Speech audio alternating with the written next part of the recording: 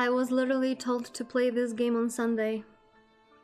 To which I refused. I said that we're gonna play the chair. Yeah, sure, the chair. That's what I'll be playing. The curtain.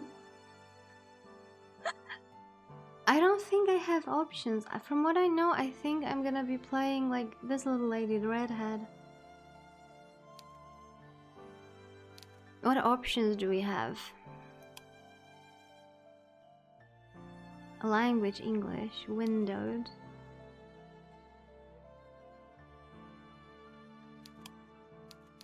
Okay.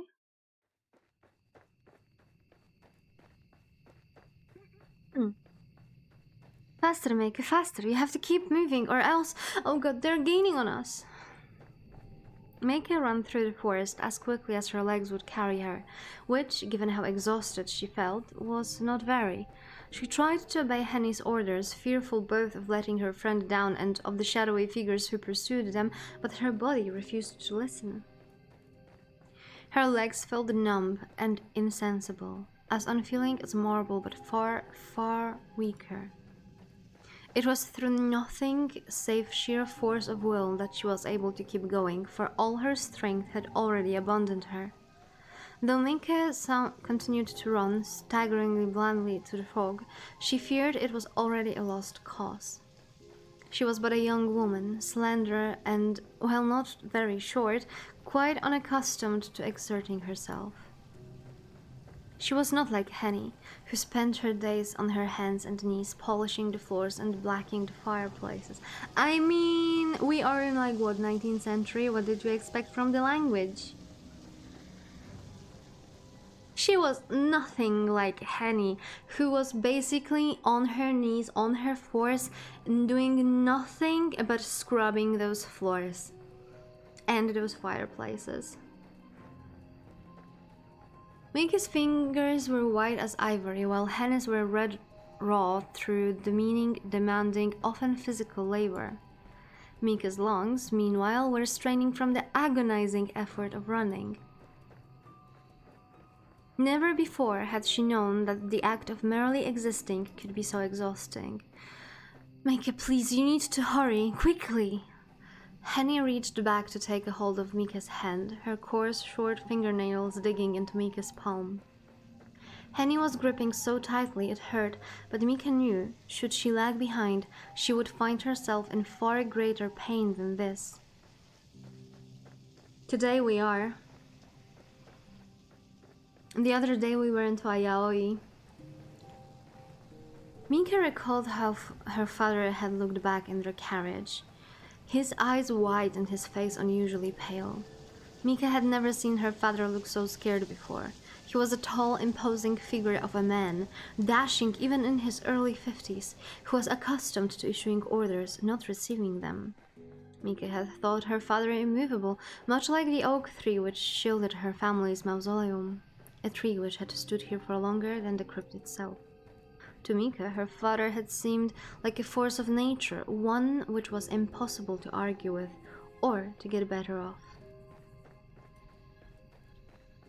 This supposition had been turned on its head earlier that night, however, in a mere handful of minutes. For all of this bluster, Mika's father was only human. He was made of flesh and blood just like Mika, and when cut, he bled. He bled a lot, in fact, all over the plush, upholstered seats of carriage and onto the floor. His fine clothes had been stained black with the stuff, and the air had stung of it, sharp and metallic.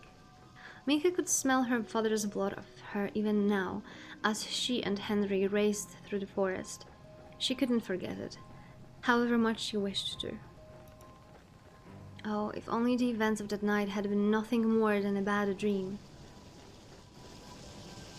Mika wished the fog would clear and she would awake, her eyelids fluttering, to discover herself sitting once more in her bed, in her home, the room flooded with pale sunlight.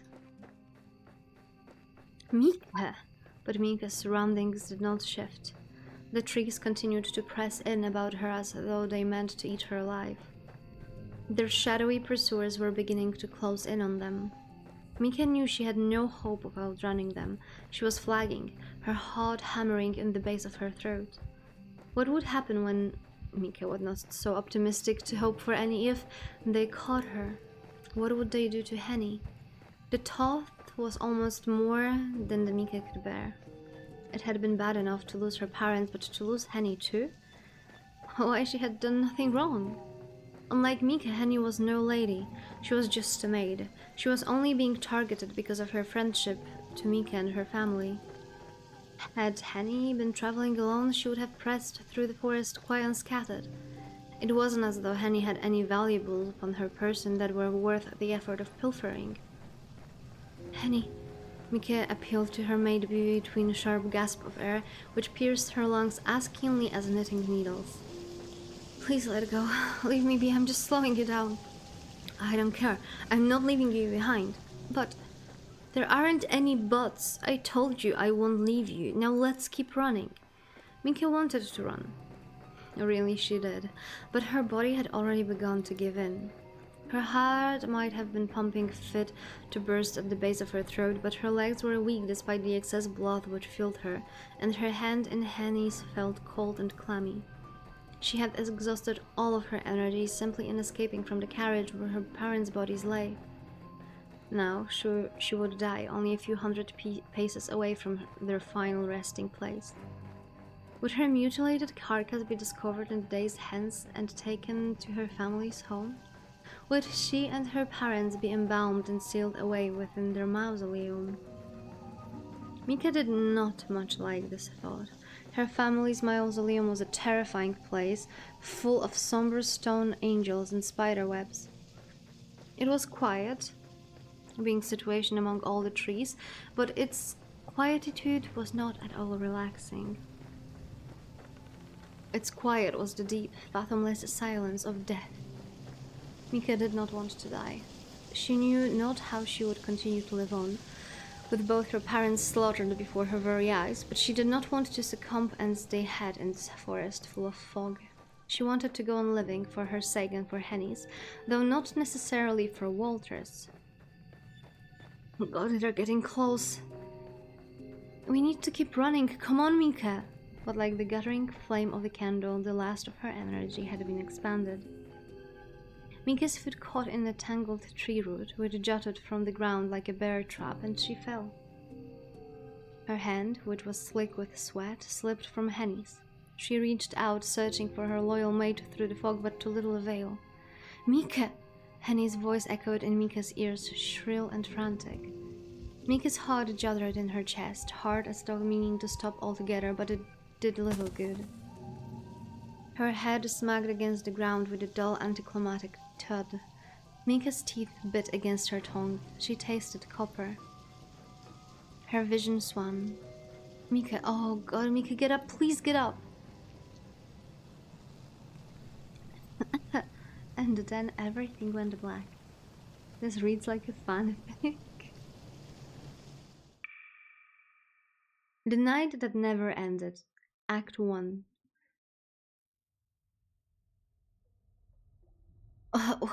Mika was greeted upon waking by a dull, crushing pain that gripped her skull like a vice. A brackish taste akin to pond water filled her mouth, and with one hand clasped to her head, she coughed. Mika's body shuddered and her lungs burned. It took a minute before her coughing fit subsided, but once it did, she began to glance uneasily around her surroundings. The edge of the screen is purple. Which edge? Which edge? I don't see it being purple. Are you messing with me? Oh, it actually is. Never mind. Wait, it's still purple. Ah. Oh no, even if I make the game bigger than the window, it's still purple.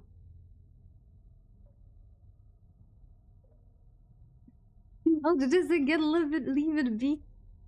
I mean, I don't even see it, like, I just checked. There is nothing. There is nothing. Okay, we'll continue. She hoped that her immediate surroundings might shed some light upon her predicament, but her hopes were in vain. Mika had no idea where she was. The floor upon which she was sitting, but why was she sitting on the floor of all things, was made of stone, which felt hard and cold and uncomposing. The walls, too, were made of stone, as was the ceiling, which felt very far away. A wooden cot was pushed up close against one of the walls, but it was so steeped in shadows Mika could scarcely make it out. There was a chamber pot lying by the cot, which she did not care to examine too closely, but its rim and sides were stained with caked-on filth. A truly unpleasant odor exuded from the chamber pot, which made Mika's eyes sting. It was fortunate that she had no immediate desire to relieve herself, for she had no wish to use this commode. A quick examination of the room, though really it was more like a cell, showed Mika that, save for the cot and the chamber pot, it was utterly desolate. There was no other furniture to be seen. No shelves, no cupboards, nor even a proper bed. There was no mirror either, so Mika could not see herself, but perhaps this was a blessing in disguise.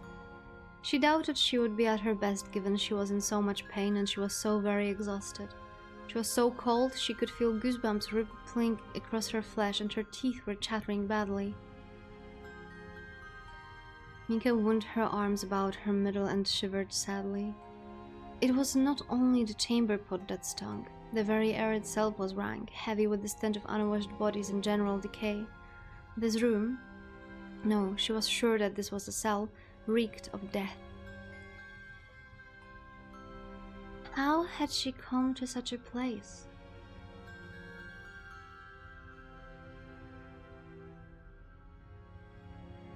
What happened to her? Mika could remember sitting alongside her mother and her father in their carriage as it bore them through the forest, and then, at the most pivotal of moments, her memories failed her. Mika could recall nothing else. Had her parents been there, they would have given her instructions. They always seemed to know what Mika ought to be doing at any given time, but they were not there, and neither was Henny. Mika was all alone.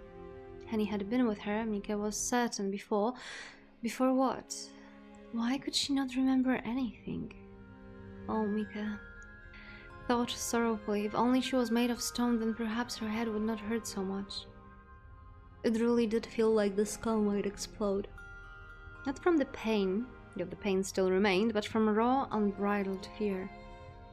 She had often dreamed of stealing away from her parents' home to embark upon a brand new life, unfattened by the expectation, but she never wished for this.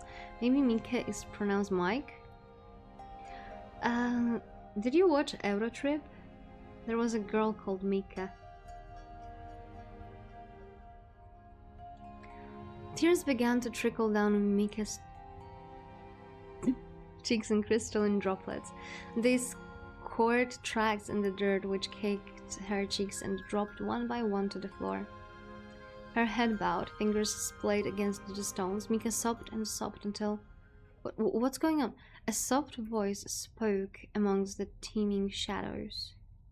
Mika could not see the speaker. She could scarcely see at all, given the darkness, and now her own tears, but she recognized its familiar cadences. The voice belonged to Henny. Mika's dear friend was here too, in this stone cell which smelled of death, and though Mika feared for Henny, she could feel relief bubbling up inside her. She was not left alone after all. Henny? Mika crawled forth and on her hands and knees, being too exhausted to stand, and stared into the shadows. Henny? Is that you? Mika? A shaft of moonlight spilled through the singular barred window, hung high into the wall of their cell, and finally Mika was afforded a view of her mate. Wait a minute. Did they wake up at a similar time? Or did Mika not examine the cell carefully enough and did not spot she was not alone? Although christened Henrika, Mika had always called her beloved mate Henny. It seemed a more appropriate name for a cheery woman, for Henny, come rain or shine, was rarely seen without a smile. Henny was not smiling now, however. We literally were just told that there was like a beam of moonlight. She could see the chamber pot. She was sitting upon the wooden cot which Mika had first spied. Her head bent. Henny's face looked woefully weary, and it had lost much of its usual pinkness. Her apron, once white, now stained and sullied with dirt. Henny's shoes had been black and sensible, but now they were mired in filth, and her socks were ruckled up about her ankles. Henny's hands, which she held at her front, were trembling like those of a woman thrice her age. She looked an awful sight, but Minka knew she could hardly have been any better herself. Henny's hair might have been a mess, but at least she kept it short. There was not so very much of Henny's dark tresses to be worked into a state of disorder. Mika's own hair, meanwhile, was very long and curly, and though she had worn it in a chignon, she could now feel it strangling loosely about her shoulders. The back of her neck prickled, either from the cold or from a dislodged hairpin or two. Perhaps that was why Henny stared at Mika so, once she had regained her own sense of equilibrium, as though she had seen a ghost. My God, Mika! Henny looked so alarmed, Mika felt almost ashamed. Mika was no stranger to shame, she felt it frequently. In fact, when she was with her mother, but it rarely raised its ugly head in Henny's presence.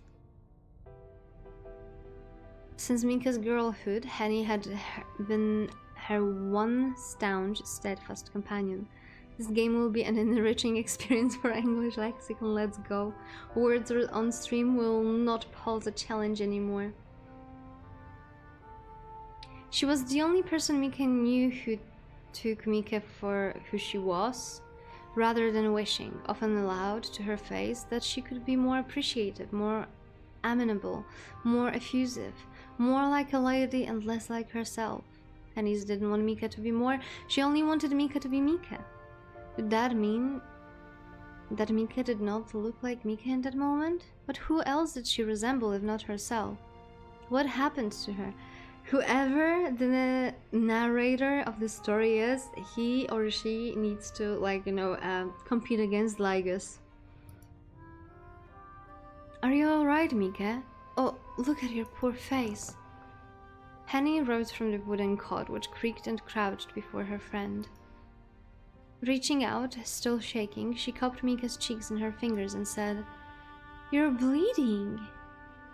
"I am? Yes, you've a nasty cut beneath your right eye and your cheek." Henny sucked in a breath, her expression grim. "It's all banged up. You're positively black and blue."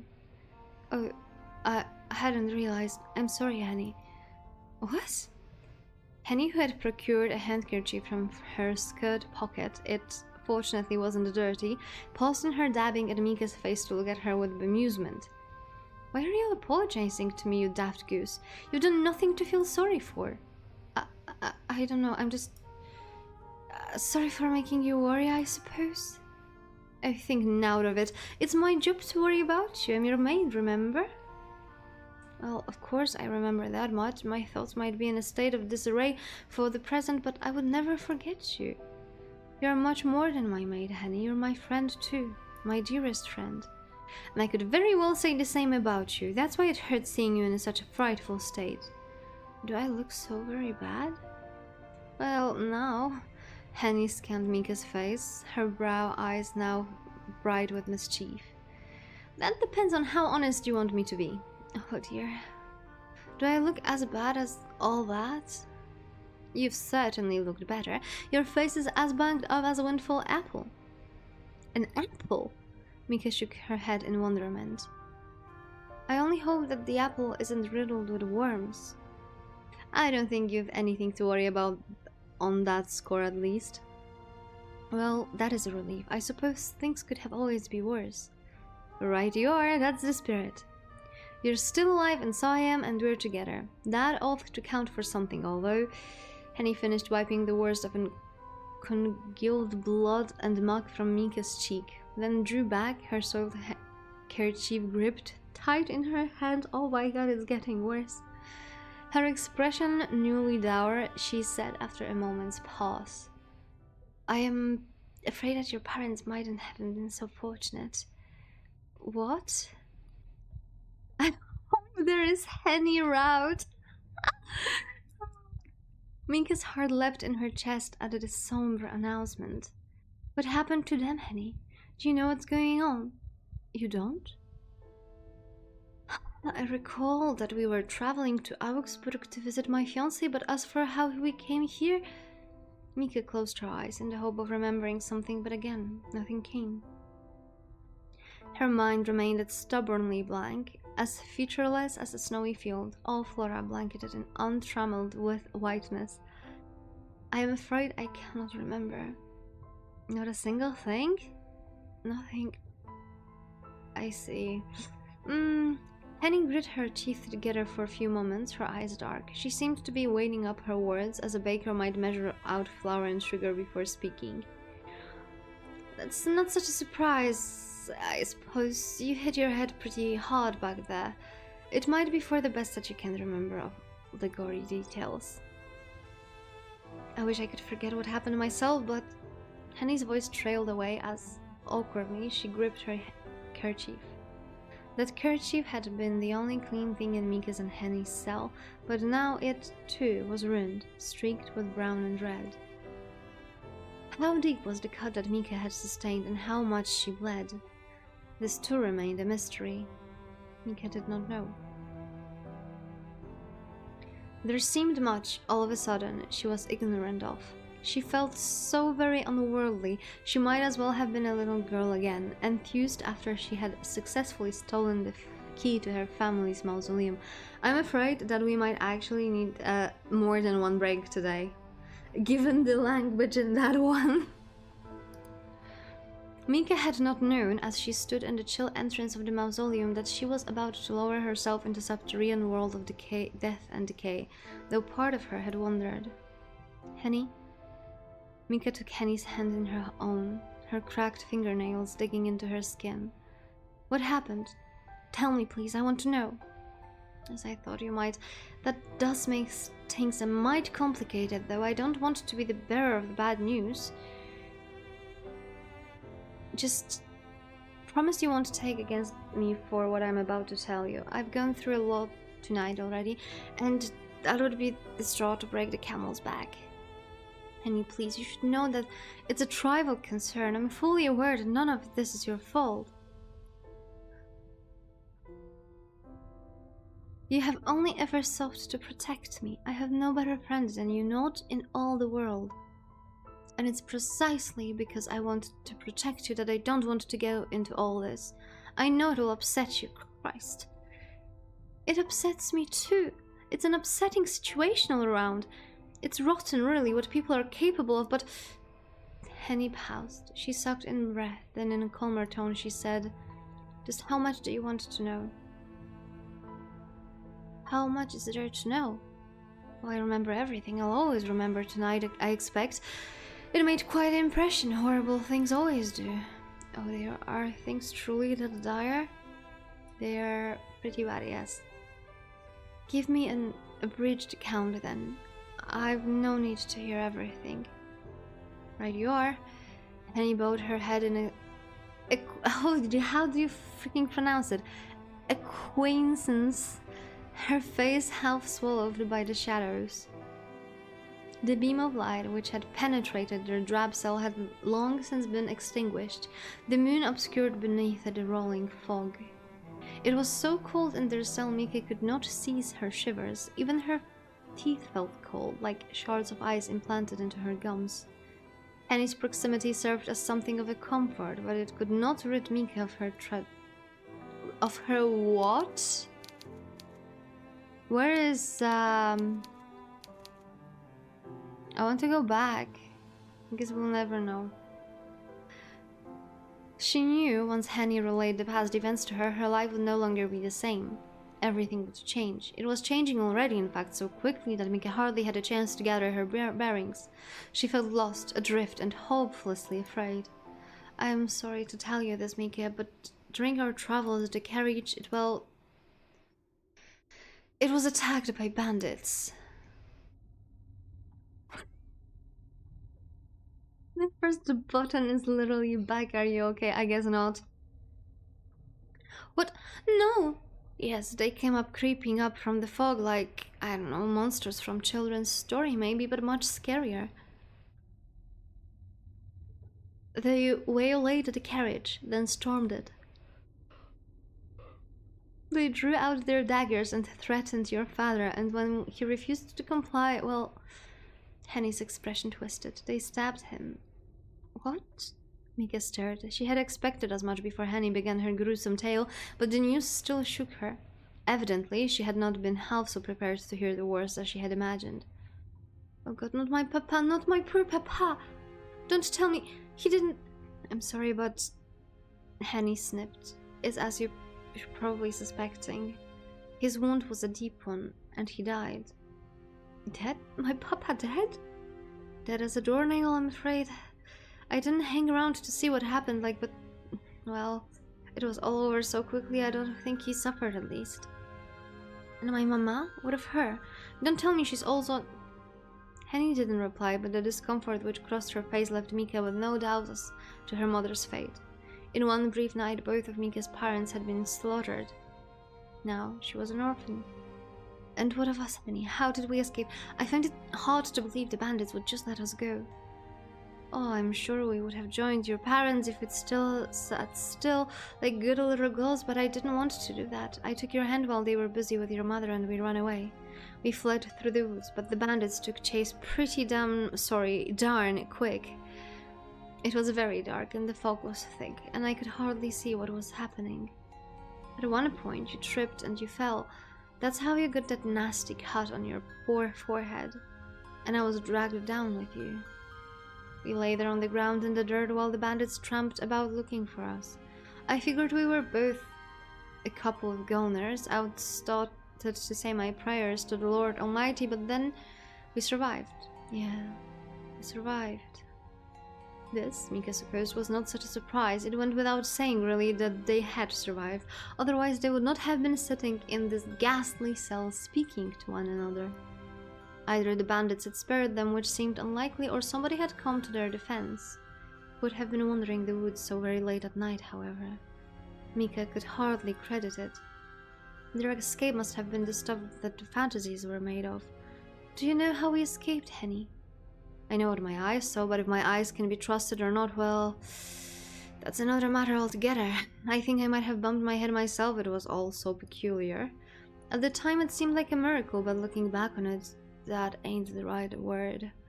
Miracles suggest God and all his angels, but there was not holy about this. It was a right proper mess, really, a total bloodbath. Blood? Yes, there was blood, and lots of it. It's hard for me to explain, but all I know is one moment we were sprawled upon the dirt, you unconscious, I half out of my mind with fright as the bandits approached, and then the next they were gone. Gone? But where and how did they run away? Not necessarily, not of their own free will. The fog parted, you see, and then this figure, this woman, she appeared so quick, it was like she'd sprung from the earth. She wasn't very tall, I don't think she was, at least. And she was very skinny, but the way she looked, the way she moved, there was something unnatural about her. I didn't get a very good look at what happened next, but I saw her go after those bandits. I think there were at least 4 of them, but that woman soon took care of them. There was so much blood and a lot of mud, it stunk to high heaven. It did, brought tears to my eyes. That woman, though, that woman in white, she didn't seem fussed at all. She stood there once she had finished, beneath the moon, like nothing had happened, and then... Henny pressed her fingers to her brow and overwhelmed shook her head. I don't remember anything after that. I think I must have fainted. When I finally woke up, I found myself here. It was your crying that woke me up. I've never been able to rest easy while you're in tears, Mika. Yes, I know you've always been so good and so kind. Thank you, honey. Mika chanced to smile, though the muscles about her mouth felt atrophied, worn away following the news of her parents' demise. I have no idea what I would do without you. It sounds like you saved me. From the bandits, I suppose I did. But I wasn't much of use when you took the nasty spill. There's no way I would be able to carry you to safety, not when we were all turned about in the woods and I had no idea where we were. I think I scraped my own shin too, my ankle aches. We've been goners if that woman hadn't appeared. But now that I'm talking about it, it doesn't sound real. I can't think of any woman who would be able to beat 4 men in test of strength. Not even your own Mademoiselle Blanchard. Mika's smile widened at this, despite the severity of their situation, and she was even able to manage a laugh. It was a weak laugh, which contained little in the way of mirth, but it was sincere. I like how I can hear the posh of the language getting to Miss Gatto in her tone. Is that like a freaking training arc? Are you training me in English so my freaking, how's it called, language pack doesn't fail so often? I'm gonna take a sip of my drink.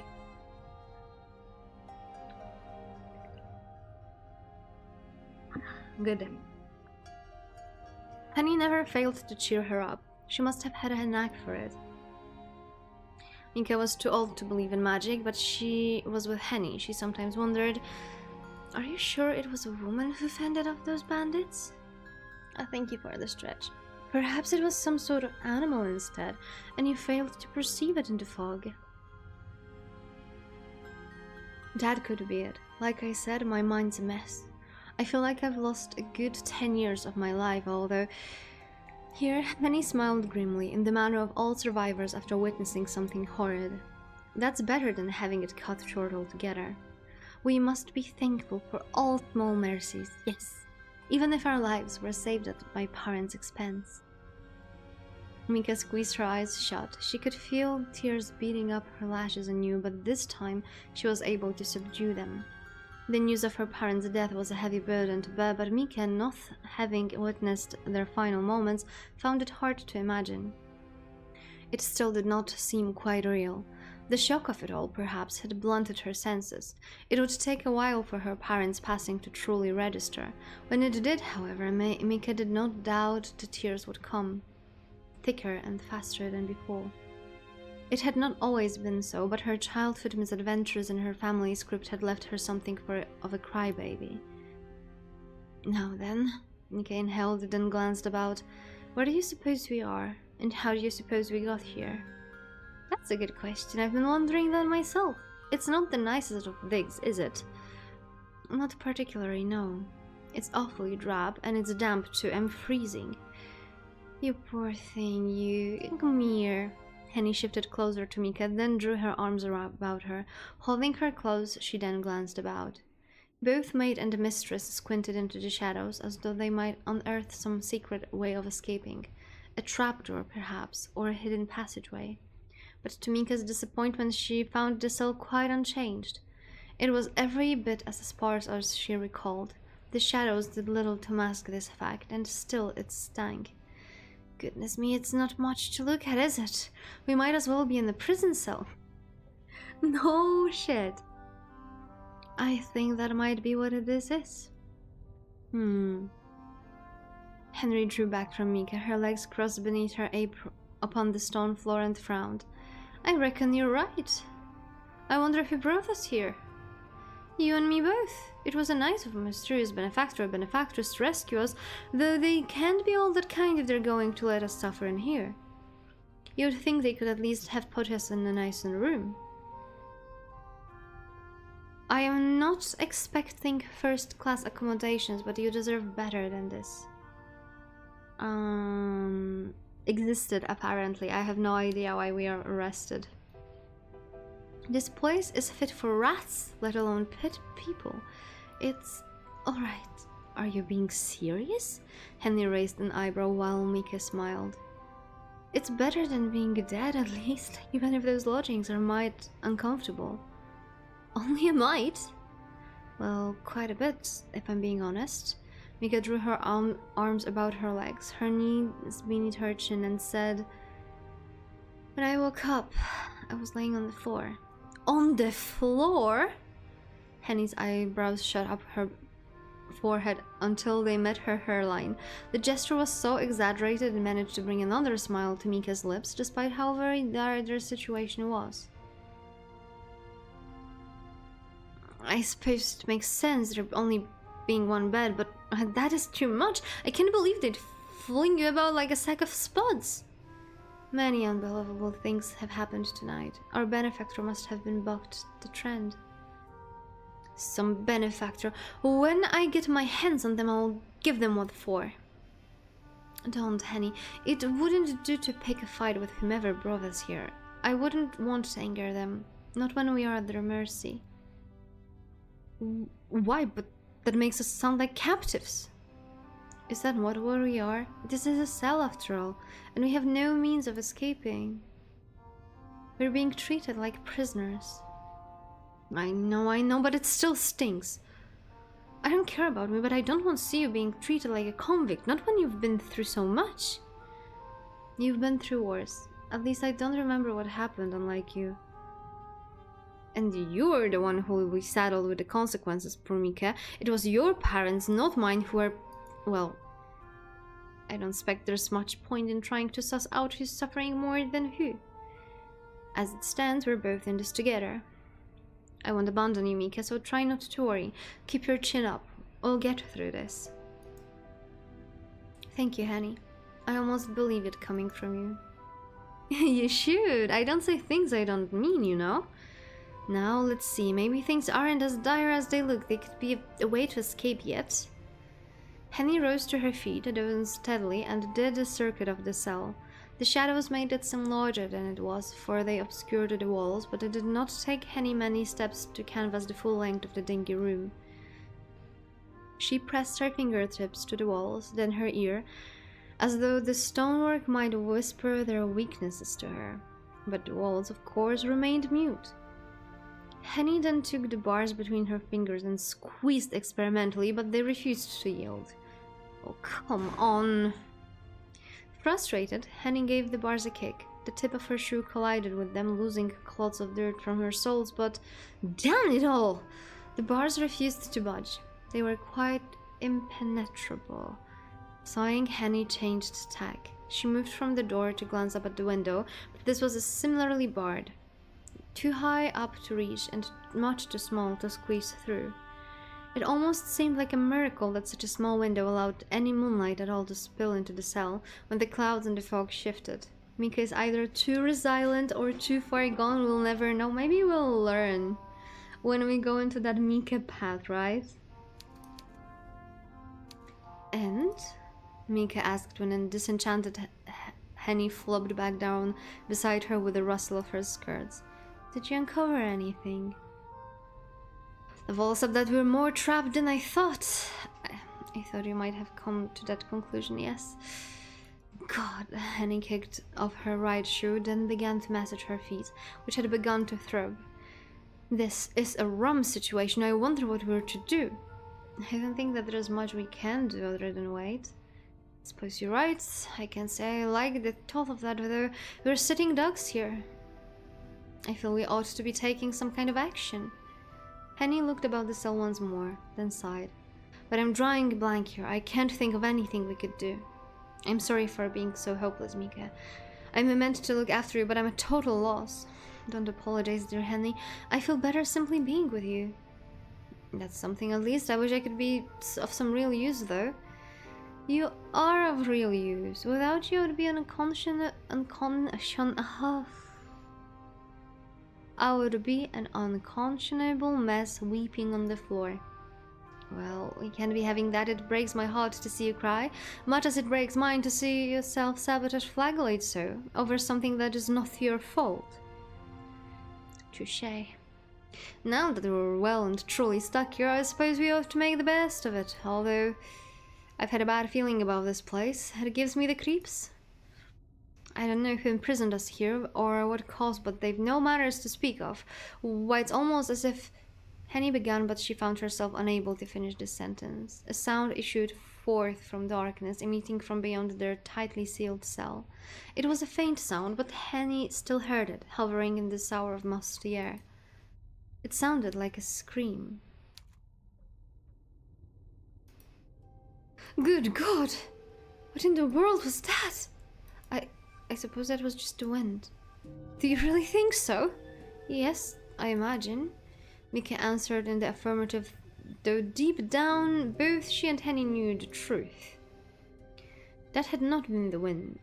It had been too raw, too pained, and tough of paint, unmistakably human.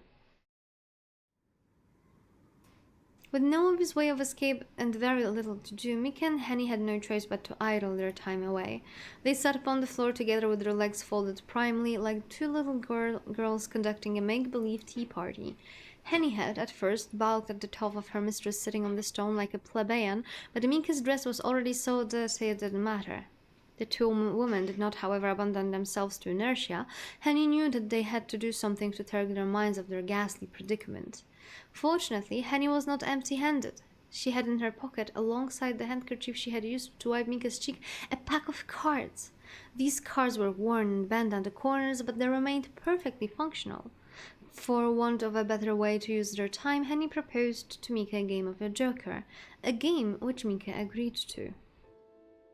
The two women played several rounds of joker, examining their decks and the dispensing of cards.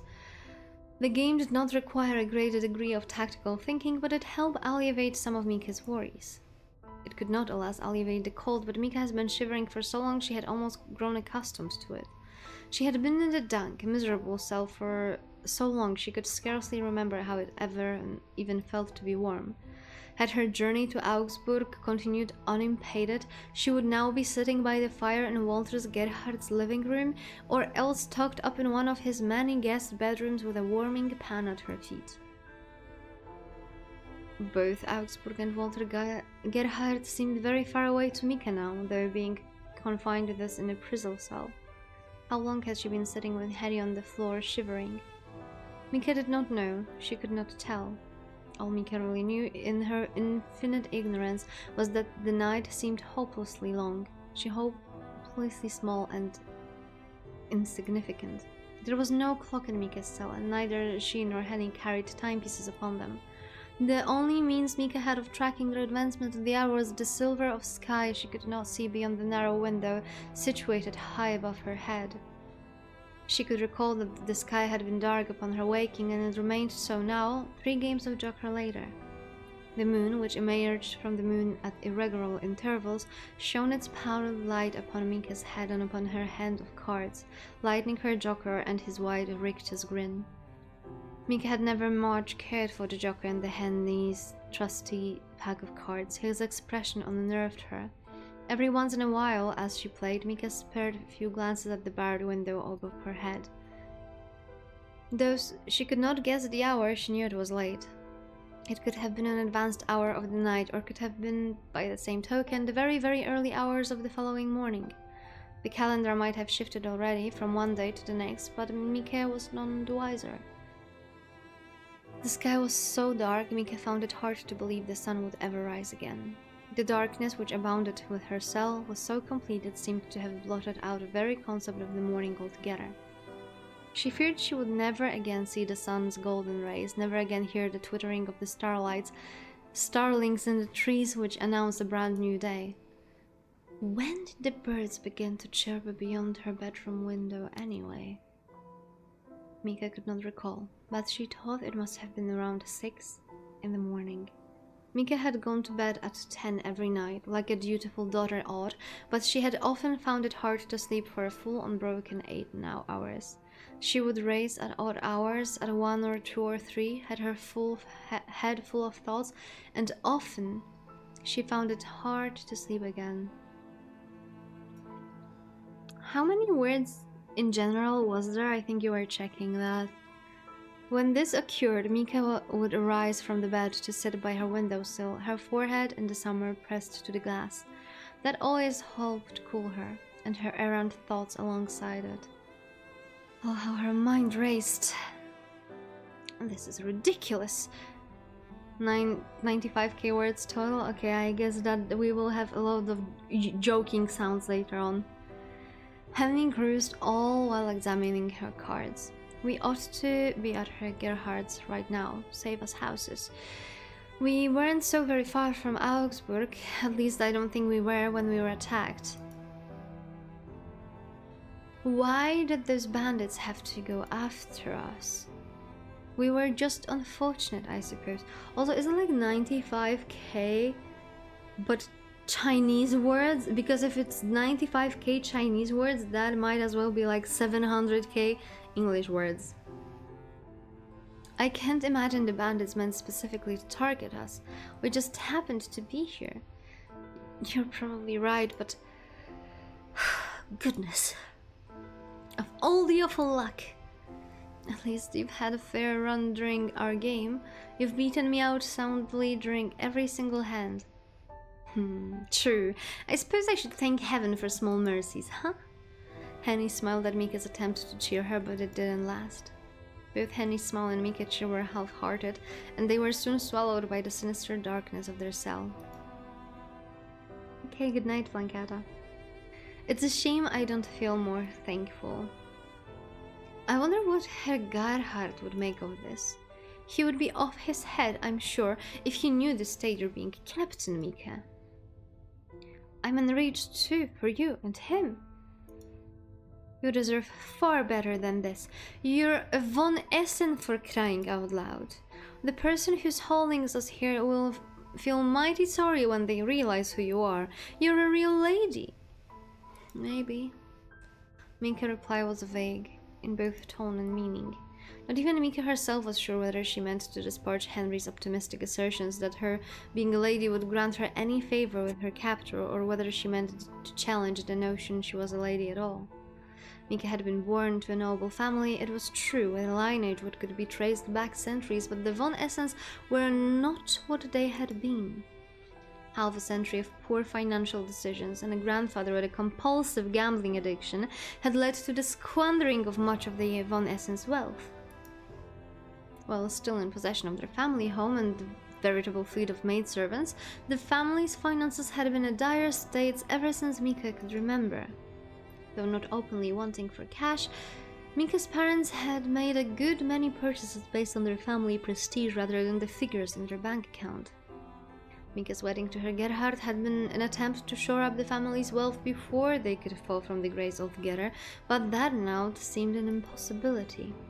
How could Mika wed Walter when she was incarcerated? If Mika had loved Walter, she surely would have shed tears over such a cruel fate. As it was, however, she was curiously calm. Did she care how Walter Gerhard felt? She barely knew him. Well, not worry, Herr Gerhard must be sitting in his drawing room now, wondering where the blazes we are. Herr Gerhard is sure to send out a search party before long. He'll be worried sick about you, Mika. Do you really think so? Absolutely. I mean, he's your fiancé. He's got to be worried. You're such a sweet thing. I don't see how he couldn't. Thank you, Henny. I appreciate it. Don't thank me, Mika. I'm just stating the facts. If I was a man and I had a fiancé like you can bet that I wouldn't let you out of my sight. Perhaps it's a good thing that I'm here with you. At least, now I'm alright. Yes, you are. I thank heaven on high for it. You know I'd do anything to keep you safe, Mika. I know. Mika could well believe that coming from Henny. When it came to Henny's claims about Walter, however, Mika was less certain. What did she know about Walter, really, other than his age and his occupation and how fabulously, excessively wealthy he was? Mika had met him on only 3 past occasions, and they'd exchanged almost as many words. The man was a stranger to her, and Mika's desire to marry him was inversely proportional with her parents' desire to see her walking down the aisle. Mika had been dreading her visit to Augsburg for well over a month. Now it had been terminated, she felt a perverse sort of relief.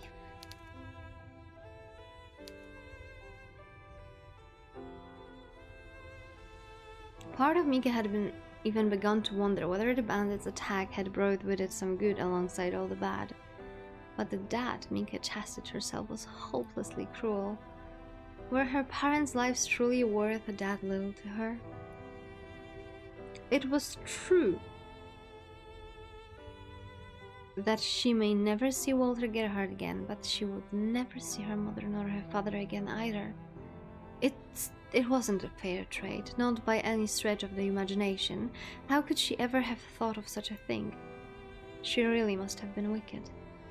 Was that why she had found herself in such a dire situation? Perhaps this was God's way of punishing her for being a poor daughter and a sinner who spent too much of her time lost in daydreams, imagining things which could never and would never be. Mika and Henny sat in their cell for what could have been minutes or hours or even days, whiling away the time. By God, there was so much time, with continued unending incessant games of Joker. Mika's heart was not in the game, her head being otherwise occupied, and Henry trounced her soundly 12-1. Henny was better than Mika at card games in general, so this came as a little surprise. Mika was accustomed to losing and accepted her failures with good grace. There were more important things in life than card games. And in any event, Mika was glad to be rid of the eerie grinning jokes of her deck. Little of note happened during these dead empty hours. Mika had begun to wonder in a detached way as Henny lounged into their 14th round of Joker whether they would never ever meet their rescuer. Perhaps whoever had howled them from the forest had done so, not as an act of kindness but as a means of prolonging their suffering.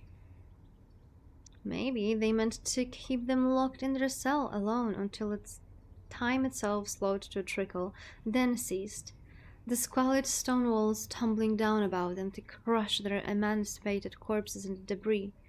But soon, shockingly soon, or so it seemed, despite of all interminable waiting, Mika found her hypothesis proved wrong. She could hear, above the sound of Henny shuffling the deck, a sound. Footsteps. The footsteps were quiet enough at first that Mika wondered whether she had imagined them, but as the seconds elapsed they became louder still until even Henny heard them. Goodness me! Henny fumbled with the cards, then threw them down. Red hearts and black spades split across the stone. Can you hear that, Mika? Yes, I can. Someone must be coming. A rescuer from the woods, do you think? They could be a rescuer, yes, but maybe... Mika chose not to finish this thought. Her saliva felt too thick in her throat, like tar, and she shivered. She didn't want to extinguish the hope which she could see flickering now in Henny's eyes. That would have been cruel. Henny's head swiveled to the grated iron door. Excitable as puppy and wide-eyed, she peered through the shadows. This is a turn for the better. I was beginning to worry they'd forgotten all about us. I can't wait to come face to face with them. I'll be sure to tell them exactly what I think about their so-called hospitality. You've said that once before, Henny, and I wish you wouldn't. I don't want to anger them. Oh, stuff and nonsense. I'm sure it will be fine. If they wanted to harm us, they had plenty of chances to do it already, surely. That is true, but...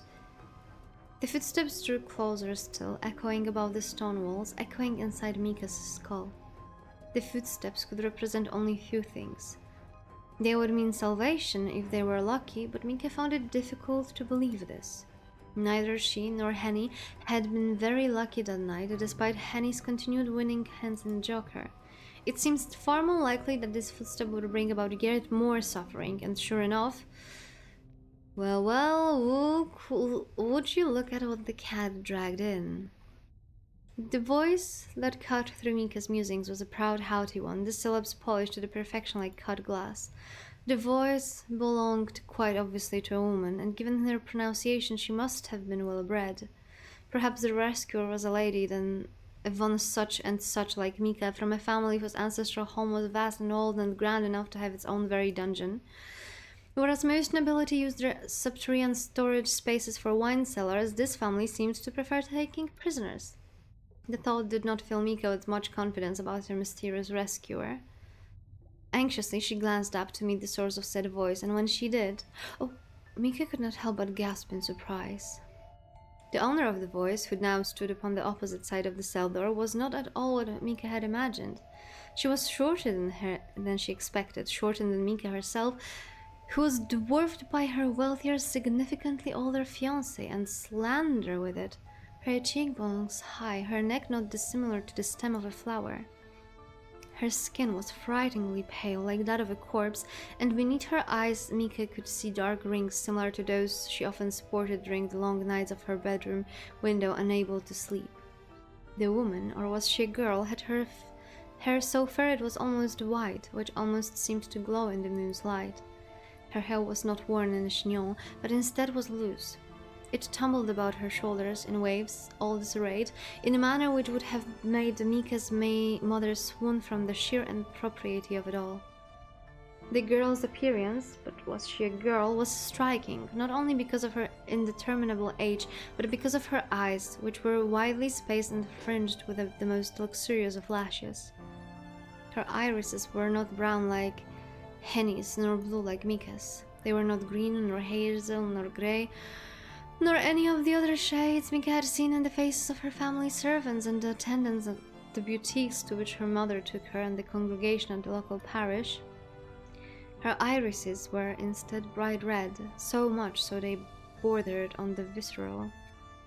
Those lovely irises were even redder than the blood which had seeped from Mika's sliced cheek and seemed to be full of violence. The girl was a perfect stranger to Mika, but her eyes told the pleasant chit-chat, more than pleasant chit-chat ever could. She was not normal. Mika knew instinctively as she gazed upon her that she should keep her distance if she could, but this only made her conversely feel even more enchanted. She could not look away from her. It was as though her captor had placed her under a spell. That woman! Henny shifted back, her skirts shifting against the ground. She is the one I told you about, Mika, the one from the woods. She's the one who fought with those bandits. I thought what I saw was unbelievable, but now I know it wasn't a dream. She really is real. She killed all those men. She's a monster. Oh, a monster am I? The woman's unnatural eyes narrowed and with a smile said, You cut me too quick. You humans do. At least you would, where I'm not so accustomed to it. Perhaps I bring it upon myself, given the unusual manner in which I treat my guests, but you could at least try to be polite. Why, if there was not for me, the both of you would be lying in the woods right now, mangled beyond all recognition. So you really were the one who saved us. I thought as much. Yours isn't a face anybody could forget in a hurry. Why, thank you. I will take that as a compliment. I am very striking, I know. Why did you save us, though, and how? I can't believe you brought us back here wherever he is on your own. You must have had help. Oh, if only, but alas, I've not had any help for... let's see, it must have been a century at least. A century? Handing out at the woman, her eyes agog. But that would make you older than my grandmother. That can't be right. You don't look a day over 18.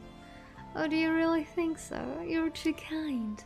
Laughing softly, the woman extracted a key from her pocket, then inserted it into the waiting keyhole. Deftly she turned it, and deftly she stepped inside the cell, the hem of her dark cape dragging against the uneven stone floor. Once inside the cell, she turned to close the door, then locked it anew. There, that ought to do it. It would be horribly tedious if you tried to run from me. I would be able to catch you, of course, but I'd rather not bother with all of the fuss. With the door secured, the woman placed the key inside her pocket and turned to look at her prisoners.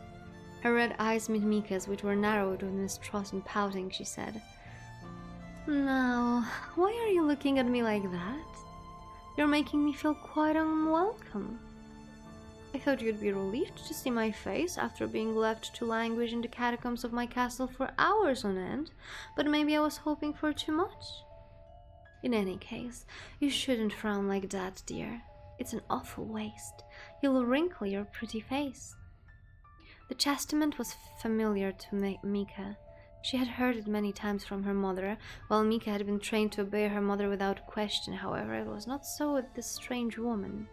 Some of her reticence fell away, and needless, Mika said, "What do I do with my face is my own concern. I'm sure it's none of your business."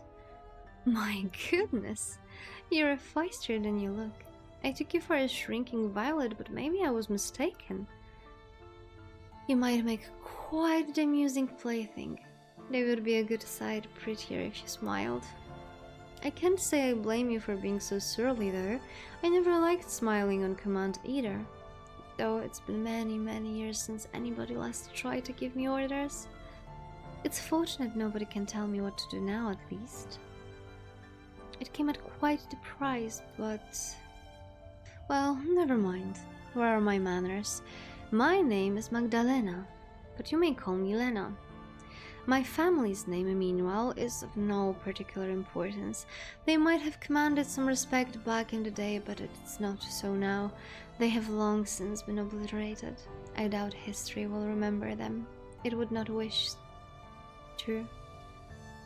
I am all that is left of their legacy, a fact I would very much love to rub in their faces, but alas, I never got the chance. It is very nice to meet you for the second time this night. So saying, Magdalena dropped a neat courtesy, taking hold of her cape in lieu of skirt.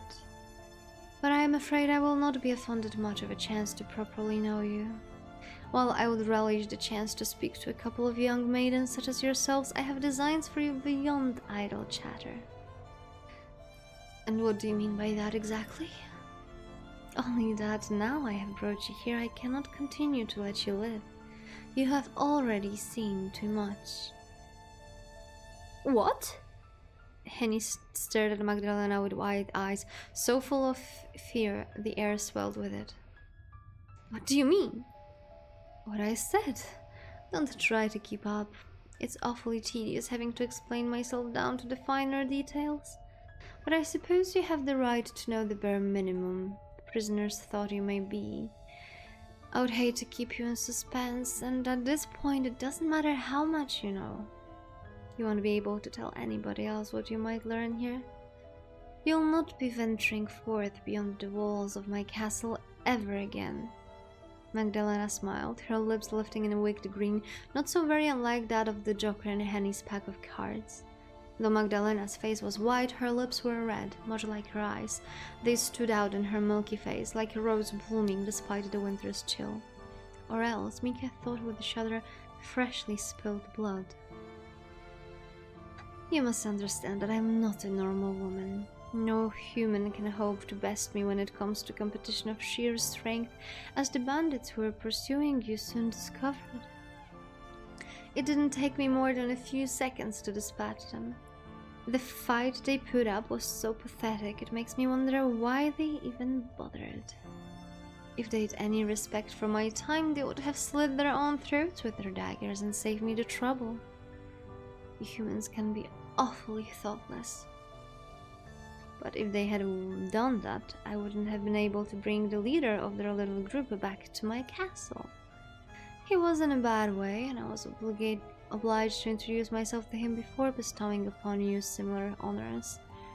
I really must apologize for making you wait. Magdalena dropped another curtsy, and as an elegant lady might, but it smacked of insincerity. How many men and women she brought to her castle, and how many she had summarily tortured. Mika knew of at least one, beside herself and Henny. The bandits' leader. Did she kill him? Eventually, yes.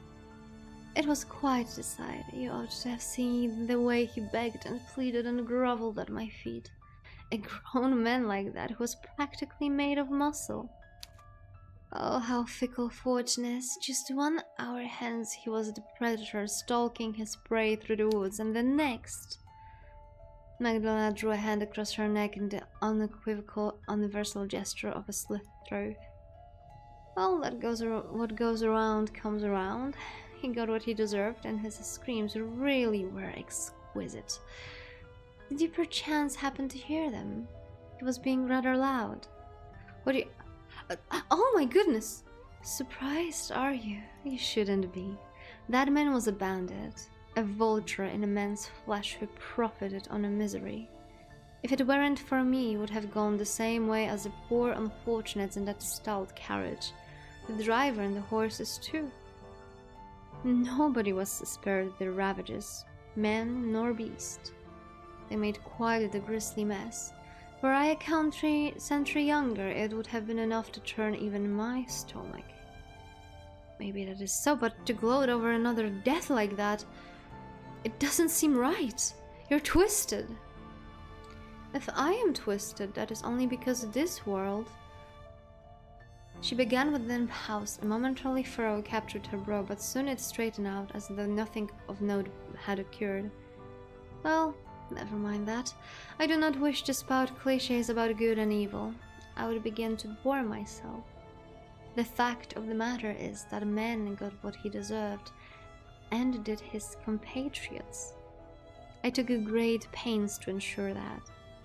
I paid that brigand back twofold for what he did to you. Did you know that he tried to be stoic in the beginning? Humans often are, human males in particular. They have so much pride. It's funny, really, that a cure like that would care so much about appearances. He was less a man than he was a dog, but he still had pretensions of greatness, or of grandeur. I soon stripped him of those lofty delusions, however. Humans are very alike in one regard, at least. You all scream the same after your bones have been broken, and you all bleed red. That man was a brigand, I'll grant you that, who deserved the hangman's noose, but that's for a court of law to decide, not you. What you did is injustice, it's barbaric. You shouldn't be taking pleasure in other people's deaths. What gave you the right to kill him anyway? I had every right to kill him. He was trespassing upon my land, as were you and the young lady here. His life was forfeited the moment he encroached upon my territory. The Lord's Prayer may say that we ought to forgive those who wronged us, but I have no patience with such teachings. They do not apply to me. The Lord has forsaken me. I am no longer a member of his congregation. He would have no love for me as I am now, and I have little love for him. I cannot conceive how he could have left me suffer so if he truly existed. Sometimes I do wonder. So you mean to add blasphemy to your list of crimes? Oh, I've done far, far worse than that in my time. The morals of you good, sentient churchgoers do not apply to me. I am not of your kind. I am a drinker of blood who walks the night. I have been alive for over a century, though my life is very different to yours and your mistress's. I doubt that you could understand me, and neither do I want you to. I've no desire to understand you either. There would be no point. We are much too different. A drinker of blood, but that would make you a vampire? It was Mika who offered forth this label after Henny's voice faltered. Mika was an ardent devourer of booze, and she had read before of such shadowy denizens of the night, much to her mother's chagrin. Lady Von Essen had thought that Mika, as well-bred young woman, ought not to read at all. It will only excite your mind, dear, but should instead busy herself with embroidery. Mika, however, had always preferred books to busy work, particularly work which involved needles, and she found herself returning to the stories time and time again whenever she needed a break from her own dreary life. Mika had read all manner of books over the years, but she preferred adventurous stories full of mystery, intrigue, and yes, even a murder. Crashing out meanwhile the clearly vampire lady in Piapiat. Mika knew from her reading that vampires were nocturnal creatures, often aristocratic, who shunned the sunlight, dwell in the ruinous castles, and supped upon the lifeblood of fair maidens. Yes, Mika thought in an oddly detached manner that did make sense. She had sensed that there was something strange about Magdalena when their eyes had first met. Oh yeah, it's pretty normal for people to have red eyes. Oh. Magdalena really must have been a vampire. It all made sense. At least it would have, had Mika had been a heroine in one of her novels, but life, Mika reminded herself, was not akin to a story. Mika might have consumed books like a starving man, but she had a sense enough to know that the words written within the pages of adventure stories were all skeins of fiction. Vampires ought to have remained within the realms of make-believe. They had no business walking about as humans did, made of cold, unfeeling flesh with hearts would no longer beat. They were supposed to be constructs, mere figments of fancy. But Magdalena was undoubtedly real, and unsettling though she was, Mika did not take her for a liar. Yes, that is correct. I'm a vampire, and this castle is my territory, it and the woods that surround you. You wandered into my domain, you hopeless little lambs, while on the run from those awful bandits. I know none of this is your fault. I have no quibbles with you. I am not blaming you for what occurred tonight. There. See how fair I am? I am too nice by half, too nice for my own good cause. You've been awfully surly with me, the both of you, but I've only ever been polite. I would even let you go if I could. The dispatching of brigands is one thing, but I take no pleasure in harming young ladies. But I fear that would be foolhardy. I cannot allow anybody who has wandered into my realm to leave alive. I do not want you telling tall tales. I should snap both of you next and be done with it, but... Her red eyes found Mika's and held them. Her smile, which hitherto had seemed so easy, faded as she frowned. You don't seem to be a mere peasant. I can tell from your clothes, dirted though they are, that you are from a wealthy background. Your voice and your bearing, yes, even the way you look at me. It all suggests that you are, in fact, a lady. Would I be correct in that assessment? Why do you ask? It would be problematic for me if I were to dispatch a woman of renown. I would not want your disappearance to catch the attention of men in high places. If they were to send out a search party in these woods, it's not wholly impossible that they would stumble upon my home. I have lived out of sight from the public eye for nigh on a century, and I have no desire to invite half of Augsburg Constabulary into my home. The idea is incredibly unpleasant. She pulled a face, as a small child might when confronted with a plate of food they do not much care for. If you really are a lady, I might do well to exercise some caution. I suppose I can always spare your life and kill only this dowdy common girl, your maid, I take it. Looked at Henny, now her lips curled into a mean smile. What do you say to that? It is not a bad trade, is it? Her life for yours? Precious few people who find themselves in my boat are ever able to live to tell the tale. You would be one in... Goodness, how many guests have I had over the years? There must be a good 200 or 300. Aren't you touched by my thoughtfulness? Silence descended in the discreet cell following Magdalena's announcement. Stuck for words, Mika could only stare at her, her lips parted.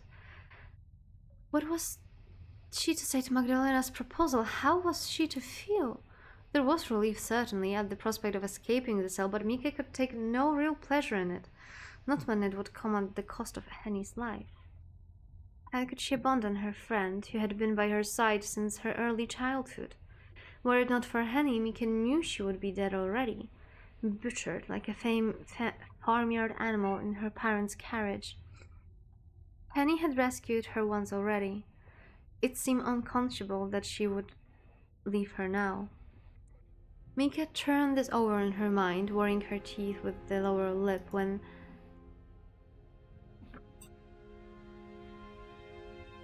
Wait a second, I have a cat that bites my cables.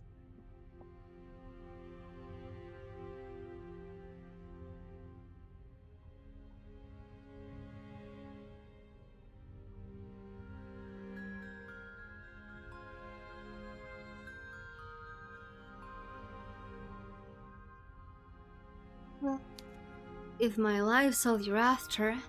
Henny reached out, taking Mika's hands between her own, then said, "What else is there to think about? It sounds like a fine suggestion to me. Don't you agree, Mika?"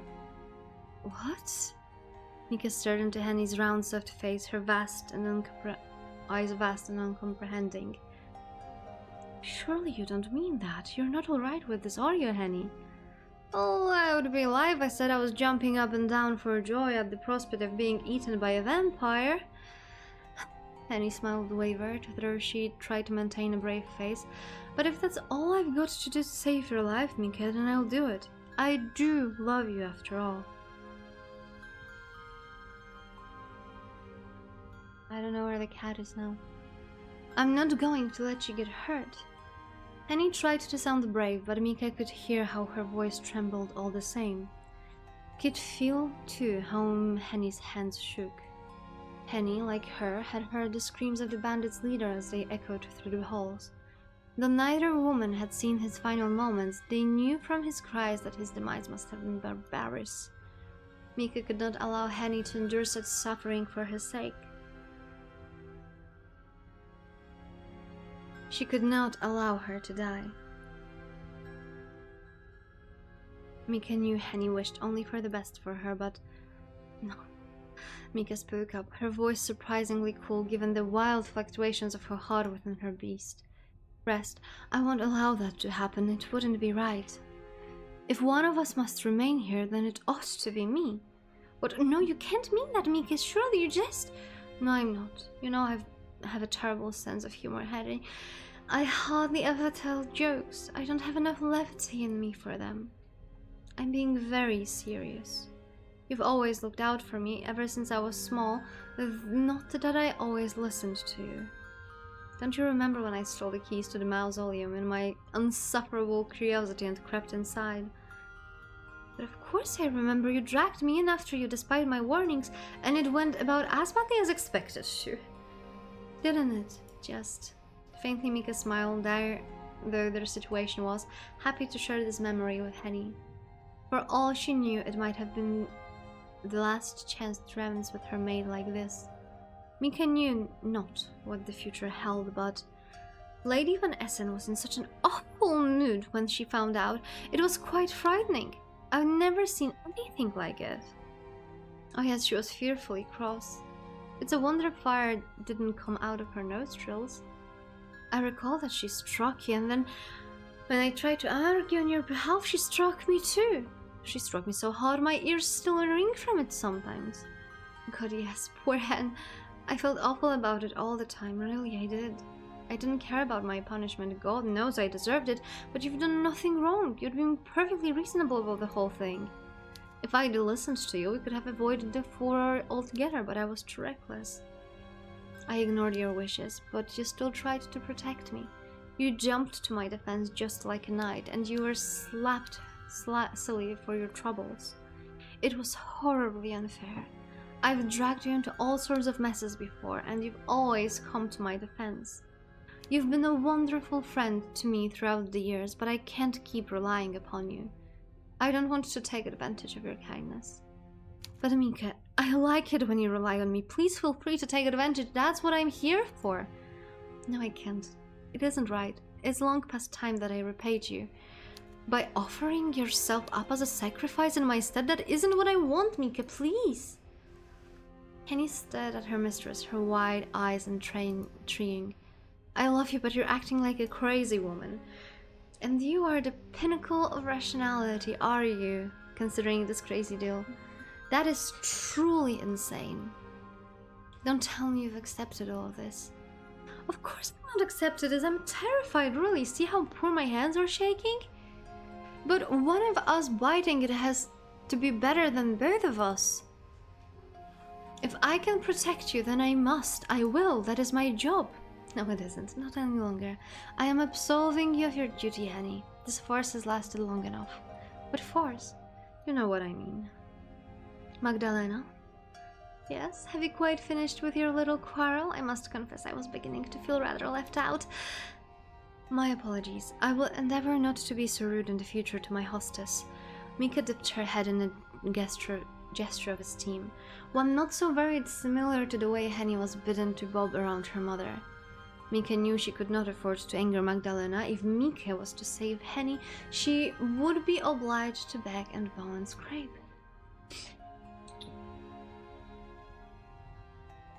Fortunately, beginning and bowing were not beyond Mika's means, even though she was a lady. She was no stranger to scraping either, having tearfully entreated her parents to reconsider her marriage prospects. She had failed on that score, but she didn't intend to fail now. She knew what she must say. It seemed a stretch that Magdalena would believe her, but if she did... I fear you are laboring under a misapprehension, Lady Magdalena. Your reasoning is sound. There would indeed be a ruckus if a noble woman was to go missing, but your application is not. I am not a lady, you see, but my companion is. Huh? Magdalena raised an eyebrow. Then you mean to say you are the maid and this lumpen Henny here is the mistress? That is correct, yes. I know I am addressed as a lady, albeit a disgraced one, but that was part of Lord and Lady Von Essen's ruse. While traveling, they often have me dressed as a lady, while Henny, that is to say Henrike, dresses as a maid. It is a means of subterfuge so that, if our carriage were to be attacked by bandits, I am the one who would be in harm's way, rather than my mistress. Only a truly desperate bandit would rummage through the pockets of a maid, especially when she's with her lady. What, Mika, that's... Henny began, but Mika cut her off. She was warming to her ruse, and she found she could not still her tongue, not until she had delivered her whole address. Lady Henrike is the one whom will be missed in Augsburg, not I. She have a fiancé waiting for her, you know, and he's a very important man. If she doesn't arrive before the drawing of the next day, he will be certain to send out a search party for her. You would not want that, would you? Magdalena pondered Mika's tall tale for a few moments, one gloved hand resting upon her hip. As she thought, Mika stared at her, compelling her through sheer force of will to accept her tale at face value. Mika knew her story was patently unbelievable, but she didn't need to convince a whole jury. She only needed to convince Magdalena. An age seemed to pass during which nobody spoke until... Very well. If that is how it is, then I suppose I have no choice. You may leave my abode, Lady Henrike.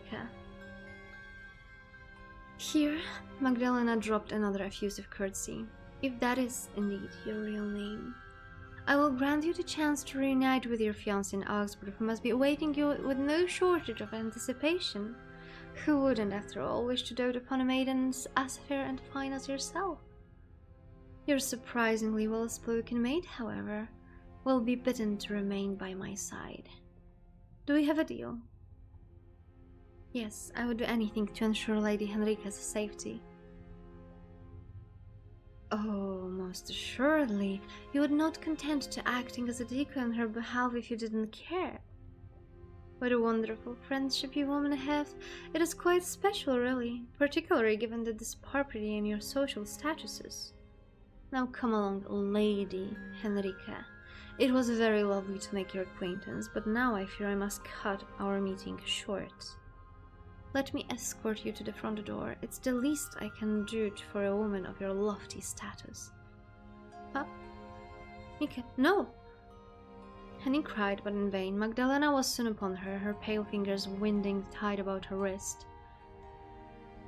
Mika, please stop this. Tell her the truth. I'm sorry, Hen, but...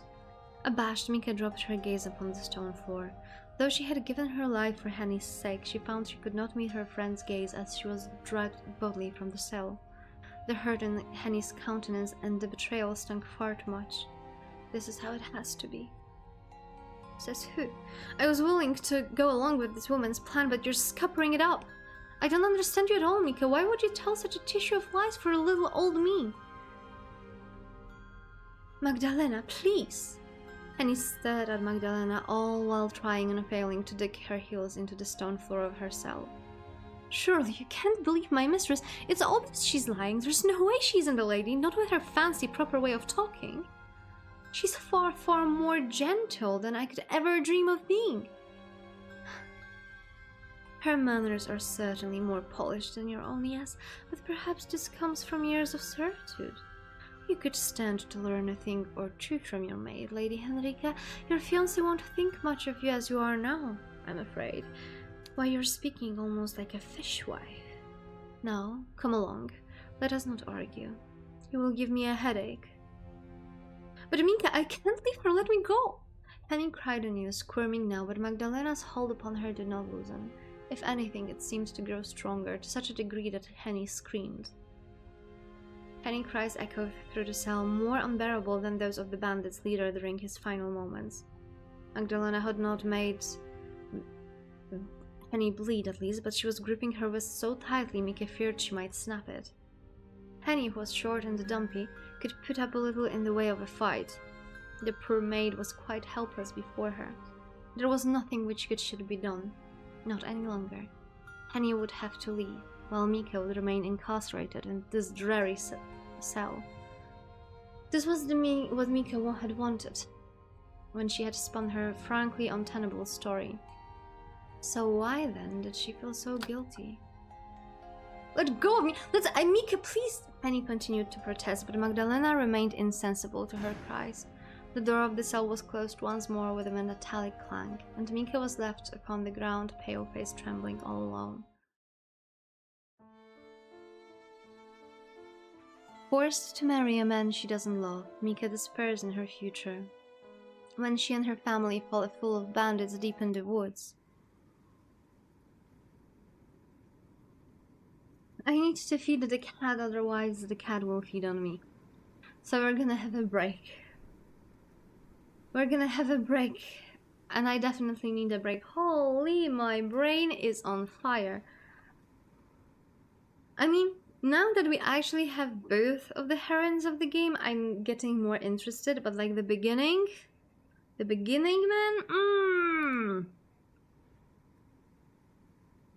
that was hard. That was really, really, really hard. Okay, I'm gonna change the screen to be right. I am back. Though I still need like a sip before we continue.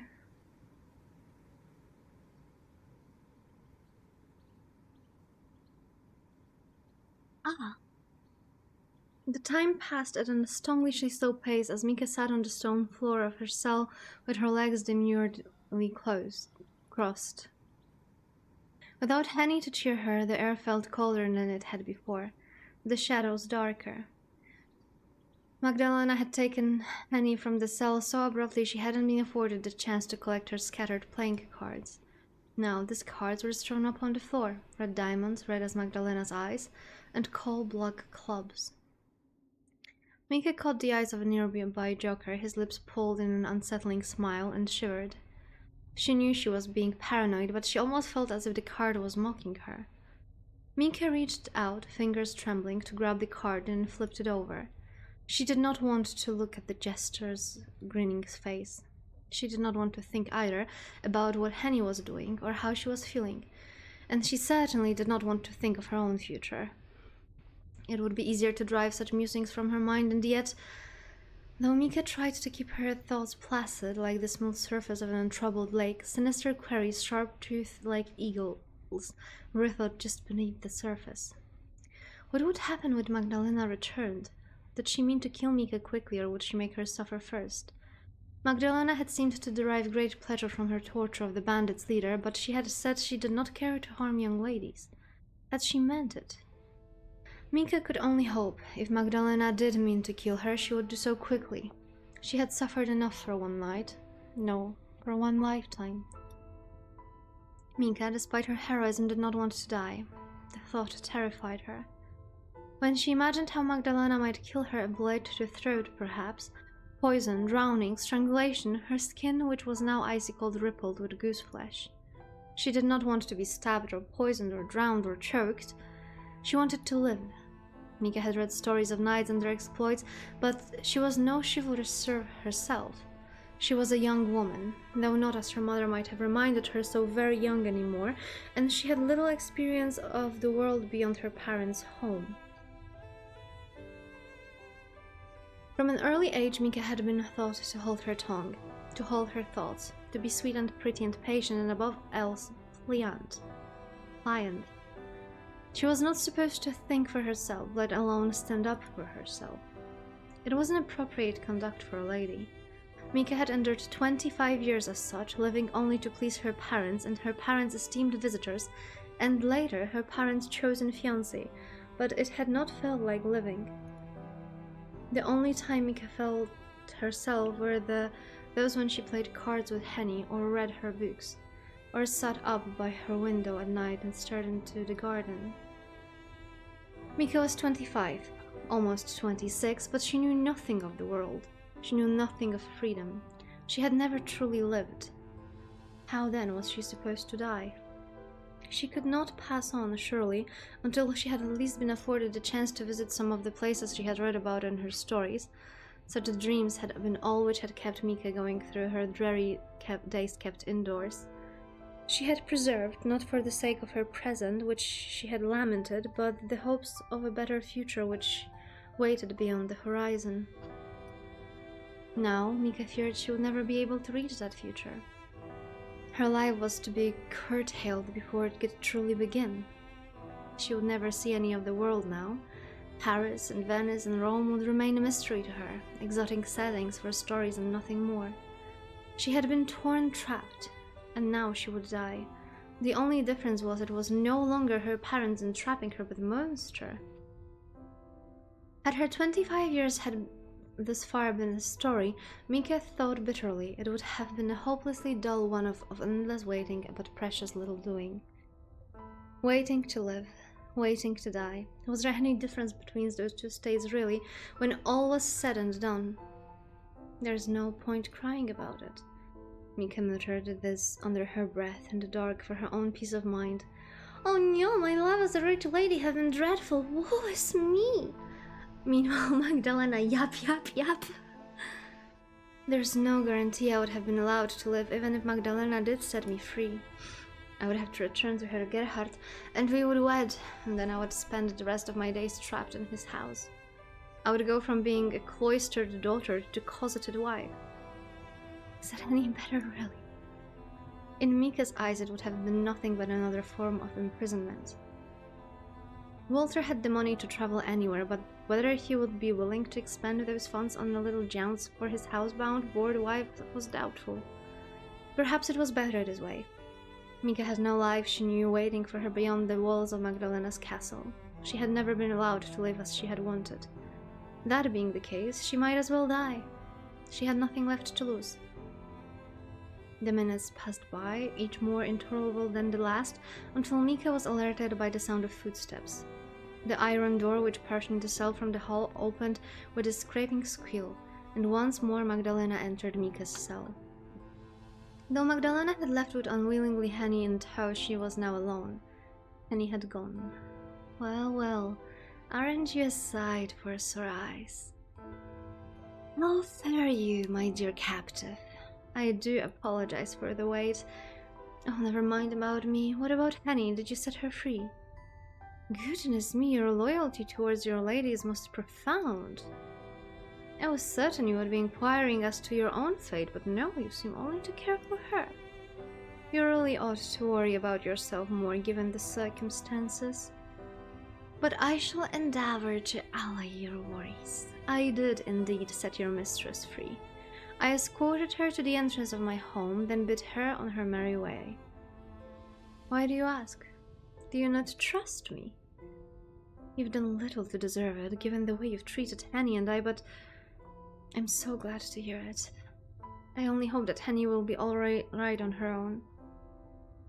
It remains to be seen. I might have set her free, but there's no guarantee she will be able to find her way to Augsburg, not in the dark with all this fog. Those woods are dense, and the paths are not clearly signposted. It would come as no surprise if she were to find herself lost, or else at the mercy of wild animals. This forest is fair teeming with wolves, did you know that? Wolves? Oh yes, this forest is just as much their territory as it's mine, and they often come out at night to hunt. Bandits aren't the only things fair ladies have to watch out for. But if your lady friend is resourceful and luck is on her side, she should emerge from this trial unscathed. Let us hope that she'll be alright, shall we? Mika said nothing to this, but instead dropped her gaze, her irises fixed upon her knees. Her mind turned not to her own indeterminate fate, but to Henny, who would now be staggering through the woods, wreathed in ephemeral fog. Mika saw Henny backed against the copse of trees, Their branches slender sinister as a pack of hungry wolves bore down upon her, their eyes glistening madly in the moonlight. But this was only one possibility. Magdalena had said Henny would need luck on her side, and Henny had that in spades if her performance in Joker was anything to be believed. She had always been better at cards than Mika. Now, enough about Lady Henrika. She is no longer my captive and, as such, is of little interest to me. I would far rather speak to you. To me? Yes, indeed. I have designs on you, my loyal little serving girl. I do hope you'll make yourself useful during your stay. Designs? Then you mean... Mika pressed her fingers to the base of her throat. She could feel her pulse beating beneath the surface of her cool skin, as erratic as a rabbit's cough in a snare. Do you wish to drain me of my blood? Do you want me to drain you of your blood? Magdalena tittered. How very eager you are. It's not that. Do not misunderstand. I wish only if you meant to kill me that you would do so quickly. I've grown sick of waiting. Oh yes, that look in your eyes is delectable. It may be more so even than your blood. You're so very defiant, but what is this I spy? You appear to be shaking, my poor little Mika. That's because of the cold, and not because of your fright. I was able to protect my dear friend. I've nothing to be afraid of now. Then you care nothing for your own life. I've never been afforded a life. You may take it if you wish. You wouldn't be the only one. Ah, yes, that is the fate, or so I have heard, of bearing a servant. You poor dear. Magdalena's red eyes softened, and for a moment Mika wondered whether she could not see a trace of sympathy upon her captor's fair face. It lasted only a second, however, before it faded. Well, I hate to be the bearer of bad news, but I am afraid I can't comply with your request. For the moment, that is. I will drain your blood in due course, but I've no desire to do so now. The bandits I encountered earlier made for a more than satisfactory meal.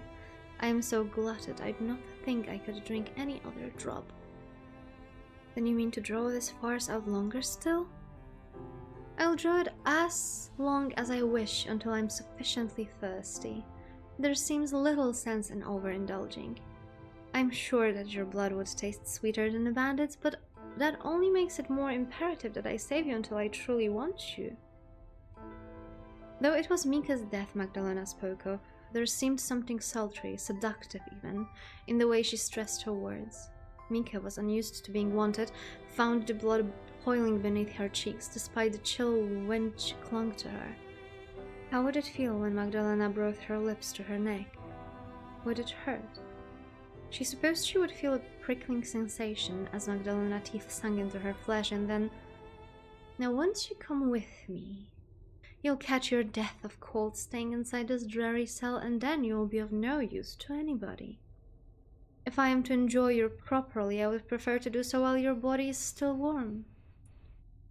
What? Mika looked at Magdalena, her blue eyes uncomprehending. Are you really letting me go? In a manner of speaking, yes. Though I'll only be transporting you from one prison to another. As your hostess, I don't believe that these quarters are wholly appropriate for a long-term stay, especially not for a fair maiden such as yourself. You will be in my abode for several days yet, I fear, until I have further need of you. Until then, I would like you to live in some measure of comfort. How unexpected. I didn't know that you were so gracious. Can be. I've hidden depths much like the forest that surrounds my humble abode. I do so hate to see you shiver so, and your skin is so pale, poor dear. You and I could almost be sisters. White skin may be fitting for us vampires, but it isn't so for maidens. Not even the fairest in all the land. Now please, follow me. I doubt you've any real wish to stay here, languishing, unless you mean to make further martyr of yourself. No, Mika bit her lower lip. She was loath to accept kindness from Magdalena, but she did raise a fair point. It was cold in her cell and miserable alongside it. If she remained there overnight, it did not seem impossible that the blood in her veins really might freeze. Mika had already given up on her life, but she did not want to die as a stray dog, racked with shivers. If that is what you want from me, then I have no reason to refuse. How very biddable you are. The words which come from your mouth might be stubborn, but it seems you've experience when it comes to following orders. Of course I do, I'm a maid, like I said. Ah yeah, so you did. That would explain your servility. Part of me was hoping you might refuse so that I would be bidden to carry you. This is fine too. It spares me the effort. Shall we? Please, lead the way. Mika dropped Magdalena a curtsy, this time taking her dirted skirts between her fingers, the pads of which had turned pink from the cold. Magdalena smiled at this display. For a prisoner, you're awfully cheeky. Then turned upon her heel after bidding Mika to follow. Naturally, Mika obeyed. She could see she had little choice in the matter. Magdalena led Mika down a twisting hallway packed full of cells identical to the one Mika and Henny had been imprisoned in. Mika tried not to peer into those cells as she passed them, but curiosity soon overcame her, and she found her head swiveling. She feared, as she stared through the darkness, that she might encounter sights more horrific than she was capable of comprehending. Rusted torture instruments, perhaps, or dead bodies. But it was so very dark in the bowels of Magdalena's home that Mika could scarcely see anything. Not even the moonlight, which spilled intermittently through the barred windows, could fully illuminate the sprawling prison complex. This, Mika supposed, tearing her eyes away from one cell as she passed it, was probably a good thing. She had witnessed enough horrors for one night. Magdalena eventually brought Mika to the foot of the staircase which led up from her subterranean cells. Careful, Magdalena cautioned Mika before they began their ascent. These steps are steep, and slippery too. If you fall, you may break your neck. Had Mika been less nervous, she might have laughed to hear her jailer pass over her so. A broken neck didn't seem so very cruel when compared to Magdalena's designs upon her. Perhaps it would be quicker to die thus, rather than having her blood drained. At the very least, it would be swifter demise than freezing in her prison cell. Mika felt little in the way of a humor, however, as she took the chill banister beneath her right hand and began to climb. She could recognize the irony in Magdalena's warning, though only vaguely. Her mouth felt hewn into permanent line, as though carved from stone, her brow furrowed. It seemed unlikely she would ever smile again. You could put the prisoners in the very first cell for ease of access, or you could put them in the middle for, dramatic effect. Story while writing one-on-one how to make a drama. They had to, build up the tension, because the last 2 hours was not enough to build up enough tension, right? This night is very, very, very, very long. The chill of the basement faded as Mika cleared the final step of the twisting staircase to emerge in a spacious hallway lined with arched windows. The hallway was not so very dissimilar in decor to her parents' home, though it was less ornate, the furnishing worn down by old age. It was apparent that Magdalena's home had once been noble, but it had clearly fallen to rot and ruin, its heyday long since past. The air in the ground floor smelled almost as rank as that in the dungeon, and every conceivable surface was heaped with inches of dust. There was so much dust, in fact, that Mika could feel it in the air when she inhaled. The dust irritated her eyes and nose and laid heavily, unpleasantly upon her tongue. She swallowed, hoping to void her mouth of the taste of decay, but in vain. The dust was so thick she sneezed, which prompted Magdalena to say, "Oh, bless you." "Thank you," Mika replied, abashed, and then, "I thought you did not care for God or his teachings." "I don't, but I presume that you do. I thought you might appreciate it." "I see. How very thoughtful of you." "I know. For a vampire, I'm unusually sensitive." Mute with fatigue, Mika continued to follow Magdalena to the end of the hall, wherein a wooden door was inlaid.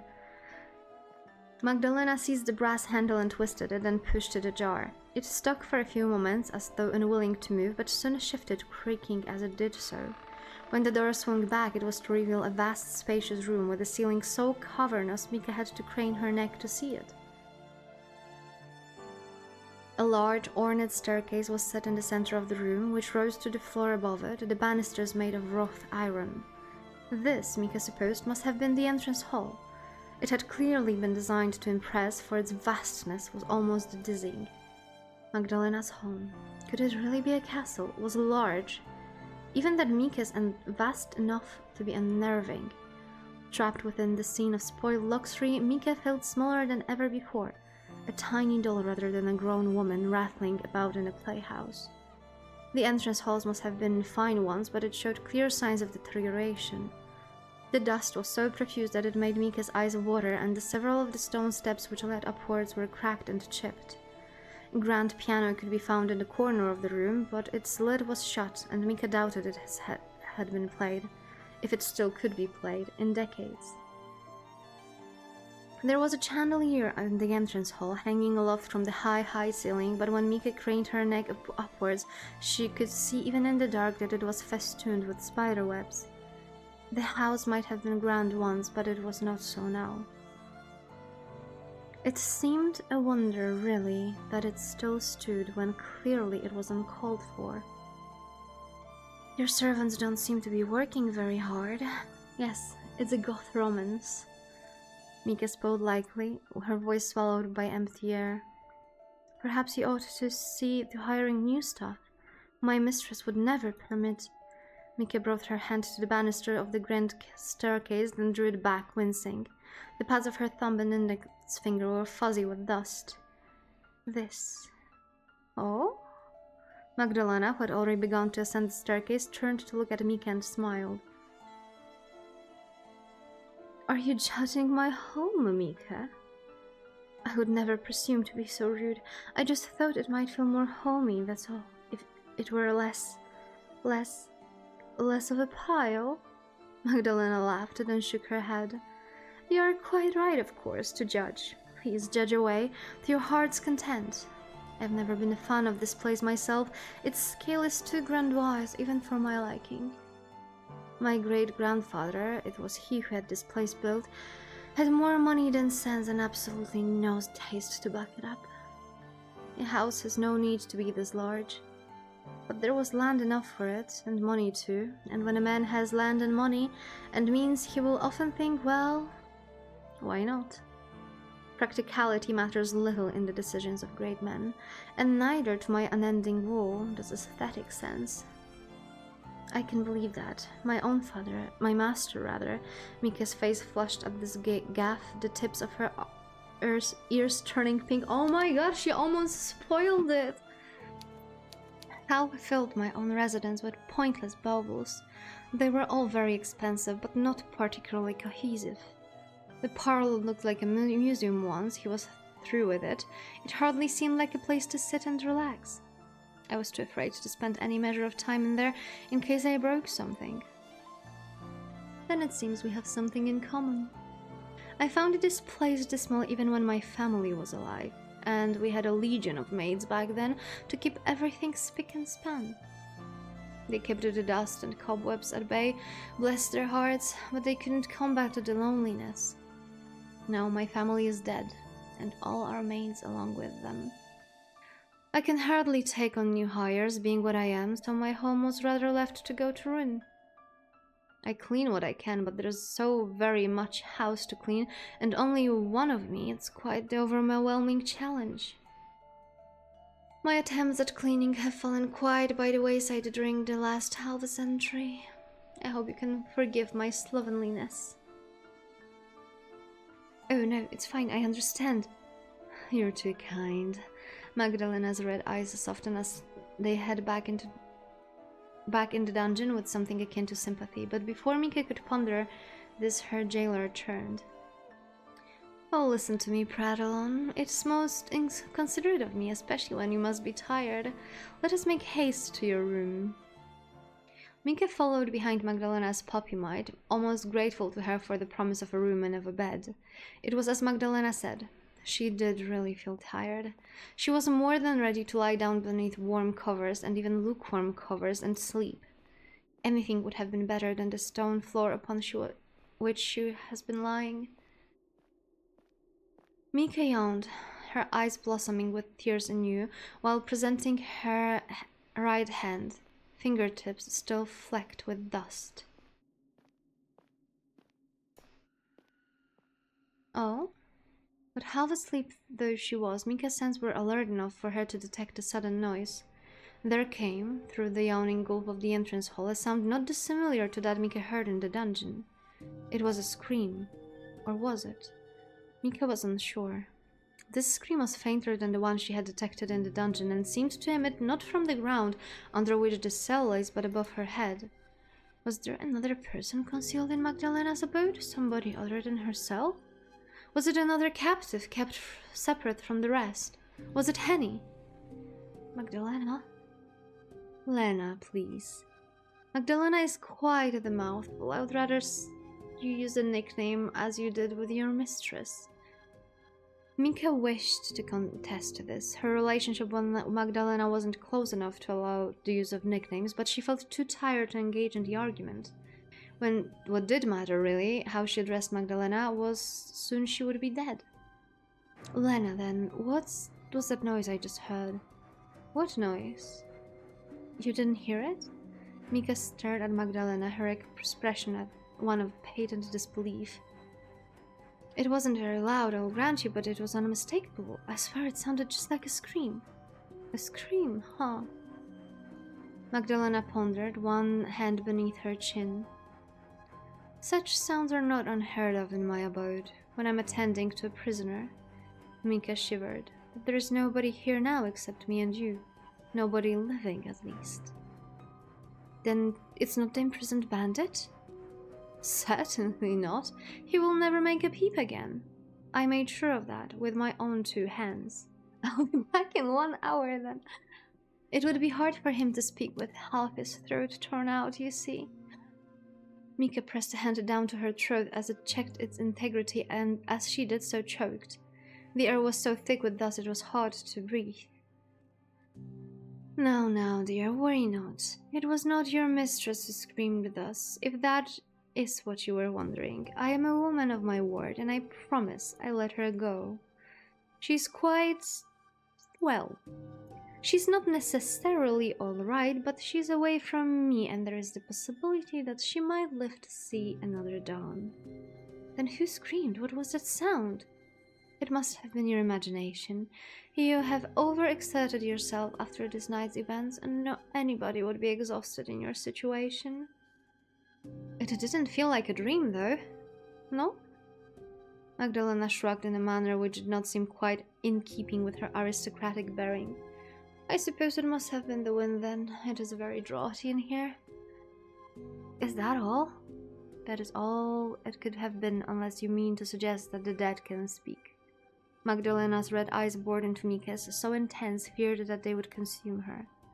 Unsettled, Mika glanced away. No, I wasn't suggesting that. Good. I know it's expected for women to lose their minds at the drop of a hat, but I've grown quite sick of being regarded as the weaker sex. I'm pleased to see you're doing your level best not to let us down.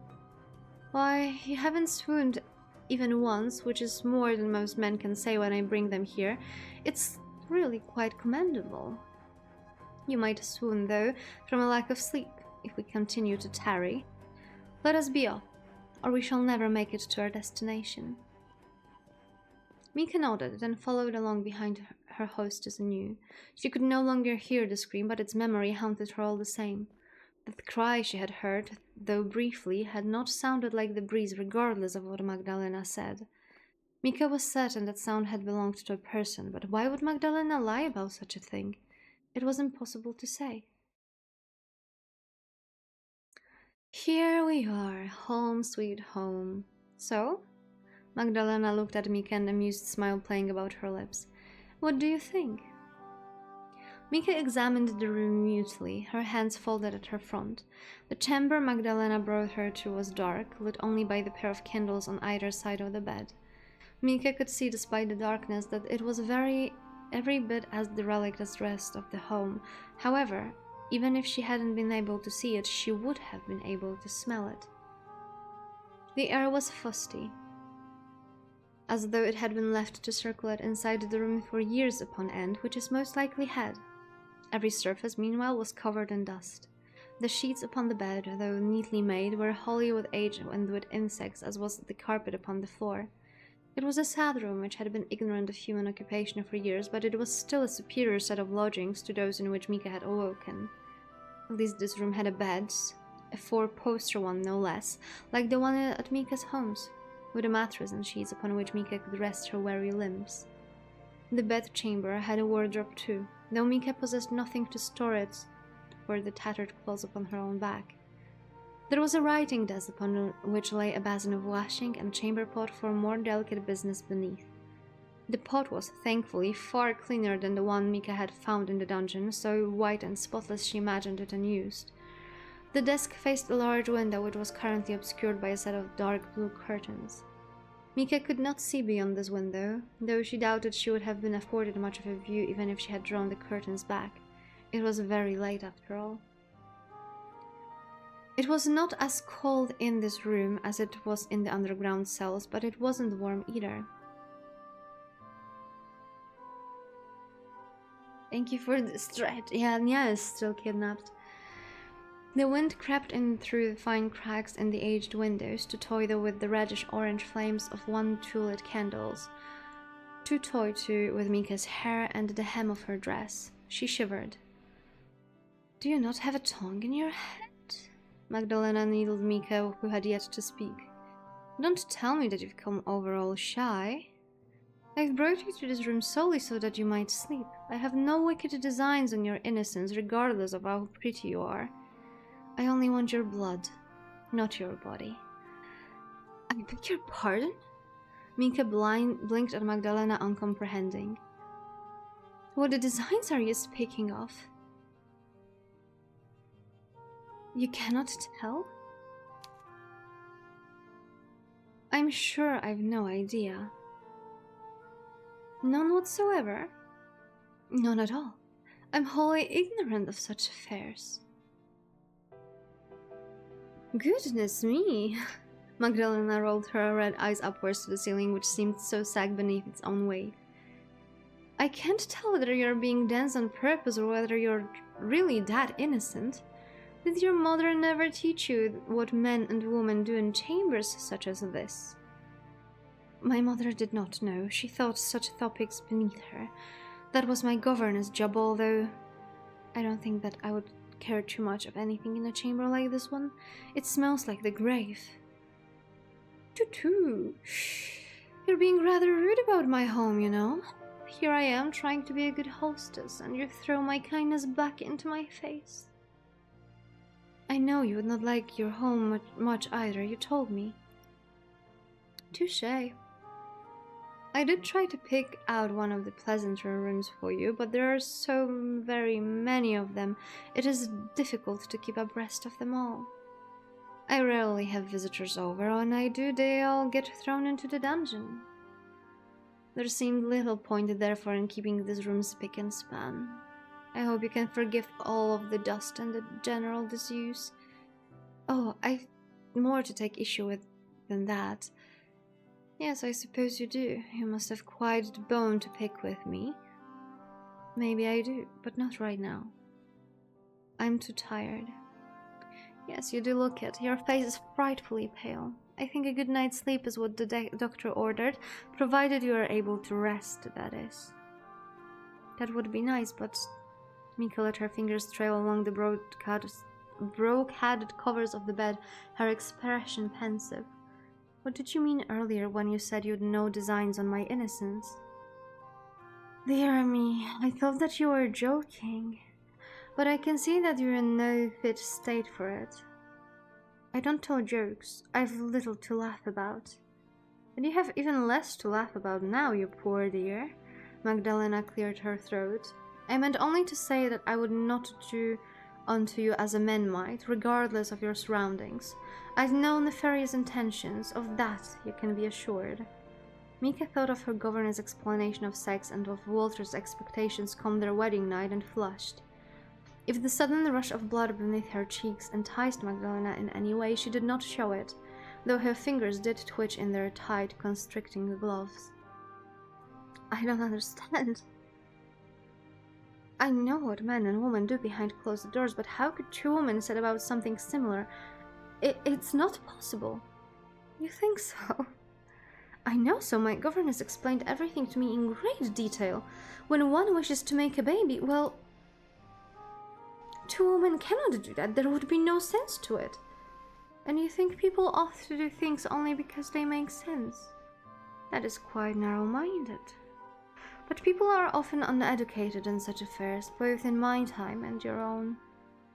In some ways, the world has changed a great deal, yet in others... Well, never mind. I can see I'm only confusing you. You're so very innocent it hurts. Perhaps it has to be expected, though ladies ought not to know of such things. They are born and bred to be ignorant. What?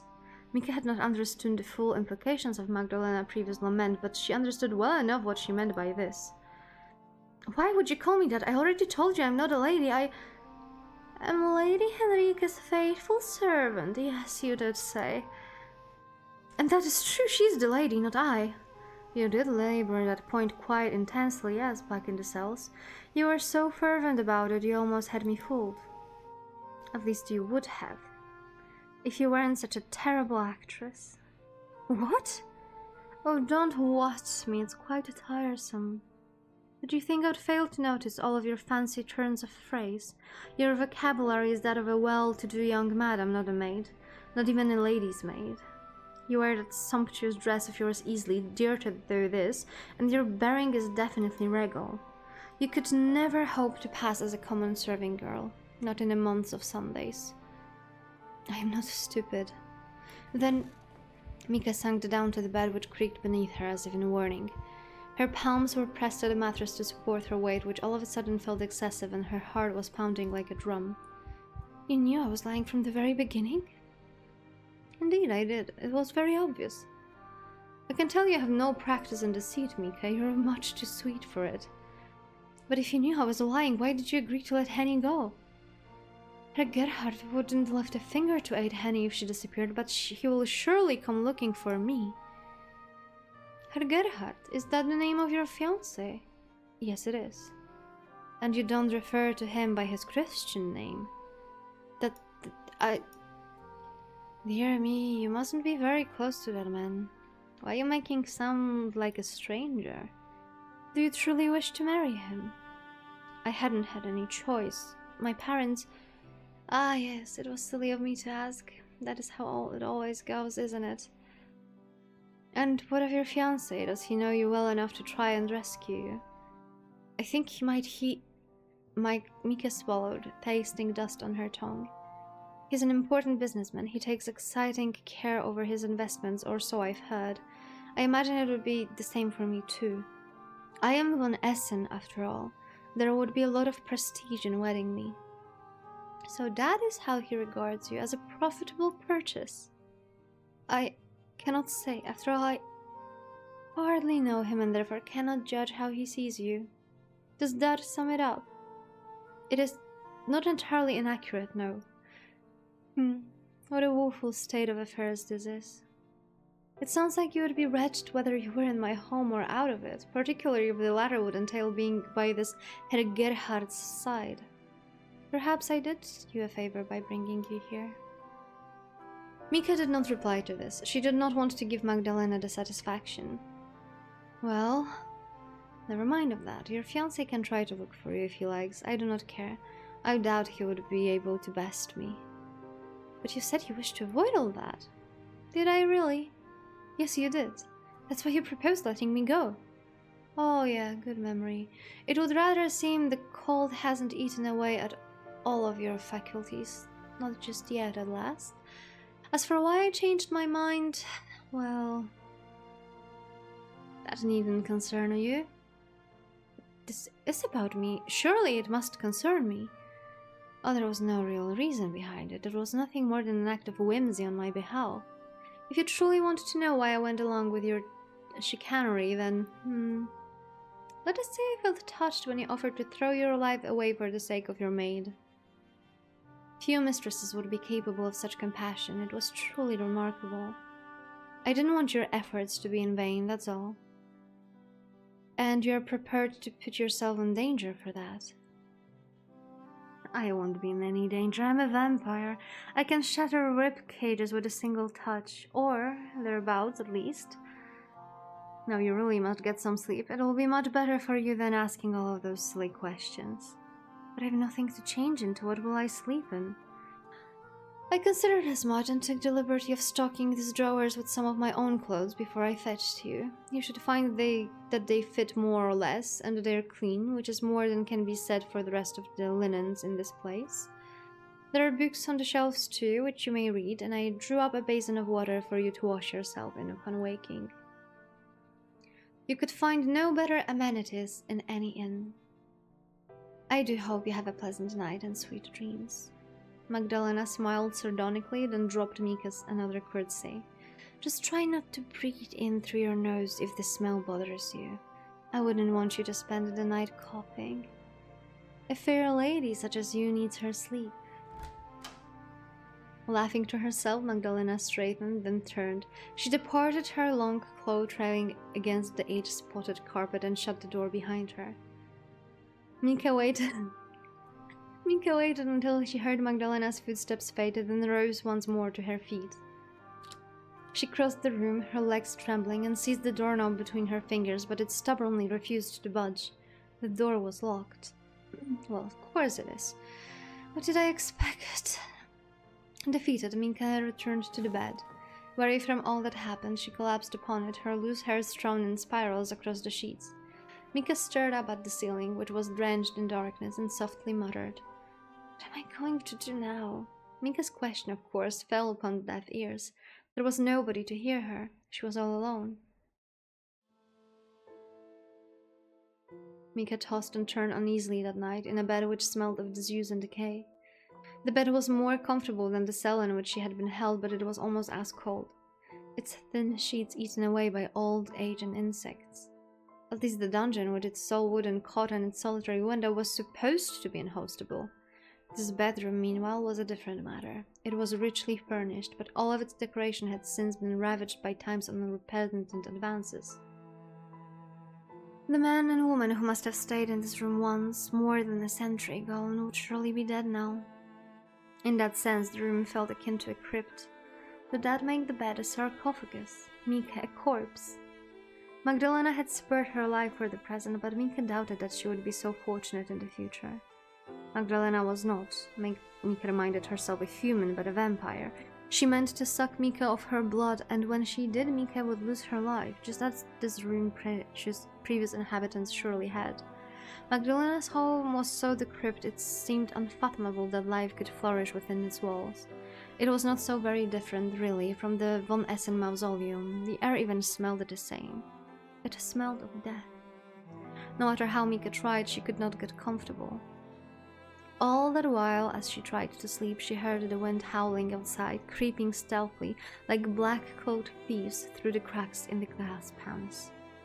Mika's bare toes curled against the mattress. Anxiously, she shuddered. What was to become of her now? Ah! We are past the first act. We are in Act 2, Dust and Decay. That was a very, very long night, not gonna lie. Not gonna lie, it was a very, very long night. The humanitarian vampire, how scandalous. But at least we are in the good part. We already talked about bees, right?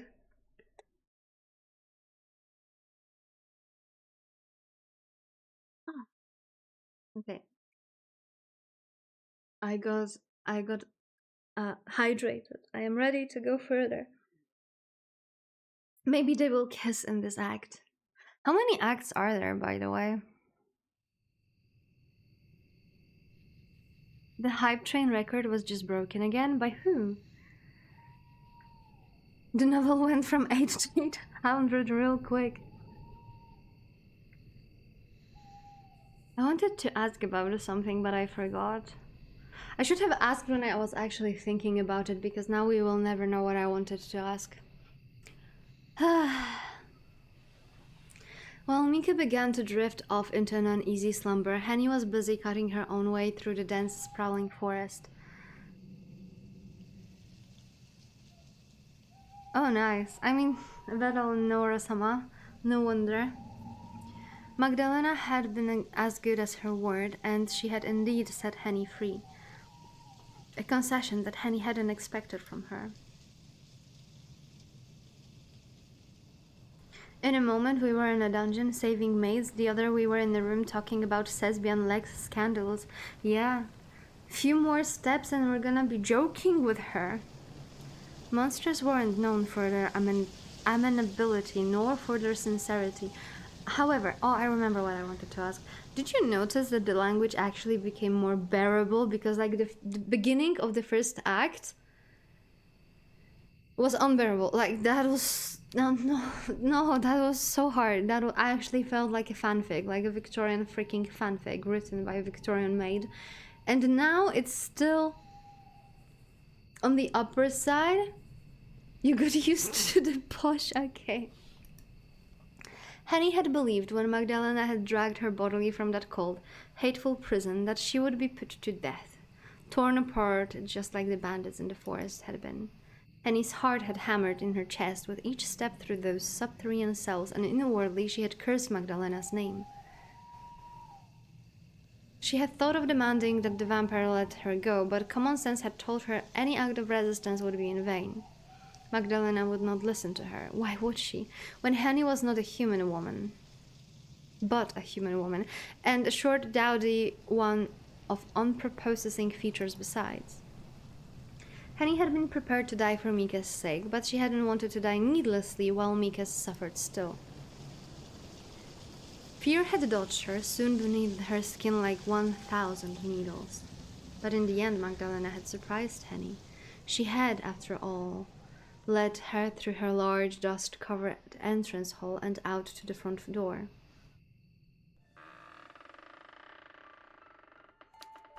Well, Magdalena had addressed Henny thus, one eyebrow raised, and she pushed the door ajar. Are you going to leave like your silly, sentimental mistress wanted you to, or would you prefer to stand there looking stupid? What?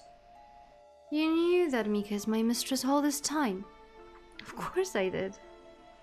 Do you take me for a fool? I wasn't born yesterday. Deception isn't very hard to sniff out once one has been alive for as long as I, and your mistress' attempts at subterfuge were laughably poor. Oh, I thought the same so myself. Mika always loses when playing card games. She is awful at them, really, but goodness, if you already knew that Mika is my mistress and I'm the maid, why are you letting me go? Well, why not? I can do as I please. This is my home, and I'm free to decide who I allow to stay here. It is, yes, but enough. It is not your place to question my decisions, human. You must remember to respect your elders and your betters.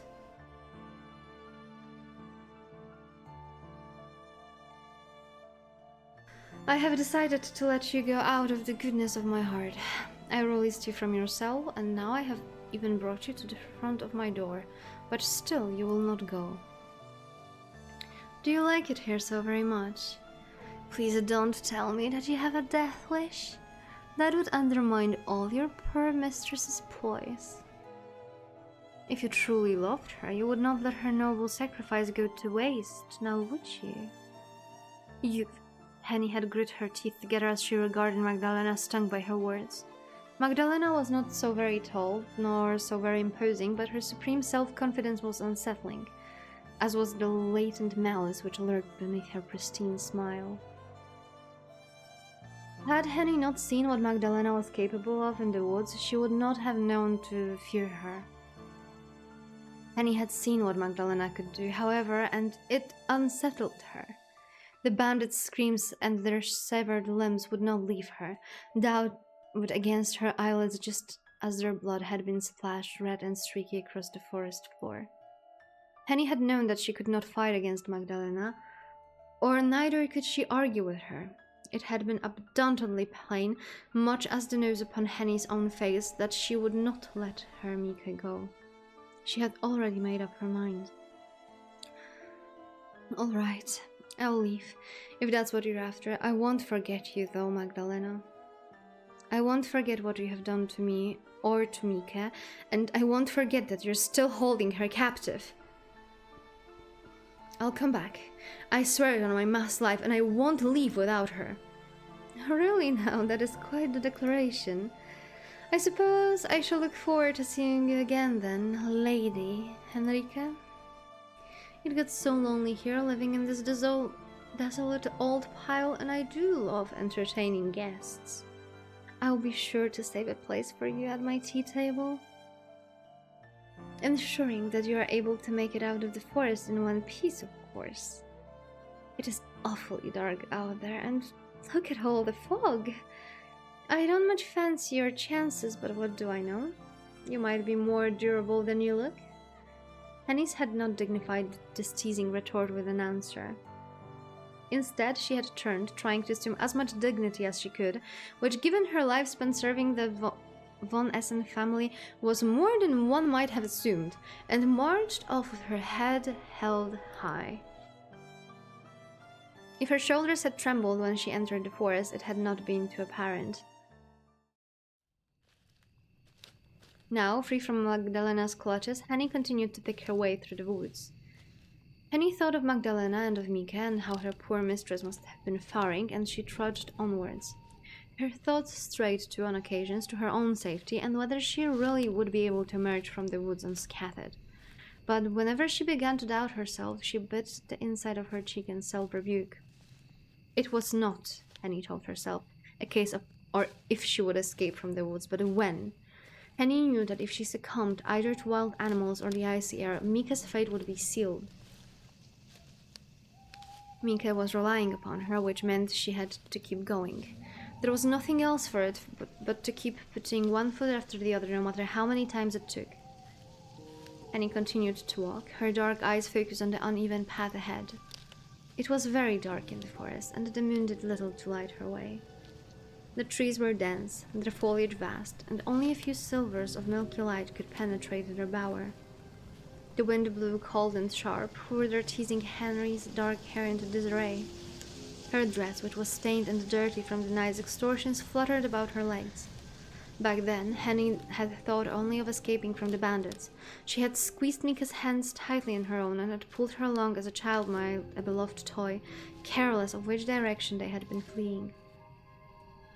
Henny hadn't known where they were going. She hadn't much cared either. She had only wanted to save herself, and her mistress too. Now she walked at the more regular pace. Her limbs were too weary to run. By God, her legs felt like lead, and she felt the need to preserve her strength. The hours passed by in a blur, unbeknownst to Henny, who had no timepiece as she walked. She did not know where Augsburg was, or if she was even moving in the right direction. She could have been doubling back upon herself for all she knew. It did not seem to matter very much. Henny was no stranger to physical labor, but she had been walking for such a long time, her soles were beginning to blister. Each step induced new, exquisite agonies within her which made her gasp. Her bones seemed to scrape together, and a canker on her ankle burst, filling her shoe with pus. All the while, the cool wind tugged at her hair, nipped at her cheeks, whipped her skirts about her thighs. Henny heard, or thought she could hear, a faint howling in the distance, like that of a stalking wolves. Agitation seized her, an agitation so great she could not quell it even by biting the inside of her cheek. Her mouth filled with blood, her tongue tingling with its coppery tang as she hurried on. She moved between the trees, fitfully aware of the howling, which no longer sounded as distant as it once had. It was growing louder and louder, rattling about inside her skull like a stone until... Oh! Henny exclaimed, surprised as she burst through a copse of thickly packed trees and out onto a mud path. She had emerged, at long last, onto a road, one of many which twined through the tall trees of the forest. There, not so far away, she could see the source of the noise which she had heard. It was not a pack of hungry wolves, after all, but a carriage drawn by the two thin, hungry-looking horses. Hardly able to believe her luck, Henny dashed to the carriage and cried out breathlessly to the coachman seated upon it. "Wait, please wait! Will you not stop for me? I'm in dire need of help! I need to go to Augsburg immediately, before it's too late. It's very, very important, I swear, good sirs. My poor mistress' life is in danger, and I'm the only one who can save her. If you don't help me, I fear she might die." Mika felt disoriented when she awoke the following day, in an unfamiliar bed which smelled of something spoiled. It took Mika a few moments to become fully cognizant of her surroundings. She had slept a little the night prior, and her head ached, her eyes pulsing in their sockets like molten steel. Groggily, she pressed the heel of her palm to her eyes and rubbed them. Then she looked around in earnest, but soon found herself confused. The bedroom she found herself in was so unlike anything she had seen before that she initially wondered whether she was still dreaming. She pinched the inside of her arm in the hopes that the room would shift like water, but it remained immutable. She must have been awake then. The pain made this irrefutable, even if the chill which assailed her did not. Mika had faint recollections of running through the forest last night. Her parents had both been stabbed in the carriage, or so Henry had told her, but these memories remained a blur. She could not recall her parents' final moments, but she could remember waking in the dungeons of an unfamiliar abode governed by the unfamiliar woman. This woman, who had introduced herself as Magdalena, had claimed to be a vampire, and now Mika was her prisoner. The bedroom Mika found herself in seemed even more miserable in the daylight than it had last night, obscured by the veil of darkness. It was more dilapidated than the servants' quarters at Mika's home, and had most assuredly seen less use. The furniture, though luxurious, was scuffed, the carpet threadbare, the basin upon the bedside table covered in hairline cracks. Dust covered every conceivable surface, and spiders had made their homes in the corners of the room, their gossamer webs outstretched like grasping fingers. The air was so stagnant, Mika felt compelled to open one of the windows, but her attempts were in vain. The windows were locked, and she could find no key to aid her. Perturbed, she slumped down at the desk by the window, then stared through the stained, smeary glass. Magdalena's garden sprawled out before her in a dense, twisted angle. Do you know how it looks like? Storm Terror's lair in Genshin Impact. That's how it looks like. Perhaps there had been flower beds in this garden once, neatly planted, and an apple orchard, and any number of other arboreal delights, but age had spilled it all. Arboreal. Wait a second. I'm gonna actually make a note of that. Arboreal delights. Amazing word. Mika was no gardener, but she could deduce at a glance that Magdalena's garden had been unloved for years. Beyond the walls of the garden was the forest, all tall, imposing trees, not so dissimilar from the proud oak which guarded the von Essen family mausoleum.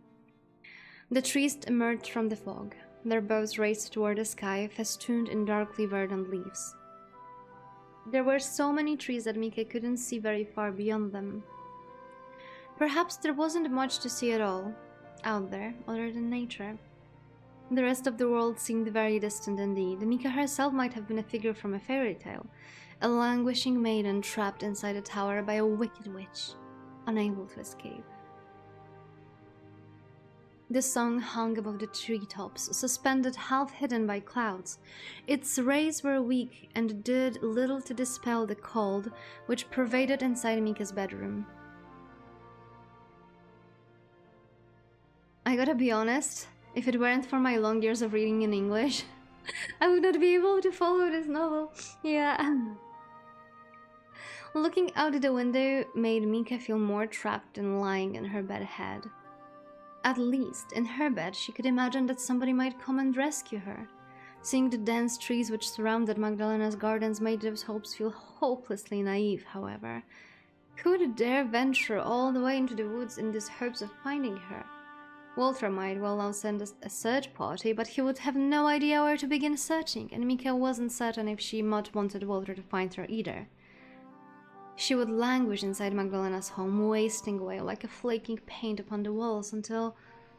Oh, Mika's dreary thoughts were soon interrupted by the discontented rumblings of her stomach.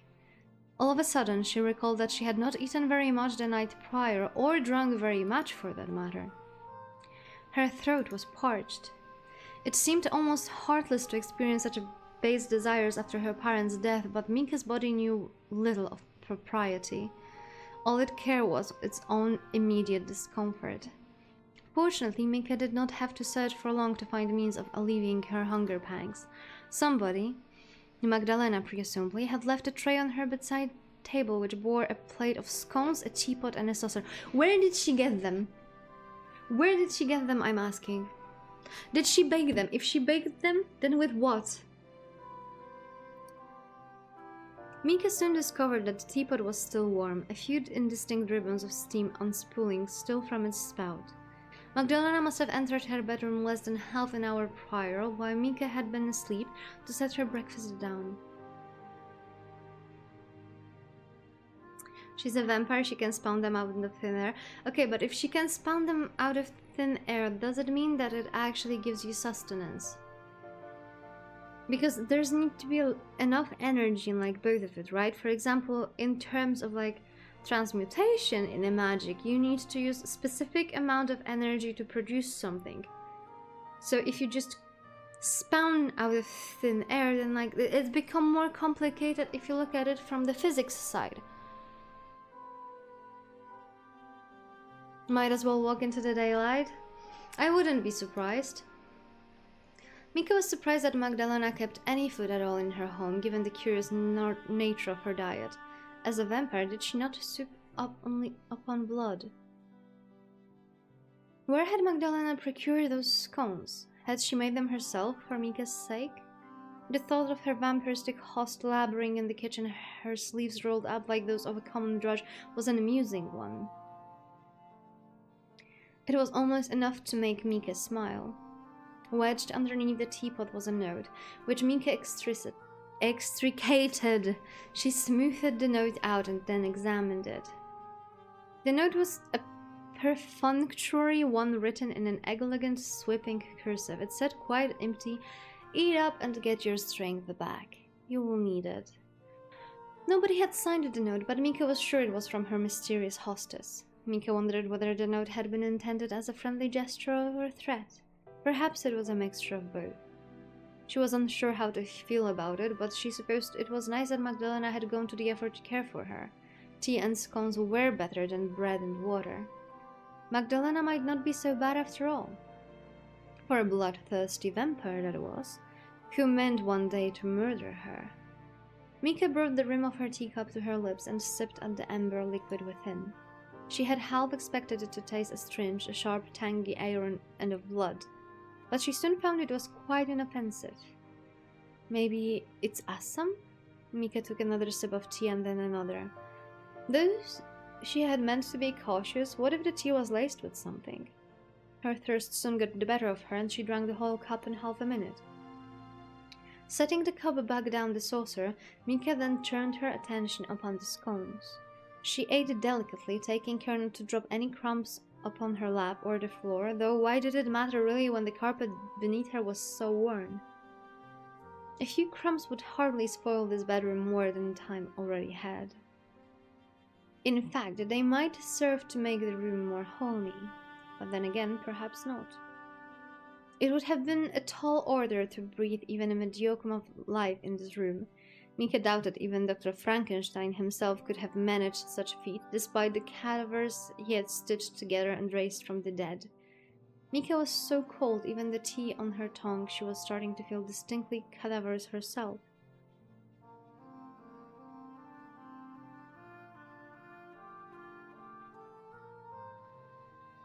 seriously doing freaking vampire math? She won't drink 3 liters? I don't even think that she would like. Why would she drink her victim fully in one go, right? She finished her breakfast and looked about her room once more, unsettled. Surely she could not stay here motionless, waiting for Magdalena to stop by and slaughter her. There had to be something she could do to escape her predicament. She rose to her feet, buoyed by sudden nervous energy, and padded barefoot over to the door. She grasped the door handle and tried to turn it, but in vain. The door was locked, and it stubbornly refused to shift. Mika had expected as much, and wasn't particularly surprised. Slipping out through the door would have been too easy. Next, she turned to the window, but her hopes of escaping the meadow had already been dashed.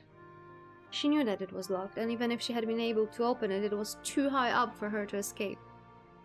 She stood by the desk and peered, eyes narrowed, through the dirty glass. Magdalena's garden seems a very long way down, blanketed through it was by the fog. Mika didn't much fancy the thought of smashing the glass, and she fancied even less the thought of jumping to her almost inevitable doom. Even if she didn't break her spine, it seemed likely she would break an arm or leg, or both.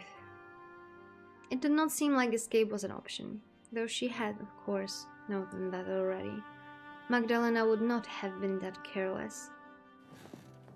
Mika sighed, defeated, and took a seat once more upon the bed. It groaned beneath her, as though in pain, sounding rather like it wanted to be put out of its misery. She could hardly blame it, given how very old it must have been. She felt distinctly miserable herself, though there was one silver lining, she supposed, to her captivity. At least Henny was alright. Mika hoped she was alright, at least. If she was not, then... But Mika would not allow herself to finish this thought. Henny had to be alright. She simply had to. Otherwise, Mika's sacrifice would have been for nothing. Feeling the need now to distract herself, Mika rose, then shed the nightgown Magdalena had given her. She changed, not in her old dirty dresses from the day prior, but in one of the new clean gowns Magdalena had left in her chest of drawers, all neatly pressed frills which smelled only faintly of mold. Now, newly outfitted, Mika paced the room, wondering what she could do. While living with her parents, Mika's mother had often instructed her to work on her embroidery hoop. Lady Von Essen had thought sewing a suitable pastime for a young woman, that or playing the piano. Mika's mother has always thought music too passionate to be appropriate, however, and in any case, Mika had never been very good at the piano. She had never been very good at embroidery either. She had sewn cornflowers and magpies until her fingers had threatened to fall off, until she had become so thoroughly sick of those 3 repetitive patterns that she had felt like hurling her hateful embroidery hoop clean through the window.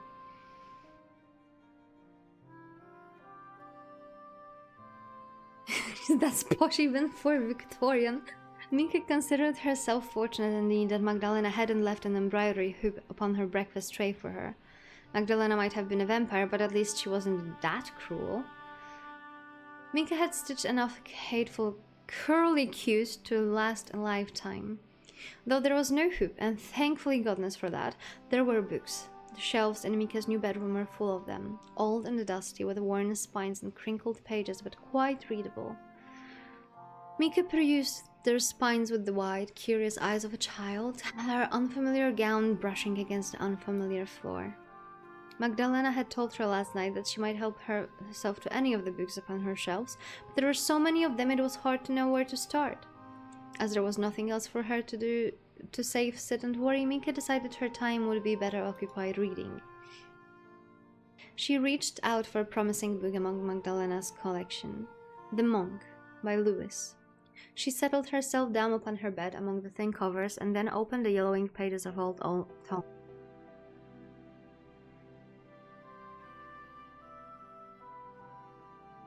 Oh my dear lord, I almost killed myself.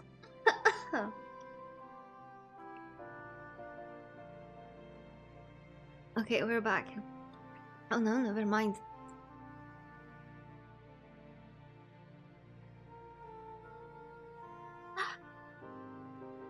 Okay, now we're back. The pages within the leather-bound book crackled like autumn leaves, and Mika had to handle it carefully, lest she tore them. All the wonderful words were still there, however, unblemished by the passing years.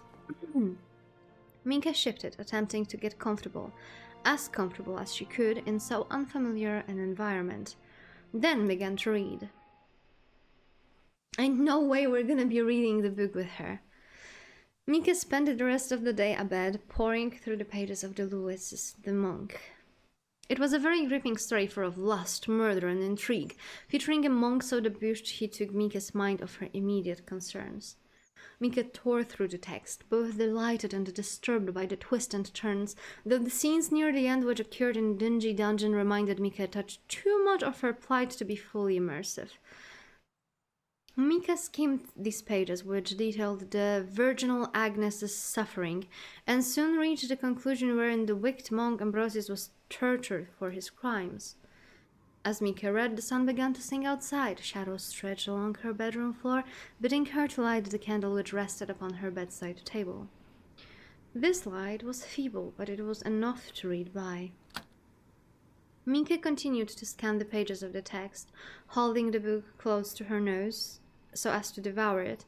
So enraptured by Ambrosius' suffering, she did not hear the sound of a key turning in her bedroom door. She did hear the sound of the door creaking open, however, a low, guttural sound which split the silence like a moan. Mika raised her head, disoriented once more, to find herself in Magdalena's home in the dingy bedroom which Magdalena had prepared for her. Her hostess stood in the doorway, shockingly fair and white and glooming, returned, perhaps, to make good on her initial promises. Did she mean to kill Mika at last? Mika had but a scant 10 pages left to read of Ambrosius' ill-fated adventures, yet she feared she would not see how his life would end. She literally told you yesterday that it's gonna be at least a few days. Her own existence would come to a close before that of the vile monk. Mika supposed she could slip past Magdalena, then make a hasty retreat, but no. She had dawdled for too long. Magdalena had already locked the door behind her, and now surveyed Mika with a detached sort of amusement. Good evening to you. It feels like it's been a while since I last saw you. Did you enjoy the breakfast I brought to you? Mika yearns for the dark kiss badly. Yeah. Thank you for your kindness. I didn't expect you to be so considerate. You believed that I would let you starve? Magdalena tittered, her red eyes sharp and knowing. Please, I'm not that cruel. I have even brought more food for you. Look, it has been a while since breakfast, and I thought you might be hungry. Now that Magdalena mentioned it, Mika could see in her hands she held another tray, much like the one she had brought earlier. This tray was laden with another teapot and a teacup, and a plate upon which sat a meat pie still steaming and some vegetables. She's actually freaking cooking. The food smelled surprisingly delicious in the derelict air of Mika's bedroom, and Mika was almost embarrassed at how hungry she was. Why, she was almost salivating. Magdalena looked over to Mika, the tray in hand, then inclined her head to the bedside table. Would you mind moving that? I can't set the train down otherwise. Oh, right, I'm sorry. Mika moved her breakfast tray onto her lap, to which Magdalena curtsied, played once more, and that being a maid. Much obliged, young madam. I'll take that away soon, but first... Magdalena unburdened herself of the dinner tray and observed Mika, one hand resting upon her hip. Are you all right? That seems to be an odd question, don't you think? Do you believe anybody would be alright were they in my shoes? I hope you aren't wearing any shoes, not in bed. They were filthy when you arrived here and quite caked in dirt. I didn't mean it literally. I know, I was just teasing. I wish you wouldn't. Why? Are you afraid you might grow to appreciate our little spats? Hardly. I failed to see the need to converse with my captor, that's all. Oh, how fiery you are! I'd almost forgotten. You look so very one, you know? And wary, too. The bags beneath your eyes are terrifying. They're almost black. Did you not get much sleep last night? I tried. I failed. I take it you had a ton of your mind. Yes, indeed. Not that this should come as a surprise. Were you thinking about your own fate? That and the fate of my parents, Henny too. You're still fussing about that silly maid of yours. I have no idea why you care so much. It's most unusual. None of the ladies I knew growing up were half so besotted with their servants. They treated them more like livestock than people. Henny is more than a maid to me. She's... Your friend? Yes, you said. How touching. Now, why don't you eat something? You must be hungry. I am, yes, but where did this food come from? You would have no need of it, surely. Oh, I have my ways. Magdalena smiled knowingly. There are merchants who sometimes travel through these woods, and quite fortuitously I happened to pass one when I went for a walk in the early hours of this morning. This food I procured from them. You did not buy it? I did not need to. I can be very persuasive when I wish to be. It's one of the many perks of being a member of the noble and dead. What? Do not tell me that you slaughtered him? No. I don't kill indiscriminately. I am not a brute, no matter what you might think of me. And my hunger has already been satiated for the present by last night's feast. I use nothing so nefarious as my powers of flattery. It is not so hard, you know, to bend men to your will. Not when you smile at them and you remember to bat your eyelashes. No. I had him prepare enough food to keep you going for 2 days in a knapsack, plus some eggs and flour, the basic amenities, then bade him a fond farewell. You shall recall our meetings as little more than a dream. Does that satiate your curiosity? For the moment, I suppose. Good.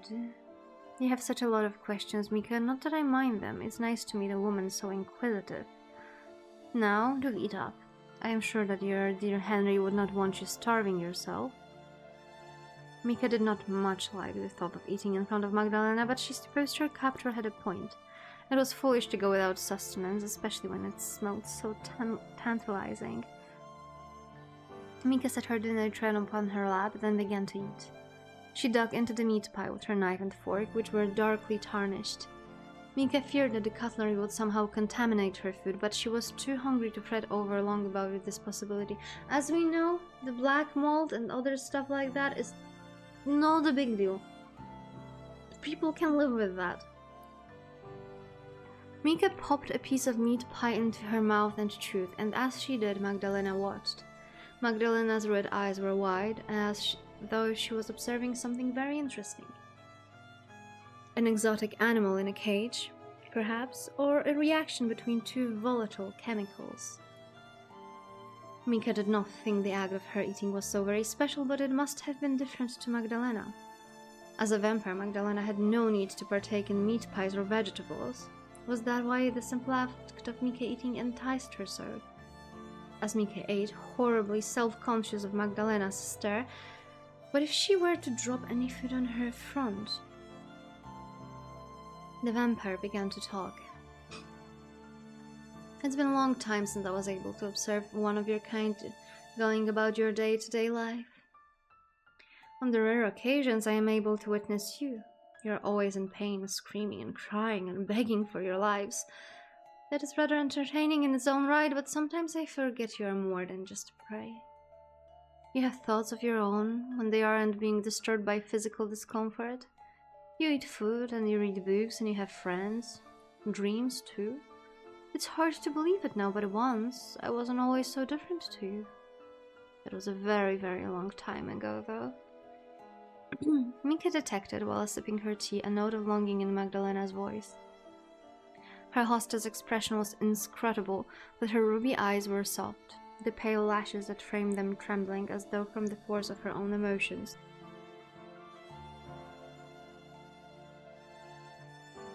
Had Mika not be afraid of Magdalena, she might have sympathized with her. For a few brief moments, Magdalena appeared for all the years she had lived and all the hurt she had caused to be a young girl, younger even than Mika herself.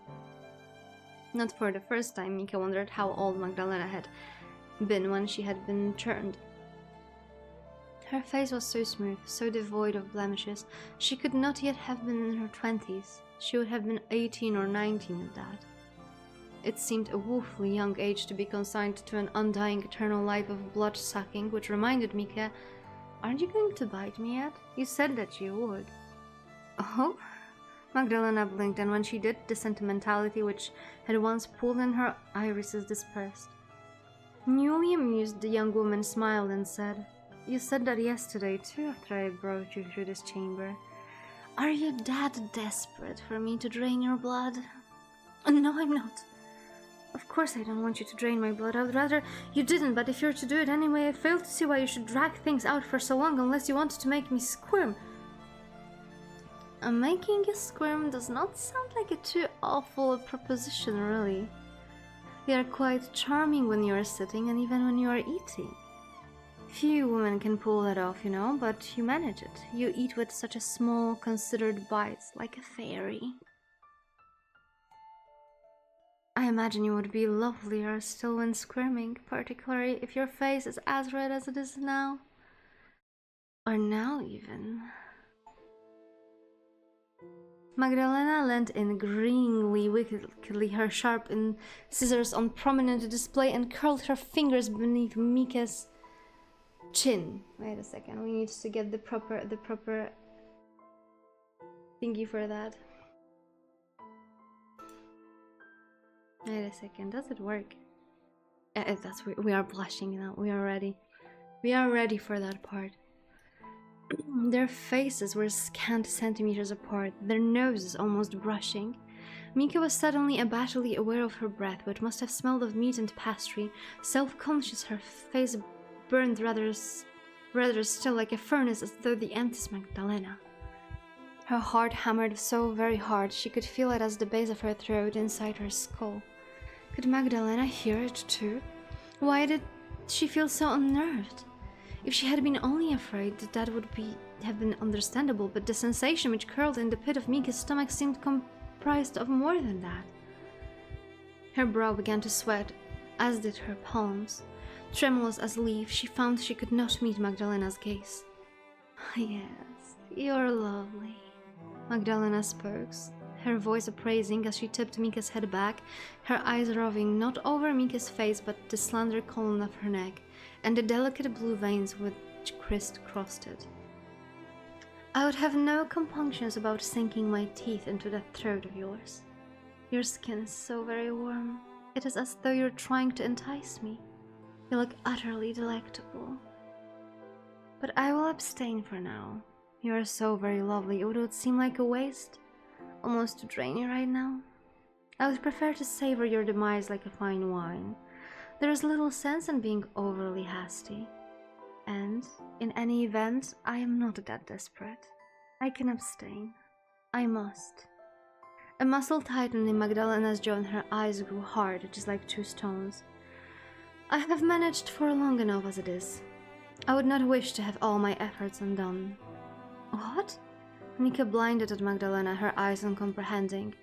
"Will you not drink my blood, then?" "No, I won't. Not tonight. You may rest easy one night more, dear Mika. Your days is still a ways off." "How far exactly?"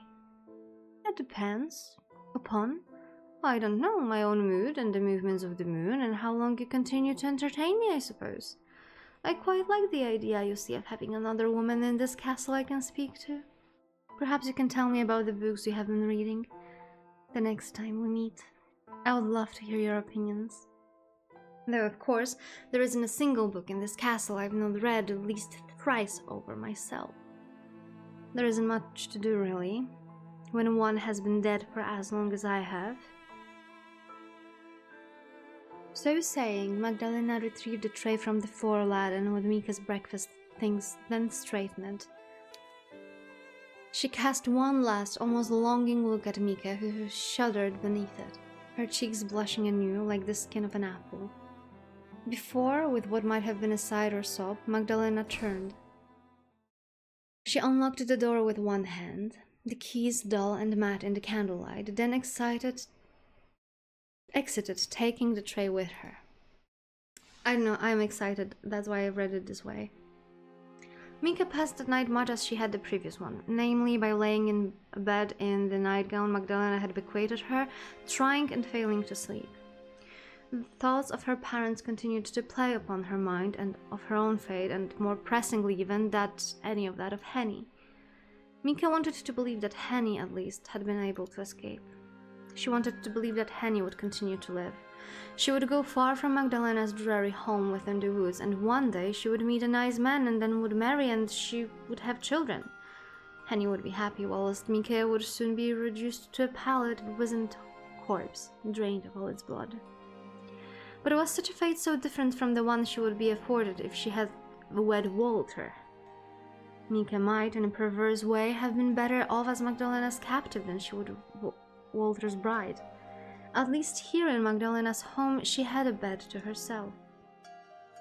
It was an aged bed, yes, which creaked beneath her weight, but it was hers. There was no danger of Walter or anybody else, for that matter, joining her. If Mika was to die in this bed, then so be it. She would welcome it. If Henny was alright, then she did not care what happened to herself. Her own life was and always had been unimportant. If Mika slept poorly that night, then she was not the only one. Unbeknownst to Mika, Henny was finding it similarly hard to escape into the warm embrace of sleep. Henny's day had been a busy one, and still she was reeling from it all. Sitting upright in her own bed, Henny found herself turning the events of her own day over in her mind.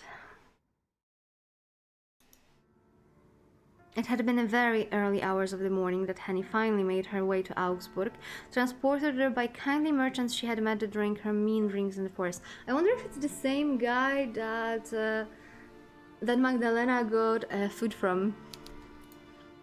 Henny had thanked the merchant profusely for his help, and had then set about looking for Walter Gerhardt's home.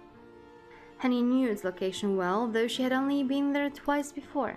It was a large, imposing building, one of the finest in the vicinity, which could have rivaled the von Essen home, but it was more modern in construction. It was not the sort of house one could forget in a hurry. The sun had begun to rise in increments as Henny walked through Augsburg streets, and it turned a marvelous shade of pinkish red as Henny arrived at Walter Gerhardt's doorstep. The sunrise was very beautiful, but Henny hadn't been afforded the time to gallop and stare. She had more important matters to attend to. Walter's maids had been beginning to stir when Henny set her knuckles to the door and rapped, anxious all the while that she would be taken for a beggar and turned away. Henny's clothes, once neatly pressed, had endured quite the battering during her wandering in the woods. Her apron had been torn and flecked with dirt, and the soles of her shoes were encrusted with the scuff. Henny's cheeks and hands had been marred with cuts, and her fingernails had been reddened opaque with mud. She had looked so very grimy, she would not have been at all surprised if Walter's servants had called her bailiffs. Bailiffs on her! Oh my god, we should make... I don't know, we've made a horrible mistake. I should have gave one of you a job. To like, type down all the words, the weird words that we are encountering. So we could, like, you know, go back to it. Learn. But we are far too deep into that to do that now. Her appearance had not been one which would inspire confidence, nor invitations inside Walter's spacious drawing room. Henny had fretted that Walter's housekeeper might send her away in disgrace. Despite her fears, however, Henny had refused to move. It had been too important that she speak to Walter, that she speak to somebody. She had known, as she stood there, that she needed somebody to listen to her. Henny had knocked and knocked, her knuckles sore against the wood, until she had finally heard the sound of oncoming steps. The door had opened, and before Henny stood Walter's housekeeper, a tall, austere woman called Gertrude Schreiber, whom Henny had met twice before. Henny had recognized Gertrude, and all her straight blonde hair for a housekeeper, she was unusually young. But it had taken Gertrude several moments longer to recognize Henny. She had appeared already to slam the door in Henny's begrimed face, her expression one of the revulsion, until Henny called out to her, "Oh, please don't be alarmed, I know what it looks like, but I'm not a beggar." It's me, Henrika, Lady Mika's maid. I've come here on her behalf to let you know that there's been an accident, an horrible accident. I need to speak to your master at once, it's very important. Please let me have a word with Herrn Gerhard. Henny's cries for help must have been effusive enough to thaw even Gertrude's icy exterior, for the housekeeper's expression had eventually softened. Gertrude promised in clipped tones that she would allow Henry to speak to her master, but not before she made herself presentable. I don't care what it is you have been through. You might have been savaged by wolves in the woods for all I care. Whatever it is that you have endured, I will not let you see my master like that. It would reflect poorly upon me as his housekeeper if I let all the riffraff of the streets into his home. You will need a bath first, at the very least, and we must do something about your clothes too. Why you look so as though you have been dragged through a hedge backwards? Henny tried to impress upon Gertrude the importance of what she had to communicate. There are things more important than clothes. But Gertrude, being Gertrude, had none of it. Icily unimpressed by Henny's pleas, Gertrude had made it clear that Henny would have a bath, at least, before she would be allowed within spitting distance of her master. This is a great privilege, you know. Hot water is a rare commodity. My own girls are not often afforded this luxury. You ought to be grateful. Henny was grateful. She was supposed that Gertrude had allowed her into the Gerhard's home at all, but had she been less so at her insistence that her news could wait until all the dirt had been scrubbed from between her fingers and toes? Henny had known full well while she bathed that Mika could have been languishing in a prison cell, or worse still, being put to death. It had taken almost 2 hours before Gertrude was satisfied with Henny's appearance, at which point the sun had risen and the last vestiges of the night had been swept away. Henny had not been permitted a chance to sleep through the night, save for the brief spell where she had been unconscious in Magdalena's cell. Though neater after her bath, her skin washed free of filth and her body shrouded in a clean uniform identical to one which Walter Serving's drudges wore, Henny still felt exhausted to the point of delirium. Henny had been so tired she had feared she would collapse before she was able to properly explain to Walter the dangers his fiancée had found herself in. But Henny had known that she had to try. It had been little after 9 o'clock that Henny had been permitted entry to Walter's Gerhard's studies, wherein she had found the master of the manor, cleanly shaven and sipping a cup of tea. Walter had seemed surprised to see Henny and had regarded her initially with some confusion. Goodness me, I did not think when Gertrude said I had visited that it would be you. Your Frau Henrike, correct me? My Mika's maid? Henny had not liked the way that Walter had said my Mika. The wedding had yet to be held, and now perhaps it would never be, but she had swallowed her distaste regardless. She had always been trying to tell Mika, after all, that she should be happy at her future wedding to Walter. Walter was a good man, Henny had told herself, a gentleman despite his lowly origins. He had been born from nothing and with a series of shrewd investments had built himself an empire. He cared for Mika. The possessive manner in which he spoke of her proved it, and he would surely rush to her side once he knew of her plight. That had been Henny's hope, at least as she stood in Walter's study. Yes, that is right, Herr Gerhard. I am Henrike. I am flattered that a great man such as you remembers a lowly maid like me. But of course I remember you. We've not been afforded the opportunity to speak, but you and my Mika are thick as thieves. One can scarcely be seen without one another. In that sense, you are very like a pair of conjoined twins. You could be a modern medical marvel almost. Walter had laughed at this, a sound which had seemed rather inappropriate to Henny after she had endured so many horrors the night prior. Walter had not yet known, of course, about the bandits and the bloody violence that had roved in Magdalena. But Henny thought he could at least have looked concerned that his fiancée, who had been supposed to visit him the day prior, was nowhere in evidence. Did he not care that Mika had vanished, seemingly into thin air? Perhaps he had consoled himself, as all men of great import do, that nothing had gone wrong, that nothing could go wrong, given his vast riches. He must have reassured himself the night prior that Mika's carriage had been waylaid by some innocent purpose, perhaps a faulty wheel or a need of a new horse. He had not, after all, been worrying of Mika's and her welfare. He did not care. Speaking of which, Walter had leaned forwards in his chair, his laughter ceasing to examine Henny with a newfound degree of thought. I do not see your twin with you right now. Is my lovely Mika not in your company? About that... Oh, don't tell me she fell sick on the journey here. That would be truly heartbreaking. I would hate to think of my dear fiancé convalescing in some miserable inn on the roadside. No, that isn't quite it. You see, then she's not sick. Where the devil is she then? Don't tell me she's having cold feet.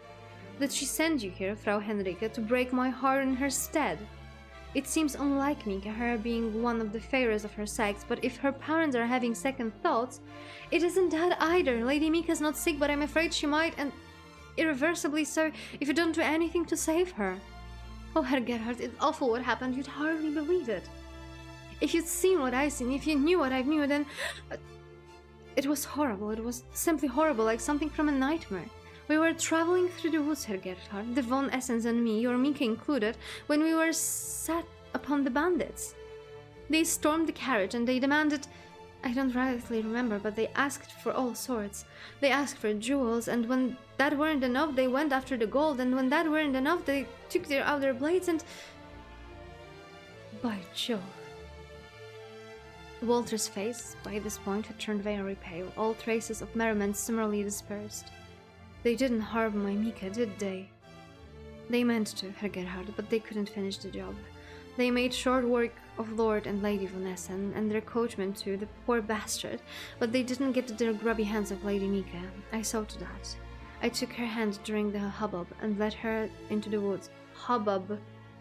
Another good one. We ran and ran and we ran, but the bandits were fast and they gained upon us. I feared all was lost, but then, Walter leaned closer still, almost driving his elbow into his half-drunk cup of Earl Grey as he did so. What happened, Frau Henrike? Surely you and Mika must have survived, else you would not be standing here now, looking shaken, I admit, but in one piece. Please tell me my Mika was alright. That is to say... Henny had thought of nothing save talking to Walter Gerhard ever since her flight from Magdalena's abode, but at this crucial moment she had found herself quite at loss. How could she tell Walter Gerhard of Magdalena?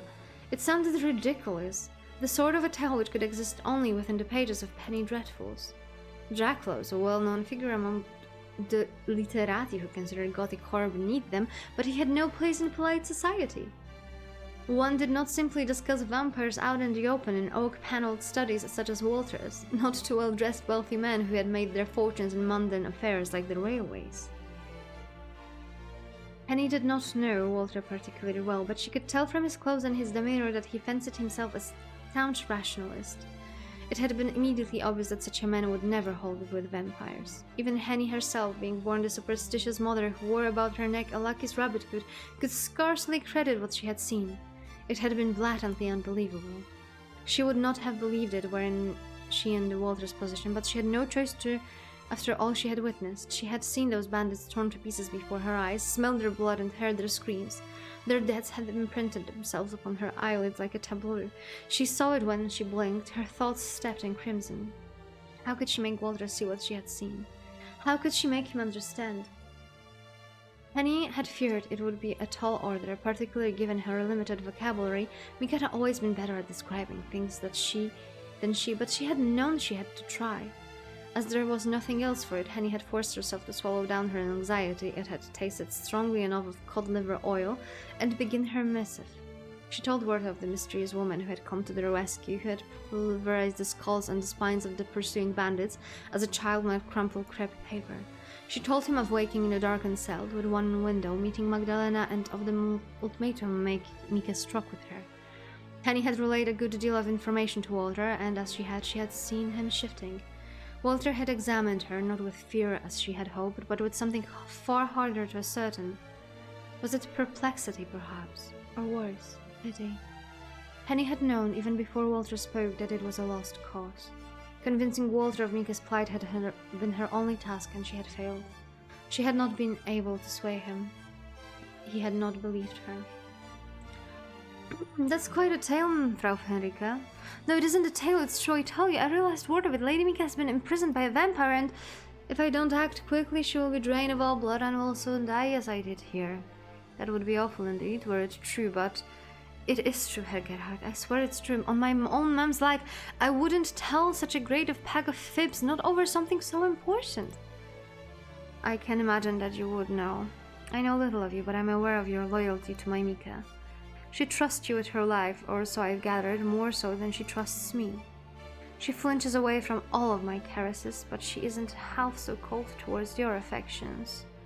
Then surely you must be able to see that I'm being honest. This is a matter of life and death. My lady's very life is at stake. Yes, indeed, I understand. Well, you send out a search party then. It isn't too late, because life might still be spared if you only act. I suppose it would be in your best interest to believe that, yes. Dum spiro spera and all that. I beg your pardon? Oh, forgive me my bad habit. It's Latin, Cicero. It means, while I breathe, I hope. As you survived your ordeal, Frau Henrike, I would behoove you to cling to the belief that the young Lady Von Essen might still live, but alas, it seems rather unlikely, don't you think, after all you have related? No, Herr Gerhard, what I said is nothing but truth. You have to believe me. And like I said, I do believe you, about the bandits at least. Unfortunate though that is, it really is a bloody business, I can accept, however unwillingly, that this indeed come to pass. It is not inconceivable that Lord and Lady Von Essen met their demise thus vita incerta mors certissima. As for your talk of vampires, however, this is something I cannot accept. No sensible man could. What you have related would have go down very well, I'm certain, in the company of writers. They are all careless, feckless sort, but it would hold no water with me. You must have hit your head, Frau Henrike, while running from these bandits. That, or your fear has undone you. Not that I blame you. You must have endured a good deal for a member of the fairer sex. Why, even most men, I fear, would have gone to pieces, circumstances being what they were. Your thoughts have been addled. Your delusions, Walter had stressed this word with his fingers stapled together upon his escritoire, about vampires are nothing more than coping mechanisms to soften the reality of the situation. Mika too must have perished. What? No! Herr Gerhard, please! Henny had tried to appeal to Walter's sympathies, but in vain. One look at Walter's countenance had now closed off had told Henny all she needed to know. Walter had thought her quite insane. I think a spell of bed rest would do you some good, Frau Henrike. Though you are not one of my servants, I am not so very unkind that I would cast you out onto the streets. You have witnessed horrors I can only guess at. I am very sorry for your loss. You may remain here if you wish, for as long as you feel you need to. Get some rest and do try to calm down. I will summon a physician to look over you, in the meanwhile, to see if anything is awry. I suppose I also to summon the police once you've had a chance to rest, so you might give them an account of what you witnessed in the woods.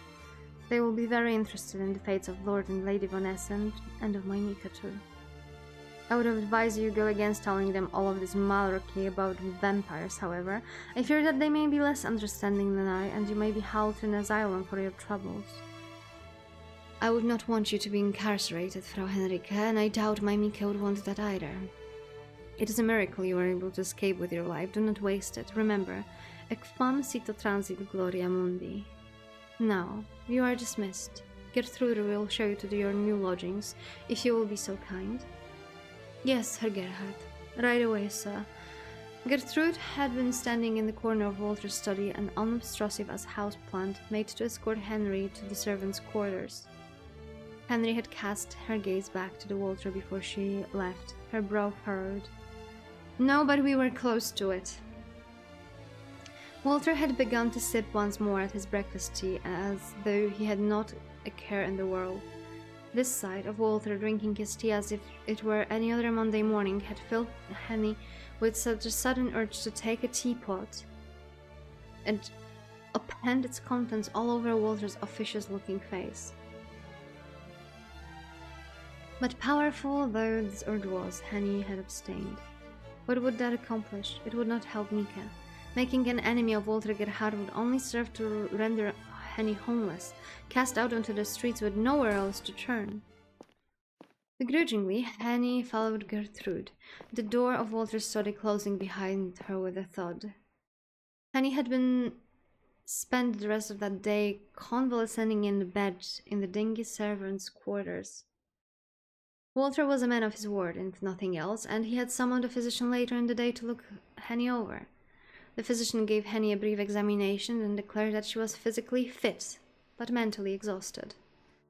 A day or two of bed rest would do her good. She has something of a fever, and she seems distracted. The physician's report had been so mildly, Henny could have laughed in his face. Was it any wonder she seemed distracted when even now Mika, her Mika, not Walter's, was in Magdalena's thrall, languishing in all likelihood in a dungeon? Henny wished to fly to Mika's side, but could not. She was more exhausted than she had anticipated, and laying down more so. Dazed and disoriented, Henny had begun to drift in and out of slumber. Her dreams were broken, yet largely featured Mika, her eyes wide, lips parted in a horrible scream. Henny slept so much during the day that when the night fell, she had found herself unable to rest. Walter's scullery maids, upon arriving in their quarters, had regarded Henny with some surprise. They fell upon her with curious questions, all buzzing excitedly, like so many moths drawn to the bright, flickering flame. "Where are you from?" the girl asked, "and when did you arrive here, and how long will you be here?" Henny had been in no fit state to answer those queries, however. She had been almost relieved when the sore-faced Gertrude came to scold her underlings for their rowdy misconduct. "Oh, do leave Frau Henrike alone. She had a trying series of days by all accounts, and she had need to rest." "That is what Herr Gerhaudo has decreed, and I will not have any of your naughty girls disobeying his orders. Now stop with your silly chatter. I doubt Friend Henrike much wants to listen to you, and your friendly overtures are all in vain. She is not one of our servants, and I doubt she will be staying here much longer." Gertrude's stern address seemed to do the trick, for the maids kept a wide berth from Henny's throughout the night. I'm already losing my mind. They talked among themselves and played cards, and only occasionally did they glance to look at her, curious, no doubt, about these trying days Henny had endured. The maids had eventually begun to yawn, and at 10 o'clock they took to their beds, snuffling snores and creaking bed frames soon filling the room. The 6 scullery maids in Walter's employ all slept, but Henny found she could not. Restless and agitated, Henny found herself standing by the window. Suddenly feeling claustrophobic, she unlatched it. Then she let her arms rest upon the sill and looked out into the streets. The sky outside was black as pitch and scattered with stars, the moon round and full. The moonlight played against Henny's cheek, turning it paler than it already was, while the cool breeze caressed her hair. One of the maids who slept closest to the window, Agnes, Henny thought her name was, stirred in her sleep, perhaps disturbed by the open window. Her eyelids, however, did not flutter. Henny afforded the girl only a brief glance before returning her gaze once more to the night sky. Somewhere out there, sequestered away in the woods, was Mika. Henny was certain that Mika lived still, and that as surely as Henny was thinking of her friend was thinking of her. "Don't worry, Mika," Henny murmured this under her breath as to not wake Walter's scullery maids, her face turned to the call. "I've not forgotten you. I never will. I'll find a way to rescue you, with or without Herr Grand's help. You don't need him. Now. Not when you have me. You know, I'm starting to think that you might have been right about him." Here, Henny allowed herself to smile, though the situation was not at all funny. "He isn't a worthy husband for you, and I don't give a damn that he can speak Latin. There are many, many other qualities I would rather have in a man. You deserve much better." The next few days passed with such an intolerable stillness that Mika felt as though she had been imprisoned in Magdalena's abode for a small eternity. It was hard for Mika to know the precise length of her incarceration, for she had no calendar to consult. She did not even know what precise hour it was, the carriage clock in her dusty morgue of bedroom being frozen for all perpetuity at 10 minutes past midnight or midnight. During the dreary days, Mika fell into something of a routine. She awoke with the chirping of the birds when shafts of sunlight were beginning to sneak through the gaps in her curtains, cutting golden grooves against the aged carpet. Upon waking, Mika would discover a tray left on her bedside laden with tea and pastries. Her breakfast would always come with a brief, imperative note written in Magdalena's now familiar hand: "Eat." Mika consumed her breakfast, then set about her absolutions. She washed her face in the basin and her hair, then changed from her nightgown into the one of the many dresses Magdalena has kindly bequeathed to her. After dressing, she would try the door handle, though with little hope. It was always locked. Left with little else to do, whiled away her days reading. She devoured book after book as a starving man might of a plate of warm, nourishing pie. Nothing was off limits for Mika, from chilling horror tales to sweeping romances, historical accounts to travel guides, philosophical tracts to collections of poetry. Mika did not much care what she read so long as it eased the drudgery of her waking hours. While reading, Mika was freed from her boredom and, worst of all, her worries about Henny and her own looming fate which dwelled beyond it.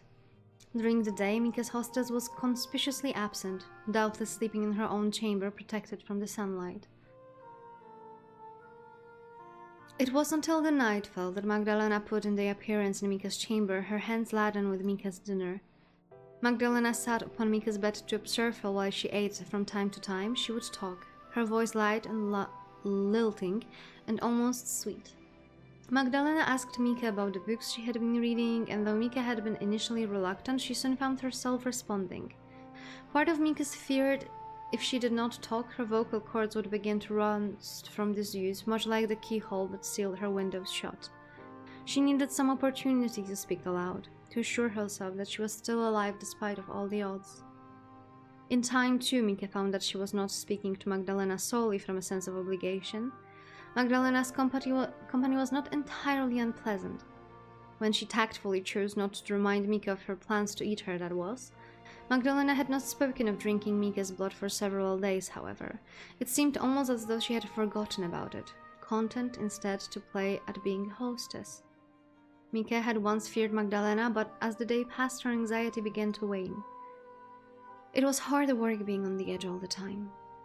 Magdalena was unfailingly polite. Mika sometimes caught herself wondering whether they might have been friends had they met under other circumstances. But then Mika would catch Magdalena's gaze, and once more, how red her eyes were, as red as violence, as she would start. Magdalena had not killed her yet, but she surely would, someday soon. Perhaps she would tire of talking about Goth and Schlegel and Eckermann, and then she would show her true colors. She would take Mika's jaw betwixt her gloved fingers, then bring her teeth to Mika's throat. Then she would bite, and she would drink. Mika's blood would be drained from her body, and she turned cold, numb and still and insensible. How could they ever hope to be friends under such circumstances? They could not even be acquaintances. It was unthinkable that anything could develop between them. They were nothing but a captor and a captive, a jailer and a prisoner. Mika was at Magdalena's mercy, but sometimes when Magdalena spoke to her, Mika thought she could detect something in her gaze which spoke not of bloodlust, but of loneliness. It was during times like that Mika thought that mightn't have been so very dissimilar after all. It was later that night that Magdalena paid a visit to Mika when the sun had set and the sky beyond Mika's bedroom window was black as pitch. Magdalena looked unusually apologetic as she let herself into Mika's room. With a light shuffling of footsteps and the familiar click of the door which she locked behind her. I mean, she's been reading romance stories, okay? She might be getting ideas.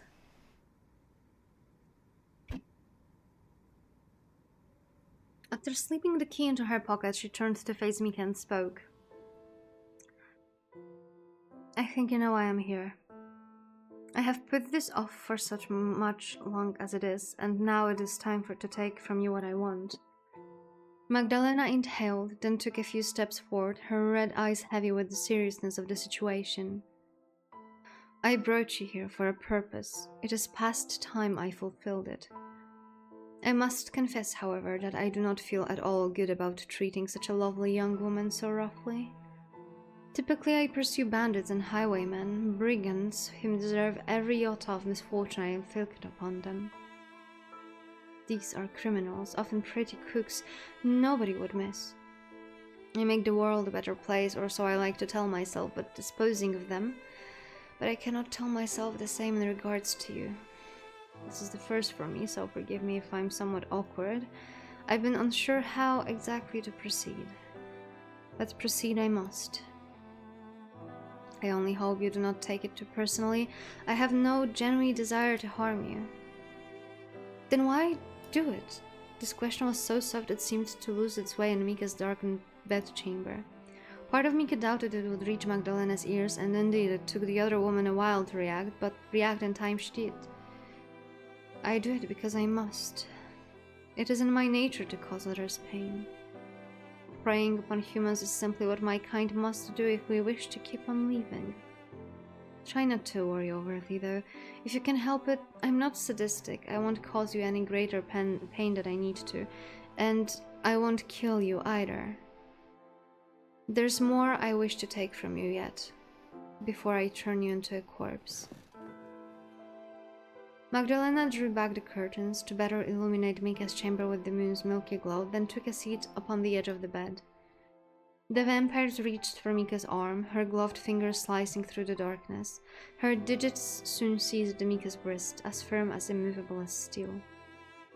Her grip was hard, yet she was surprisingly gentle when she turned Mika's arm upwards to reveal the white skin of her palm, her wrist. Mika had always been pale, yet she appeared even more so in the moonlight. Her skin was as smooth as interior of conch shell, and Magdalena sighed to see it. You really are pretty. It's almost a shame to mark your skin or sully it. But spoiling things is all I'm good for. At least you'll be able to hide your injuries beneath your sleeves come the morning's light. What? Mika looked at Magdalena, her expression uncomprehending. She has a lot of uncomprehending expressions. Magdalena was only inches apart from her. Their faces so close Mika could see how Magdalena's eyelids trembled. Magdalena was devoid of all self-righteous pomp which she usually conducted herself. She seemed contrite, guilty as a young child caught out by an angry parent. Mika felt for her, but she still worried about her own fate. Did Magdalena mean to bite her? Surely she must. That's the whole reason behind her visit at so late an hour. Mika did not understand why Magdalena was examining her arm, however, like an antiquarian might inspect an old necklace. Aren't you... Mika swallowed. It's hard to grasp reality when you're dumb, but she tries her best. We believe in Mika. Aren't you going to drain my blood? Indeed, I am. Must I make my intentions so plain? Magdalena smiled, but her voice was dry when she spoke. For all the books you read, your intelligence is nothing to boast about, Mika. I just thought I would clarify.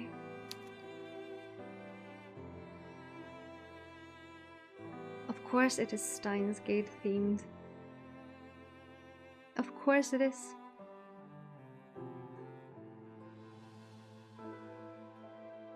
What isn't there to understand? It is quite a simple process to comprehend, really. Observe. Magdalena reached for the table and lifted a strange silvery blade. Mika supposed she must have kept it upon her as an assassin might, the sharp blade and silver in the moonlight. Magdalena pressed the blade of the knife to the inside of Mika's arm, a few inches below the bend of her elbow, then said, I will cut you with this knife, and you will bleed. Then I will collect your blood in a dish I brought with me, for this very purpose. It is an unusual ritual, yes, but it's not complicated. Surely, a well-bred young woman like yourself can comprehend it. I understand, but Mika gasped, her breath catching in her throat as Magdalena pressed the knife's edge to her skin. Magdalena had not pressed hard enough to lacerate the skin, not yet at least, but the knife was hard and unyielding, and the promise of pain made Mika shiver. I thought you would be biting me, not cutting me. Mika looked at Magdalena's mouth. Her fangs were obscured, hidden behind her pursed lips, but Mika had seen them often enough to know how sharp they were. Magdalena's teeth had been made to render human flesh. Why then would she resort to a knife? It seemed an unnecessary layer of obfuscation to act of bloodletting. Perhaps it was to soothe Magdalena's guilt about what it was she about to do, or perhaps... My. Magdalena smiled, her carmine lips splitting to reveal her wickedly sharpened scissors. What is this, Mika? Do you wish me to bite you? No, that isn't, of course, and no, but I thought that was vampires were supposed to do. It is not what you are known for. I suppose we are, in all the folk stories and the legends, but I prefer to take a more pragmatic approach. Pragmatic? Magdalena nodded. It is much more practical to cut you. The wound will be easier to clean and it will heal more quickly. It will be less painful too. You will thank me for my reticence, I'm sure, when we are finished here. If I were to sink my fangs into you, I fear I wouldn't be able to stop myself. Your blood smells so very sweet, I would be obligated to suck you dry. I would like things to last just a touch longer than that. You don't wish to be drained of all you have in one single session, do you? All of the build-up would be not then. Mika shook her head, shivering. I don't wish to be drained at all. I know you don't. I don't blame you either. Here, Magdalena's good humor seemed to fail her.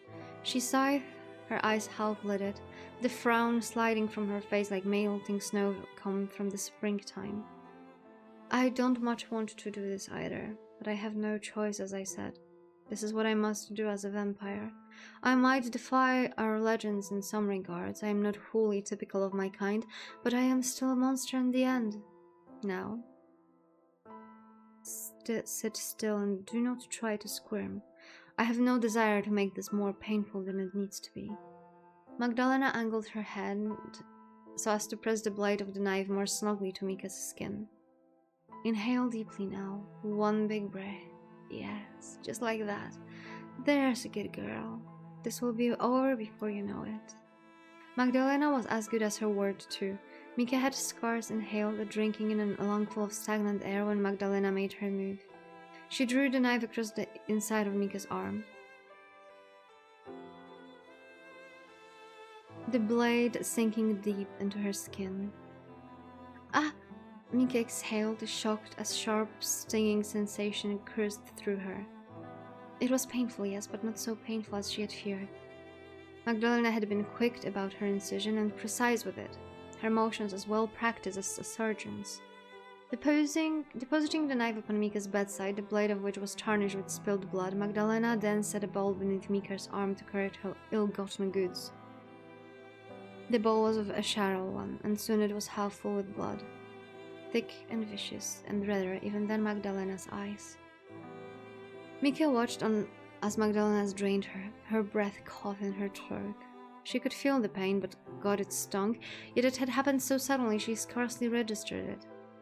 She felt no sense of loss as Magdalena drained her, nor any real wrongdoing.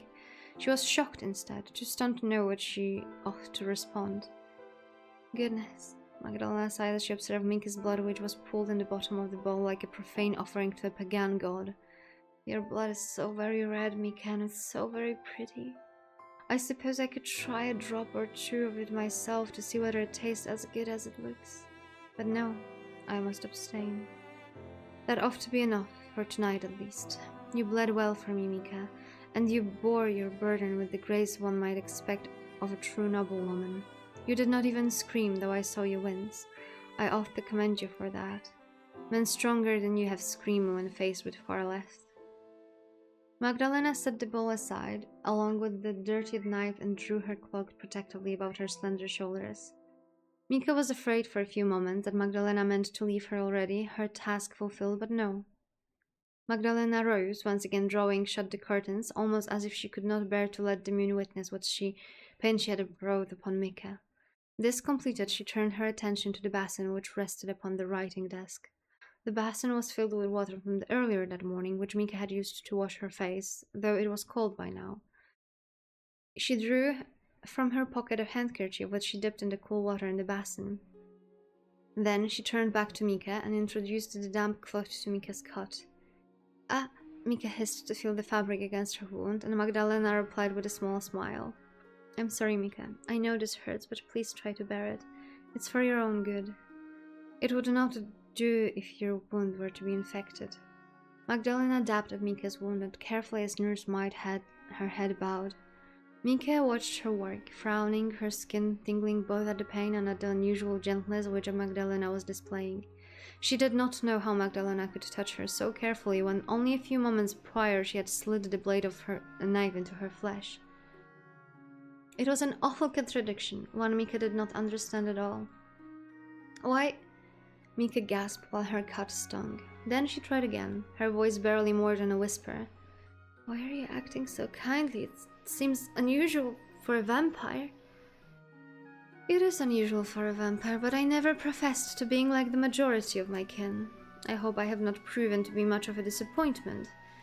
I am not disappointed, really. Oh good, I was starting to worry. I thought that you might prefer something more traditional, a spell in the dungeon perhaps, and a few broken bones. But I am confused. You say you don't wish to harm me, but you do so regardless. It seems rather contradictory. Yes, you would be right here. It is a contradiction, but what can I do? My whole existence hinges upon such fallacies and logic. I am dead, yet I am also alive.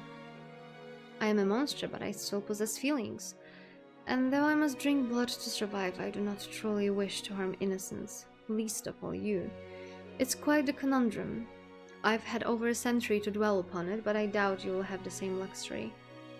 You humans aren't particularly durable. Mika certainly felt delicate as Magdalena cleaned her. Magdalena was being gentle, yet the brush of her fingertips made her shudder regardless. She simply could not help herself. Once satisfied the bleeding had stopped, Magdalena drew back and deposited her handkerchief back in her pocket. Retrieving both the knife and the bowl of Mika's blood, she had laid the rest upon her bedside table. She turned to the door. Now I must depart. Sweet dreams, my dream Mika. If you are able to sleep, of course, after the excitement of the night. I hope you are able to, despite my rudeness. I wish I could say this would be the last time I would demand so much of you, but I do not want to lie to you or to give you false hope. That would be cruelty not even I could perform without flinching. It was with this final remark that Magdalena finally departed. Mika watched from her bed, cradling her arm in her hand as she left the room, the door closing behind her with a thud. Mika listened as Magdalena's footsteps, feather-light, receded from beyond her bedroom door, then vanished altogether. Mika supposed she should have felt relieved now that Magdalena had gone, but it was quite the opposite. Her inner arm still stung, and her mind raced full of frantic thoughts.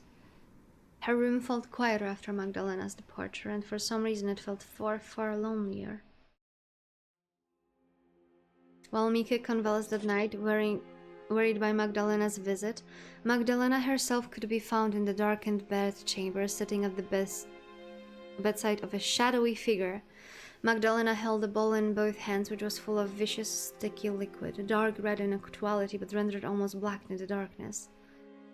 Here you are, my dear. I've brought this for you. I do hope it is to your liking. It should be different from the bloods of bandits, at least. The woman I took it from is very, very sweet. I would not be surprised if her blood is similarly sumptuous. You'll like it. I'm sure of that. I know you're hard to please, but not even you can turn your nose up at this. Please. Magdalena's voice wavered. She sighed and sadly she looked away. Drink it and be satisfied. I can't give you more than this, not for tonight at least. I fear I might have taken too much from her already. I don't want to hurt her, but... Magdalena inhaled, her eyes, which were accustomed to the dark, narrowed, her red pupils rubbing over those of her charge. I would do it, you know, for your sake. I would do anything for you. You mean the world to me. I just wish... Oh, I wish... Magdalena shivered as her beloved began to soup from the bowl she offered, their head bowed, lips parted like a hungry animal. I just wish it didn't have to be this way. Mika had suffered in the culmination of the past 2 weeks, but she was not unique in this. Henny too was suffering, albeit in better circumstances than her poor mistress. Henny had been recuperating in Walter's Gerhardt's home even since her frantic escape from Magdalena's abode. She had spent the first week of her stay laying in bed in the servants' quarters, unable to conceive of doing anything more strenuous than existing. The horrors she had witnessed during the night of the bandits' attack had left her nigh on insensible, her body dull and leaden. During this week, the local constabulary had arrived to ask Henny questions about all she had witnessed in the forest. Henny had answered as honestly as she could, or at least as honestly as Walter had permitted. Henny had wanted to tell the police about Magdalena and her inner human strength, but how could she? If Walter had not believed her, it seemed very unlikely the police would, particularly when Walter had vested interest in Mika's affairs. Surely, as a bereaved groom-to-be, he should have seized upon any chance to reunite with his fiancée, no matter how implausible the circumstances surrounding such chance seemed. Walter did not seem to care overly much about Mika's disappearance, though, or if he did not show it to Henny. His tears, if indeed he had the capacity to cry, were all shed in private away from prying eyes. In any case, Henny told the police only of the bandits and the murder of Lord and Lady Von Essen. She told them that she had run from the carriage, Mika in tow, and that during their escape they had become separated, which was not a complete lie. It was very late at night, you see, and foggy within it. I couldn't hardly see nothing. I was holding Lady Mika's hand, but I was so afraid I ran on ahead. When my senses had returned and I stopped to look behind me, I couldn't see Lady Mika anywhere. She's just up and vanished. The pair of police officers had asked Annie if she had heard anything suggesting a struggle or all else her mistress's scream, but to this Tanny stubbornly shook her head. I know what you're implying, but no, I didn't hear such a thing. I don't think the bandits got their filthy hands mitts on my mistress. I'm sure she escaped, but I've got not a clue where she might be right now. She could still be wandering the woods for all I know, just like a nomad. Oh, I can barely stomach the thought. My poor mistress deserves much better than that. Please, good sirs, I know my mistress is still alive. She must be. Lady Mika might have looked delicate, but she was surprisingly strong. She was quite a tomboy when she was little. She was always getting into scrapes. A woman like that wouldn't simply die. She wouldn't. It's impossible. Henny asked the officers to search for her beloved Mika, and they assured her that they would do everything in their power to help. If by the divine providence your mistress still lives, then we will find her. Searching for missing persons is our job. You've no need to trouble yourself on the matter further, Fraulein. It wasn't something Henny supposed in the wake of the officer visit, but the reassurance had not left her feeling particularly cheered. Henny had been able to tell the constables like Walter through the Mika was a lost cause. Henny did not doubt that the local constabulary would send some officers into the woods to search for a body, but their perfunctory efforts would fail. They would find Lord and Lady Von Essen slumped in their carriage, but Mika would be absent. The police could comb the forest as thoroughly as they wished, but any search undertaken with so little information seemed doomed to failure. Henny knew, as surely as she knew her own mother's birthday, that Augsburg officers would never find Mika. Mika's body was not lying on the forest floor, abandoned, curled up, and cut apart by bandits. Mika was instead at Magdalena's mercy in her eerie abode deep in the heart of the forest. Whether Mika was still alive was a mystery, but Henny wanted to believe she had still lived. She had to believe that. She could not bear the thought of her mistress being tortured. Henny feared she might have to countenance such a thought, however, as the days passed and she heard nothing of the police investigation. Though Henny was familiar with the phrase "no news is good news," she rather feared that in this case no news meant nothing was being done. Nobody seemed to care for Mika other than Henny herself, but she could do nothing on her own. Growing desperate, Henny had attempted once more to impress upon Walter the seriousness of Mika's situation, but he refused to listen. "You'd come into my office and talk of bloodsuckers again?" Walter had asked her, his expression one of cultivated disdain. "I understand that you suffered a nasty tumble in the forest, Frau Henrika, but it has been a week since then.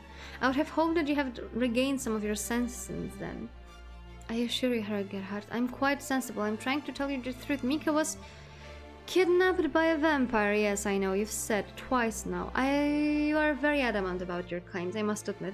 It's almost impressive in a way, but you are laboring under a misapprehension. Vampires do not exist, ergo a vampire could not have captured my Mika. They are the stuff of stories. But not another word. I'll not have you contradicting me in my own home, Frau Henrika. I took you in because I thought it is the right thing to do. Please do not make me regret my act of philanthropy. You can continue to remain here if you wish for as long as you like. But while you are subsisting on my kindness, you must abide by my rules. I won't have you bandying about vampires in my home and distressing my servants. They're impressionable enough as it is, without you further exciting them with your wild stories. But they're not stories. Not to you, perhaps, but that is the part of the problem. You do not want to be taken to an asylum, do you?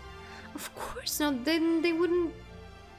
Then you would do well to hold your tongue. Silence is golden.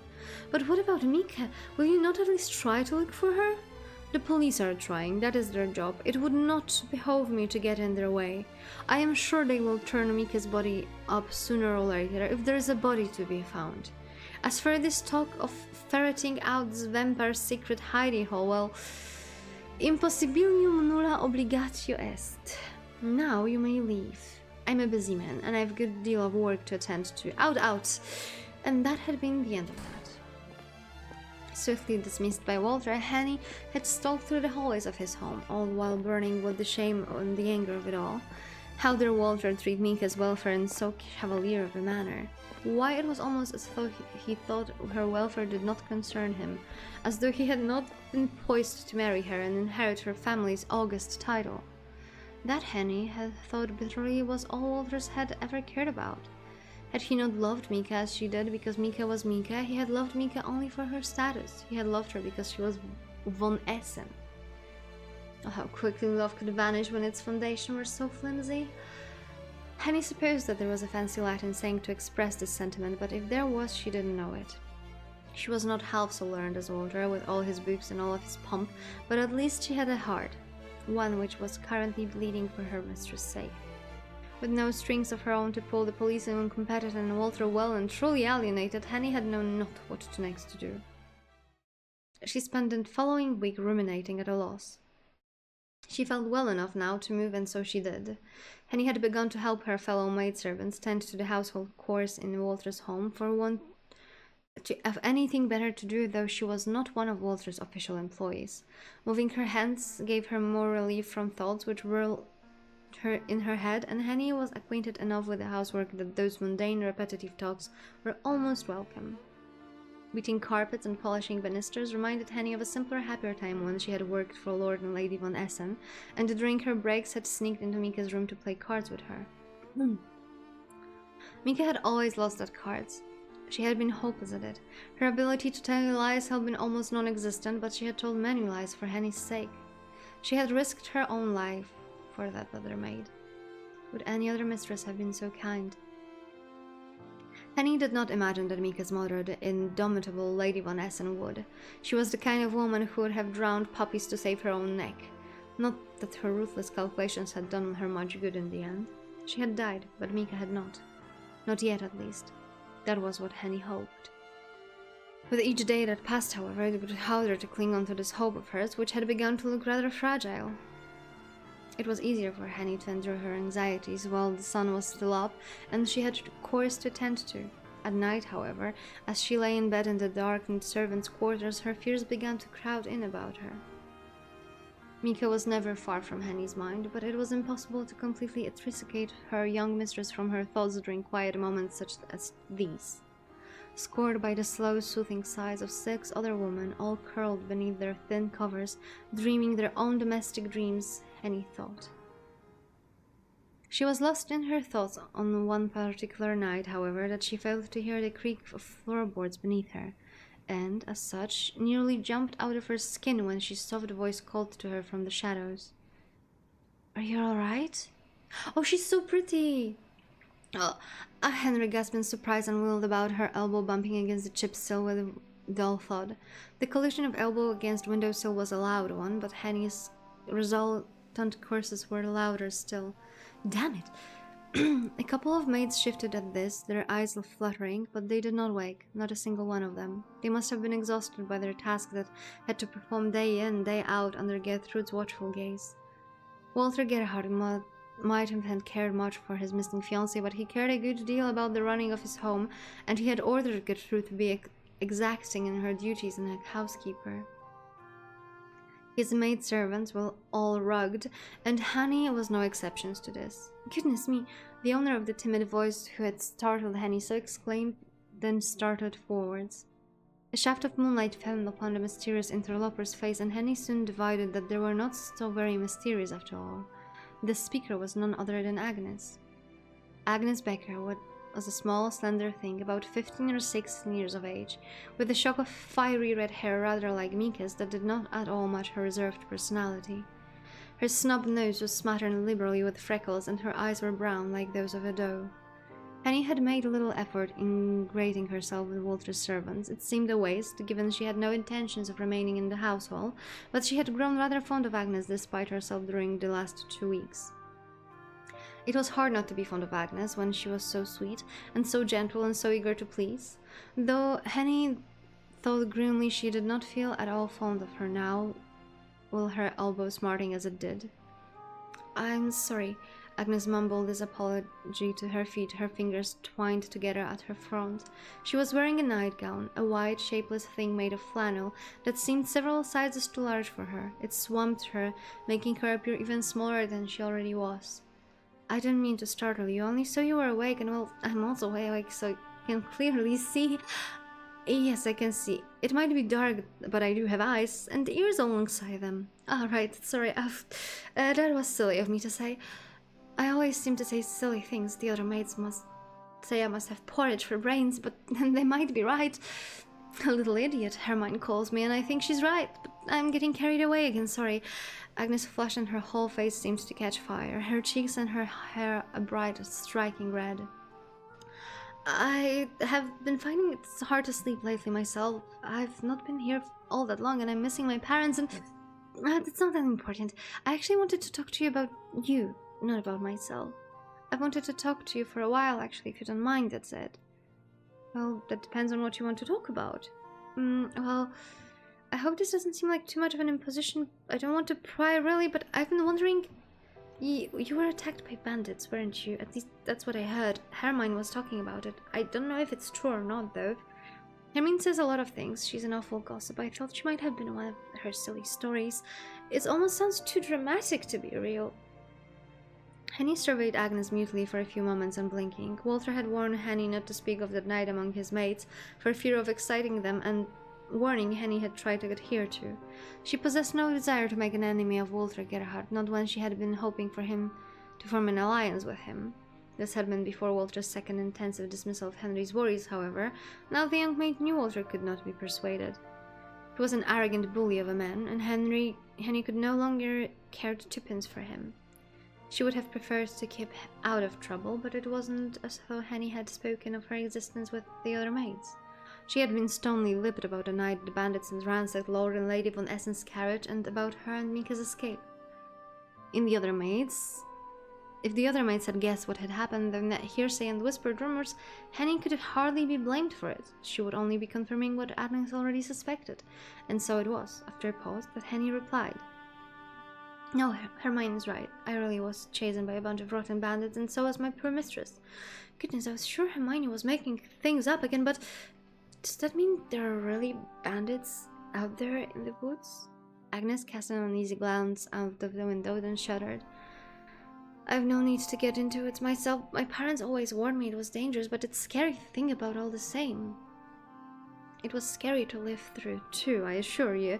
They reckon it was much worse for my mistress." "Oh yes, I'm sure it would have been. I'm sorry. I'm glad you're right, but at least your mistress... That must have been difficult." "It was, yes, it still is." "Do you think about her a lot?" "Every single day." "I see. I'm sorry for asking so many questions. I'm just curious, is all. I've never met anybody who was attacked by bandits before. It must have been terrifying. I just hope I don't seem tactless. Hermione says I talk before I think, but Hermione is rude to everybody, even Frau Schreiber." "It's all right. You couldn't be more tactless than your employer is. At least you actually seem to care. You mean Herr Gerhard? That's right. Did you have a quarrel with him? Hermione said he'd been shouting at you at his office last week, but I don't know if I believe that either. Herr Gerhard is strict, but he isn't such a bad man. There are worse employers, and it was nice of him to let you stay here. I don't think he means ill. Maybe he doesn't mean any ill, but I don't know if he means any good either. Herr Gerhard only seems to care about Herr Gerhard, which is fine, all fancy if you're a businessman and you're trying to get things done. Treating your fiancé in such a flippant way, however, I think that's downright wicked. So you two did have an argument? We did, yes. I didn't know anybody had overheard it, though. It was supposed to be private. I'm afraid nothing stays private for very long around here. It took Hermione less than a week to sniff out my family's darkest secret, though how she did it, I have no idea. She seems to know absolutely everything that happens in this place. Do you think she's listening to us right now? Henny glanced at Hermione's bed, which was located next to Agnes, the second along from the window. The famous Hermione herself was lying beneath the covers, curled up, her copper hair spooled across the pillow like a tangle of snakes. Henny spoke little to the maids under Walter's employ, but she was aware of Hermione. She appeared of an age of Henny, perhaps slightly older, and she was so stunningly beautiful she seems almost otherworldly. Though a maid, Hermione possessed an attitude more appropriate for a duchess.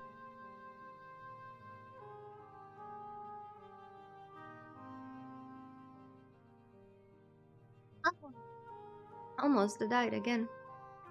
She often ignored her task to gossip with other maids, a fact which frustrated Gertrude to no end.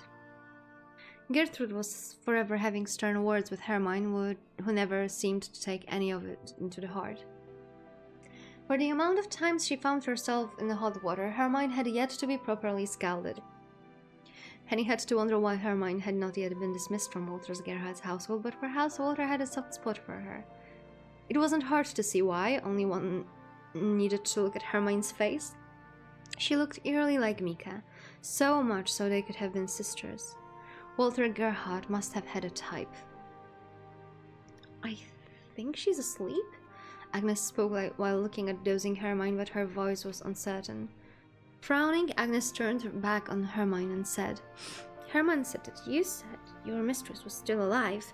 Herr Gerhard thinks she was killed by bandits, but you think she's been taken by prisoner instead.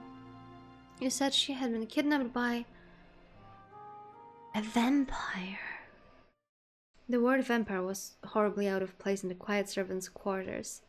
Henny could see the uncomfortable clarity why Walter had regarded her with such a scorn when she had told him about Magdalena. Henny must have appeared crazed when she had begun espousing upon such grisly subjects which were unfit for ladies to dwell upon. But no matter how unfeasible the did was not make it any less truthful. Yes, that's exactly it.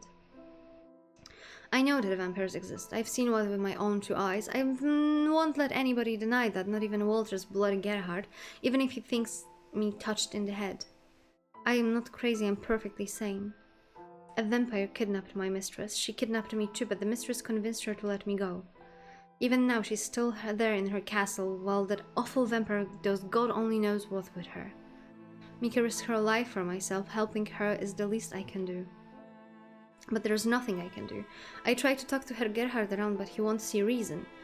He threatened to send me to an asylum if I keep up to talk of vampires, and then I really will be in a pinch. I'm trying to be strong for Mika's sake, but I haven't the foggiest of what I have to do next. I felt like a headless chicken. And if you're anything like your master, you probably think I'm batty now too. Oh no, I don't think you're crazy, Henrika, not at all. You don't? No, you might be crazy with concern about your mistress, but I can't blame you for that. You must love her a lot to fret this much.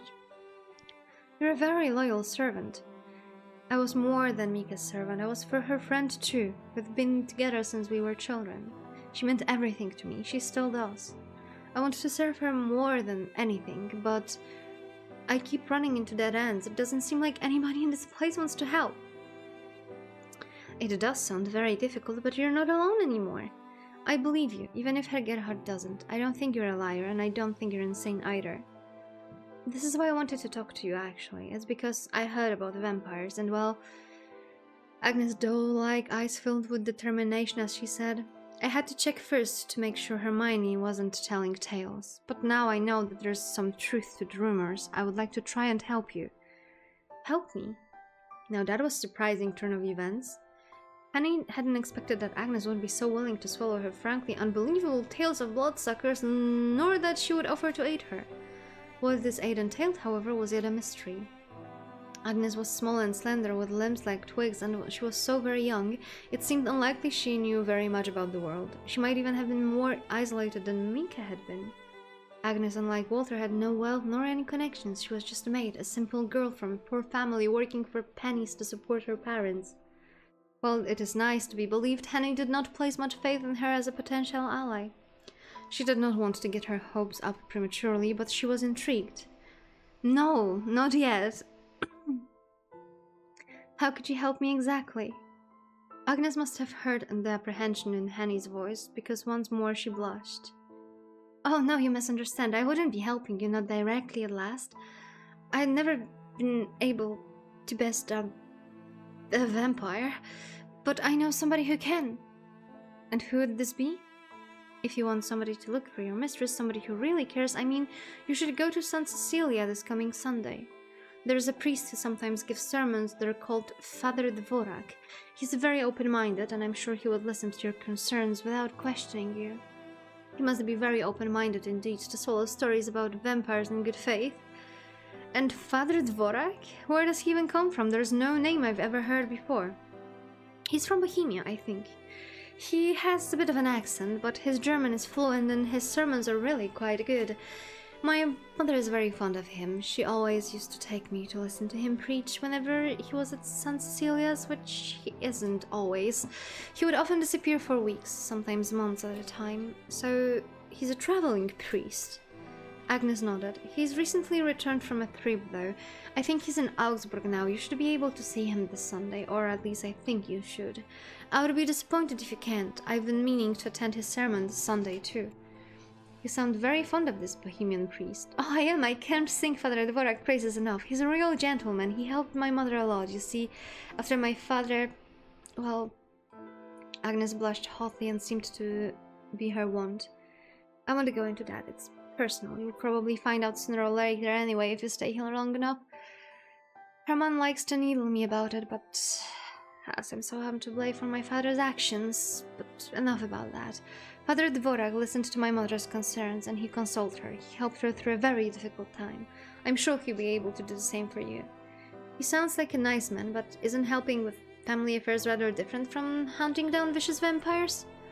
Well, my family affairs were rather sensitive in nature. I'm not talking about a mere domestic dispute here. It was a complicated matter, but Father Dvorak helped a lot when I was sure nobody else could. He really is incredible. Is he now? Henny raised an eyebrow, but if Agnes saw it, perhaps she didn't. It was rather dark. She made no comment on it.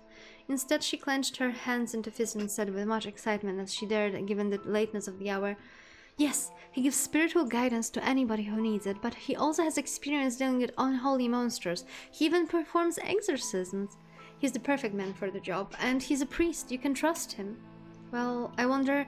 A ponderous Henny glanced up away from Agnes, whose enthusiasm was almost palpable to the window.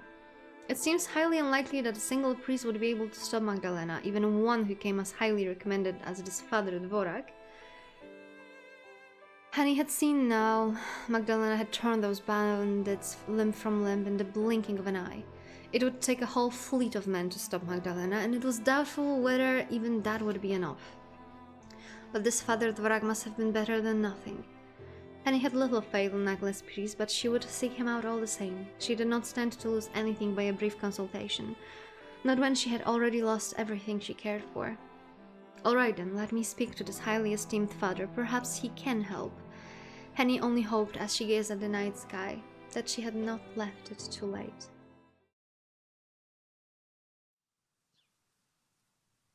Minka felt weary when she woke the following morning, exhausted after a night of uneasy sleep which had been broken up with bad dreams. The gash upon the side of her wrist still stung, though it had stopped bleeding. The gash was not particularly large, but it showed up starkly on Minka's skin, a thin ribbon of bright red which intercepted the whiteness of her arm. Mika sighed as she sat upright, shivering as the covers slipped from her bare shoulders. It was cold, overcast sort of morning, the rays of light which streamed into her room and thin and grey. Briefly, Mika considered rising, dressing and washing her face, but soon dismissed this idea. She had not the energy to go about her daily routines as though nothing was awry. The thought was almost unbearable. Mika's tiredness was something more than a physical feeling. It was entrenched within her mind, deeper than a tangled knot of roots which fed the mightiest of oak trees. Magdalena had not taken so much of her blood the night prior, but Mika still felt drained. She still had blood enough in her veins to animate her arms and legs, but her body refused to move. She was too preoccupied with her thoughts of last night and of Magdalena. Though unwilling to admit it, Mika might have begun to grow fond of her captor. For a self-proclaimed monster, Magdalena's company had not been too unbearable, not when she spoke to Mika of novels and of poetry. Mika had even begun to wonder whether Magdalena was a monster at all. Surely nobody who talked so animatedly about romanticism could be wicked. Why? Magdalena liked a lot of the same poets Mika did, and many more she had never heard of. It was until she had introduced a knife to Mika's wrist. Magdalena had not looked happy about this turn of events, however. She had been rather apologetic about the whole affair, but this served only to make Mika even more curious. Why had Magdalena drained her blood if she did not wish to do so? Mika turned this thought over in her head, stewing it in when... Excuse me? Mika's musings were interrupted by rapping of knuckles upon her bedroom door and the familiar voice which spoke in unfamiliarity soft tone. It was of course Magdalena. Are you awake, Mika? And if so, may I come in? I brought you your breakfast. Mika frowned at the... and, letting her arm drop to her side, cast her gaze to the door. Magdalena's nightly visit had been regular throughout Mika in prison, but never once had Magdalena visited her in the morning, so she can go around in the morning. Mika had not known Magdalena was able to wander about in the early hours, being a vampire. She had thought them sensitive to the sunlight. Not, Mika supposed that it was a particularly sunny morning. Miserable would have been the most apt description of it. Her bedroom was freezing. Mika? Magdalena's voice called through the wood once more, and though Mika had resolved anew to dislike her, she felt her heart quiver. Magdalena sounded less of an unconscionable villain and rather more like an awkward, uneasy young girl. Why, she sounded almost as at ease as Mika felt. Mika found she could not remain silent upon hearing this. Maybe Henny had been right about her. She was too soft, and so responded. Yes, I'm awake, and yes, you can come in. Mika's words were answered with the click of a lock. Her bedroom door swung open to reveal Magdalena, a tray balanced precautiously between her hip and her right hand. Magdalena set the tray down, then turned to lock the door. Once it was secured, she brought it to Mika and said, I'm glad to see you're awake. I was afraid you might be lying in your bed, passed out after last night's excitement. Is that what you want to call it? Well, I suppose I could be more direct, but it doesn't feel very genteel to talk of bleeding you like a pig. That is what you did, though, and it wasn't very genteel either. I know, I didn't want much to do it. But I don't suppose it counts for much, really, when I still did. I tried to be quick about it, though, and I cleaned your cut afterwards. I would hate for it to get infected. It was awfully considerate of you, I'm sure. I'm being as considerate as I can, which I know isn't very, but look, I wouldn't be here to see it to you if I didn't care. Here's your breakfast. Are you hungry? Magdalena handed Mika the tray, which she accepted, the teacup shifting on its saucer. Mika poured herself a cup of fragrant tea with one weak, trembling arm, though she wasn't much in the mood for it. Mika didn't want to drink or eat anything. She felt too weary. Magdalena was looking at her with expectant eyes, however, and Mika did not want to upset her. That would have seemed cruel, especially when she was trying so hard. I was wondering... Mika swallowed a mouthful of her tea. It was chamomile today. Then looked at Magdalena curiously. What is it?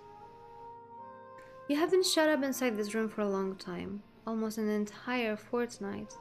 If I were in your position, I'm afraid I would have gone quite mad. Mika did not say much. She was busy sipping her tea, but she did not wish to discard the possibility. Her worrying feelings about Magdalena did not point at all to a healthy mind. But then again, Mika's mind had never been healthy, not in a way a young woman's ought to. I do feel sorry for you. Keeping you cooped up like this, it can't be good for you. I would hate to make you miserable. Or well... Magdalena smiled bashfully. If she had been human, perhaps she would have blushed, but her pale cheeks remained chalky. More miserable than I'm making you already. I don't want us to be enemies. I am quite glad of your company, in fact, and I'm tired of this jailer and warden act. I think it might be nice if we could engage in pursuit that would be more conventional for a pair of young ladies.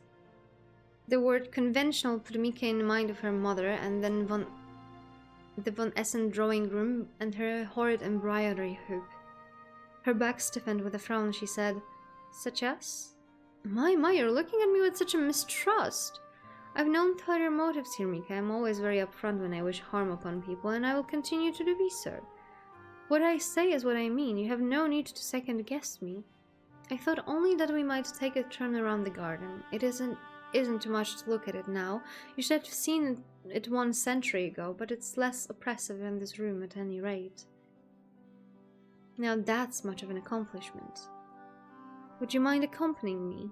Magdalena's smile was light, but Mika could see something dark luring beyond it. Not bloodlust, but a desire for something more tangible. Mika could still recall Magdalena's earlier claim that she cared about her, no matter how contrary her actions seemed to be. Did Magdalena feel guilty? Well, good. Magdalena should have felt guilty. She deserved as much after what she had done. That was what Mika wished to think, at least, but part of her could not help but pity her. Mika had been lonely, shut up inside her drab bedchamber, but what of Magdalena? Surely she had suffered worse, and for far longer. Though Magdalena had come ostensibly to offer Mika's respite from incarceration, perhaps Magdalena had been hoping for a bit of peace herself.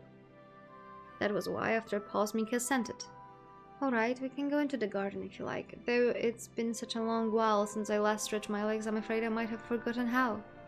"Oh, don't worry about that. If you do fall, I can catch you. I'm very strong, you know." Magdalena grinned, her sharp incisors flashing, and as she did, Mika was struck by a very strange thought indeed.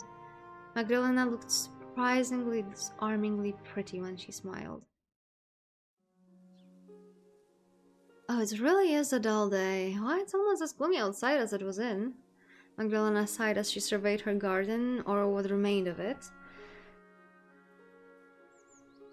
She was wearing a wide-brimmed hat, presumably to shield her head from the sun's rays, but there was so little sunlight that might have been an unnecessary precaution. Mika, meanwhile, gripped a parasol betwixt her gloved fingers. Magdalena had offered it to her before they left to protect her pale skin, though this too had been a wholly unnecessary gesture. That this woman is completely trustworthy and reliable. Just wait until she pulls out glasses. I'm starting to wonder whether this might have been of a fool's errand. There's not a single cynic spot in my home. I don't know if it would be much improved by a little sunlight. I've no stomach for it, but it would be less cold at least. Now that was an interesting idea. Do vampires feel cold? I don't, but I can tell it must be chilly. If it wasn't, you wouldn't be shaking so much. Are you alright? I'm fine. I will live. For the present, at least, for however long the Magdalena will allow it. I'm glad to hear that. Do tell me, though, if you feel a chill settling in, I wouldn't want you to catch a cold. We can go back inside as soon as the novelty of the great outdoors has worn off. Or, or, alternatively, as soon as you feel your fingers might freeze. I will keep that in mind, thank you. My ghost should protect me well enough, though, and I don't think I'm in the mood to go back just yet. Are you too busy enjoying the view? I don't know if the view is all that enjoyable, that there's a lot of it. Ah, yeah.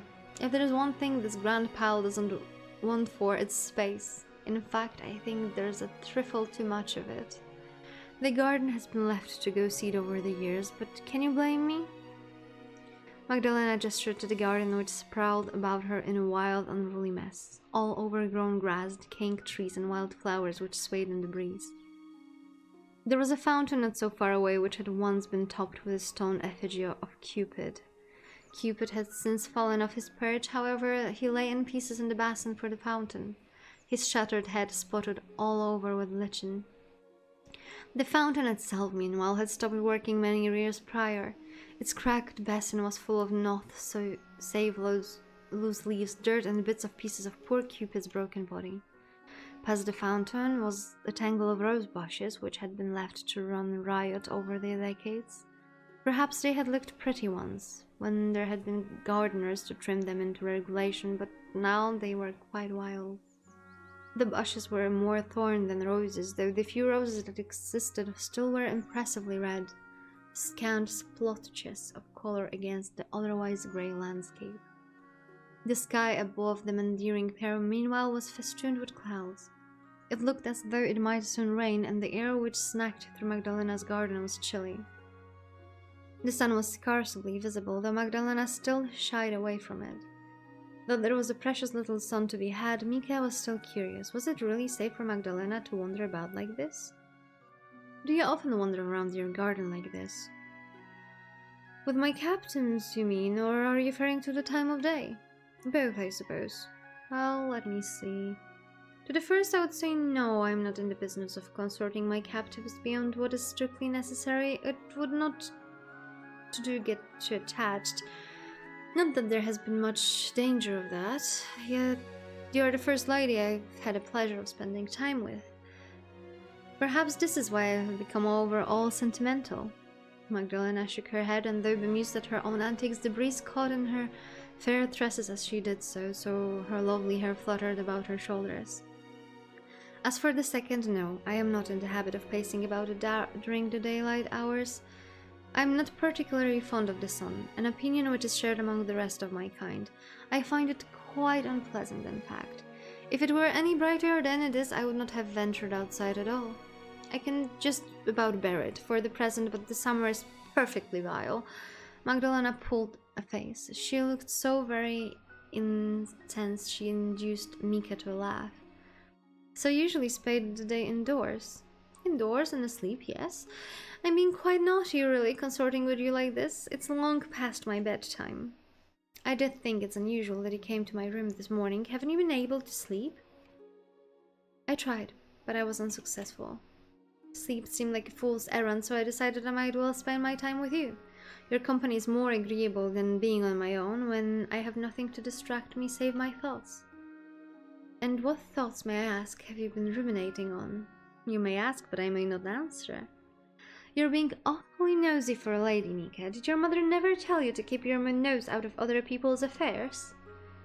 She might have mentioned it once or twice. And you would do well listen to her. We all have our secrets. Why, next you will be asking me about my marriage prospects. Do you have any marriage prospects? Not anymore. Not that I'm aware of, at least. I was never much of a prize even when I was alive, but now that ship has well and truly left the harbor. Magdalena's smile remained light, much like her pattering banter, but Mika thought it appeared somewhat strained. Now she was examining Magdalena in the morning light. Not that the morning was particularly bright, she could see how weary she looked. Magdalena's skin had been pale when Mika first met her, but now it seemed not entirely dissimilar to fallen snow. She was wide enough to seem sickly, but her under eyes were darkened smoothly by contrast, as though they had been bruised. Was that from her own guilty conscience or the lack of sleep?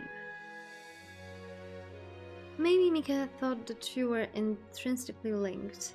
It was too much of coincidence, surely, that Magdalena had lost sleep following last night's events. Let us talk no more on the subject of my love life. It's depressing to countenance, and deader, I fear, than the bandits I slew. What do you think of these roses? Magdalena passed by the untamed tumble of rose bushes which spewed behind the fountain of Cupid. The leaves were worm-eaten, but the roses themselves fastened untouched, like the red-lipped mouths of so many monsters. They're quite something, don't you think? They add a bit of color to the place, at least. I think they must be the pride and joy of my little garden. They're certainly very vivid, yes. They are rather are and lay. Perhaps I ought to pick a couple of them to commemorate our excursion. They would look lovely in a vase on your desk, or maybe in your hair. At the very least, they might do something to alleviate how very desolate my home is. Magdalena leaned forward as she spoke, one arm extended. Mika watched as she made to pluck one of the large, heavy-headed roses out from among its brethren. But as she did so, Mika noticed something peculiar. The ties which fastened Magdalena's sleeve had come undone, and one of them had rolled down all the way to her elbow, exposing a good deal of her fair skin. Her flesh was uniformly white, a smooth sort of paleness it was impossible to replicate with powders. Magdalena truly looked as though she had been made from falling snow. All the compressed and compacted together, but it was not Magdalena's pallor which made Mika draw in her breath. What truly caught Mika's attention was the band of angry red welts which encircled her arm. The marks were so pronounced, particularly against the paleness of her skin, they looked like burns, or else... Mika brow furrowed with the newfound concern, but not for herself, but for Magdalena. She could not countenance how Magdalena had received wounds like this. She had thought Magdalena indomitable, impossible to best in a competition of strength. Surely no human could have left such marks. These marks could have been left by animal, Mika supposed, but Magdalena had dispatched of 4 fully grown men without blinking. Would an animal, even a wolf or bear, be able to best her? In any event, the wounds did not look as though they had been inflicted by any great hulking creature with a mouth full of sharp teeth. They didn't look large enough. Though these marks were similar in circumference, they weren't shallow. They were garish, even in the weak, autumnal sunshine, all puckered, raised welts which had begun to bruise. The rest of Magdalena's skin was pale as death, and these marks seemed almost akin to a tableau of violence. Who in the world had done such a thing to Magdalena, and why? How? Mika felt rather bewildered.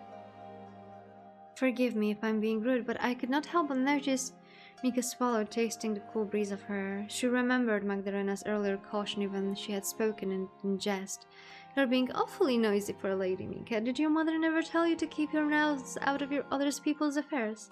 But still, she wanted to know. It seemed important all of a sudden, and she get to the bottom of this. There was something significant about the injuries Magdalena had sustained. Mika knew it. What are those marks on your arm? What? Oh! Magdalena drew back from the roses as though burned by them. Then she glanced down at her arm. When Magdalena saw that her sleeve had rolled back, her expression twisted. She didn't blush again, but Mika did not think her capable of it, but roughly tugged her sleeve back down. Her expression was one of supercilious guilt, that of a naughty child called out by her governess. It's nothing really. Please don't dwell upon it. How could that be nothing? It looks painful. It's fine. I'm a strong girl and I can take care of myself.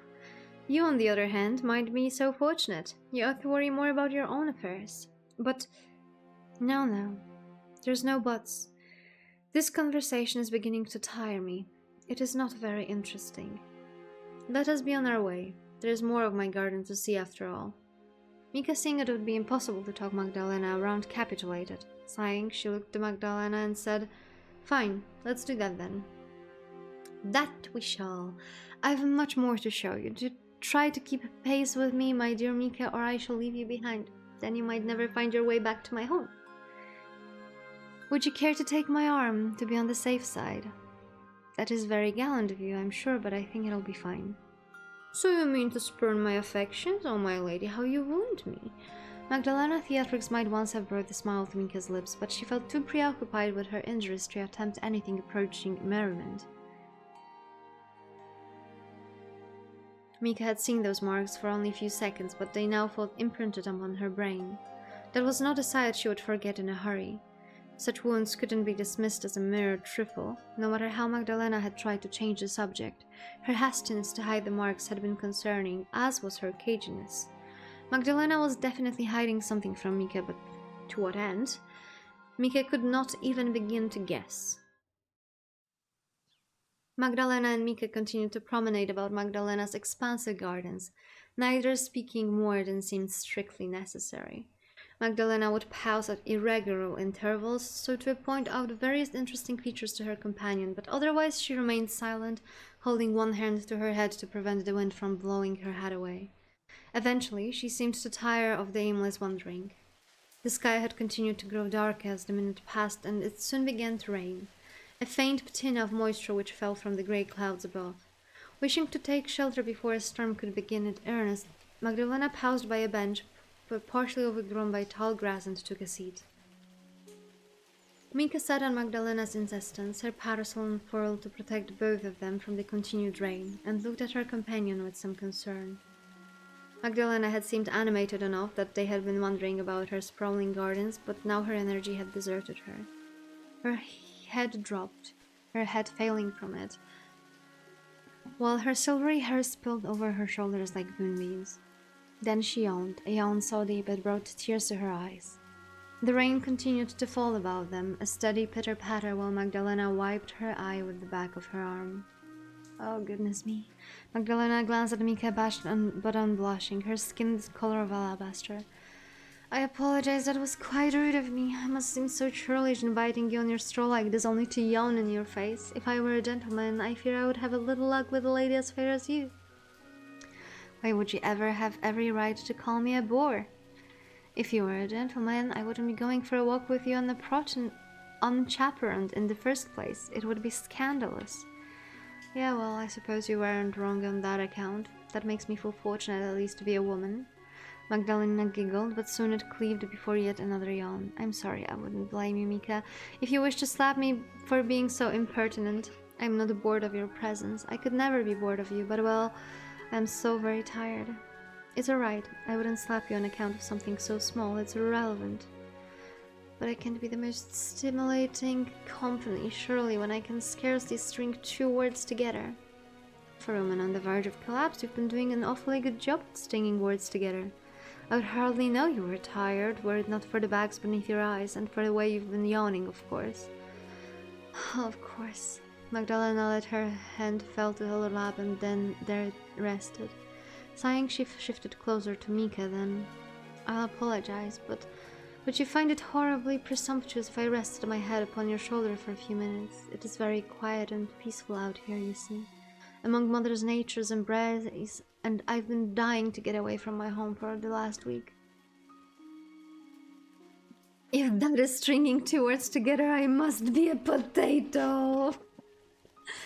I mean, compared to Magdalena, we are all potatoes, just saying. It's so stifling in there, I cannot bring myself to relax. Now that I'm with you, however, I think I might be able to get some decent sleep, or at least a brief nap. Then you mean to use me as a pillow? If you'd be so kind, don't feel like you must indulge me, though. I would not wish to inconvenience you. I'm worried the weight of my oafish head might not be the most comfortable burden to bear. Oh no, you can use me as a pillow if you wish, I don't mind. As far as impositions went, it was not so very great, not compared to those Magdalena had inflicted upon Mika already. You may do with me whatever you will. Now that is a very tempting offer, but fortunately for you I'm too tired to fully indulge in all the delights you might have to offer. For the present I can think of nothing but sleep. Then sleep. I will watch over you. Like a guardian angel. Yes, if you'd like. Oh, how sweet you are. Magdalena sighed and shifted. She let her shoulder press against Mika's, her head resting against her. Her pale cheek pressed against the fabric of Mika's dress and her eyelashes fell shut. You must be really an angel to care for me so much. I deserve far more than a slap that I have done to you, but... Shh. Mika ran her fingers through Magdalena's hair, her knuckles grazing against her companion's scalp. Let's not talk about that now. You're tired. But I've done so many wicked things to you, Mika. I don't know how you can bear to speak to me. How can you stand to touch me? I've done nothing to earn your kindness and everything to earn your scorn. Maybe so, but I'm not going to scold you for that now. Not when you're in such a state. And what kind of stand would this be, pray tell? One which is hardly suited for continued conversation. It isn't very becoming for a lady. Please rest. Is that not what you wanted? I suppose it is. I have wanted to rest for such a long time.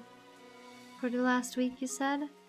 It has been practically bad this week, but I've been tired for longer than that. Longer than weeks, or months, or years. I can't say how long I've missed this sort of warmth.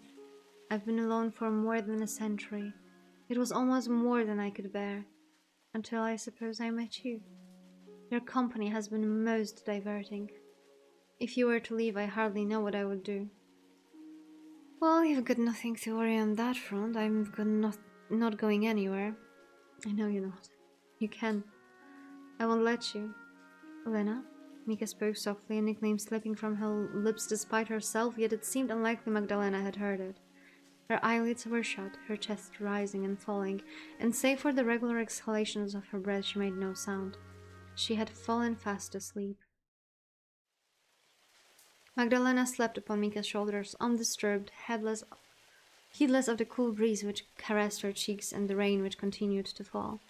Her pale skin remained cold and unyielding during her slumber, and her cheeks refused to pinken at the wind's behest. All the while, as she slept, Mika watched her, her fingers curled about the handle of her parasol. And they sat there, their bodies pressed close. Mika found herself wishing they could stay as they were, time slowing, then stopping for good. Time did not stop, however, and Magdalena eventually woke some half an hour hence. She did not speak of what had happened after drawing away from Mika, but she did suggest after stretching that they returned to her home. The lights of her garden had been exhausted, and it was still raining. Magdalena had not wanted to remain outdoors when the weather was so foul. Mika had no words of complaint to offer, so she and Magdalena rose. Magdalena put her hat upon her head anew, and the two once again entered her vast, dilapidated home. Here we are, home sweet home. Magdalena announced this to the cavernous room full of decades worth of undisturbed dust and wrinkled her nose. That's what I would like to call it, at least, but it's really isn't much to look at. I'm always struck when I see this place in the sun's light, but just how run down this place is. It's a wonder I haven't contracted a cough having lived here for so long. I suppose we vampires are a hardy spot, though I do worry about you. The dust isn't irritating your eyes, is it? I'll be fine. Mika reassured Magdalena, though in all honesty her eyes were beginning to water. The air smelled fetid, and each inhalation made her nostrils, not to mention the back of her throat, tingle. She could taste the dust upon her tongue, so thick it turned her stomach. She had almost begun to acquaint herself with the general decay of Magdalena's home, having lived among it for so long, but the few hours she had spent outdoors had undone all the familiarity with her surroundings. Magdalena's abode felt strange and inhospitable once more, in part, Mika supposed, because it was. Humans weren't supposed to live like this, in unloved homes choked with old age and their own neglect. But Magdalena wasn't a human. Human needs did not apply to her, not when her own desires were so very unusual. Mika had learned during her walk that Magdalena did not sleep, however, a fact which made her seem more personable. In some ways, she mightn't have been so very dissimilar to a human after all. So, are you feeling alright? Your face is very pale. My face is always pale. It comes with the territory. I've no blood on my own, you know, not like you. I couldn't work up a hearty blush even if I tried. I know that much, but your under eyes are still very dark. Oh, point out all my imperfections, why don't you? Your way of making a girl feel rather exposed, Mika. I almost feel embarrassed. I didn't mean to embarrass you, I was only concerned. I know. You really are too nice for your own good. I doubt many other women would care for the wherefore of their captors half so much. But you are not, and I've since gathered, a typical woman, that you would risk your own life for your maids is remarkable in of itself. I'm not so special, really. I disagree. I've lived for a very long time, and I don't believe I've met anybody quite like you before. Not that I've been in the habit of receiving gifts during the last century, I suppose. I doubt my compliments are worth all that much, given my limited frame of reference. You may disregard them if you like, but I mean what I said. I don't tell lies.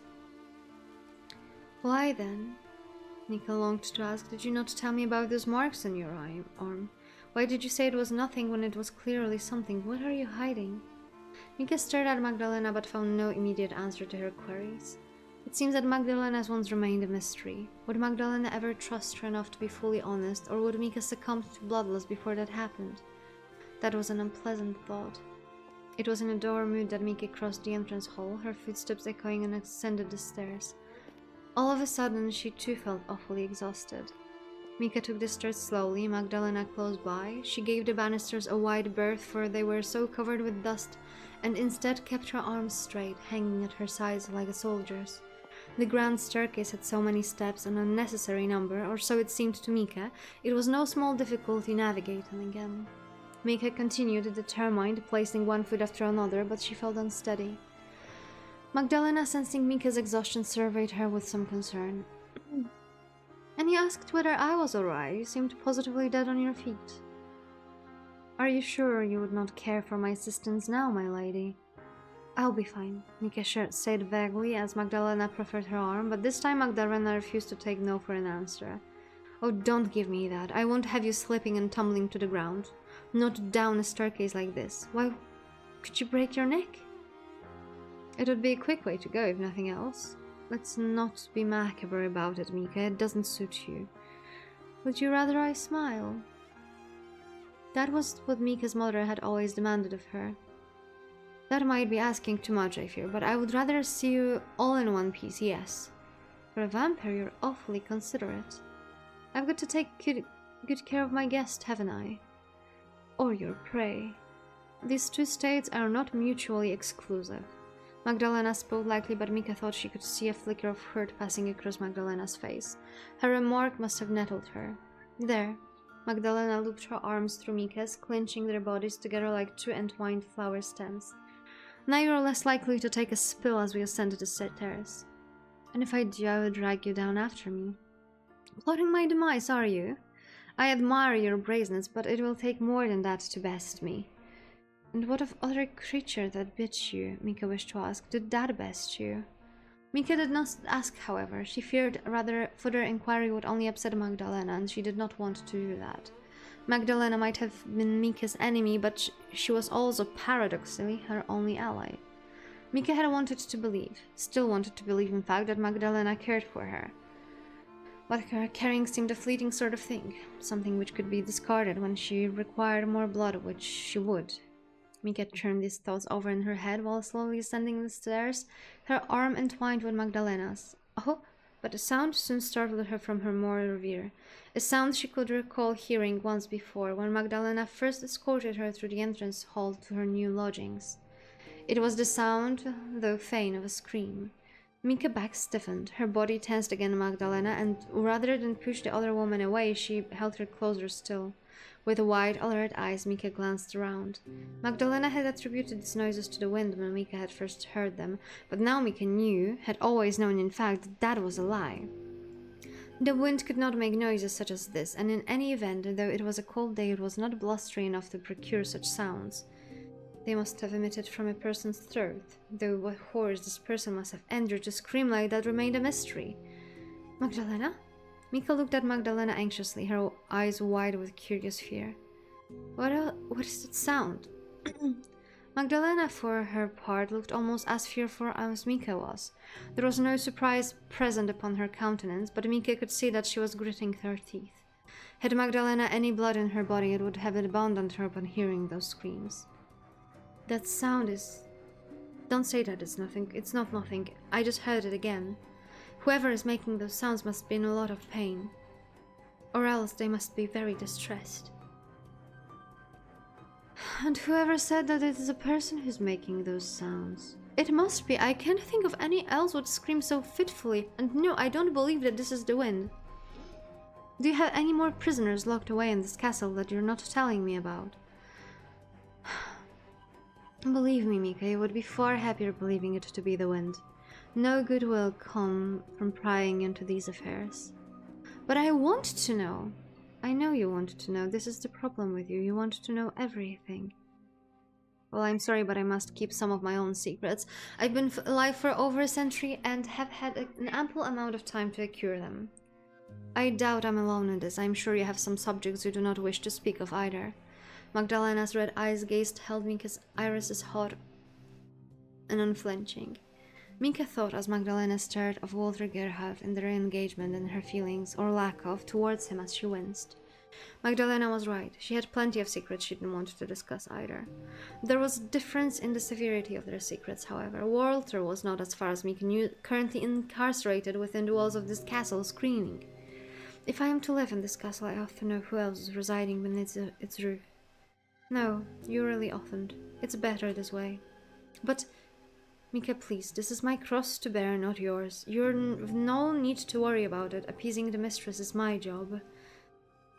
The mistress? Mika repeated this phrase, seemingly unconscious of first blush, yet containing within it a wealth of unspoken secrets. So there was something else residing in Magdalena's abode after all. Somebody Magdalena referred to as her mistress. That must mean that this mysterious person, that mysterious woman, held some degree of authority over her. Well, what could be more powerful than a vampire? Who was this mistress and why had Mika never met her? Why was she screaming so as though she was being tortured? What is going on, Magdalena? That is not such a complex question, at least. Magdalena smiled, but it was an ill-fitting smile which hung awkwardly on her lips, like a dress which had been taken in at the waist 2 inches too many. She must be hungry. She's awfully insistent like that.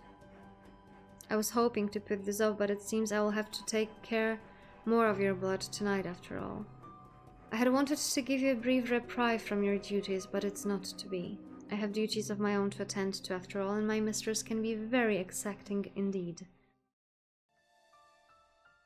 Mika sat upon the edge of her bed later that night, one arm extended at Magdalena's behest. It was the same arm she had extended to Magdalena the night prior, split within a thin scar like a garish piece of twine. Magdalena's fingers curled about the underside of Mika's arm to better hold it steady. In her free hand, the one which was not occupied with Mika, Magdalena held a knife, the blade sharp and silver even the weak, wispy moonlight which spilled through Mika's drawn curtains. Just hold still now. There's a good girl. I'll not take more blood than is needed, I can promise you that much. This will be all over in an instant. Mika knew Magdalena meant well, but her part of wished that her captor's fingers would slip and she would nick a major artery which would douse her skirts and her sheets bright red. Magdalena's motions were well practiced, however, just as she had been the night before. Her gloved fingers did not wobble, though her reserve might have, as she introduced the blade to the inside of Mika's arm. Mika shivered to feel the cold steel pressed against her flesh. Magdalena had not cut, not yet at least, but she could feel the edge of the blade and knew the pain as promised. She had endured the pain once before already. Had that not been enough? The anticipation was unnerving. Mika began to shiver. If you're going to do that, can you please hurry? I cannot stand the waiting. My apologies. I had hoped to prepare you for it. But I suppose pain is not something one can really prepare for, not even if they have fair warning. I've seen hardier men than you cry at my heels, though I never cared to be half so gentle with them. I don't much want to do this myself, but...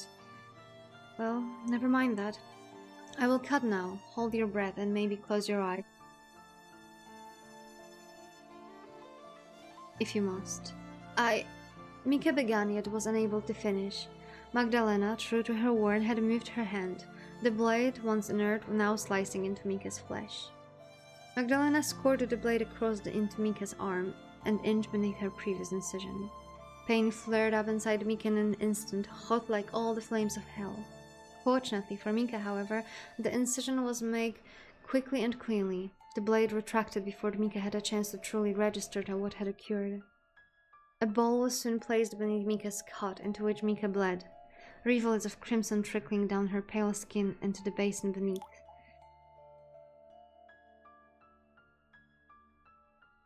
Mika did not look at her cut. She could not bear to, but she could feel her life's blood oozing from her.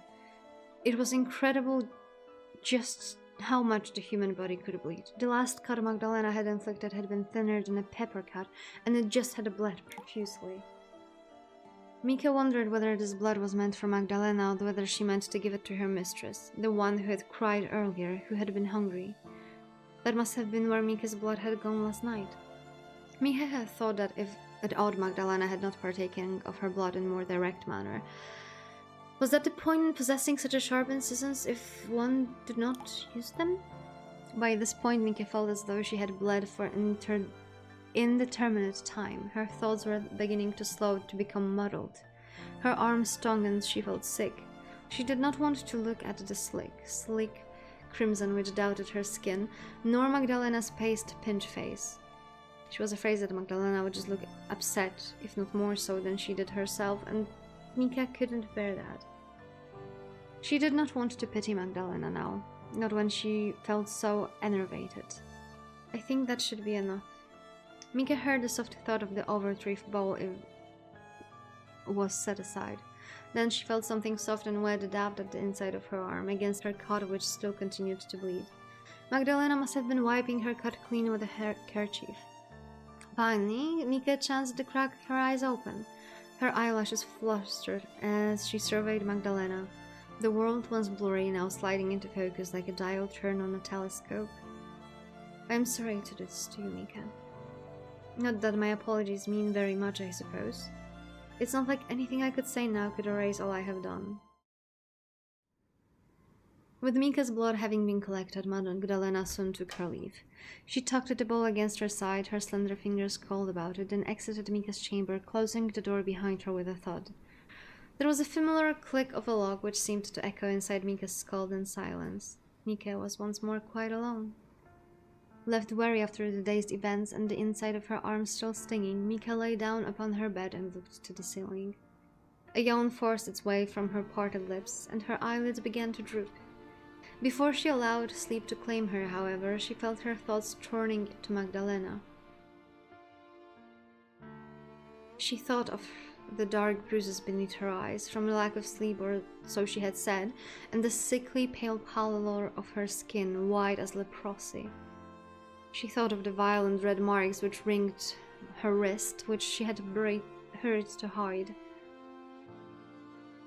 She thought of the screaming she had heard while tearing into the entrance hall, and of the way Magdalena had flinched to hear it, and her reassurance, feeble though they were, that those screams were not for Mika to trouble herself over. Appeasing the mistress is supposed to be my job. Who was this mysterious mistress of whom Magdalena spoke? Mika knew not, but she must have been somebody with leverage over Magdalena, powerful enough that even a vampire would grovel before them. Mika turned over in her bed, the wooden bed frame creaking in protest, and trembled. At least now she could say for certain that she and Magdalena were not alone in this castle. There was another person sequestered away in one of the many rooms Mika had never been in. Magdalena's mysterious mistress. It was somewhat satisfying to have earlier suspicions proven right, but Mika did not feel any more at ease now that she had been upon waking that morning. If anything, it was the exact opposite. How awful must Magdalena's mistress be if even Magdalena was afraid of her? Mika hardly dared to imagine it. If she allowed her imagination to run riot, as the roses in Magdalena's garden did, she feared she would never be able to sleep again.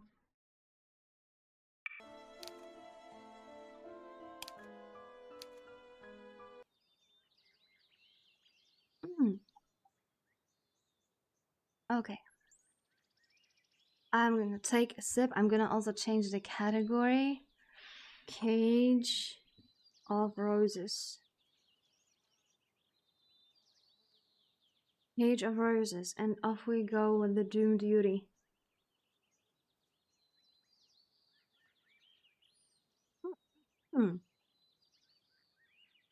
Sunday eventually arrived after what seemed entirely too long, and with it came Henny's visit to St. Cecilia's to see Father Dvorak.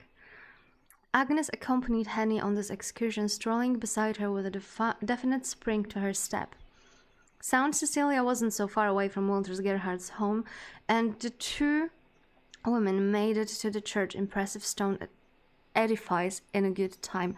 I'm actually curious because, it's quite obvious we are in Germany, right? But I don't think Walter is a German name. Once inside the building, both Agnes and Henny took a seat upon the pews to wait patiently for the sermon to begin. Who's that? When the congregation was seated, a man took to the pulpit. He cut a tall, striking figure dressed primarily in black, his arms and legs slender and his hair dark and glossy. He looks so gothic, man! Remember when we were playing the vampire therapist and we met this heavy metal priest? That's the same vibe, they would be friends. Even from a distance, Henning could tell he was a young man. His cheekbones high, his face devoid of wrinkles. Henny wasn't sure how old she would place him exactly, but she didn't think him to be much more than 25. Curious, she glanced at Agnes and murmured, "Is that Father Dvorak?" "Yes, that's right." "I'm so glad he's here. I was worried he mightn't be. Then our trip would be for nothing." "This is quite a relief.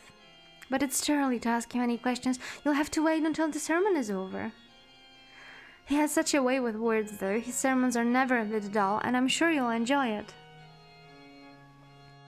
Is ancient Germanic? Are you kidding me? Walter. Behind the name. Yo, you're actually correct! From the Germanic name Valteri, meaning power of the army, from the elements Walt, power, authority, and Heri, army. In medieval German tales, notably Valtarius by Eckhard of St. Gall, Walter of Acquainting is a heroic king of the Visigoths. The name was also borne by 11th century French saint Walter of Pontois. The Normans brought it to England, where it replaced the Old English cognate Wilder.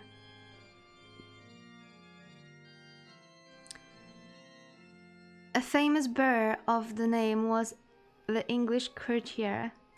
I see. So Walter White from Breaking Bad just means once in the last season he worked with Naz's Bravo Vince. Oh no. Today we learned the unspeakable. No.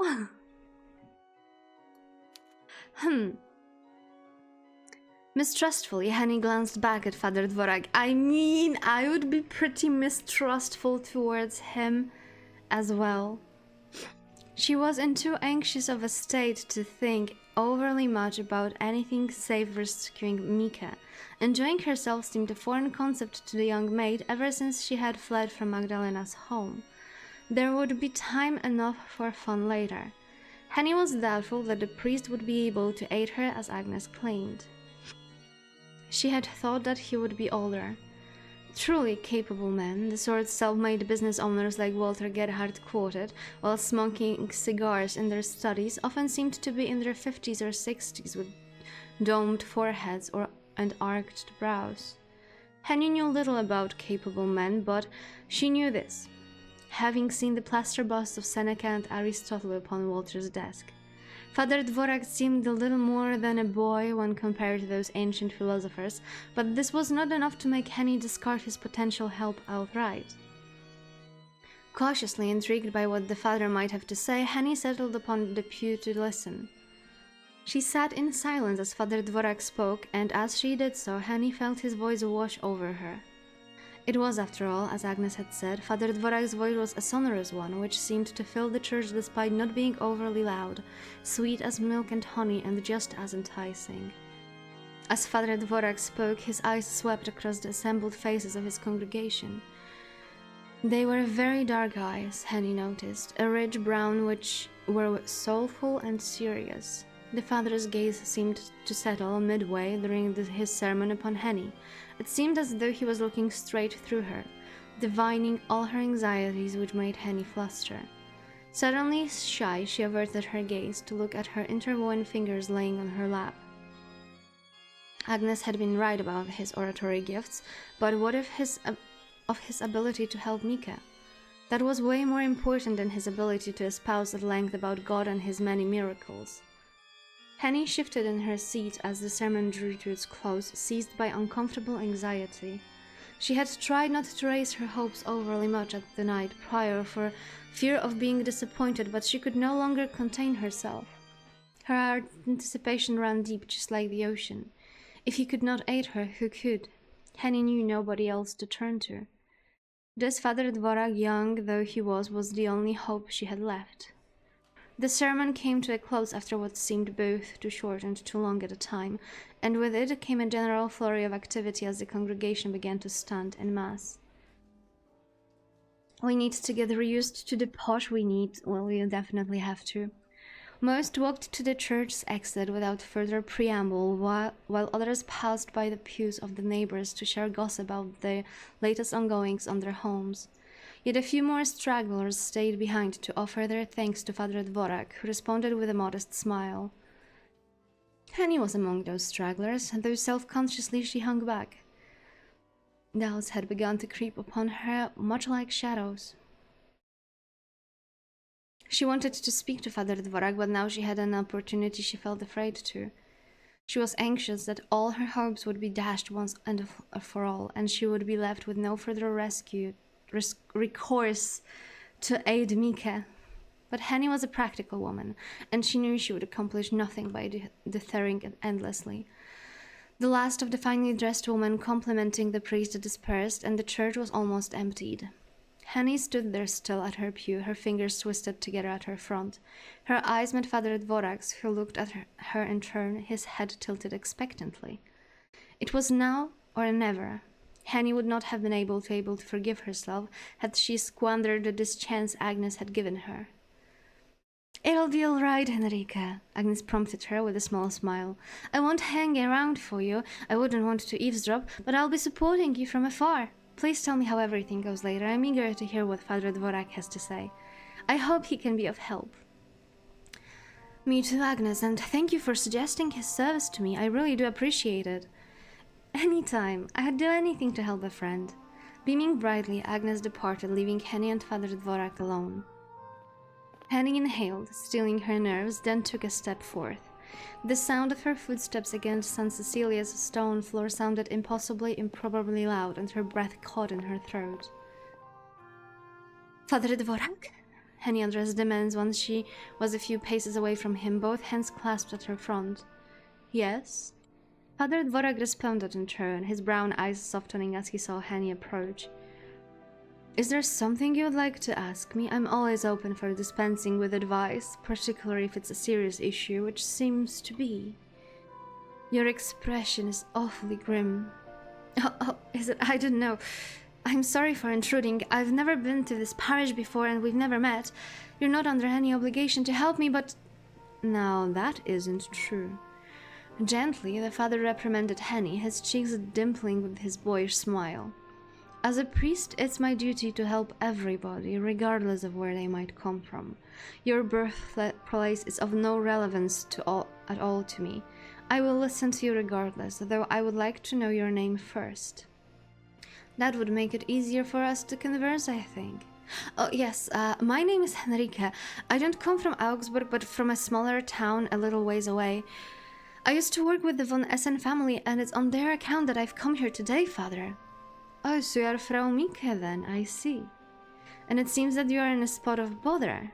"Oh, yes, well, I am not one in bother really. I'm fine, as you should be able to see.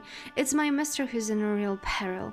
I tried to talk about it to her fiancé earlier, that would be Herr Gerhard, but he didn't seem to grasp how serious it was. He's not lifted so much as a finger to help Mika, though she was to be his wife. That's why I came to see you. I had no other choice. I don't think anybody else in Augsburg would believe me." "Dear me. This does sound like quite a complicated situation you've found yourself in, but no matter, I shall listen regardless, and I shall do my best to advise you. I cannot promise I will have an answer for all your problems, but I will try. First, however, would you care to sit down? You are shaking." Yes, thank you." Henny took a seat upon one of the pews as instructed, while Father Dvorak did the same. Facing her, the priest then said, "You may continue. But before that, you might do better to address me as Johann rather than Father. It's less formal, and I find it more conducive to putting people at ease." "Is Johann your name?" "Johann, sorry." Father Dvorak, Johann rather, nodded. "It's easier for more people to get their tongue around than Dvorak. I know some people have trouble with it." "Right, thank you, Father. I mean, Johann, what I want to talk about might sound ridiculous, but believe me, it's not tall tale. I wouldn't have come here on the day of the Lord if it was. I don't hold with wasting people's time, no matter what Herr Gerhard might think." Father Dvorak gives me heebie-jeebies. What do you mean by that? Everything I'm about to tell you is the truth, honest to God. I'll swear to it, even in the house of the Lord. I saw it with my own 2 eyes. My mistress, my Mika, she's been abducted by a vampire. Silence fell following Henny's improbable, unbelievable exclamation. The silence seemed to weigh thick inside the St. Cecilia's, even thicker than the stone columns which supported its vaulted ceiling. Henny stared at her interwoven fingers, which rested upon her lap, unable to meet Johann's gaze. She was afraid if she lifted her head, she would see upon his youthful face the same derision with which Walter had regarded her in her study. If she saw scorn in Johann's gaze, she feared all her hopes would wither and die. It was to Henny's immense relief, therefore, that when Johann did break the silence, it was not to admonish her. This father slays too hard to be anything other than a vampire. He does look like a vampire. He sounded bemused more than anything when he said, "A vampire, you say?" "Yes, that's right. There's a vampire that lives in the forest, Johann, and she kidnapped poor Mika. I know it sounds batty, barmy, but I'm not making it up, I swear. Herr Gerhard threatened to send me to an asylum for telling tall tales, but I never would. My mother brought me up better than that." "Yes, I believe you. You don't strike me as insincere sort, and I've no desire to cast any apprehensions upon your mother's character. I've never met the woman, but I imagine she must be a goodly sort to raise so astute to a daughter. Now what can you tell me about this vampire? What was she like? When did all this happen, and how did you and your unfortunate mistress meet her?" Did she mention it was a her? I think she just said that it was a vampire. "Oh, father!" Henny was so relieved at Johann's lack of judgment she could have cried in relief. Tears did begin to sting her eyes. She was so very touched, but she wiped them hastily away. Johann did not seem to think her in need of immediate incarceration, but that might change if she began to sob like a hysterical wench. Yeah, exactly. How does he know that it's a she? I mean, the only way I can consider it is like a translation mistake, right?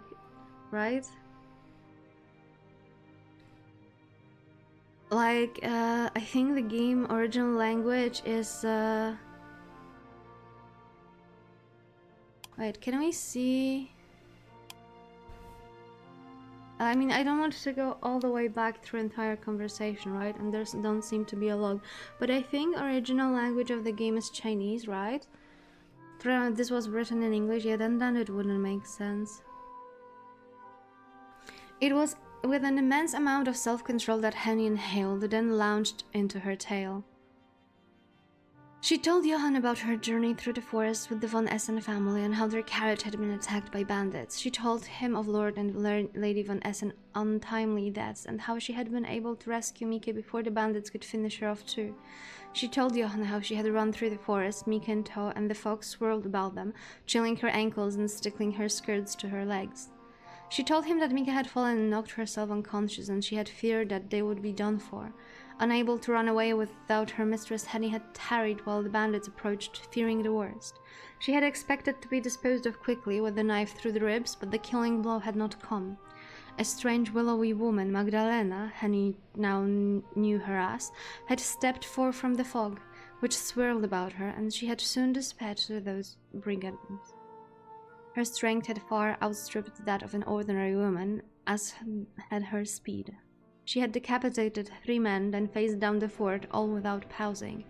The sheer shock of this had overwhelmed Henny, and she herself had shortly passed out. Upon waking, she had found herself in a cell alongside Mika, and that was when she was reintroduced to their saver and also their captor, their tormentor. Johann listened to all this quietly, and once Henny had finished with her address said back, his expression indestructible. You know what? She's like her tormentor, but to be honest, we've seen the perspective of Mika. Her life is not that bad right now. It's unironically not that bad. And probably way better than it would be if she actually married Walter.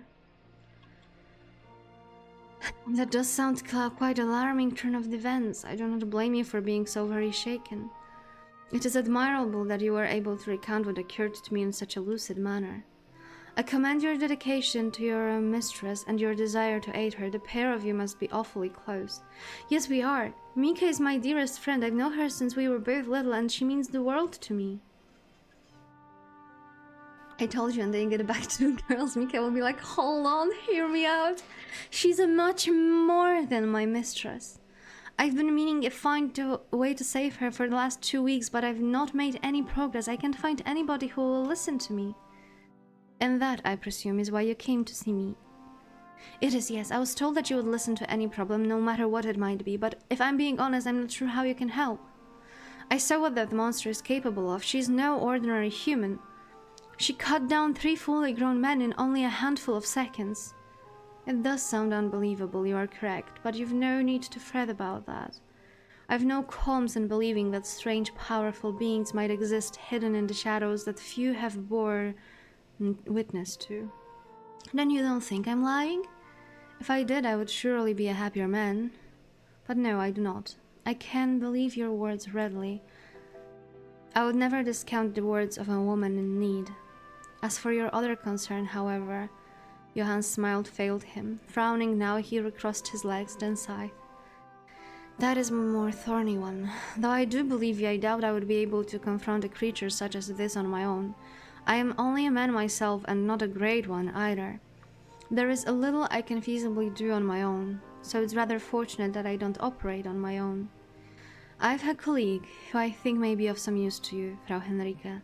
She should be able to help should your plight pique her interest, but she isn't present at the moment. There's another cutie coming. If you wish for an audience with her, you will need to return to this church later tonight, when the sun has set.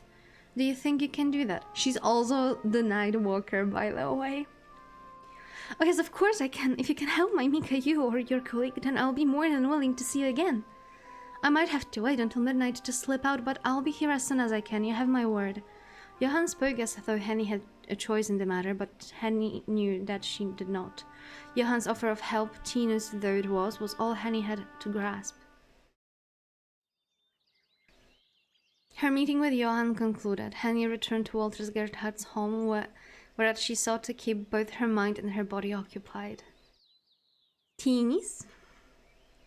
What is teenies? Though Sunday was supposedly a day of rest, this held true only in the mornings for Walter Gerhardt's maids. After midday, they were expected to resume their old routine, wiping down banisters, sweeping floors, polishing the silverware, and a myriad of other tasks which kept every moment occupied. The other maids murmured mutinously to themselves as they attended their chores, their malcontent spearheaded by Hermine, but Henny welcomed the work. She was so desperate for a distraction that even Gertrude's sore expression was welcome. It served as a reprieve from her own anxious thoughts, all of which were centered around Mika. Would Johann really be able to help her? It was strange he had asked her to visit him later in the day, but Henny supposed he must have his own reasons. She would find out soon enough, she supposed, during her second visit to St. Cecilia's. It was hours until the sun would set, however, and so until then Henny kept herself busy. She deflected Agnes curious questions about her meeting with Johann, I'll explain later, and kept her head down, impervious to Hermine's razor-sharp glares and her occasional whispers of, "Why is she still here anyway? She isn't one of us, she doesn't belong here, and she's not trying to belong here either. She never talks to any of us except dozy old Agnes, and what she sees in her is a mystery. Agnes is like 16 at best, the heck you mean old? I can't stand the way she holds herself, although she's so much better than the rest of us. Who does she think she is, the Queen of Sheba? She might walk in a fancy household once, but she's nothing more than a commoner. Oh, how cruel she is. She might be whispering, but it's clear she wants you to hear it. She might be pretty, but beneath that face she's nothing more than a monster. Do you really think so? Yes, she's so wicked, it makes my blood boil. I don't know how you can stand it, Henrike. I have my ways, Henny replied vaguely while wiping down the many windows inlaid into the hallways. She might be an ill-tempered creature, but So are a lot of people, especially pretty ones. I'm prepared to bet that Hermione was complimented one too many times when she was a youngster, and it's inflated her sense of self-worth beyond all reasonable measure. I don't think she's evil though, and she's certainly not a monster. Josie old means young in a demeanor way. Today we've learned so much. Hermione was no Magdalena, wide of limb and red of eye, with incisors sharp enough to bite through bones.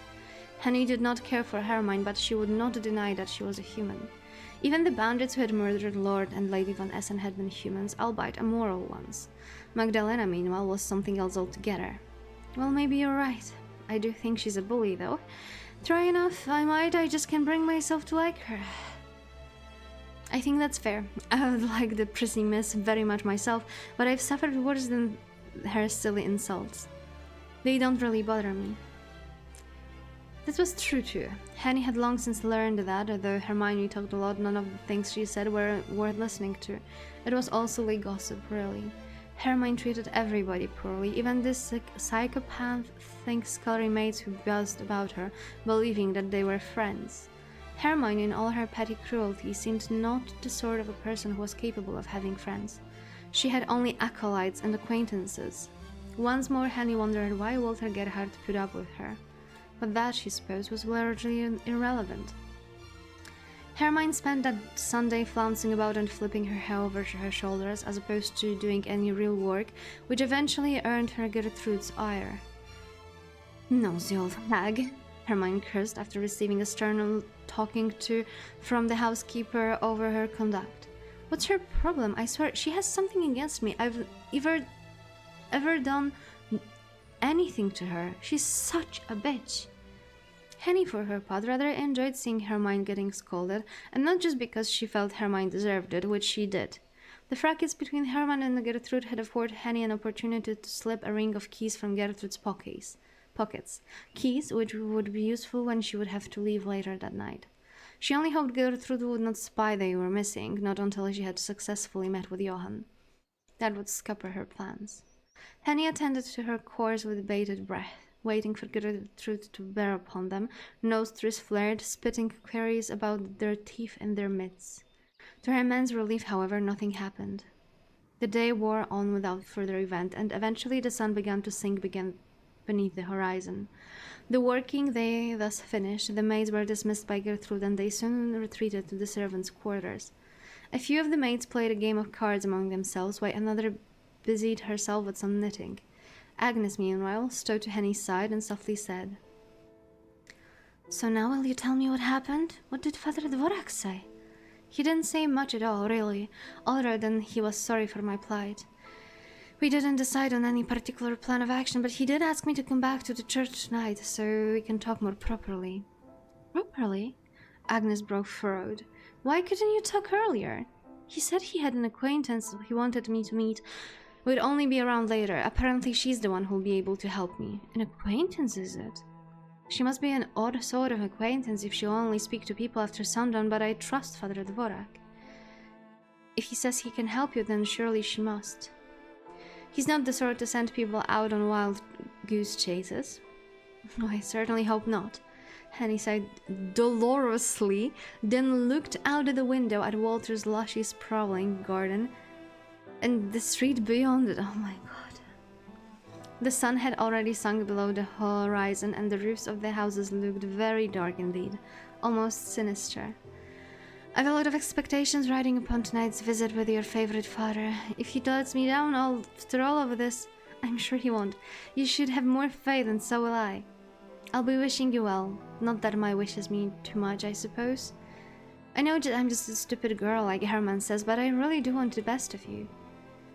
"I know you do. And don't you fuss too much about what Hermione says. I know I don't. Nothing she says is worth much. How could it be when her head is emptier than a hot air balloon?"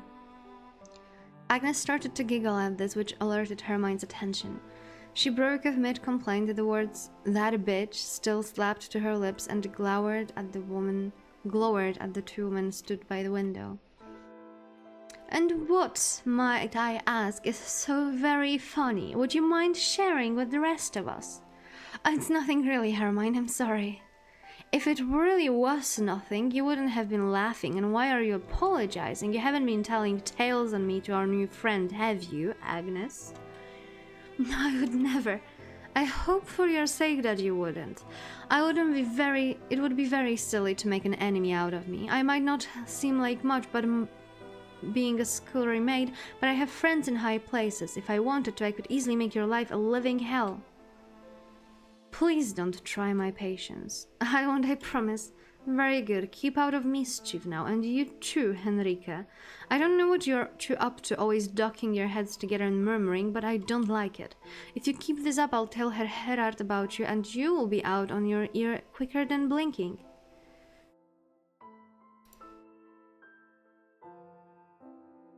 Her bitchy factor is directly proportional to her coolness.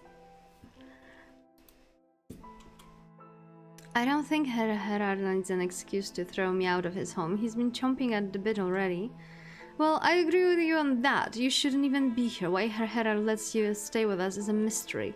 If you were pretty, I could at least understand it, but that couldn't be further from truth. You're so plain, I can't imagine any man ever wanting you. Your brush with death is only claim to fame, and the shock of that will soon wear off. When it does, you can bet you won't be here much longer. That suits me just fine. I don't intend to stay here much longer. Henny turned her back on Hermione, and Hermione turned her back on Henny, and the unease which had brewed between them settled, for the time being at least. Sighing, Henny leaned her elbows upon the windowsill and looked at the sky. She'd no desire to be drawn further into Hermione's pettiness. What did Hermione matter when Mika was still shut away in Magdalena's abode, suffering?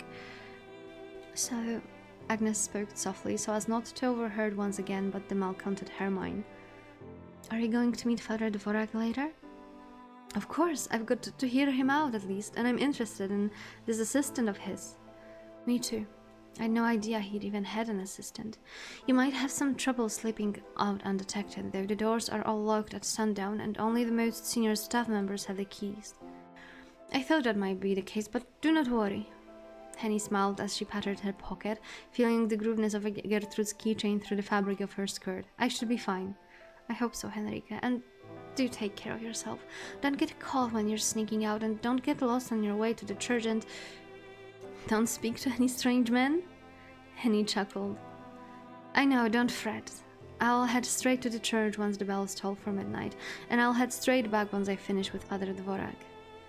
I'll be just fine, so don't wait up for me. There's yet more work to be done tomorrow, and Hermione will lay into you if you stay awake late. Oh, she's always lying to me. Not that she has much room to talk, she's such a hypocrite. Yeah, I had noticed. Try not to pay her too much heed. It's hard not to when she talks so much, but that shouldn't be too hard tonight at least. Rather than worry about her, I'll be busy thinking of you. I can pray for you too if you'd like, if you think it would help. Agnes, and he smiled, touched anew by young girl's concern. Nobody in Walter Gerhard's residence seemed to care overly much about her or about her missing mistress except for Agnes. Henny was glad she had found at least one ally in Walter's inhospitable household. It was one ally more than she had expected, and it made her feel less alone. Thank you. You are very, very sweet. The hour wore on and the maids began to tire. Yawns spread between them as they brushed their hair and played cards, yawns which were as contagious as any illness. Henny rose from her bed. I had to yawn too. Hermione rose from her bed and then stripped herself of her maid's attire and into her nightgown, which prompted a further flurry of an undressing. Henny too changed into her nightgown and slipped away beneath her covers. She did not want any of her fellow maids, particularly the eagle-eyed Hermione, guessing at her plans. She lay abed, curled upon her side, and waited for what seemed an interminable time until the room was full of snoring. Once she was sure everybody was fast asleep, she rose, then changed once more into her maid's dress, it being the only outfit she had. She changed quickly under the cover of darkness, fearful of making a sound. Her heart thumped all the while, and Gertrude's key sat heavy in her pocket, a physical manifestation of her crimes. She would be in a lot of trouble if her thievery was discovered. She would be put in the stocks at the very least, and perhaps imprisoned. either in gaol or in an asylum as Walter had threatened. But Henny knew she couldn't let such threats unsettle her. It was too late to fuss about returning the key to its rightful owner. She had it, and with it she had a way of escaping Walter Gerhard's home. She could not afford to miss her appointment with Johann in the church. Henny was still doubtful whether he could really help her, but he was the only lead she had. It was either him or nothing. Newly dressed, she paused at Agnes' bed. To Henny's surprise, Agnes was still awake. Her eyelids fluttered, and in the dark she murmured, "Good luck out there, Henrika." "Thank you very much, but remember my earlier warning. You really don't need to wait up for me. You young girls need your beauty sleep. And you don't need to keep calling me Henrika either. I've always found it too formal. Henny is fine." "Alright then, Henny, stay safe." "I will. I always do. Surviving is one of my talents." So saying, Henny slipped from the servants' quarters. She shut the door soundlessly behind her without giving the room a backwards glance, not even to wave Agnes goodbye. Now her thoughts were filled with nothing but Mika.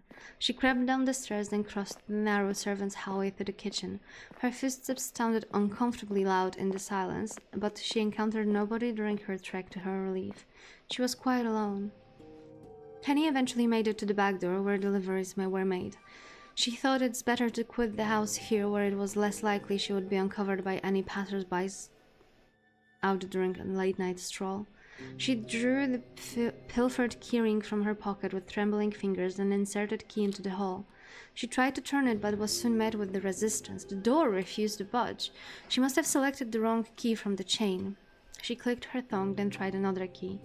This, too, refused to turn into the lock, as did the next and the next and the next. Each key Henny tried resulted in further failure, which made her imagination race.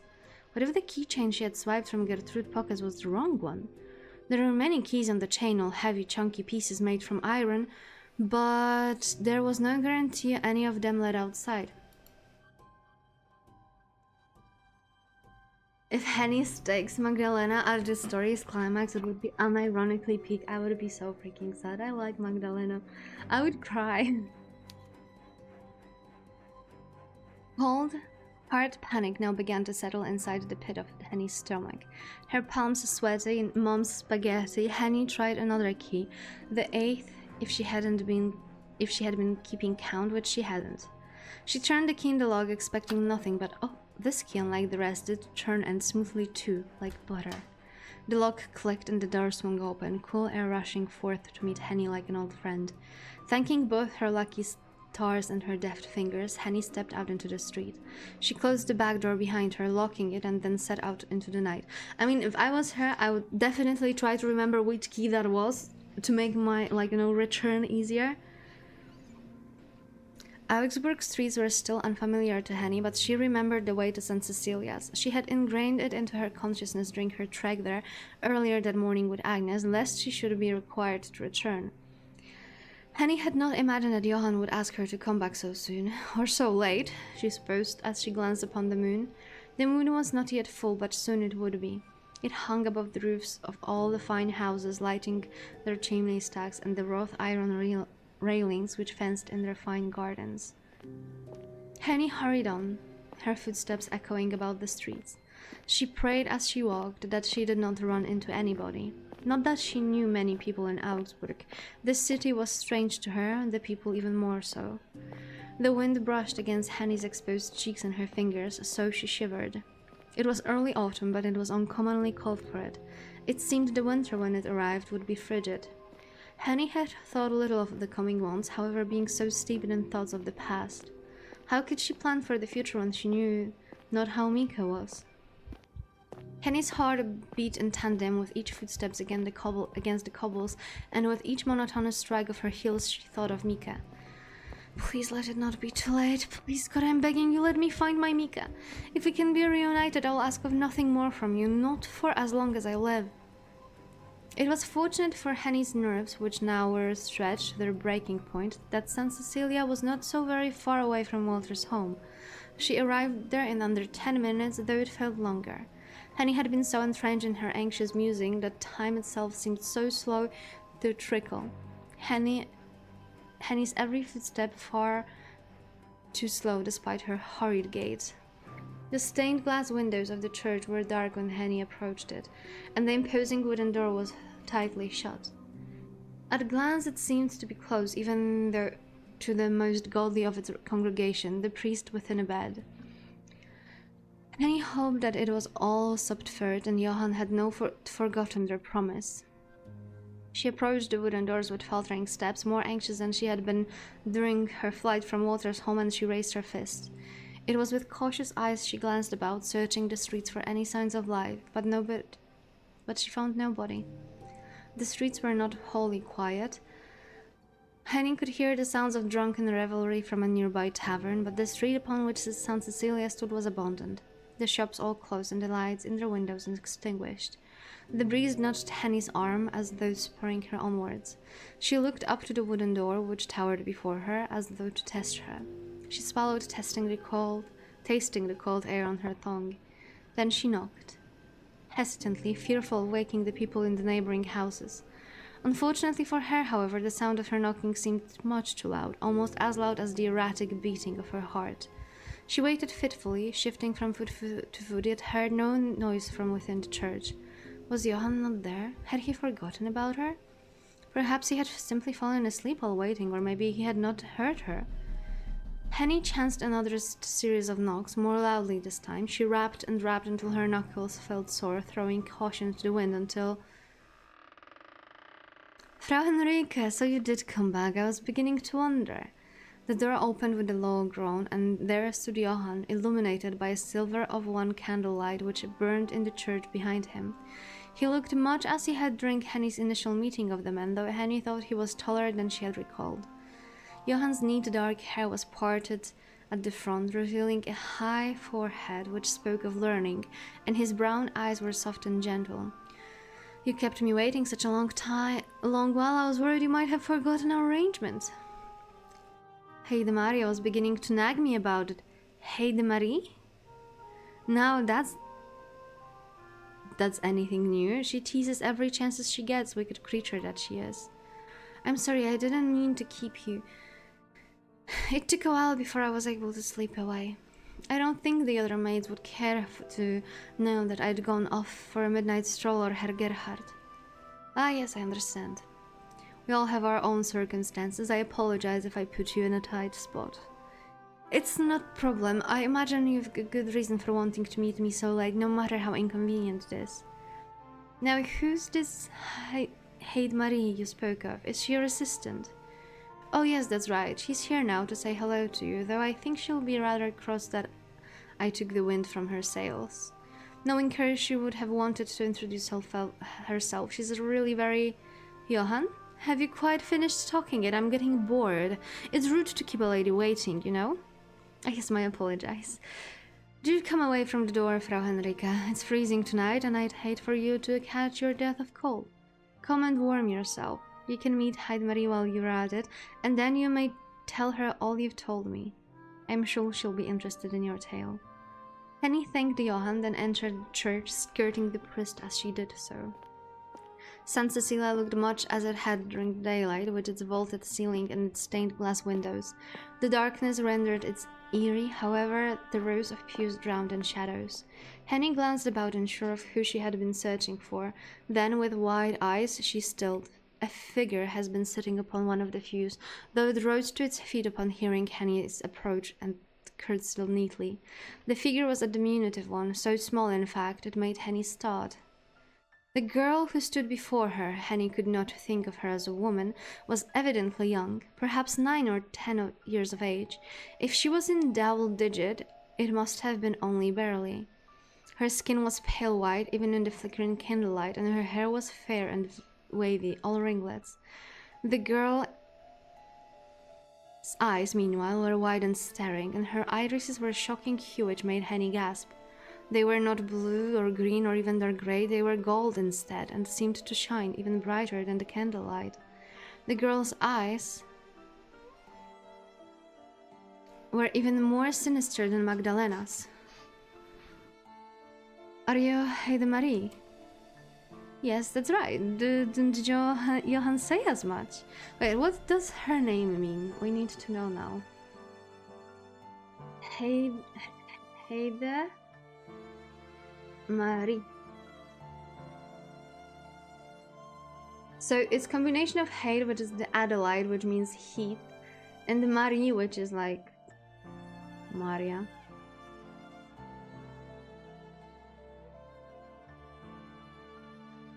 How do you even freaking pronounce it? The first part, Heidi. Okay, Heide Marie. So we can stick with Heide Marie. My name is Heide Marie, and you are Frau Henrike, yes? Yes, that's me. Then you must be the woman Johann I have been waiting for. It is very good to meet you, although you don't seem to share my sentiments. Why do you shrink from me so, a grown woman like yourself? She also has like these weird ears like Magdalena. Don't tell me that you're afraid. Just look at how small I am. I have nothing at all to be scared of. I don't bite. At least not that much. If Heide Marie's eyes had not made it immediately apparent, then those teeth of hers, sharp as knives, served as the final nail in the proverbial coffin. Heide Marie was not an ordinary little girl. She was inhuman. Good God. You're just like her. Like who? Like the creature that captured my mistress. You're another monster. A monster, am I? Is that what you think? Heide Marie surveyed Henny, her smile unwavering. Holding one breath beneath her chin, the young girl tilted her head and said, I suppose I should take offense, but that might be not entirely inaccurate. To a human like you, I probably do seem like a monster. I don't want to deny I'm capable of rather wicked things, but Johann keeps me on a tight leash. He'll be the first to tattle on me should I step out of line to his superiors in the church, and then I'll be in trouble. If anybody knows how to strike fear into hearts of the Nyaehh on the mortal, it's these boring men in their clerical robes. Then, does that mean you really are a vampire? Naturally!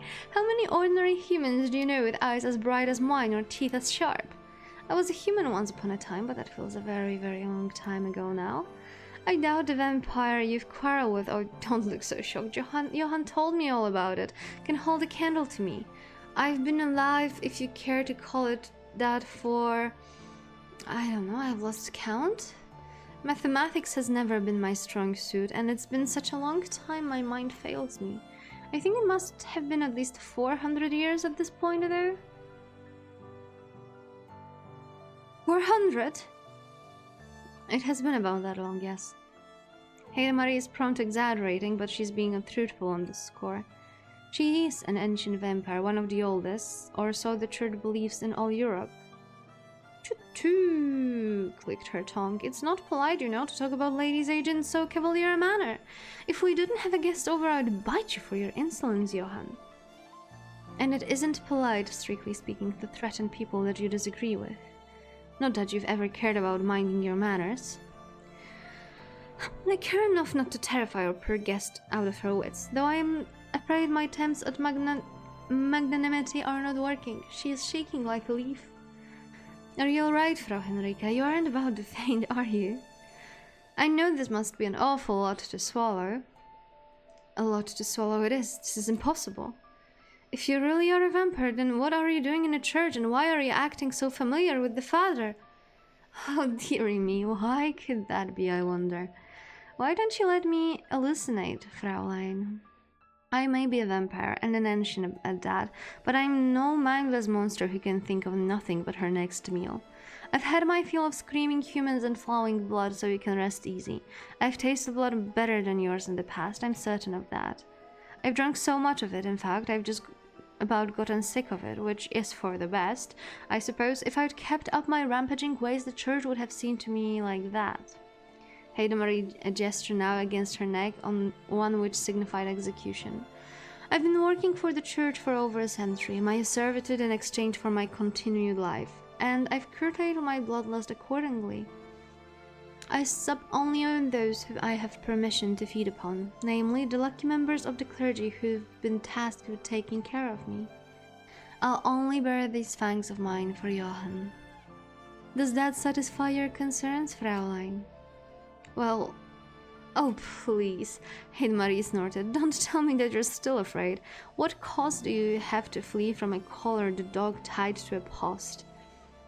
Marie is telling the truth. She has a lot of bark but no bite. Well, Johann chuckled softly.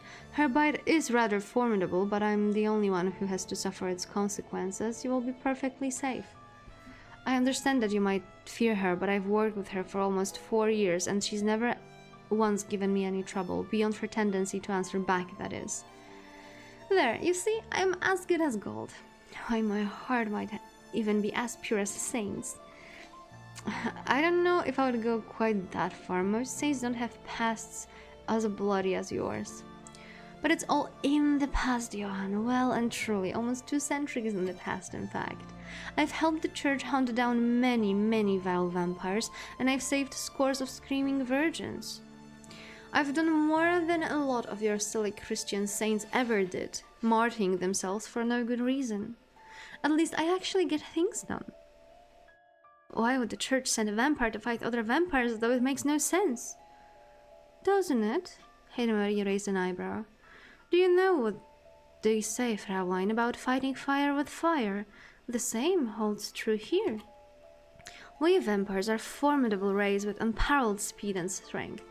Johann would stand no chance against Vampire, being a bumbling human of limited physical strength, but I can make short work of the wicked Night Walker who has kidnapped your mistress of that, I promise you.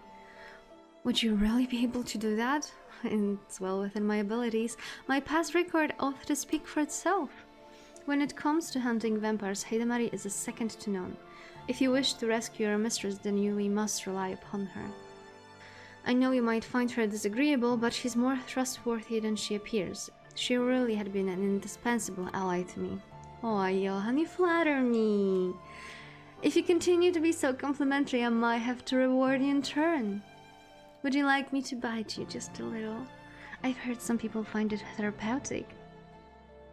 Oh, do behave yourself. What happened to trying to make our guest feel welcome? Johann thought, then turned back to Henny. So what do you think? Will you consent to letting Marie help you?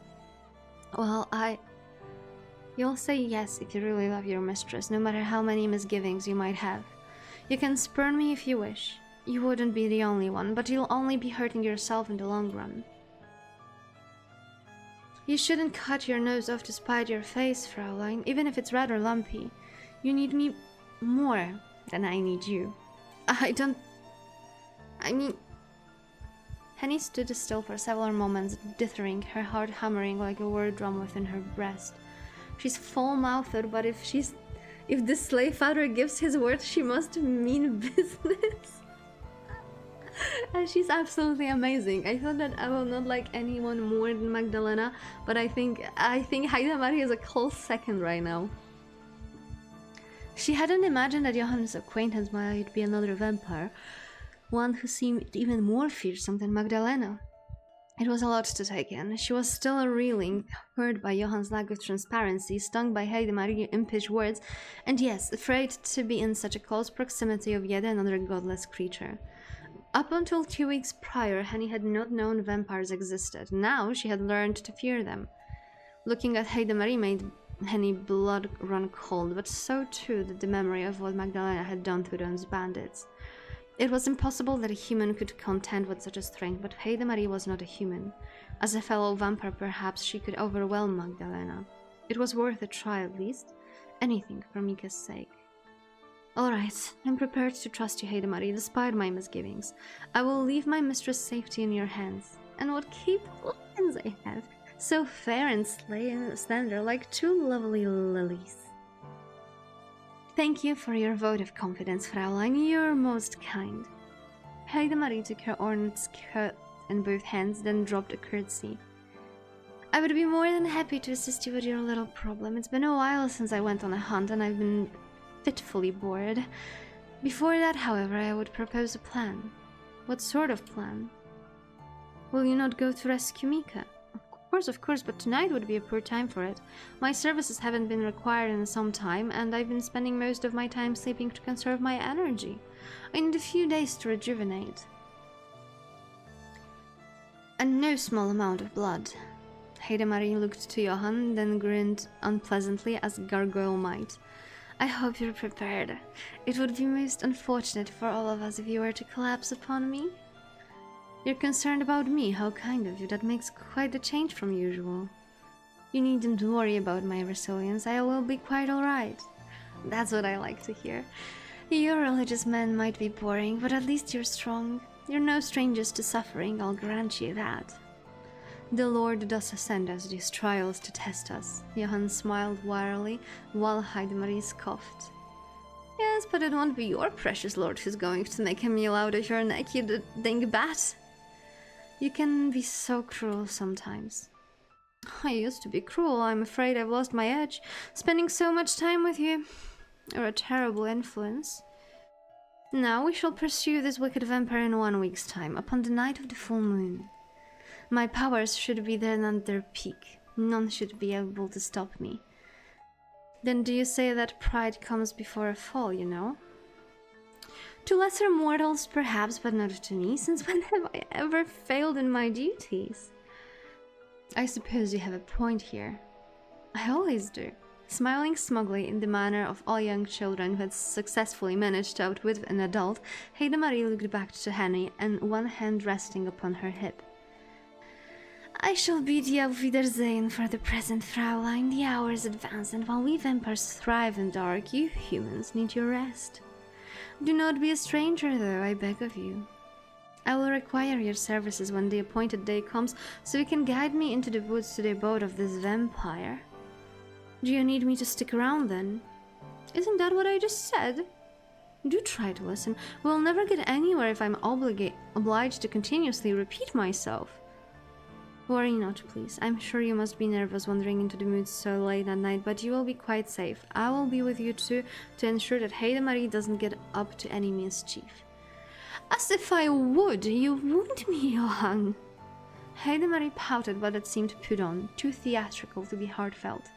Did Heidemarie even have a heart in her possession, tucked away inside her ribcage, which continued to beat? Henny wouldn't have been surprised if the ravages of the time had turned into a dust. The vampire abode will most likely be concealed from prying eyes with some sort of glamour.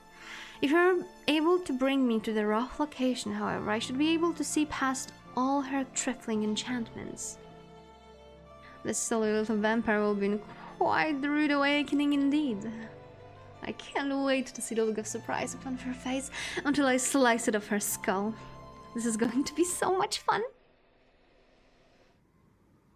The sass in this girl through the roof, I say through the roof.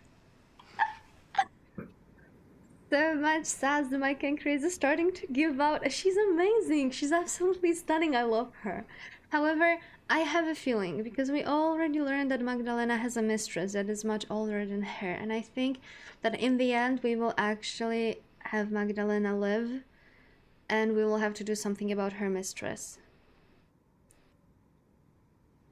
And I kind of have a feeling that Heidemarie will freaking die to her mistress.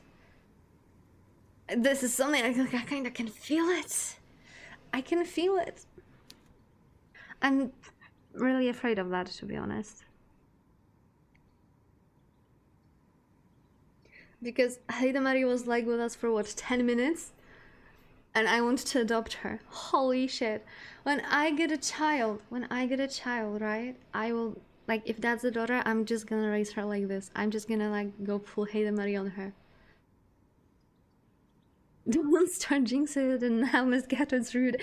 Actually, I was, like, bedrotting with Zippy, and I was watching TikToks, and there was, like, this TikTok about how boys take upon their, like, mother's personality, and I was like, oh my god. Oh my god, just imagine a boy being as wonderful as I am without all the shackles of patriarchy placed upon him. That would be absolutely amazing. I'm actually hyped. Now I want 2 children. Which is funny because I also don't want children, so it's like a very, very, very, very weird situation. I want projects. I consider that a project. Oh god, indeed. Just freaking imagine that boy would raise to be a king of the world. Okay, let's continue because we'll need a short break soon. Otherwise I will pee myself. A project like a little Miss Gatto, God indeed.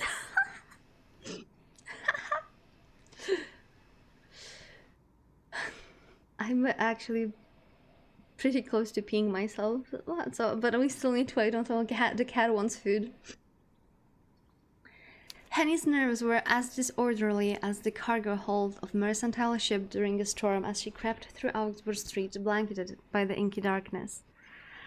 The sounds of her footsteps on the cobblestone seemed to echo through the dark night, which she navigated. Henny could hear the faint sound of revelries in the distance as swathes of drunken men consorted in the alehouses, but Henny kept her distance. I need to push myself up again. I'm gonna take a sip.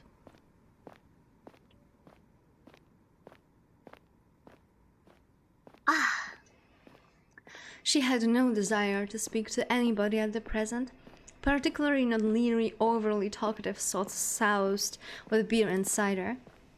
Henny thought it inappropriate that public houses should be open during Sundays at all, which it was supposed to be a day of rest. But she had little room to judge. She too had spent her Sunday running errands, but said errands had been of a clerical nature. She had spent the midnight hours in the church consorting with the priest and the vampire. What could be more respectable than that? There was Heidemarie to consider too, Henny supposed, but she wasn't sure what to think about her. Heidemarie was a strange, unnerving creature, one whose existence seemed to spit in the face of God himself. Henny could recall with startling clarity the stark paleness of Heidemarie's skin and her unnerving irises, gold just like fields of wet or expensive jewelry. Though Heidemarie was smaller than Magdalena and very clearly younger, they must have been cut from the same cloth, two alike monsters with unlike professions. And okay, here's the thing. They were humans before, right? So why do they have elven ears? What's the deal with that? Magdalena kidnapped ladies for sport and drained them of their blood, which is untrue. She literally said, I do not feast on the young ladies. Young ladies are not to be feasted on. I only feast on those who are bad and come to my abode. So Henrika is hardcore projecting at this time. Just saying. Heidemarie, meanwhile, seemed determined to help them. Henny was unsure whether she could trust Heidemarie. Her knowing smile had been disconcerting, but she did trust Johann. He appeared to be every inch in the gentleman Agnes had told her, even tempered and eager to help. I don't know. To be honest, when I look at Johann, I trust him less than Heidemarie. He's also a man of church, which instantly puts him into like distrust from my side. The more we read, the more my predicted reality of hold on, hear me out come to be real. If he could keep Heidemarie in hand, then perhaps they really would be able to find and rescue Mika. That was what Henny wanted to believe. You know what I should do? I really hope that they will add to this model like the option to hold something, like, you know, with a hand, but I could probably use an asset for that. And maybe in the next year, because like I wanted to make my own model, but I don't really have time, but I still need to learn how to make models, right? So maybe in the next year we will like draw and rig Nyaehh as a mascot, and you could be like sitting here with me in the corner. And we could probably even make it that if anyone uses like TTS, either the paid one or like the one from the points, it speaks. I think that will be great. I don't think my PC can handle 2 models, though it can barely manage this one already. But we will see. She did not like to think that her efforts to help Mika were all in vain, nor that she was too late. Henny knew she could not discount the possibility. It had been over a fortnight since Mika had been taken a prisoner, but neither did she want to dwell upon it. She had allies now, though she had found them in an unlikely place, and thus things soon would be set into motion. With Heidemari and Johann's help, she would venture forth into the woods, and she would find Magdalena's home once more.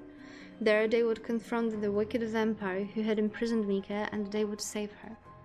Like a fairy tale, everything would end up happily ever after. Though the fairy tales Henny's mothers had told her as a child had rarely ended like that.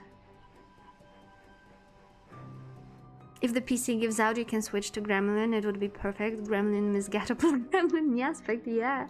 I mean, we can like use it from time to time, right? Like we don't have to use it all the time. But for example, if we do something like less resource heavy, we could have a small aspect with us, like just chatting or something like that.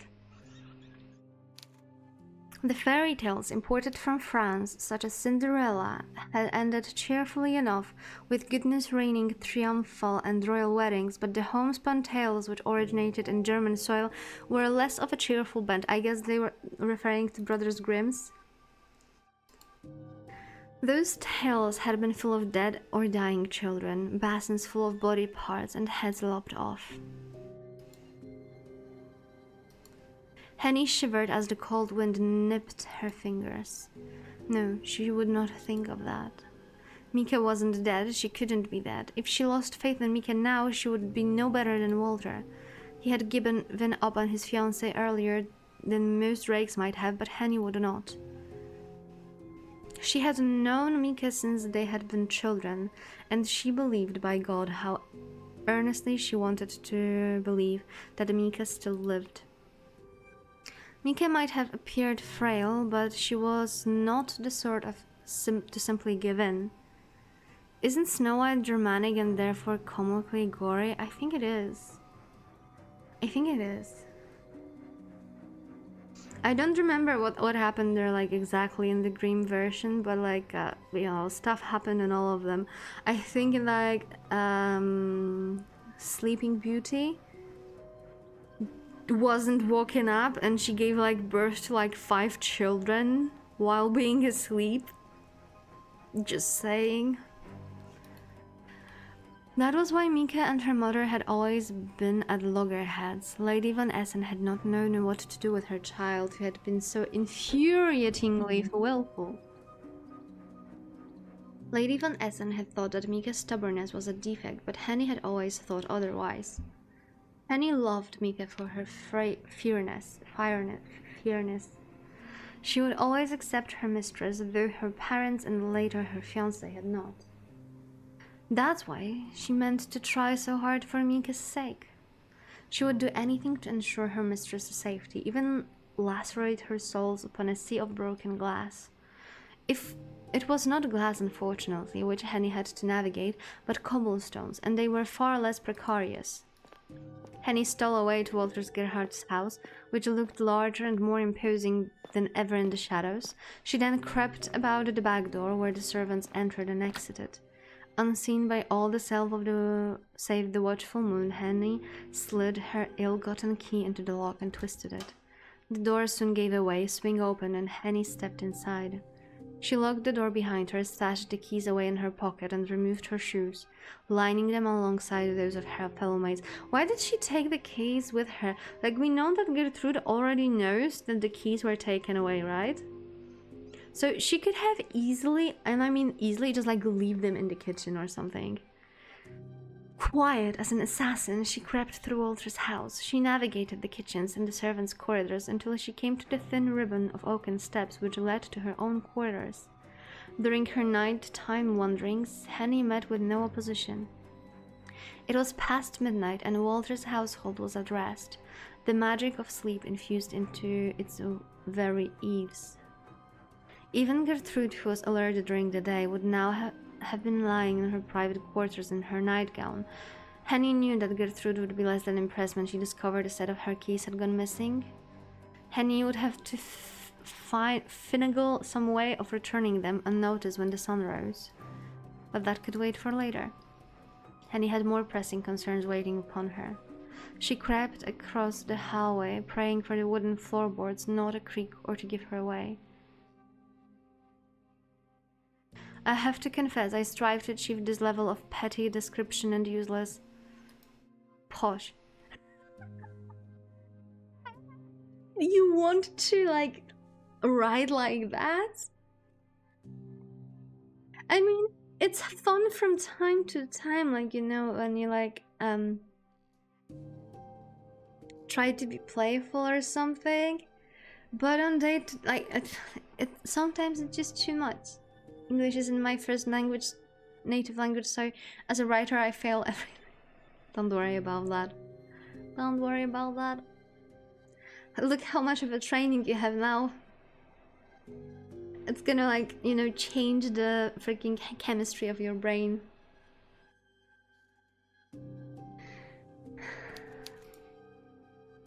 Henny could hear Walter's official's tones now as he lounged at his escritoire, the master of all he surveyed.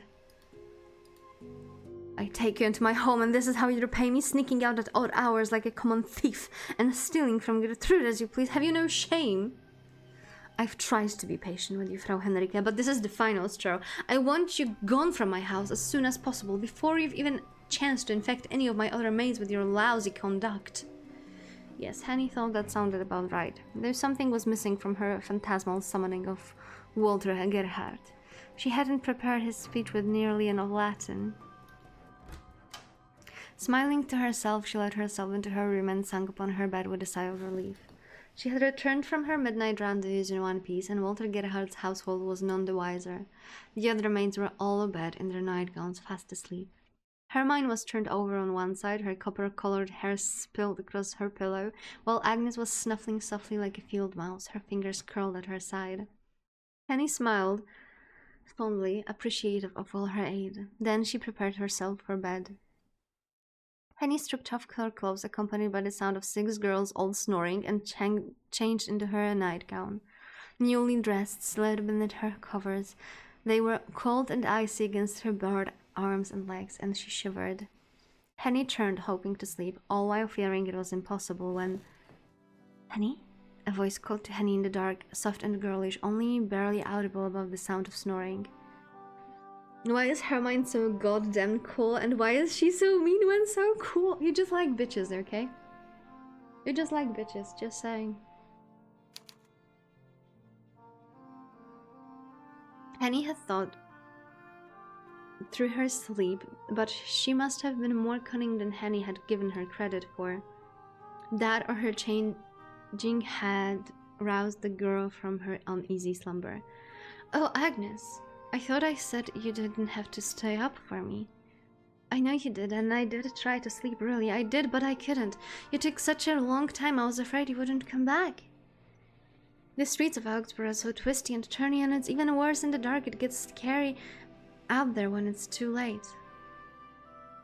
I knew it would be safe with Johann, but on your own... Agnes bit her lower lip. I'm glad you didn't get into any trouble. You didn't get into any trouble, did you? No, I didn't. As you can see, I'm quite alright. I kept my head down, my feet moving, and I did not stop to talk to any strange men, other than Father Dvorak at the church. You suppose he counts? He is quite unusual for a priest, yes, but I'm very fond of him. Me too. I think you might be onto something there. So what did he say? Did he agree to help you find your mistress? Henny nodded. He said it would be possible, but first he asked me to wait a few days. He said we'd have better luck rescuing Mika, that is to say, my lady, when the moon is full. I can't say why exactly, but he seemed to know what he was talking about. Father Dvorak always does. He knew just what to say to my mother when she was at her worst, too. She was in such a bad way, I thought she would never get better, but Father Dvorak proved me wrong. He really can do impossible, just, you see. I'm sure he'll be able to rescue Lady Mika. I'm sure he will. He is the professional when it comes to all the supernatural goings on, or so it seems, so I'll leave it up to him. And his assistants, I suppose. Oh yes, his assistants, you mentioned her earlier. What was she like?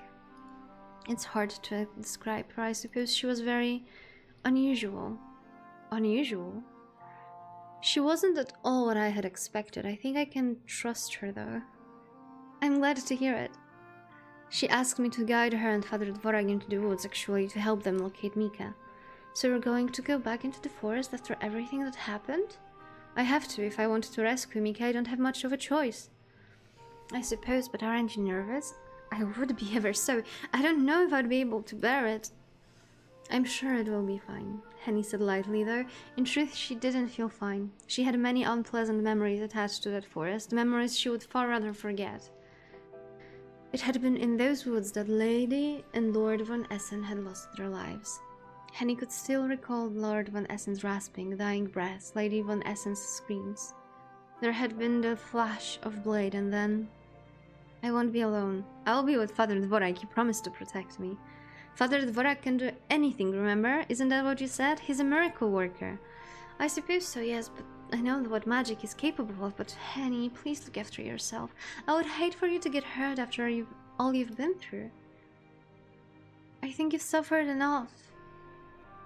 Don't worry, Agnes. It'll take more than a few bandits to put the fear of God into me, or a few vampires for that matter. They can't scare me, or well, they can.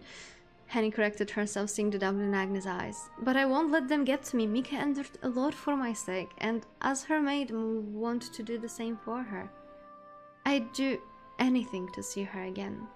You'd really be willing to go that far? Of course I would. Mika is the most important person in the world to me. Her happiness is my happiness. The thought of facing the infernal vampire is scary, but it's less scary than the thought of never seeing her again. I just want to know that she's alright. There's nothing in this world I want more than that. And there's nothing I won't endure for her sake. Another week passed, a week which for Henny was spent in anticipation of the full moon when she would travel once more into the woods with Johann and Heidemarie. For Mika, however, this week seemed very uneventful indeed. Magdalena had continued to drain Mika of her blood in the nights with her very silvery knife and the ceramic bowl used to catch her blood. They talked a little during these sessions, though their dialogue was always clipped, Mika wincing from the pain while Magdalena winced and inflicting it. Magdalena had stopped sitting with Mika when she ate her dinner, and their turn in the garden seemed a thing of the distant past. Mika feared the relationship would continue thus, stoic and uninvolved, save for the regular bloodletting, until one overcast Wednesday morning when Magdalena again brought Mika her breakfast in person. Magdalena has been deposing Mika's breakfast upon her bedside while she slept during the last few days, as she had when Mika first took up on her unwilling residence in Magdalena's home. She had thought Magdalena's early morning's greetings had been a one-off, not to be repeated. Half-asleep Mika was roused by a rapping of knuckles upon her door, which then swung upon to reveal Magdalena, pale of face and of hair, her under eyes dark and smudged, and as though with pencil lead. Magdalena bore in her hands a tray, upon which was a pot of tea and a plate of 2 buttered scones. "Here you are, my lady." Magdalena rested the tray upon Mika's lap, who still sat in bed with an exaggerated flourish, then a neat curtsy. "I hope today's breakfast finds you well." Thank you. To what do I owe the pleasure? Or do I need a reason to check in on my favorite prisoner? I thought only that it had been a while since I had paid you an unexpected visit, and it would do well to keep you on your toes. I would so hate for us to fall into routine. They're awfully dull. You may accuse me of being cruel as much as you want, but I can't bear the thought of being called boring. Oh, you're anything but that, Mika reassured Magdalena with a small smile. But now the surprise of Magdalena's visit had begun to wear thin, and Mika had begun to feel a strange stirring in her breast. It was not fear nor anxiety as it had been in the beginning, but something softer and sweeter. It was hard to... She's falling in love. Yeah, she was pouting quite a few times. It was hard to put her finger upon what it was exactly, but you should pour yourself some tea and quickly before it gets cold. That would be an awful waste. I think you will like today's blend. It's apple tea with a touch of honey. I only hope it isn't too sweet. Oh no, it's fine. I like sweet food. I know you do. You have the palate of a small child. Magdalena smiled, her cheeks dimpling despite her obvious exhaustion, and gestured to the teapot. Go on, drink, dear. You need to preserve your strength. Thank you, that is very thoughtful of you. Mika reached for the teapot and began to pour. A stream of amber-colored liquid spilled from the spout of the pot and into her cup, all the while exuding forth fragrant steam. You know what? I think like Henrike is kind of like a second main character, right? Second MC. And to be fair, she's so much more well written than Mika. The tea both looked and smelled delicious, as sweet and fresh as an orchard. Mika let her fingers curl about the handle of her cup, and slowly she brought it to her lips. She blew upon the surface of the apple tea to further cool it, then sipped. As she drank, she became aware of Magdalena's eyes affixed upon her own. Magdalena's gaze was steady and disconcertingly serious, despite her previous stream of prattle, as though meaning to commit Mika's every contoured memory. Was she anxious that at any given moment Mika might disappear like the steam which unfurled from the teacup? The experience was not wholly pleasant, and it made Mika's skin prickle. Sweet though the tea was, Mika found she could not focus upon it, not when Magdalena's gaze was so doleful. Did Magdalena know something she did not? Perhaps there was a reason behind her visit that cool, overcast Wednesday morning beyond mere whimsy. You said that Mika is the second MC or duertagonist and is better written than Mika. No, I meant Henrika. Henrika is the second MC or like deuteragonist, and that she's better written than Mika. Sorry. Was today to be the final time Magdalena would serve Mika breakfast? The final time they would sit together and talk as though they were equals? Perhaps. That night Magdalena meant to end it all. The regular bloodletting sessions had left Mika feeling drained, and the inside of her arms stunk horribly when she tried to sleep. Anxious thoughts festered inside Mika's head like mushrooms did in the dark until they threatened to overwhelm her. The tea, all of a sudden, tasted too sweet upon her tongue, and she choked upon it. He thinks Lena is the antagonist since she's the MC's romance and all. I mean, yes, but I still think that it might be like a two antagonist, like with the three MCs, because Henrike is still like, look how much of POVs we have. We barely have any POVs of Magdalena, and literally we experience the story through the eyes of Henrike and Mika. Yeah. Oh, Mika. Magdalena stared forth to rub Mika's back with her right hand, her fingers uncomfortably cold even through the fabric of Mika's nightgown. Are you alright? Here, let me help you.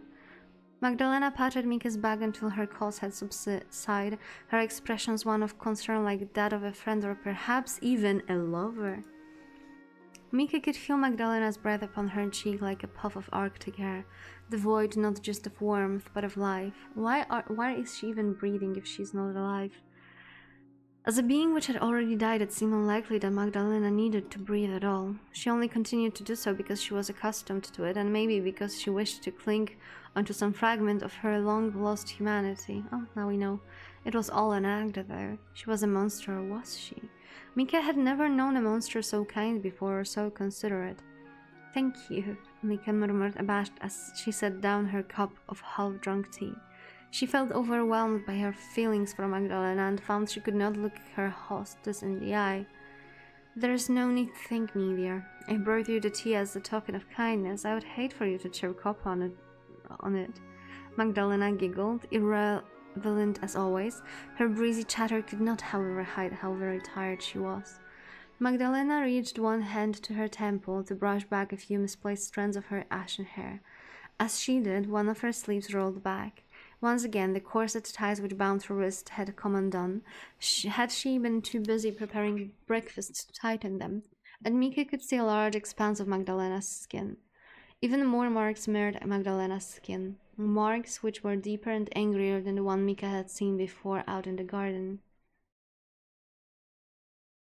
Verisimilitude, we breathe to generate energy. If the vampire can exist without energy, it would be stupid sounding. Well, these marks were accompanied with bruises, black and blue and green, which stippled Magdalena's skin from her wrist all the way down to her elbow. Her skin seemed like a canvas upon which a demented artist had worked, spattering paint here and there with no rhyme or reason. Vampires couldn't bleed, but they could bruise. They could be hurt and perhaps they could even be broken. It was an uncomfortable sight which made Mika forget her own impending fate at once. How could she worry about herself when it was clear Magdalena was in so much pain? Why are there even more marks on your arm than before? What in the world is happening to you that looks terribly painful? Look at this. Frowning grimly, Magdalena drew her sleeve back down and said, "It's an occupational hazard." "Then is this part of your job?" Magdalena nodded, a thin smile capturing her lips anew. "I'm glad you're so quick to catch on. It saves me the effort of explaining myself, which isn't something I do care to do at the present.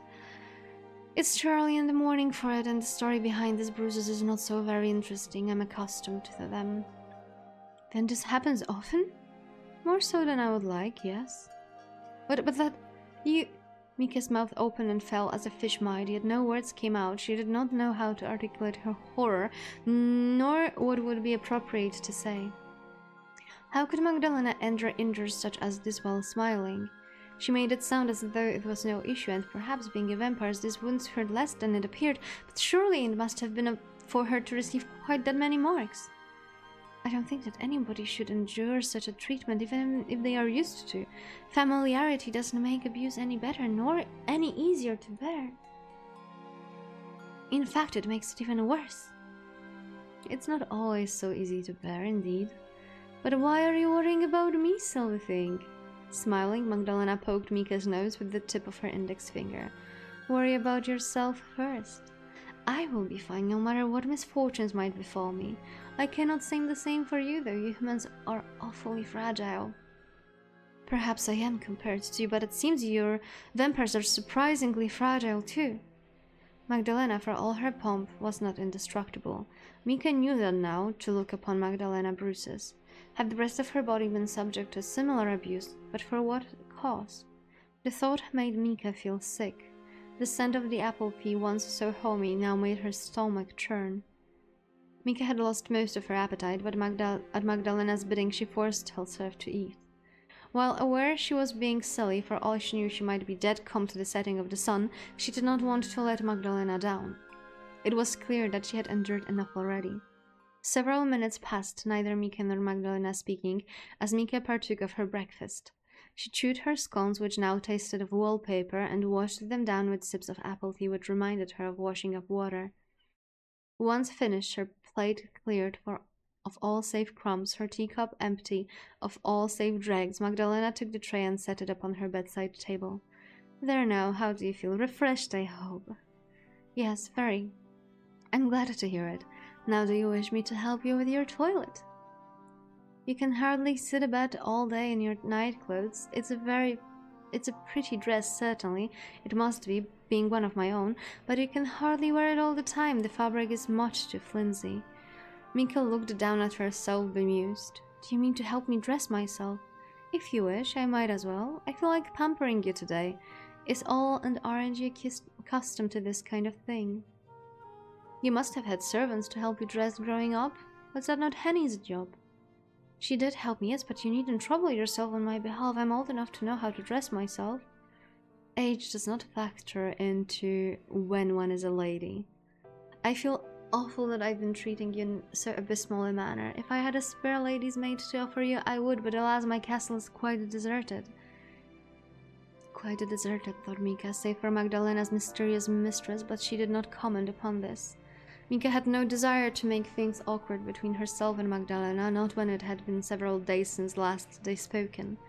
She didn't want Magdalena to leave, but neither did she want Magdalena to act like a servant. It seemed beneath her. "I thought you were a lady once yourself. You shouldn't need to dress me." "Oh yeah, that is true, but one gets tired, of being a lady all the time." Won't you let me indulge? I thought it might be a fun experiment, and I fear I'll not get such an opportunity in the future. Well, if you insist, Mika capitulated with a small sigh, but she was not truly upset. She was intrigued, rather, at the prospect of having Magdalena asked as her servant, intrigued and somewhat abashed. The thought of Magdalena's fingers lifting her nightgown, knuckles brushing against her bared arms, her back, her shoulders, was startlingly intimate, but not unpleasantly so. Do with me what you will. I shall entrust myself to your capable hands. That is the answer I was hoping for, yes. Thank you for trusting me so, dear Mika. I promise I will take very good care of you. I've been hoping to get my hands on you for a while now. Now, why do you make it sound so salacious? My, do you really think it sounds salacious? You know it does. You're doing it as on purpose to make me blush. And do you blush when your Henny helps you out with your night clothes and into your day dress, No, but that isn't the same Henny as Henny, whereas you are... Yes? Magdalena took Mika's hand and helped her stand, her red eyes glinting wickedly. Mika hadn't expected this, and she stumbled, but she never did hit the floor. Magdalena was there to catch her. Magdalena sneaked one arm about Mika's waist, and pressing their bodies together, she softly said, "What am I exactly? You? Are you? If you mean to be my mate for a day, you are acting in a most impertinent manner. Perhaps I am, but alas, it's not my nature to be pertinent. One has to wonder what you were expecting." I wonder myself. I must be going mad. I can't blame you for that, my dear Mika, not when you have been imprisoned for as long as you have.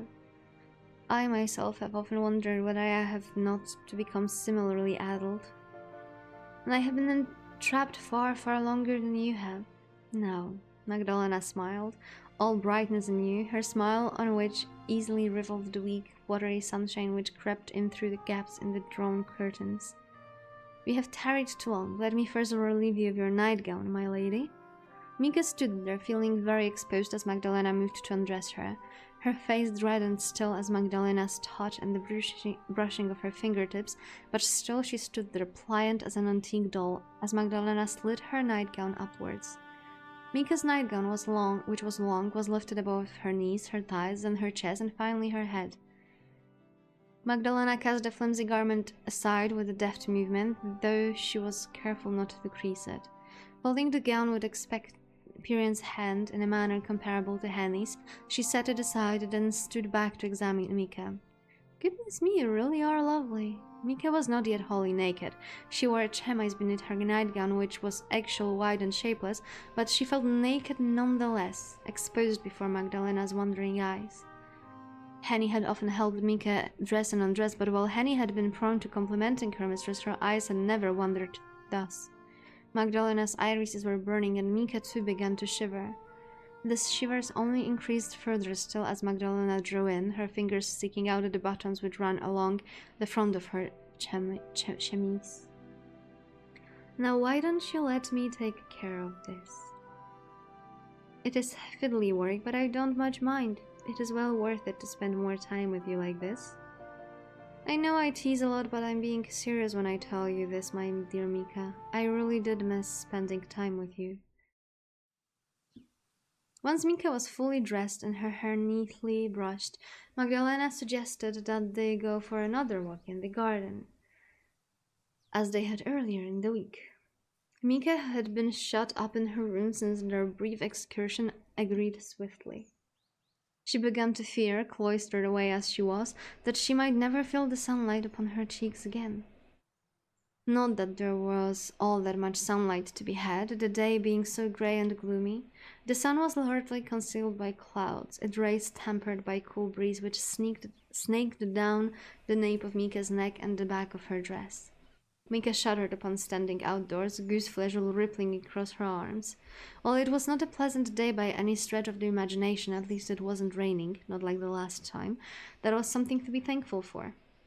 Mika supposed it was on account of general unpleasantness and the malaise which hung in the air that Magdalena had suggested they go outside at all.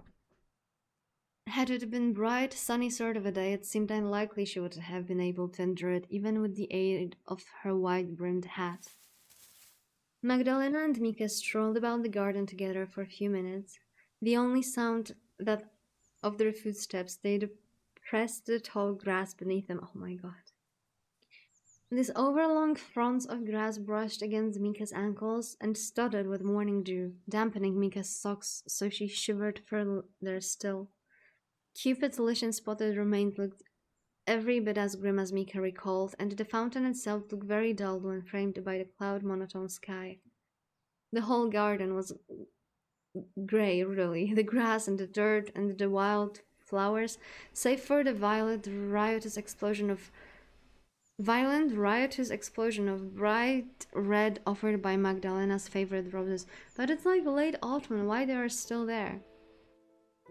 It was by these roses as Magdalena paused as she had during their last walk, and with a small smile she reached to caress one of the monstrously large roses with the tips of her fingers.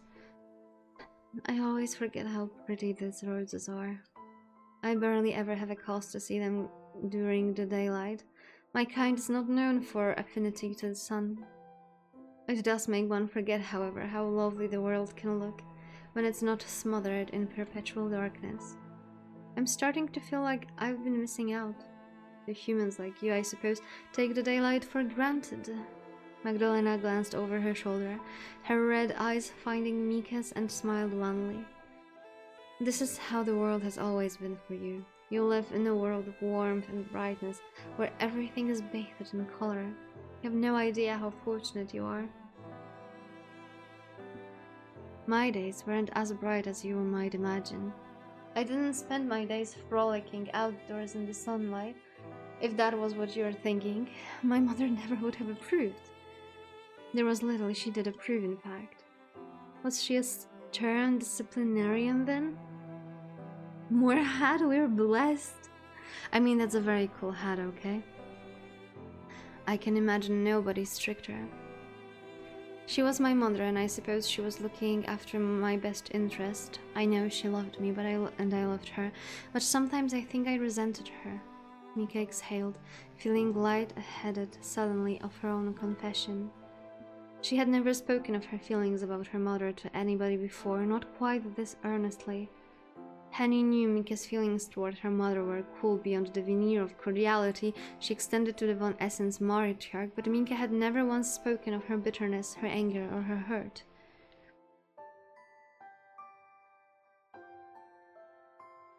You should get yourself one with a violet plume. Wait a second, I can actually show you something, because this model actually has some hats. I just didn't like play with them, okay? But I can show you like what we have. Like, we can actually, like, you know, prepare them. Wait a second, where is the closet? The wardrobe. So I can show you what are the options that we currently have. I just need to, like, wait for this freaking application to show itself. So we have this.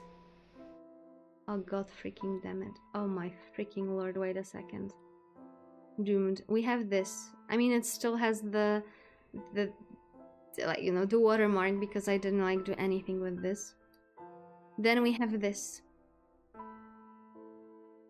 We can also put it so it's not in our eyes. Then we have like a back bow for the Christmas outfit. Then we have like the Christmas hairband. Then we have Christmas hat. I mean, it's just not colored, right? But we have a Christmas hat. And we have the leather hat. So it does have few hats, okay? We have options if we wanted to.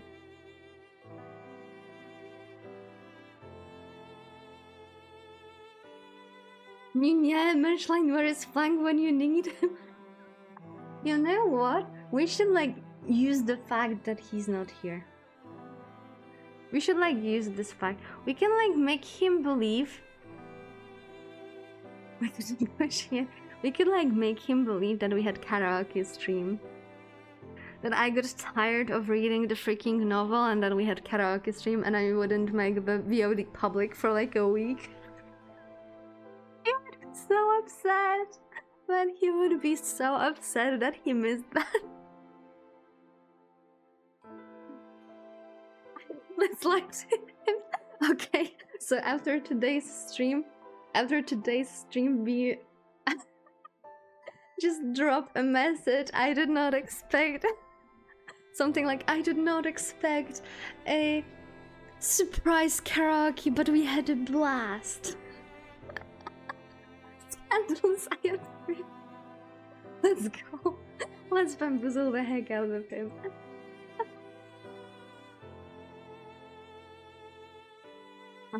I think I was mentioning like a week ago that if I was to have a karaoke right now, we would have a freaking Sabrina Carpenter on roll. So definitely we would have something Sabrina Carpenter. Then later on we could have something from BioShock. What else I would sing? Let me open like my playlist, like the playlist that I usually use for singing. And let me tell you what I have. I have like this selection of songs. And I have this small playlist that is being called Singing Spree.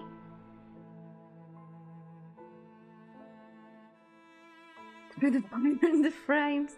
I have their Halsey. I have their Lick Kelly. I have their Guns N' Roses, Paramore, Regina Spektor, Queen, Veronica's, Marina and the Diamonds, Mitski. Yeah, I think, and Sabrina Carpenter, and Sia, and I think that will be enough. I think that will be enough.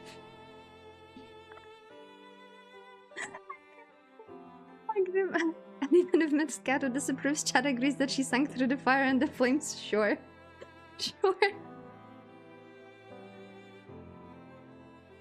Also imagine the moment I publish the VOD. Just gonna go rap on it. That's it. We're gonna make this little stream today as long as freaking possible. We're gonna freaking finish this light novel, even if I was to lose my voice over it. That's just like it. So it's like, 10 hours VOD and he's like, where's the karaoke? Where's the karaoke?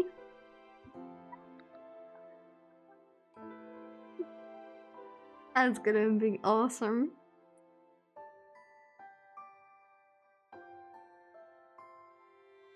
Unless he comes back before we finish, then we need to say that we had karaoke early in the stream.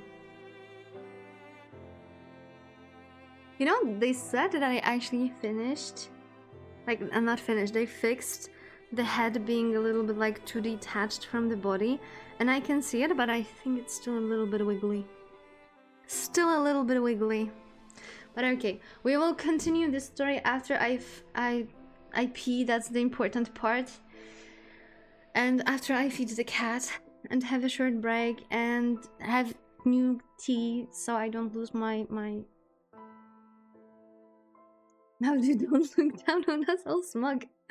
All smug. Wait a second, which one was smug? Was it this one? No, not this one. Or was it this one?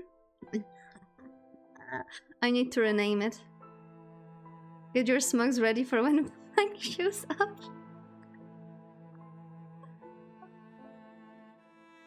Also, I was having a moment of how is it called? When you read each other's minds.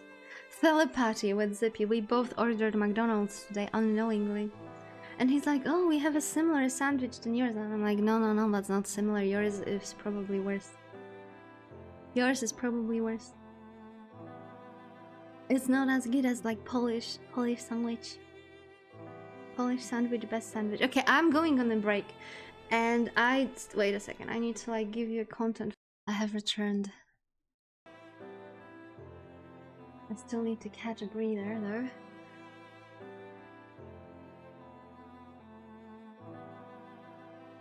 I was running up the stairs.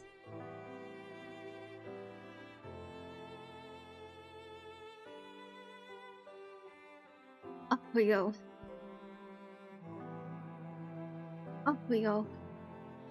She had kept these ugly feelings buried deep inside her, keenly aware of how ungrateful her complaints must have sounded to a woman like Henny.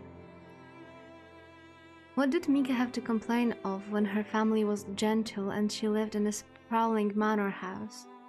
Mika had thought it churlish to bemoan her lot in life. Others were suffering more than she. Children were abandoned on the streets every day by penniless mothers unable to care for them, or else sold into service, and yet Mika had possessed all a young woman could have asked for, but she had not been truly happy. Her mother had seen to that. Part of Mika hated herself for her unfilial feelings, but she had been unable to help them. She had been harboring these feelings for such a long time. Oh my god, we still have the Christmas music! There we go. My mother thought of herself as being a very grand and noble lady, but this came at the expense of how she regarded everybody else. She was cruel to the servants, she would snap at them for the smallest of misdemeanors, and she often threatened to fire them, though she knew many of them needed the employment. They needed our money. Not that we had much of that, it was all for show. That was another thing that rankled my mother. She liked to act as though she was untouchable, but she was more aware than most of our precarious finances. I think that was why she was so obsessed with appearances. We had little else to cling to. It was she who had advised my wedding to Walter Gerhard. I think she saw it as an opportunity to claw back some of our past wealth and our past prestige. She did not care that I disliked him. When I told her of my feelings, she told me that I was being selfish. She said that if I truly cared for her and for my family, I would obey. I tried to protest. How was I being selfish? I had always done what she asked, but she didn't like that very much.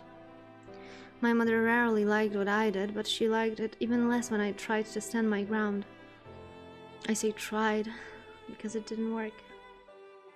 She slapped me as though I was a naughty girl, though I was over 20 at the time. She cut my cheek with one of her many expensive rings, which she refused to pound no matter how dire our straits were. She would rather sell me off than rather her rings, or her brooches, or her fur coats.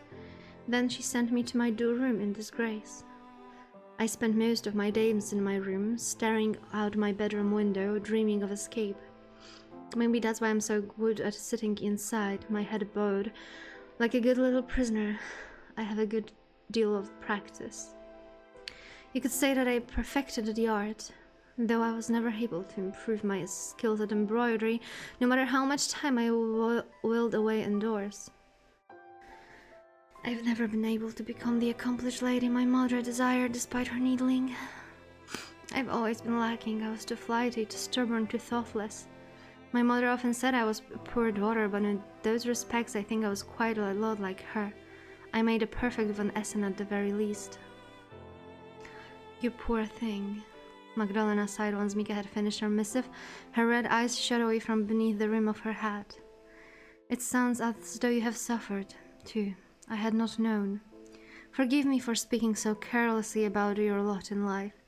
It is a bad habit of mine to act like a know-it-all when I understand very little. I used to be scolded for that myself when I was a human. Did you often get into arguments with your mother? Not my mother, no. I rarely had a cause to speak to her, but I had a figure in my life quite likely like your own Lady Von Essen. She thought she was very righteous, but she used her righteousness as a weapon. It was an excuse to be as cruel as she wished to those she considered beneath her. Have a nice nap. It was frightening when my home was sacked, but I was not at all upset when she passed away. She deserved it. Magdalena pulled a face, then sighed. Now why am I speaking so dreary a subject? I wanted to come out here to cheer myself up. All of this melancholia rather defeats the purpose. I'm sorry. Now it was Mika's turn to apologize. Abashed, she bowed her head while brushing a strand of her hair at behind the shell of her ear. I just thought... I don't know. I've not been able to speak about my mother to anybody before, so when I started, I couldn't stop. The words all came tumbling out. It was improper of me, and unfair too. My poor mother has not yet been dead a full month. Wait a second, I have a cat? I feel like I should at least wait a year before beginning to slander her. That sounds like a standard protocol. Don't worry your pretty little head about that. I'm glad that you trust me enough to open up to me, particularly on the matter so personal. I only worry I won't be able to offer an appropriate response in return. I'm still dreadfully tired, you see. Yes, I can see that. Magdalena looked wearier than she had during the first stroll about the garden, when she had fallen asleep on Mika's shoulder. She seemed so tired, in fact, it was a wonder she was even able to remain upright. Her left hand had quivered when she reached the brush to brush her fingertips to her favorite roses. Have you not been sleeping very much this week? If I was, I would be abed right now inside my chamber, but there can be no rest for the wicked. Is that how the saying goes? It is a popular adage, yes. I don't know if you're wholly wicked, though. Only partially, then. I don't think anybody in this world is fully good or bad. We're complicated creatures, even vampires. Maybe I thought you were a cruel monster at first, but I think my initial opinion was unfair. Really? Magdalena smiled, her red eyes mischievous even despite her evident exhaustion. I'm glad you've since changed your tune, though I do have to wonder why that is. I hope you don't pity me. I feel worried for you, maybe. I don't know if that's the same thing as pity. Such feelings are cut from the same cloth. As a vampire, I have no need to cure the concerns of humans. You are lowly creatures, far beneath me in the pecking order. I ought to find your worry insulting, really, but... Magdalena looked now to her feet, uncommonly abashed. She cleared her throat. Had she been human, Mika wondered whether she would even blush, and said, It has been a long, long while since anybody worried about me. I'd almost forgotten what it felt like. It's not entirely unpleasant, I suppose. But I do wish you wouldn't. And why is that? Your sympathy is wasted upon me. I don't deserve it. While it is true we all have good and bad within us, even monsters, I did kidnap you and I am holding your prisoner. I have inflicted almost a dozen wounds upon your arm, and I've taken a lot of your blood. I am making you suffer. You've no reason at all to worry about me. You ought to hate me instead. It's what I deserve. You say that, and you would be correct to do so, but... Mika took a step forward, depressing the scurvy grass beneath her soles, then examined Magdalena a few inches away from the protected lip of her parasol. Magdalena was still looking to the ground, her eyes obscured in shadows. She was shivering, but Mika did not think it was from the cold. She did not think a vampire like Magdalena could feel the cold. I don't think you really wish to hurt me, not for the sake of it at last. And what makes you think that? You do. You always look apologetic when you take my blood, and a few days prior you said as much yourself. Aren't you doing this for your mistress' sake? Ah, yes, my mistress. You would be right on that score. I would not be doing any of this, had I choice in the matter. There is no A in the name Nyaehh. There is no name in the name Nyaehh. A in the name in that. What do you mean? Meek. Which one? And what did I say? I said Mika. I mean, I think we have like an agreement of how we call her. And I think we decided that we were gonna call her because there was this this movie a long time ago, right? Eurotrip. And there was a girl called Mika. And I just decided to roll with that one. But my wants are irrelevant. My mistress is hungry, ravenous even, and she has a tendency to violence when I cannot satisfy her. I've been doing her bidding for many years, but I don't believe I've ever once been able to make her happy. I don't know if she's capable of feeling such an emotion. She is a selfish creature and she always demands more from me. I know she cannot help herself. She has her own extenuating circumstances, but it does get a wearisome being forever at the back and call of a tempestuous being like that, even during after my afterlife. I had hoped, as a vampire, I might be able to do what I wished for a change, but fate has not been kind to me. If God does exist, which I doubt, he must surely be laughing at my plight. I am sure he wouldn't. I know that I don't think any of this is funny, not in the slightest. Well, you wouldn't. You're rather too kind to laugh at the misfortunes of others. I sometimes fear my own suffering has been so egregious, however, I feel like laughing at it myself. When I do not wish to cry, of course. Magdalena paused, then frowned. She shook her head once more, her eyes darkening, and said, "Oh, listen to me, talking so much. I must sound awfully tedious." "I don't think so. I'm happy to learn more about you. Even though I will kill you one day. Even so. You don't hate me? Not at all." "Ah, yes, I suppose you are too busy worrying about me for that, sweet girl that you are. Stupid thing."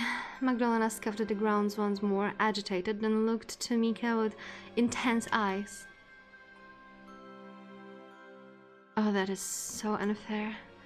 I didn't mean to grow as attached to you as I have, but it's too late to worry about that. I like talking to you and walking with you. You've brightened up my dreary home considerably. Why, I even like cooking for you to watch you eat and brewing you tea every morning. I have no desire to kill you, but I fear I must, if my mistress is to be satiated. I've been searching the forest these last few nights, hoping I might find some stray thieves or bandits I might offer to my mistress in your stead, but I've yet to find so much as a single vagrant." "Magdalena!" Mika blinked, improbably touched by this proclamation. Mika supposed it should have been unnerving that Magdalena had been searching for fresh victims in her stead, but she had spent enough time with Magdalena that such senses had been blunted. It was foolhardy to regard Magdalena as she would a human. Magdalena might have looked as she did, though paler, but her morals were skewed towards those of the undead. To her, humans must have looked like a cattle. She ought to not have cared for Mika at all, but she still did. She didn't want her to die. It was a sweet sentiment, if nothing else. "Have you really been toiling that hard for my sake?" "I have indeed, like a blasted ox, or perhaps a mad woman. Who's to say? Maybe I have gone mad. I must have to care for a human this much. To such a degree I'm losing sleep all for your sake." Magdalena laughed without humor, her lips curled into a grim facsimile of a smile. "Now do you understand what I mean when I said the god would laugh at me? I've been toiling for your sake, but it's all been in vain. I've nothing to offer my mistress save myself, and my blood ceased to flow a long time ago. I can only bleed if I've recently fed. If I do not, then what runs through my veins might very well be made of ash. Look." Magdalena removed one of her gloves with an artful flourish, then reached out once more for the rose bushes. This time, however, she did not caress any of the roses. Instead, she seized one of the slender stems between her fingers, all thorns, and gripped tightly. These thorns would have lacerated a normal person's flesh, bringing forth bright red blood. When Magdalena drew away, however, there were only a few droplets of crimson streaking her palms, far less than Mika's would have expected. Though her skin had been punctured from the rose's thorns, she appeared otherwise unharmed. Though she could bleed, she did not bleed as freely as a normal human. That must have been something she had given up many, many years ago. "I really am a monster. I've no need for your sympathy, Mika. If you show me too much kindness, it will poison me. I don't deserve it." "Magdalena," Mika murmured the other woman's name, but it did not sound right upon her tongue. There were too many syllables which seemed to put between them an uncomfortable amount of distance. Mika paused, then tried anew, fingers reaching to cup Magdalena's own scarred ones. "No, Lena." "Mika?" Mika looked into Magdalena's red eyes, which seemed uncommonly beautiful, then said, "I don't hate you, Lena, no matter how much you might wish I did. How could I, when you've confided so much in me? I know you do not mean to hurt me, even if you do, and that, I think, is enough for me to forgive you. But if you stay with me, I will kill you. And if I'd married to her Gerhard, he would have killed me too, albeit in a slower, more indirect manner. My mother was likewise killing me slowly, but keeping me shut inside with little to distract me save that awful embroidery hoop. She hurt me every day in all manner of insidious ways, and she was supposed to be my mother. She should have put me my own needs first, above all else, but she never did. I don't know if she was fully aware of how much she hurt me, but if she was, she never apologized. She was my own flesh and blood, but I don't think she understood me half as well as you do. At least you seem to care. Oh, I can't deny that I do care, much more than I should. I care so much I fear I might go insane. You aren't the only one. I must be insane too, to care so much about a woman who means to kill me. But I can't help how I feel. I've never had such a life, and I've had few in the way of friends. I understand how you feel, having been shut away inside this house for so many years. I've been horribly lonely, but I'm less lonely now that I've met you. While part of me wishes it had occurred under better circumstances, I am really glad I met you, so please don't feel guilty. She's kinda like throwing away her friendship with Henrika now. She's like, oh, I was always so lonely. She had Henrika. Time to kill the mistress. She had Henrika. Henrika, who's currently doing shit ton of stuff to make sure that Mika is saved. So, I have some issues with the way she puts her words right now. I won't hate you even if you kill me. I'm throwing away my humanity, honey. Let's go. I'm becoming a vampire. I might thank you for it, even. If you weren't the one holding the knife to my arm, then I would probably have been me, and I don't much want to bring my own life to an end. I'm too cowardly for that, and I don't much like the pain. I'd rather you do it. That way at least my own conscience will be clear, and when I do die, I might be able to go to heaven.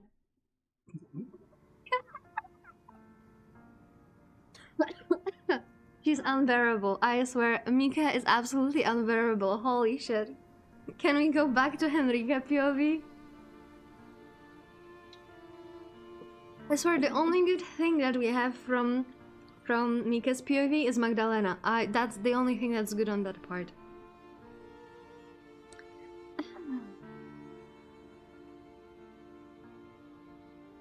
God damn it. It wasn't until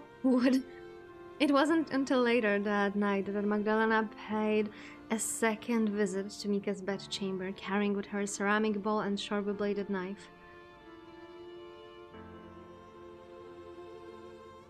Mika had been lying abed when Magdalena arrived, tired in her nightgown. It was late enough that she had wondered whether Magdalena had forgotten about their nightly ritual, but evidently not. Mika had endured those sessions with Magdalena numerous times and now knew what to expect from them. Magdalena did not even need to ask Mika to present the inside of her arm this time. Mika is like pure mayonnaise, white, simple, tasteless, heck, not even white beige. I mean, I don't know your mayonnaise, but like in Poland we have like two brands that are like at full freaking war against each other, and both of them have their strengths, I would say. There is, I think one is Viniare, and it's from like a big company, and it's a little bit sour, but it's still okay. But the best one, at least in my opinion, is Kielecki. It's absolutely a banger of a mayonnaise, even on its own. I'm weak to redheads, they got me. We had like 4 of them here, you would have a blast. Magdalena did not even this one we had. Mika did so without complaint, though she still wins when Magdalena pressed the blade of the knife against her flesh. By itself was simply horrid. You know what? I have like this guilty pleasure snack. It's just like a slice of Gouda cheese with a bit of mayonnaise on it. And it turned out that my mom is snacking like that too. I'm sorry, Magdalena said softly, so softly Mika could have feigned deafness if she had wished, while steadying her head. I do not wish to hurt you, though I know my apologies mean very little. They cannot undo the pain I am making you feel. They are utterly pointless. Magdalena's expression twisted as she collected Mika's blood, her fingers trembling all the while. Why are you ashamed of that? That sounds delicious. It is pretty bland, right? Like, Gouda cheese itself is pretty bland. But if you have like something like more like Emmentaler, like the Dutch cheese, then it's actually getting better. The problem with that one is that this cheese has holes, so smearing mayonnaise over that, it's a tiny bit more complicated, but it's still good. Another thing that I have issues with when it comes to that visual novel, although I've learned that it's more of a kinetic novel than a visual novel because we don't really have choices here, is the repetition of patterns. Like, we really did not need to have this scene 7 times. And I think we already had it like 7 times. Simple brown bread, 2 slices of any cheese, mayo, simply divine. Oh, and like pop a slice of tomato on that, right? To add like a little bit of like a change of a taste and a little bit of a different texture, like holy, that's just more.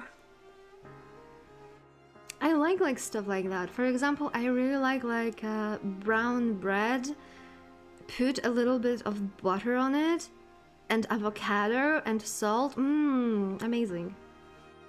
Yeah, there's no choices. But only if it's cold, yeah. I mean, in general, sandwiches are not that great if they're not cold, unless like those are like the sandwiches that are made to be warm, right? Mika's blood stained the ceramic bright enough to be garish during the otherwise understated night. Magdalena must have cut more deeply this time because her wound burned more intensely and her blood spilled more freely. During their other sessions, Mika's blood would emerge almost shyly, a few anxious drops forming about the thin hairline cuts Magdalena inflicted upon her. You know what is also like concerning? She's like bloodletting every single day. There is no break. I mean, at least give the girl like 3 days. And what if she has period? That she would freaking bleed out. Yeah, Fallen is right. The beginning was absolutely horrible to the point that we were, considering what we do with it, but we've already started and we kind of pushed through. And then when we actually like met Magdalena, and there was like also the POV of the maid of Mikes who was let go by Magdalena, it actually got better. It still has a few cons, I would say. The poshness is a bit too much sometimes. The descriptive part is also a little bit too much. Like, you have, I don't know, 10 slides about like description of the freaking building or something like that, which is absolutely unnecessary. But in general, it's actually like, yeah, it got way better. The sassy child paid a lot of the bad start, yes. The moment we met, like, Heide Marie, absolutely, yeah, she saved everything. Magdalena, Henriette, and Heide Marie are carrying this hard. It was not so tonight, however.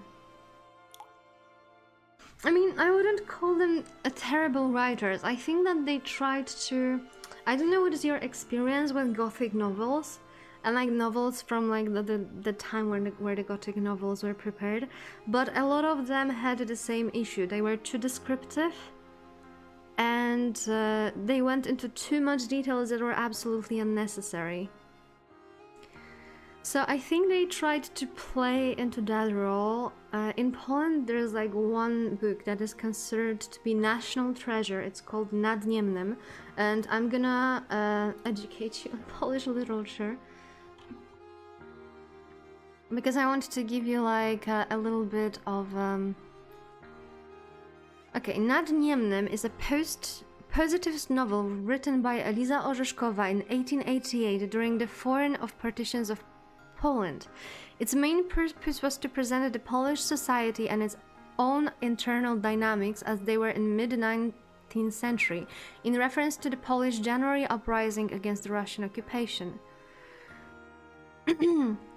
So, there are a few characters. The plot is actually really, really good. It has 400 pages, and to be honest, if it wasn't for some descriptions, it would be like 150. I think it's the only book that I haven't read at school. Because I had to start... I've read like books that were like way bigger than that and way longer, right? But you had stuff going on and it was pleasant read, like, I don't know, Martin's Game of Thrones. Those are like insanely big books, but they are like a nice read. I've read like some books that had like 900 pages and that was just one book and it was still a nice read. But when it comes to Nyaehh, we first got like an excerpt from the book and like the first chapter, and for the first chapter, for like I think 30 pages, the only thing you had was the description of nature in spring. So all the sentences were like, the glistening of the golden sunbeams gently touched the leaves, like the heart-shaped leaves on this type of tree. You could see the sunbeams gently rubbing against the texture and then moving forward to bask the surroundings with a golden light. And you had like three paragraphs of a freaking description of how the sunlight was playing on the leaves, though it was completely unnecessary. And if it was a different type of a novel, sure, but yeah, 40 pages of that almost killed me. I read Holy Moly. I read Lord of the Rings too, and Silmarillion. I loved them. One of my favorite books. Actually, I read Lord of the Rings at the same time when we had the Harry Potter hype, right? And I didn't have an access to Harry Potter franchise, and I was feeling like left out. I do not know what the hype was about, but I did have Lord of the Rings and I watched the movies, and I become a huge hater of Harry Potter, and I was like, Lord of the Rings is better. Lord of the Rings is better. But then I actually got to read Harry Potter and I was like, wow. Maybe Lord of the Rings is better, but this is not that bad. The stench of blood combated the other unpleasant odors Mika often had to contend with, those of dust and mold and neglect, until it was all Mika could smell. She's been here for like, what, 2 weeks? 3 weeks maybe even? And imagine it did not occur to her to, like, I don't know, use her old clothes or something to take the dust away. I mean, I know she's a lady, but if it's so unpleasant for her, why did she not clean? She has literally nothing to do. She sits in that room entire day. She could taste it too in the back of her throat when she swallowed. The air seemed to have taken on the tang of copper. Mika's wound stung as Magdalena squeezed it, freeing yet more blood from within her. She's made plenty clear. Her brain is smooth. That's correct. She might just not think about it. The brain cell is definitely not with her. Mika winced and a bit this inside of her cheek in an attempt to stop herself from gasping. She did not want to cry out, not when Magdalena looked so tense already. Oh, give me a second. I need to like get a lip balm because my lips became like super dry.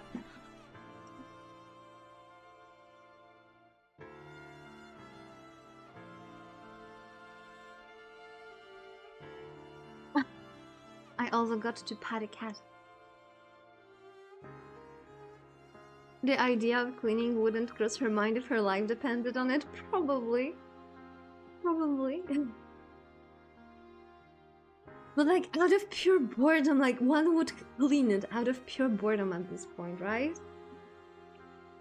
She did not want Magdalena to feel guilty about hurting her, but surely that was foolish.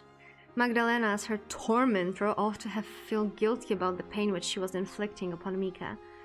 Mika had no obligation to worry about Magdalena's feelings, whether they may have been, and yet...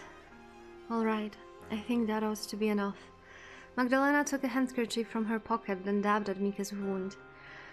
The lukewarm water against her skin stung, and Mika had to bite the inside of her cheek again, harder this time, to stoke another encroaching sound of distress. Mika counted to 3 inside her head, trying to soothe herself before she spoke. She can count to 3. Lena, what is it? I just wanted to tell you. Mika yawned and then leaned back against her pillow. Magdalena was still dabbling at her arm and her wound, but all of a sudden Mika felt too drained to remain upright. All of her strength had voided her body, leaving her an empty shell.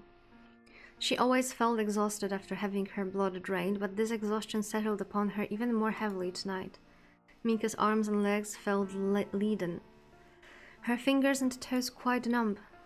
She could barely curl them, though she tried. Her breathing was regular at least, but shallow, and still the air tasted of blood. Mika might have felt terrible, but she did not blame Magdalena for her plight. If anything, she pitied her. "Thank you," Mika spoke softly, her eyes affixed upon Magdalena's unblinkingly despite her fatigue. "What?" Magdalena drew back, clutching her blood-spattered handkerchief in one hand, and frowned. "What could you possibly have to thank me for? Don't tell me I've taken so much blood your thoughts are growing an adult." "Perhaps they are, somewhat. But I'm not so confused I don't understand my own feelings. I know that you're being as considerate as you can be given the circumstances." "Considerate?" Magdalena laughed, though it was without a humor. "And I know that you don't mean to hurt me. You're trying to console me as best as you can, aren't you?" "I'm trying, yes, but... Mika..." Magdalena gripped the handkerchief hard, crumpling it in her right fist. It was still damp with Mika's blood, not that there were much of it. Magdalena had been thorough in emptying Mika's veins into her bowl. The little blood which did stain Magdalena's handkerchief, however, soon stained Magdalena's palm in turn, tipping her dark giggle of burgundy. "How can you say that to me? Do you mean to hurt me?" "What? I would never!" "Yes, I know you would never. You are a good, kind woman, unlike myself. You are so very kind, in fact, that you would seek to sympathize with a monster like me. I am hurting you, surely you must be able to feel it, but still you place my feelings over your own. I don't understand how you can do it. How can you bear to thank me after all I've done to you?" Apparently leaden is with lead, which means in Polish is oath. A metal in Latin it's plumbum, and you read it as you read the color red, but with L and not red. What? What? That's so complicated. That's so complicated, man.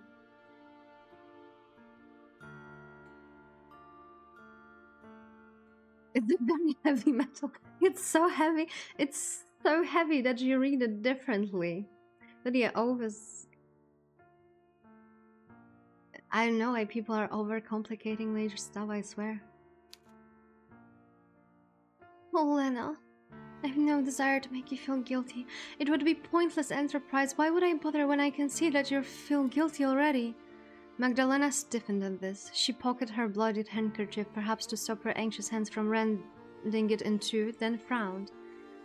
Hi, real big Ugh, how are you? Yes, you're quite right. I do feel guilty about this. Yet, I fail to see what that will feasibly accomplish. My guilt hasn't stopped me from hurting you. It's a worthless emotion that exists only to satisfy my own ego.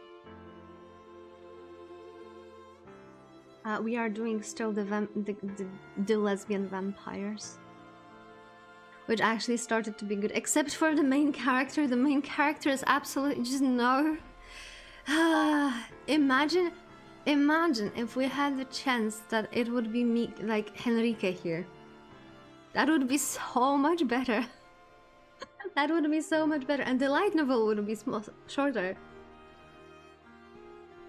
Because Mika is too stupid to actually like look around and find someone who'd be able to save anyone from Magdalena. Novel cut like half short. I would like to believe I'm not wicked, so I cling to my guilt. It proves, at least in some sense, that I still have a sense of ethics, that I'm still a human, at least in a part. But no ordinary human being would inflict suffering like this upon another. It's all posturing. I don't think it is. How can you be posturing when you are being so sincere? Maybe I am, but why does it matter? It matters to me. I would hate if you gleaned any enjoyment from treating me like this, but I can see that you do not. This is hurting you too. In fact, I think it hurts you more than it does me. I don't know all the particulars, but you wouldn't be doing this if you had a choice. Mika took Magdalena's hand in her own and squeezing it, she said in an imploring voice, "Is that right?" "Is that what you think?" Magdalena sighed wretchedly, but did not try to pull away from Mika. Instead, she leaned in, squeezing Mika's head in turn before elaborating. "I am sorry to disappoint you, Mika, but I'm not the hopeless victim you seem to believe. I do have a choice in this, I always have. It is my own foolish fault that I choose and continue to choose a poor one. I don't have to hurt you, and I don't have to do anything. If I wanted, I could wash my hands of this farce and move far away, put all this bloodshed behind me, but you can't. Though you say you could, you have your mistress to worry about." "Indeed I do. While I could leave her, I would not wish to. She would be hopeless without me. She can't look after herself, she needs somebody to sustain her. I just so happen to be that unfortunate somebody. I procure victims for her and I keep her fed, but I am afraid that it's not enough for her. I think I might even be afraid of her." Oh God, Magdalena's expression twisted. I must sound so pathetic. Mika thought of the lurid marks she had seen on Magdalena's arms, a riot of red circles like full-headed flowers, and winced in sympathy with her. Put the mistress out of her misery. I think Magdalena actually loves her mistress. We only had like a glimpse into their relationship, and Magdalena did say, "I would do anything for you." The sassy child, Shaw. I don't think you're pathetic, Lena. I think you're trying very, very hard for a very, very long time. And I think you need somebody to console you. Perhaps I'm wrong to feel this way, and perhaps I'm presumptuous. You can scold me if you want, and I'll relent, but Lena... Overwhelmed with sympathy, Mika leaned in and wound her arms about Magdalena. "You aren't alone. You have me. You can talk to me. If something is the matter, I would like to help you. I care about you and I don't want to see you so upset." "Mika, oh Mika." Magdalena sniffled, her eyelashes trembling. Her shoulders began to relax, her body draining of tension, but even as it did, she murmured, "You don't have to pity me. I've no need of the sympathies of a mere human, particularly not when said human is one of my victims. You should be cowering away from me, not holding me even closer." "Maybe I should, but as my mother always said, I've never known what's best for me. That's why she arranged my life for me, down to the smallest detail. Now that she is no more, I think I ought to do what I want for a change. I'm tired of listening to other people." "You won't even listen to me." "I will, if you wish me to." Mika, you're hopeless. You can push me away if you like, but I thought it might help. I don't know if there's anything you can do to help me, Mika. You or anybody else. The only person who can help me is me. She sighed. "I ought to tell you to keep your distance, and yet... And yet? It has been a long time since I was last embraced. It feels very nostalgic." Relenting, Magdalena leaned forth, then rested her own chin upon Mika's chest, wherein her heart continued to beat. "I can't believe this. I am seeking solace in the arms of a human of all things. I thought I was stronger than this." "You are strong. You must be, to have endured so very much for so long, all alone. But everybody has their limits."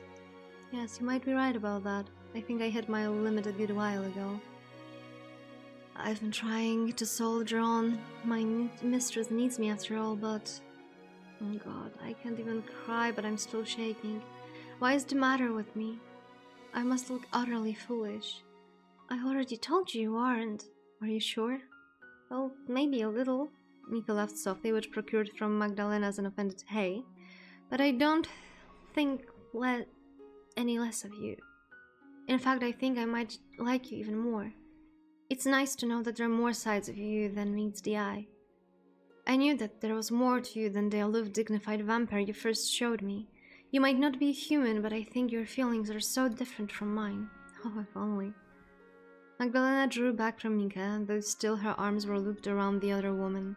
Holding her close, she looked into Mika's face and said, You're too kind, Mika. If you keep acting as you are, I'll have a second or third thoughts about harming your fooder. You don't deserve any of this. I wish I could save you, but it's fine. You saved me once before, remember? If it weren't for your timely intervention, both Henny and I would have been slaughtered by those bandits. You saved me. How could I not love you after that? Ooh, the big word. Mika. Magdalena's rubby eyes widened, and abashed she looked away. If I had the blood to blush, my face would be pink right now. I'm not embarrassing you, am I? You are, horribly so, and you're perplexing me too. You're a foolish girl, do you know that? Your sympathy towards me is unwarranted, not to mention all this coying, sickly kindness. I'm drowning in it. Your trust in me is going to get you killed one day. One day soon, in fact. It's killing you already. I know, and I don't care. You said that earlier when we were in the garden. But do you really mean that? Every word. Right now I only cared about being with you. Well, that's quite a proclamation. If I did not know any better, perhaps I would take it as a confession. Perhaps I wanted to take it like that. Honestly? Maybe. I know at the very least that I don't hate you. I've grown quite fond of you, in fact. When we're together, my heart starts to beat harder and, well, you might not be able to blush, but I can. Yes, I can see that for myself. Magdalena's eyes trailed across the contours of Mika's face, marveling at how delicate her mouth was, how long her lashes, how flushed, like freshly picked primroses, her skin. What blood Magdalena had not drained from Mika seemed to be resting beneath the surface of her cheeks, warming them, heat excluding from her like that of flickering flame. It plays to be stupid beyond reason, it makes you bold. She looked so very enticing, Magdalena hardly knew what she was doing, even as she pressed the 2 fingers beneath Meek's chin. Raising her head thus, their eyes meeting once more, Magdalena said, You really are an idiot. But if you wish, you can be my idiot for tonight at least. I think that might at least make me happy. My Mika. They kissed! They kissed! There we are! They kissed! Took 6 hours, but we have the kiss. Someone tag Hoga. Hoga has to know. The Hoga. They kissed. He needs to know. He needs to get like a freaking notification because he was mouthing him.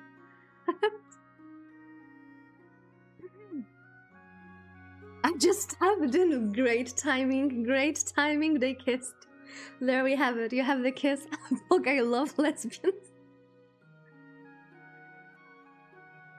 Magdalena dipped her head as though compelled by a powerful magnetism and sought out Mika's mouth with her own.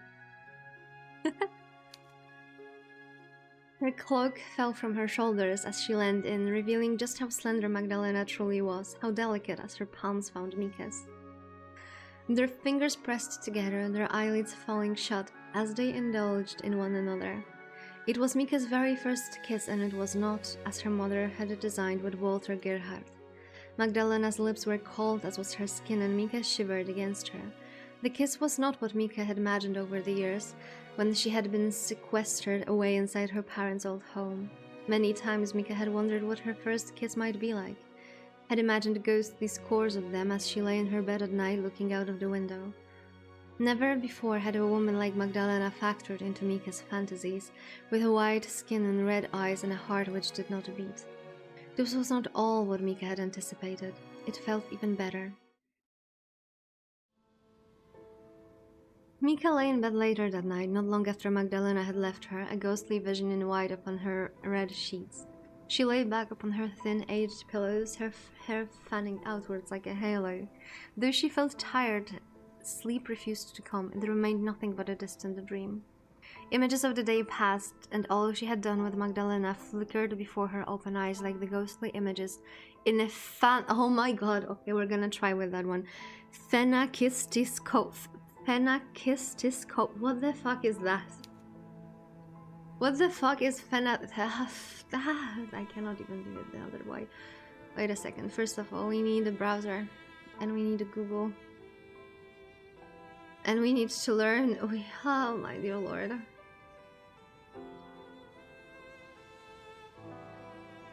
Wait a second. We need to make it smaller.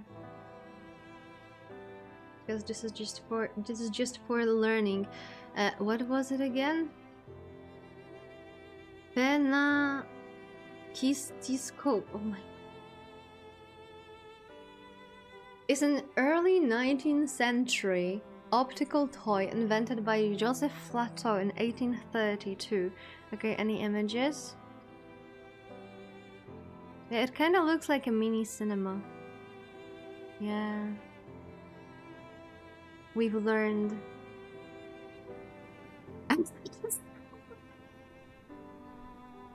Oh, today we've learned so many things. Holy shit.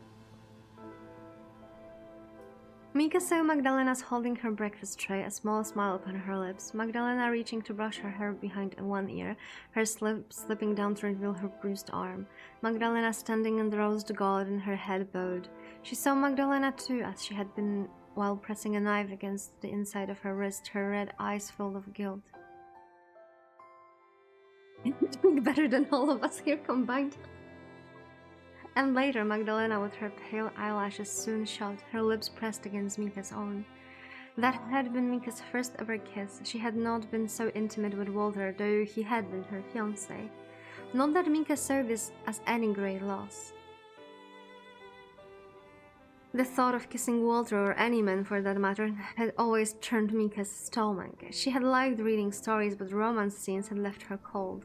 Mika had thought she would be happy if she never had to kiss a man, and that belief still stood. Magdalena might have been a woman, and a vampire besides, but kissing her felt right. Even now, long after her lips had parted, Mika could remember how it had felt. Her lips throbbed with phantom kisses, and blood pooled in her cheeks. Mika pressed one hand to her chest, fingers splayed and sighed. She knew not how she would go to sleep now, with such thoughts racing through her mind. She feared as she lay there, the darkness pressing in upon her, that she would never sleep again. Magdalena had stolen her ability to rest, just as surely as she had stolen away her heart. While Mika lay abed that night, trying to sleep, Magdalena sat at the bedside of another, holding in her hands a dish filled with bright red.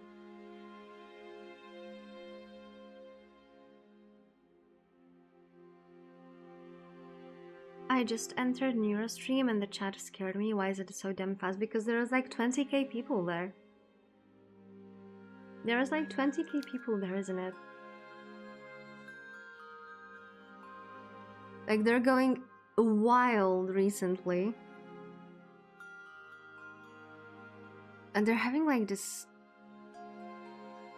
Wait, how many people are there? Oh, 16k. I don't know. I mean, in some cases, many people, like, you know, when you have VTubers that actually have people beneath the VTubers, then I think some of them just like want the attention of their like favorite VTuber, and then does make sense. But then again, I've seen like a lot of big streamers that have their chats pretty tame, I would say. Like without a lot of spamming, like the streamer does not have to put the slow mode on. But yeah, in some cases it's insane. Like, have you ever seen like Emuru's stream? Like that's just... I don't even know why they put the chat on the screen, because it's just like inviting people that have epilepsy to have a trigger. The girl is respond to the comments. I mean, in big streamers there's like a lot of mods that pick up the comments and they highlight it, or they just like respond to like what they see in a moment. But yeah, the fast chats are just like... I know they're AI, but it's so goddamn fast. I'm still talking about Nero. I don't think... I mean, I think Nero is better at it because she can probably keep up with the chat, right? And still like choose what to respond to.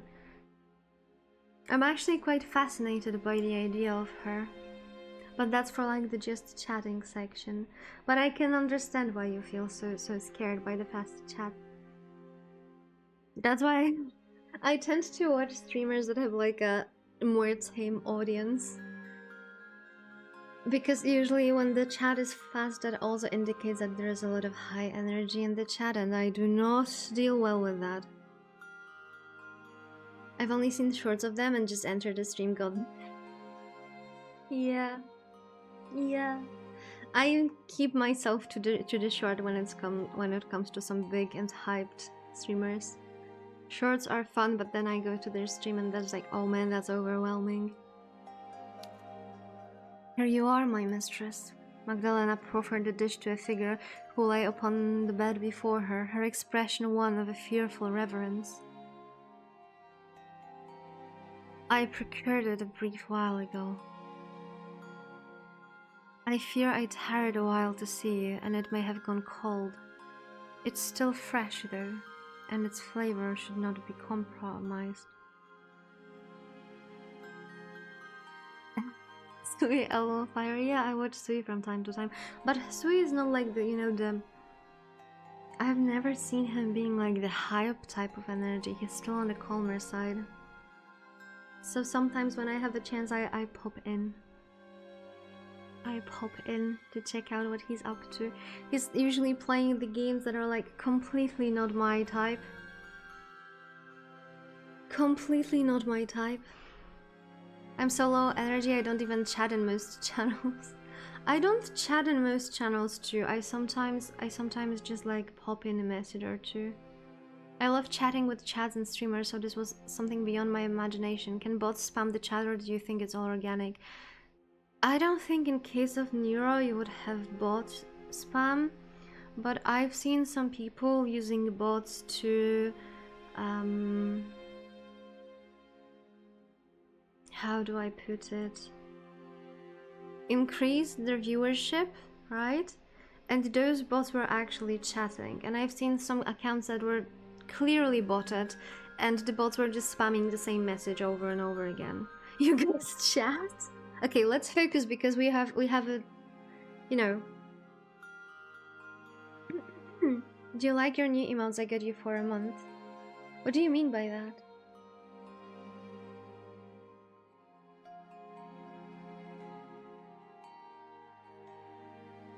Okay, let's focus up because we have like the important scene right now. So, we have Magdalena who's facing her mistress. You got a sub sniped on Swiss channel by yours truly. Oh, thank you then. I did not see that yet. I did not get a notification, but thank you.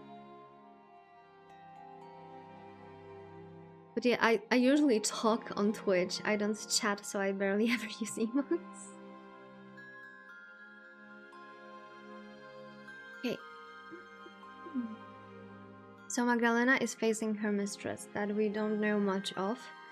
We are kinda thinking that she will be the one to... I mean, I'm thinking that she'll be the one to be facing off the sassy kid. But we will see about that. I fear I tarried a while to see you, and it may have gone cold. It is still fresh though, and its flavor should not be compromised. I hope it is to your tastes. Thank you for the stretch. The shadowy figure rose, the metallic chains which bound her clinking, and then shifted forth. Her nostrils twitched, savoring the scent of the blood in the dish, before she brought her tongue to it, her red lips parting like an awful oozing score. Magdalena tried not to wince as her mistress pressed her tongue to the quivering menicus of Mika's gathered blood, nor when the damp, wet sounds of her supping filled the room. The sound of the mistress feeding was interspaced only with the lowing of the breeze outside, as it rattled against the window panes. It sounded sad and mournful, which seemed rather appropriate. Magdalena had never much enjoyed these feeding sessions with her mistress, but she enjoyed it rather less now. It was hard for her to remain emotionless, a Grecian figure carved from marble, when she knew so intimately the woman whose blood filled this dish. She did not wish to exploit Mika further, nor to hurt her. She could hardly bear the burden of her wicked deeds. They weighed heavier and heavier upon her shoulders with each day that passed, but what was she to do? If she did not bleed Mika, her mistress would suffer in turn. Her mistress, weak and feeble that she was, needed somebody to look after her. She had no way of procuring blood on her own. Had Magdalena not provided for her throughout the years, she would have been long dead. Sometimes she thought that this might be for the best. But these thoughts seemed wicked, and they made Magdalena shudder. She could not abandon her mistress, no matter how onerous caring for her had become. They were alike, she and her mistress, two birds of a feather. Society would shun them both for being a pair of misfits. They were both monsters. Magdalena's mistress was the only creature like her she knew of. She was all which stopped Magdalena from being utterly alone, and all which had granted her a purpose. Magdalena had vowed, when first they were turned, that she would protect her. I was willing to become the wickedest of villains for your sake. I have debased myself, committed a vile act after a fact, and for a while I thought my humanity forfeit. She sighed, her lips pursed as her mistress, heedless as always of her words, continued to drink. But I fear I must be softer than I thought. I have killed many, many men without flinching, but the thought of killing Mika... She sighed again, a sigh which seemed to issue forth not just from her chest, but from a deep shadowy recess inside her. When she exhaled, it left her almost breathless. I don't know if I can do it. Not even for you. I want to make you happy, dear one, but if the price of your happiness is my Mika's life, that seems like too steep a price to pay. If I keep going as I am, I fear something inside me might break. If it has not been broken already, that is. Unable to face her mistress or herself, she let her eyelids fall closed. Her lashes melted together, long and spiky like albino spiders' legs. She did not cry, but she felt phantom tears prickling her eyes regardless, sobs she could not make raking her slender shoulders. All the while, her mistress continued to suck as a cat might. Her pointed tongue lapped Mika's blood, her head bobbing back and forth. Her mistress was, in many respects, like a pet. Eating always contented her, but eventually she would show her claws. Magdalena had been on the receiving end of said claws more times than she could count. Her arms were littered with bruises, which were all the thanks she received for her labor. Aiding her young mistress had never been the most thankful of tasks, but Magdalena had persevered. Looking after her mistress had been her only purpose in life for nigh on century. It had been her only reason to keep going. Now, however, I wish I knew what I was speaking about. I wish you could understand how I felt. I wish that none of this had ever happened to me, and especially not to you. You never deserved any of this, my poor, dear Crystal.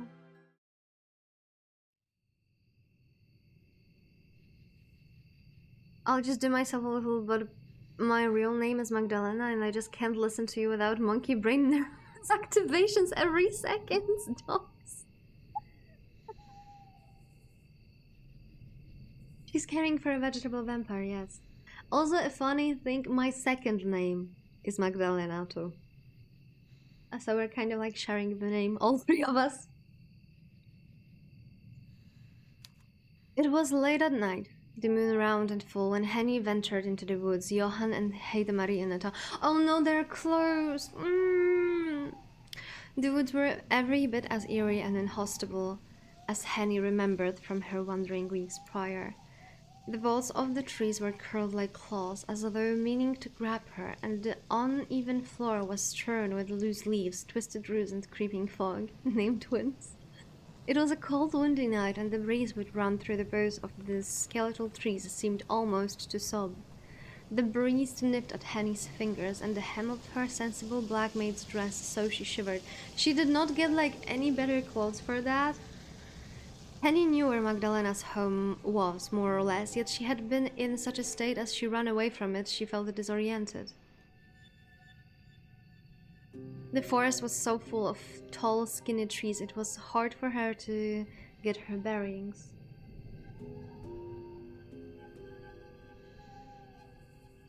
She hoped only that she was right in her recollections, and her footsteps were leading her closer to Mika's side rather than further. Please, Mika, Henny prayed silently, her soles depressing the twigs and the leaves beneath her. Be safe. That's all I ask. Well, isn't it a beautiful night? Heidemarie spoke in casual tones that belied the seriousness of the situation as they walked. She, for her part, seemed quite at her ease, though perhaps that was because as a vampire she was accustomed to the stillness of the night. Certainly she would have preferred it over the heat of the light of the day. The moon is so lovely, yet lethal. Lethal? But of course, werewolves aren't only beings who undergo significant changes during the full moon, it also imbues us vampires with strength. Heidemarie flexed her fingers, extending them as a pianist might before setting them down to play a symphony. Sassy child is back. I mean, that's Heidemarie, that's like the other vampire, like the elder vampire. For a being who has been dead for so many centuries, I feel quite alive. I'm positively tingling with excitement. It's been a long, long while since I had a job to do. Heidemarie's lips split into a grin, wide enough to reveal her incisions. They glistened at the front of her mouth, sharper and more deadly than needles. He is not an emo joker priest, but he's responsible to take care of the vampire who's permanently feeding on him, as per contract with the church. I hope it doesn't disappoint. I'll be upset if this Magdalena does not put up a fight. No, Heidemarie, we didn't come out here to have fun. Frau Henrika wishes for our help and we must do all we can to aid her. Yes, so Heidemarie is like 400 years old or so, and around like 200 years before, she was actually like having a beef with church, but they decided that they will not go against her if she works for them, and she was like, yeah, sure, why not, I had my fun in life. So she's currently working for the church and slaying vampires who go wild, and to keep her hunger at bay, they have people that take care of her, that keep her on a leash but at the same time feed her, and this priest is one of them. This is serious. A woman's life may be on the line. Well, of course I know that I'm aware that this will be a delicate operation, but I think that makes this even more entertaining. It's been a terribly long time since I got to rescue any fair maidens. I do so love being a brave, noble hero, though I must give you a few words of advice, Fraulein. There is a chance that your beloved mistress may already have departed from the world of mortals. He's not a vampire with that! Yeah, he's human. He is 100% human in his 20s on the top of that. However, when we saw him, we were kinda like, he kinda looks like a vampire himself. But no, he's just goth. Wait a second, I got like super entangled in my clothes. And I need to fix myself because that's like super uncomfy. Oh! Okay. Oh, Henny stiffened at this as Johann's disapproving frown deepened. Heidemarie, please be more considerate. By that you mean ply her with false reassurances? No, I just... Such sweet lies might come easily to Johann, but they don't sit right with me. I might be a depraved monster, but I don't like to deceive people. I don't deceive people, I spread the word of God. And you truly believe in the eventual reckoning and salvation and heaven? Yes, of course I do. You know I do. I wouldn't preach of such matters if I didn't. Heidemarie pressed her lips together before eventually capitulating. Yes, I suppose you're right. You've always been an awful goody two-shoes. I know you wish only to think of the most positive potential outcome, but life often does not work as we might want. Heidemarie looked again to Henny, one arm resting on her hip. Powerful though I am not privy to everything that happens in Augsburg vicinity. I cannot say for certain that your mistress will be unscathed. Though I am certain I'll be able to dispatch with this Magdalena in due course, it may be too late for your mistress. Please come to terms with that during your travels. It will save you a lot of unnecessary grief later. Well, I suppose you have no ill intentions by saying this. Johann clicked his tongue while Heidemarie tittered. His looks are crazy. He just doesn't have a lot of blood. But you don't need to sound half so gleeful while phrasing your concern. It makes one doubt how genuine you are being. I think I'm not being genuine. You rarely are, you're a menace. Oh, who is me? Hegdemarie staggered back dramatically, one hand pressed to her breast as though she had been mortally wounded. Had Henny not been so tense, perhaps she would have smiled at Heidemarie's antics. As it was, however, she found herself incapable of seeing the funny side in the young girl's covering. Her thoughts were too full of Mika to pay the mischievous Heidemarie much heed. She knew Heidemarie had a point. Her Mika could very well be dead, but Henny did not wish to come to terms with such a possibility. If Mika was dead... Oh, if Mika was dead... Frau Henrike... It was Johann who spoke next after the pause rent by Heidemarie's warning, his voice softer and gentle than the moonlight. I know Heidemarie speaks callously, but she does have a point. There is no guarantee we will be able to save your mistress. But if her heart beats still, then Heidemarie and I will do all in our power to save her. You can rest assured on that score. Please place your faith in us. I would never seek to betray your trust, not when you went to the effort of seeking us out as you did.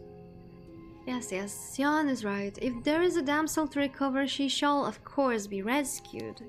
And if she is a corpse, well, we'll simply have to pay her our respects. Either way, you'll get the closure that you want, but the time this night is up, we will know exactly what has happened to your beloved Mika. Thank you. I don't know how Mika has been faring, or what state she may be in when we find her. But I suppose you'll find out soon enough before the night comes to a close. Everything will be sorted then, and one way or another, for better or worse. Yes, that's a good way of looking at it. It's best not to get your hopes up too much. Heidemarie giggled to herself anew, as a young girl might, while Henny continued to traipse through the woods. She had been walking for almost an hour now, and could feel the chill air growing colder as it settled about her shoulders like a shroud. Henny shivered, winding her arms about herself and threw about Mika. If Mika was alive, she supposed she would be asleep right now, perhaps in the very same cell she and Henny had once played Joker in.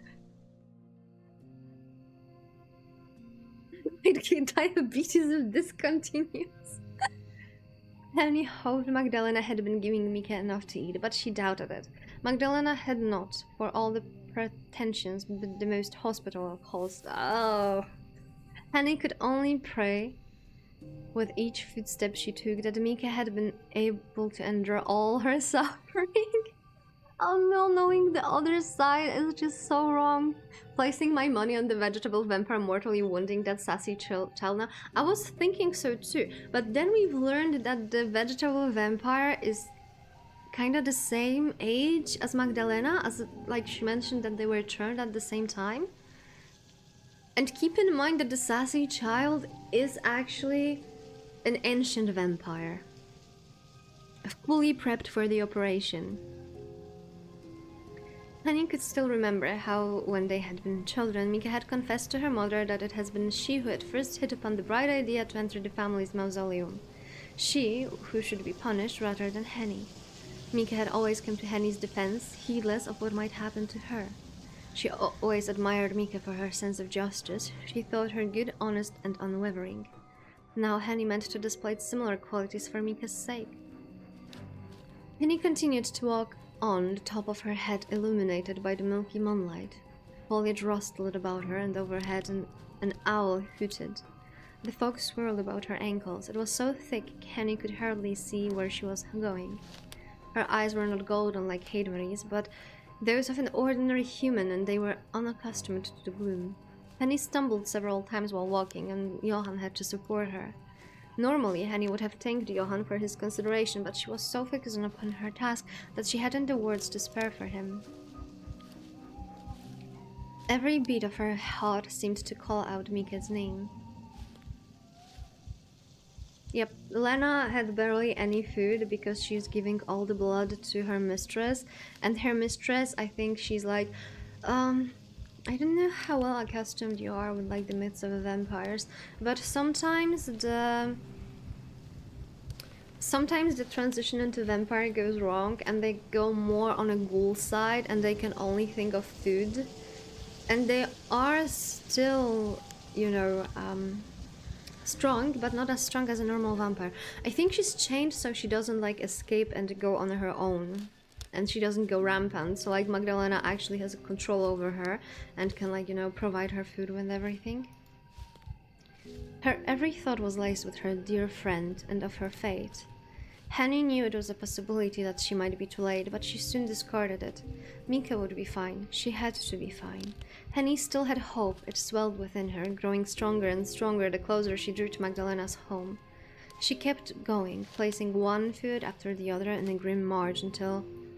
Ah yes, we must be on the right track. I can smell it now. Smell what?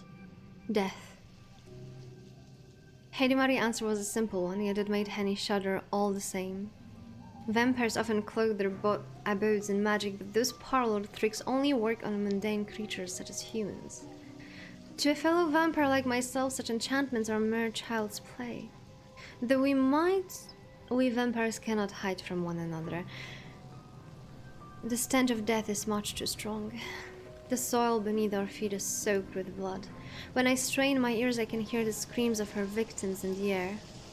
We must be very, very close indeed. The fuck? She means she can hear the screams. No, they aren't. Like, they're not as smart. In many stories, like, real vampires could control ghouls in many ways. They're definitely stronger than a human, right? But if Magdalena loves that person so much, yeah, so much, then I believe she doesn't want her to just like go around and like look for blood, because that might get her killed, right? And if she's chained to the bed, especially now when we have Mika in the house, that makes it easier for her to like control it and like keep her as more like a pet and make sure that nothing bad happens to her. We must be very, very close indeed. Heidemarie smiled, her incisors razor sharp in the gloom which swelled about her. Now I must prepare myself for the coming face to face with this young vampire. I would hate to look a mess.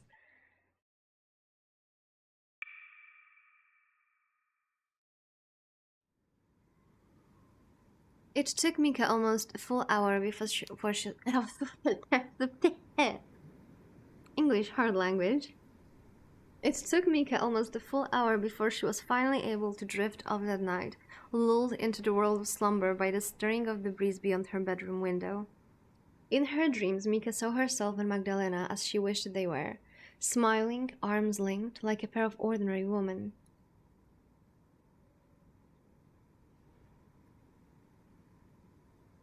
In this dream, Mika was not the sole daughter of once noble von Essence, and Magdalena was not a vampire. They were both young ladies from moderately well-to-do families, both young and fresh-faced, with no outside pressures forcing them to wed. In this dream, Mika and Magdalena were of a like age, equals who had formed a fast friendship. Together they would promenade about their family's estate, play cards, and help one another with their hair. They flipped through fashion magazines, offered help, critique one another's clothes, and often, during quiet moments, they would sit together and devour books like sweetmeats.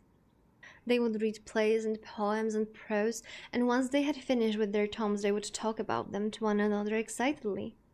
Nobody condemned their friendship, and nobody sought to come between the pair of them. Penny gladly gave Mika and Magdalena her blessing, as did their parents. Mika's mother in her dream was not the exacting Lady von Essen, but another woman altogether, a woman kinder and more accepting, who did not smack books from Mika's hands, nor revile her for being too willful. Mika even dared in this dream to pursue with her fictional Magdalena a relationship deeper than that of close friends. They were covetous glances and brushing fingers out in public, arms linked with heads dipped just a little too close when they shared secrets. In private, meanwhile, between their reading of books and their girlish chatter, they came ever closer together until... But Mika knew these dreams could never come to pass. She was tormenting herself by indulging in a fantasy which could not be realized, but still she continued to dream. She did not want to give her fantasies up. How could she? Mika had been lonely for most of her life, and she was tired of denying her heart what it wanted. She was smoldering. Mika turned beneath her covers, lost among her wonderful, impossible, painful dreams when the sound of a scream woke her. It was distant but loud enough to penetrate her bedroom door.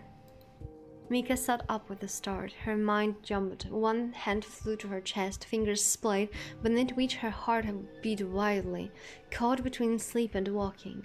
The screaming continued, high and hopeless. It was hard to gauge who owned the voice, but Mika thought it belonged to a woman. Was it Magdalena? Had she been caught off guard, her home laid waste? Mika knew not what kind of creature could make a vampire scream, but it must have been a frightening one. A trembling Mika rose from her bed and dashed barefoot to the bedroom door. She took the handle between her fingers and tried it, but she was soon scuppered. The door, as always, was locked. She took a step back, fingers clenched at her front, deliberating. How was she to escape? Brute force was an option, she supposed, but she was not very strong herself. But Magdalena's home was ancient. Everything was crumbling. The lock must have given it enough to be sprung, perhaps, by her shoulder if she applied enough force. Just kick next to the lock, girl. Maybe she could try to jimmy the lock with a more elegant method, maybe a hairpin. Mika had several which she kept in a ceramic tray by her bedside, which she used to style her hair. She had never tried to pry open a door with such an inelegant method before. When she had broken into the family's mausoleum all those years ago, she had simply stolen a set of keys. It seemed imperative to try, however. If Magdalena was being hurt, then Mika wanted to protect her good fucking luck. Mika knew she could not simply stand idle and do nothing. She padded to her bedside and lit the candle which sat there with trembling hands. Then she selected the hairpin from the dish by her bedside for the job. Clutching it in her hand, then she started back for the door. She paused by the door, making to slide the slender pin into the lock, but her attempts to escape soon proven to be unnecessary. The door opened outwards, cracking as it did, before she had a chance to make use of the hairpin. There was somebody standing in the entrance of Mika's bedchamber, somebody that Mika knew well, despite the darkness which swirled in the hallway. It was Henny. Whose scream that was? What happened in the meantime? Oh, Mika, thank goodness, I'm so glad to see you alright. Henny threw herself towards before Mika had a chance to speak, and tightly wound her arms about her mistress' waists. The hairpin Mika had grasped now fell from her hand, her fingers falling slack. It hit the threadbare carpet, and there it lay, illuminated by spots of moonlight which crept in through the worn curtains drawn about the windows. The moonlight lit Henny's face too, or half of it, and Mika could see tears beading up her lashes. Mika didn't think in tears of sadness, however. They looked instead to be born of relief. It had been almost a month since Mika had seen little Henny last. Now they had finally been reunited. It was all so sudden and so very unexpected, it did not feel real. Mika wondered whether this was not a continuation of her dream, now taking on a different bend, but that seemed unlikely. Henny's body was soft, as Mika remembered, but it was unyielding as it presented against her. Her grip too tight to be more of fancy. Mika had read a good number of books in her time, but her imagination was hardly good enough to conjure up a scene this vivid. It really was Henny in the flesh, come to rescue her just as she promised. Henny, oh Henny! Mika began to sob herself from surprise and relief. She returned Henny's embrace, resting her head upon her shoulder, and for a while neither woman spoke. They only stood there in the entrance of Mika's bedroom and sobbed, clinging tight as though their lives depended upon it. The screams, however, did not abate, and a fresh volley of piercing cries made Mika's body stiffen. Concerned, she drew back and, looking at Henny, said, "What are you doing here? How did you get here? Did you do something to Lena?" "There's no time to explain right now. First we need to escape." "Escape? But where?"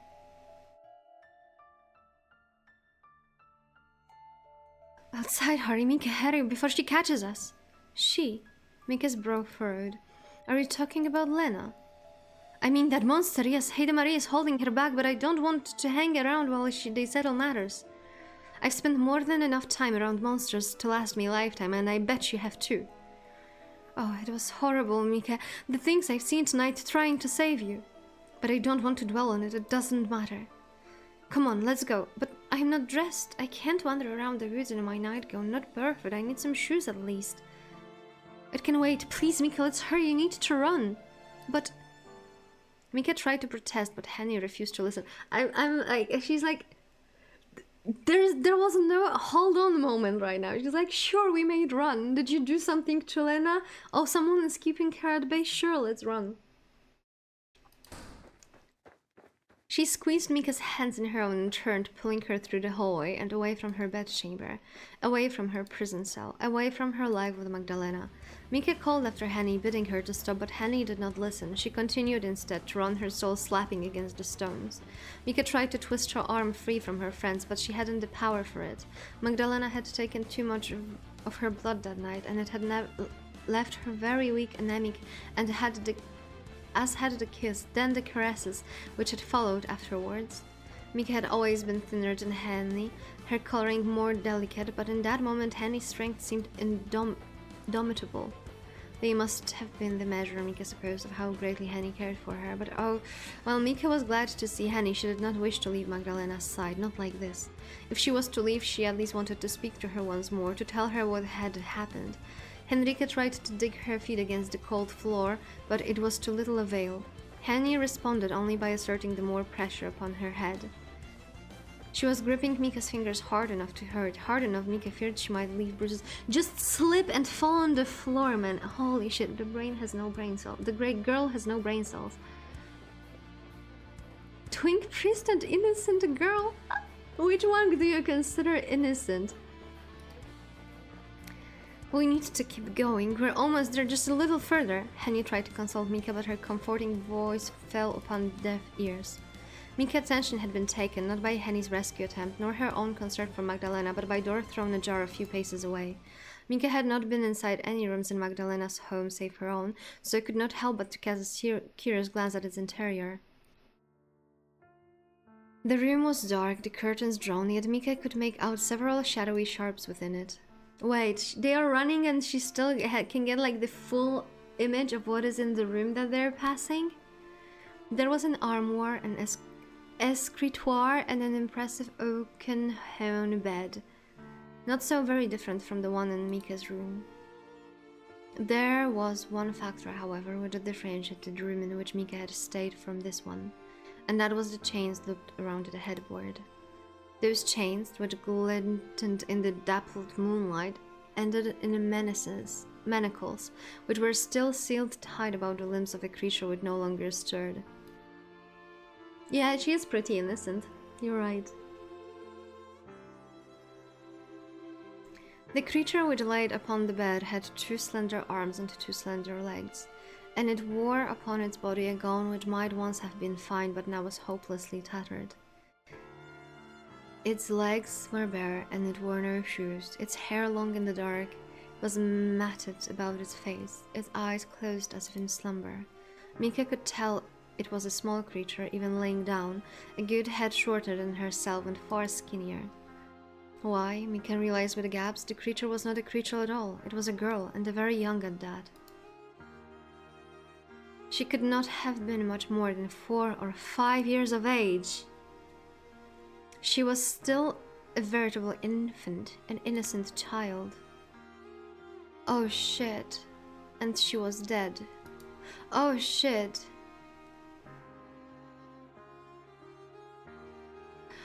She was a child vampire. Oh shit.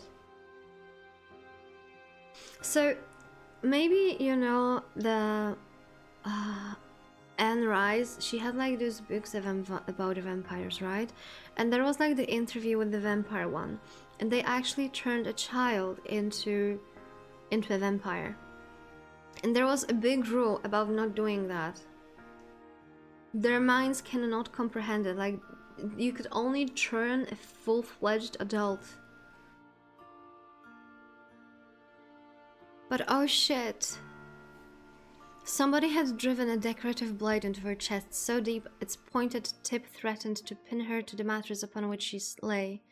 A single rivulet of red ran from the girl's mouth, staining her alabaster skin, and her arms and legs were bent at awkward angles, as if they had been hopelessly broken. Holy shit. Oh no, I don't think we're gonna get a happy ending with this one. Ain't no way Magdalena will let that slide. Pauline, wasn't that your idea that we're playing? We didn't even get a chance to learn more about her. I mean, I'm still baffled because we have no freaking clue how Mika could see all of that while she's running past the door, why the door was suddenly open ajar. But okay.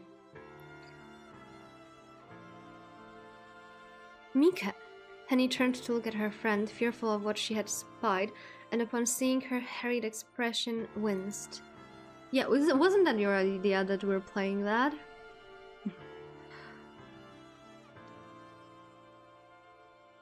Now we have dead child vampire.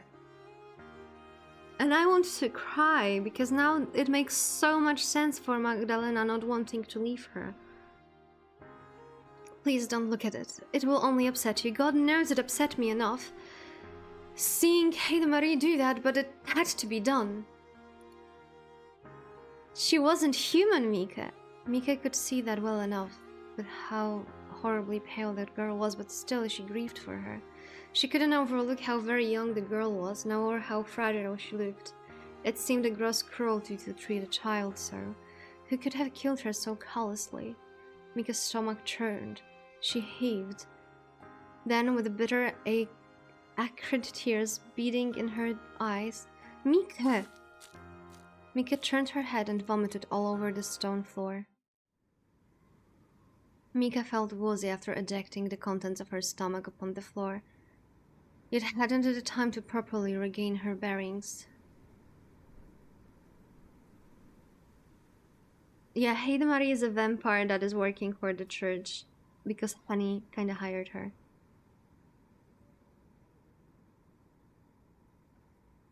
While sympathetic, Henny was anxious to keep moving, and after consoling Mika soon took her hold of her hand again.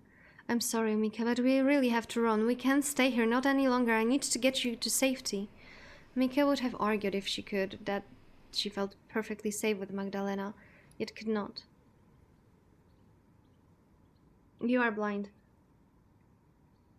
There was a sharp, sour taste at the back of her throat which prohibited all words, and in any event she knew the words she wanted to speak were untruths. She was not safe with Magdalena. How could she be, when the other woman had caused her so many wounds? If she continued to stay with her, it seemed inevitable that she would die. Henny knew this too and had traveled all the way to rescue her. Though Mika appreciated it, ungrateful part of her wished she had bothered. Mika had already made peace with the thought of dying. She had made peace with it long ago, before Magdalena had taken her prisoner even. She had always been a captive in some form or another, unable to say what was on her mind, or to do what she truly wanted. Living with her parents had been no true life. It had been hollow, empty existence which had parodied living, yet had been too full of waiting, all without consequences for it to mean anything. She had never truly lived at all, not in all her 25 years. This had only changed after meeting Magdalena. Magdalena meant to kill her, but at least her company had lent Mika's pitiful existence some sense of purpose. Mika didn't want to leave her. She couldn't leave her. But Mika knew not how to communicate this to Henny. I mean, speak? I mean, I would start with speaking, okay? I think that would help a lot. She did not think Henny would understand, regardless of how close they were. How could she? Henny had witnessed Mika's loneliness for herself with her own eyes over the course of many years. But she knew not just how it had hurt Mika.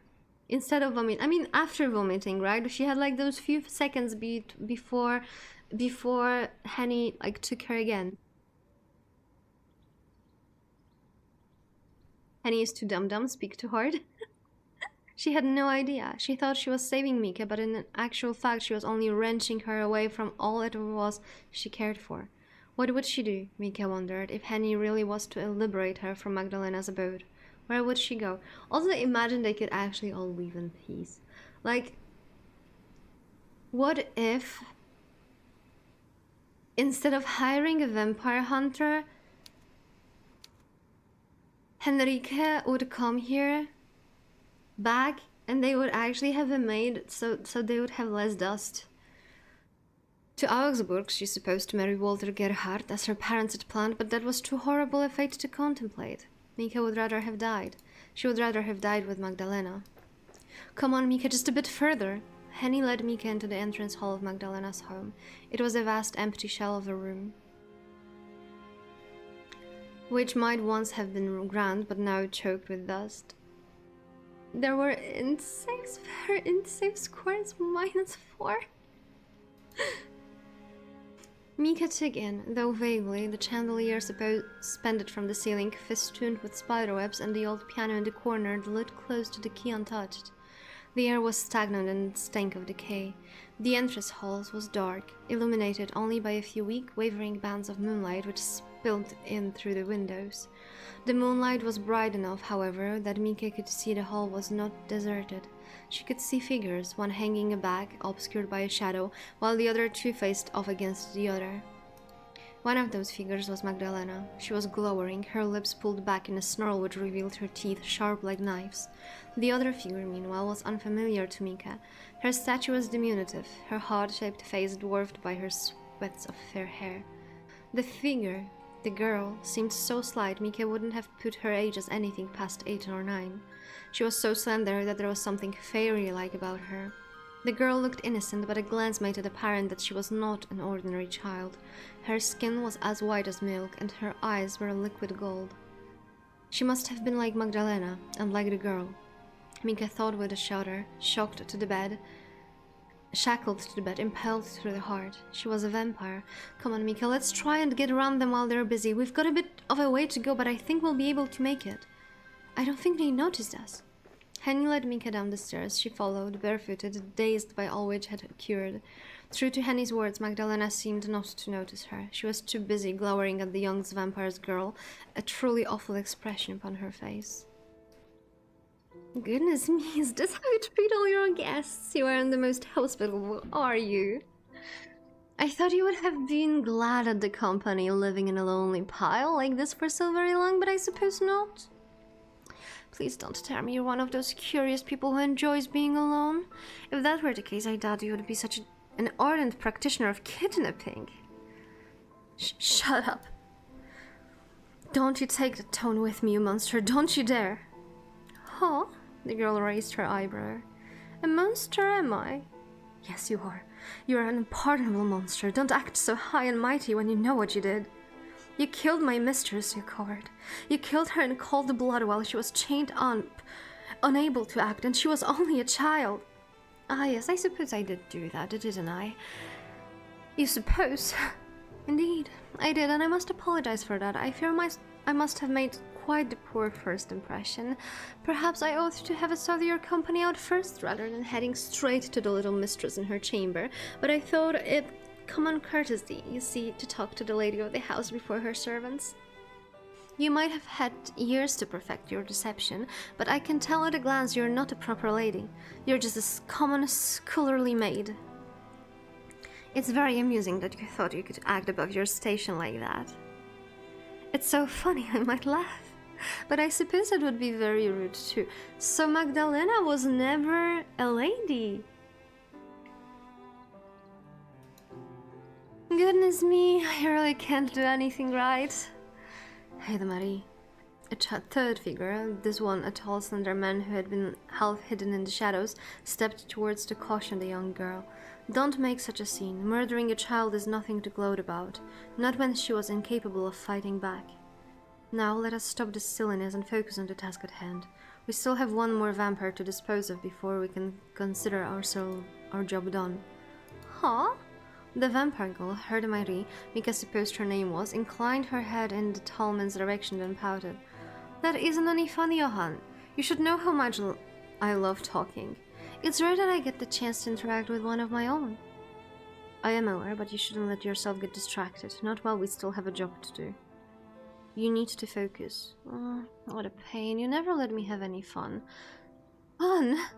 Magdalena stared Heide Marie down, her red eyes little more than pinpricks in the whites of her eyes. You would kill my young mistress and you'd call it fun. Have you truly no heart? You're reprehensible. Perhaps I am, but I've no right to you have no right to chastise me yourself, vampire. How many innocent have you murdered yourself over the years to satiate your own bloodlust? This house has quite a macabre history. You can pretend otherwise, you've been doing it for decades, but you can't hide the truth from me. I can smell the blood in the air and all of the death. Now I think it's high time I put an end to your wicked ways. It shouldn't be that hard. Heide Marie Golden's eyes flickered languidly over Magdalena. You aren't at all in your peak physical condition. I can see it in that pinched, pained look in your face, and in the way that you slouch your shoulders. That little mistress of yours, who you kept chained up like a rabid dog, hasn't been treating you very well, has she? That is none of your business. You've been sustaining her over the years with fresh victims. Don't think I don't know what's been going on, but she hasn't been all that appreciative of your efforts. I imagine she gets violent when she gets hungry. I wouldn't be all surprised if she bites. Be quiet. That's the problem, of course, when our kind are turned too young. These poor, pathetic, fledgling vampires tend to lose their rationality. They can't handle the strain of immortality, and their mental faculties abandon them. They lose their sense of self, and they become nothing more than monsters. They can't be reasoned with, they can scarcely even think. They exist solely to satisfy their own hunger.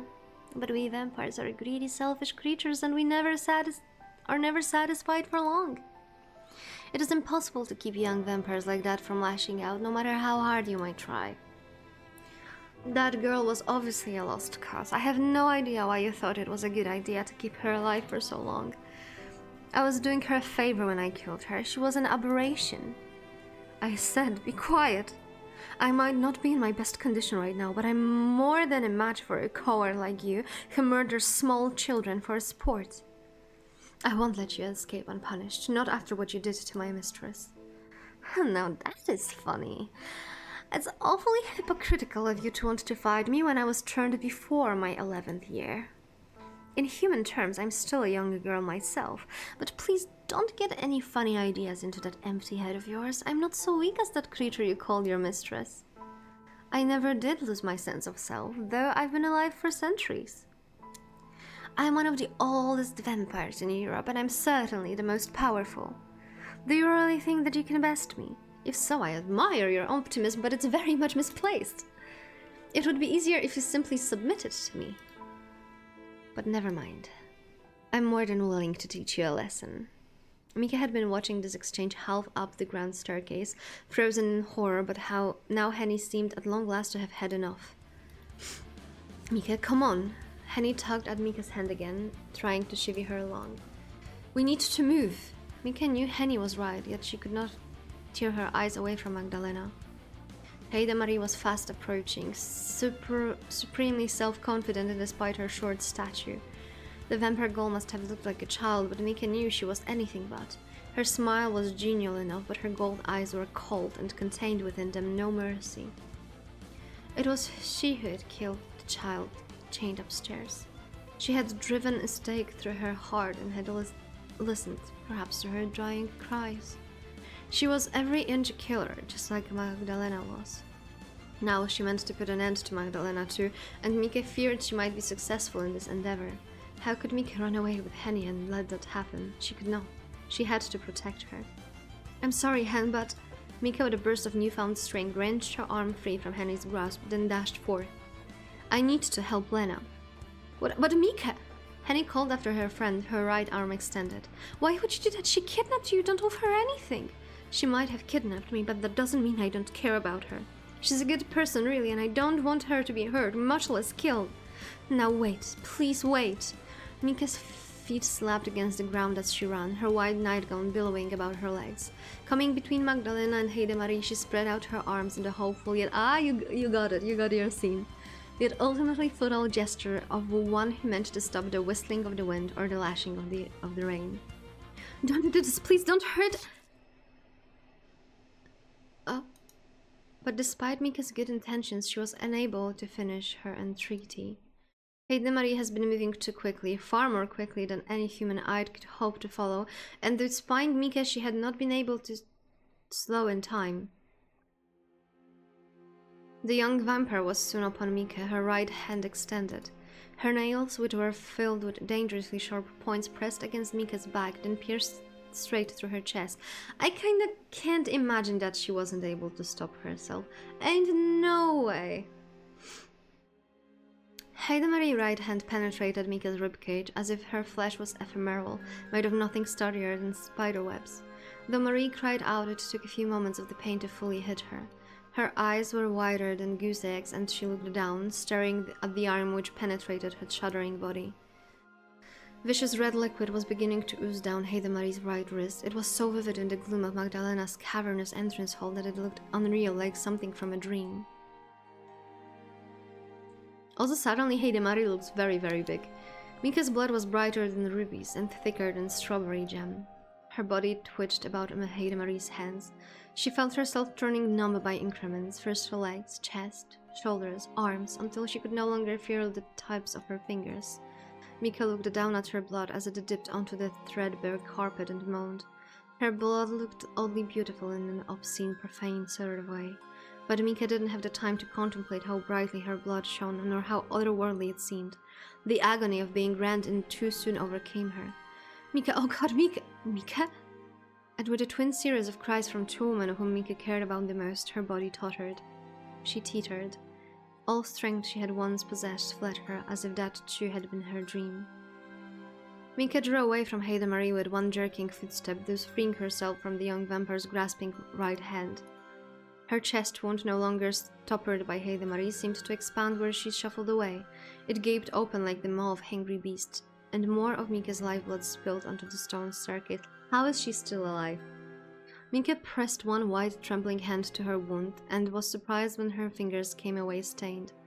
She could smell blood in the air, her blood. It was dizzying, overpowering stench which plugged up her nostrils. Mika swayed. Then with a hiss of pain she fell. Her body hit the ground like that of a lifeless, saneless doll. And her vision went black. Mika, oh god! Henny wedged with her wide, anxious eyes as Mika collapsed to the ground, pressing one hand to her aching chest. The maid cried out of the ruse of her mistress, though too little to avail. Mika, please wake up! Oh, this can't be happening! Henny dashed to Mika's side and knelt before her. Mika's head cradled upon her lap. Henny took care not to jostle Mika as she embraced her, for fear of hurting her, but a resultant gasp of pain from Mika's lips would have been preferable to the silence that Henny was greeted with. Mika did not open her eyes, though Henny threaded her fingers through her disheveled hair. She was still breathing, though barely, but this offered Henny little in a way of solace. Her face was so pale she might have been a corpse. The wound Heidemarie had inflicted upon her meanwhile was gaping. It continued to ooze blood like a particularly macabre fountain as Henny watched. Henny did not touch Mika's wound. She worried she would only make it worse, but it was bleeding so profusely she soon found herself sullied. The rich, overwhelming stench of blood clung to Henny, but she didn't pull away from her mistress. To leave Mika lying upon the floor with nothing to cushion her head seemed callous beyond all measure. Henny was now certain that there was nothing she could do to save her dear friend. Mika had lost too much blood, and her poor face was so very pale. Mika, I didn't come here to hurt you. This wasn't what I wanted. I wanted to rescue you. I thought I could help you, so why? More tears fell from Henny's lashes. They rolled down her cheeks and dripped upon Mika's body, mingling with the bright red blood which stained the form of her gown. Why do the thing works out this way? How did I make such a mess out of everything? Why am I so useless? The queries forced their way from Henny's throat in a low, pained moan, almost like that of an animal. Her tears were so intense that her body seemed ready to collapse on its own self. She knew crying would not help, but she could not stop herself. There seemed nothing to do but cry, with Mika in so sorry. While her body seemed to be growing colder with every passing second. Mika's blood, however, was very warm, and still she continued to spill it. Oh god. Magdalena, for her part, was immobile in a manner which almost echoed Mika's. Her eyes were so wide they seemed all whites. Her body quivered, fingers curling into fists at her side as she murmured, "This can't be happening. I don't believe it. I don't want to believe it. Oh, Mika." Now, this is an intriguing development. Marie surveyed Magdalena arcly, and hand resting upon her hip. Her right hand was still daubed up to the wrist in Mika's blood, which had now begun to congeal. Though Marie had been the one to deal Mika the fatal blow, she didn't seem particularly moved by Mika's grisly fate. Lips pursed, she said in a voice cold enough it made Magdalena shudder, "I do not think that you would be so upset with Mika's injury, vampire. Did you not intend to drain her like this yourself?" "I only sped the process along, though what occurred was rather unfortunate. I meant to help her, not harm her." "I don't care what you meant. Whether you meant to help her or not is irrelevant like right now. Look what you've done." "How could you? How could I?" Marie raised an eyebrow. "You forget, vampire, that you are the one who kidnapped her. I never would have been summoned here were it not for your actions. You are the one who's to be blamed for this mess." "Why, I didn't even mean to hurt her. I was trying to go after you, but she got in the way. I've no idea why she wanted to protect you. She must have some very strange ideas about our kind. Doesn't she know that the vampires are stronger than any humans could ever hope to be, especially weak, willowy-limbed women such as herself? If I hadn't adjusted the angle of my attack in time, I would have pierced her heart. Then she would not be breathing at all. But of course, Mika knows about vampires. We spent enough time together that she should know full well my strength eclipsed hers, and yet..." Magdalena grit her teeth together, overcome by the intensity of her own emotions. She knew that, but she still came between us. She must have meant to protect me. Mika has always been like that. She's thoughtful to a fault, to the point of self-sacrifice. Why did she even have to play at being a heroine? She should have known that things would end up like this. Oh, Mika, you fool. Magdalena couldn't cry, but her shoulders shook regardless. Her face twisted anew, not with anger, but with grief, as she pressed her hands to her face. "You're right. I might have lashed out at you, but the fact remains that Mika wouldn't be in this situation if it wasn't for me. I'm the one who put her in danger. This is all my fault. I'd never wanted to harm her, but..." Another dry sob wrenched its way from Magdalena's throat, one so intense she had to squeeze her eyes shut. The smell of blood hung in the air, dense and heavy, and Magdalena could smell it when she inhaled, tasted upon her tongue. The blood was like that of a siren's song. It was sweetly intoxicating, but the knowledge it belonged to Mika made Magdalena's stomach turn. How will I ever make amends for what I've done? Oh, Mika, you sweet, idiotic, adorable little fool. There was no need for you to leap to my defense. I'm no hopeless damsel. Mika, please! Henny was kneeling on the ground, continued to shake Mika to little avail. Mika's breath was beginning to wear thin, even as Henny implored her to open her eyes, to take her hand, to live on despite the odds. "Please don't leave me, don't go, I couldn't bear it!" Magdalena stiffened anew as Henny spoke. She sounded so desperate it mirrored her own feelings well. She didn't want Mika to die either, but what was she to do? What is the point in living as long as if I know how to help the people I care about the most? What in the world am I to do? Marie, who remained arch despite Henny and Magdalena evidently distressed, only sniffled. "There is something you can do, you know, if you wish to save her as you claim." "What?" Magdalena drew her hands from her face, then raised her head to meet Marie's gaze. "What are you referring to exactly? Must I elaborate further? You must know already, vampire, given your nature. Do not tell me you have not considered the possibility of turning her. You mean I ought to make her into one of us? I did not say that you ought, only that you could. If you care about this human woman as much as you seem to, then you could still save her.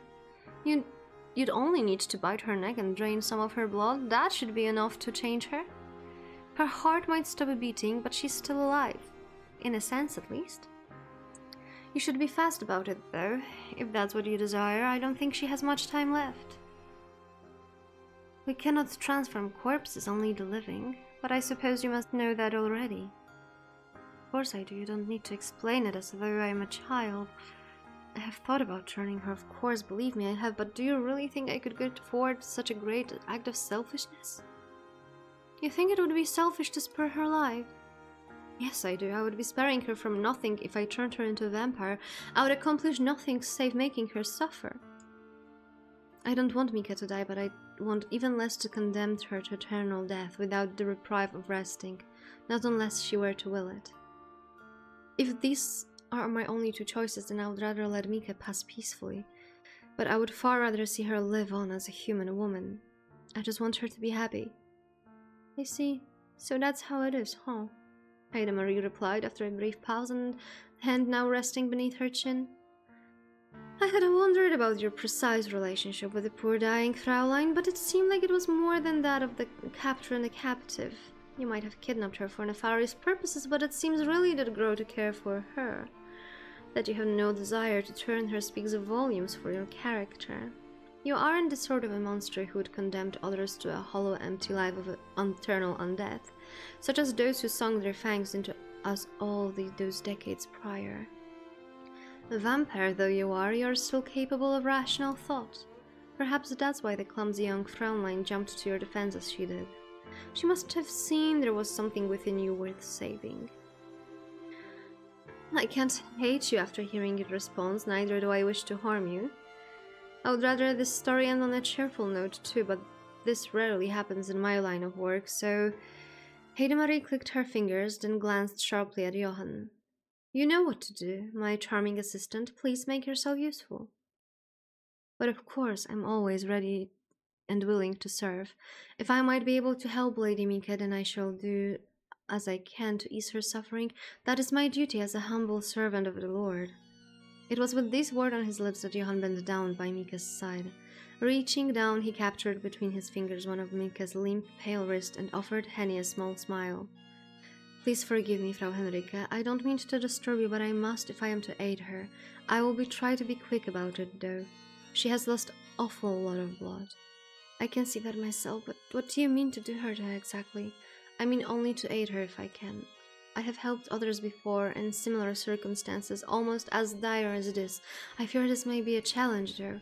It may take some time and no small amount of concentration. Might I ask that you hush so I can carry out my work uninterrupted? Of course you may, if that might help my Mika, but I fail to see what can be done for her. You don't have training as physicians, do you?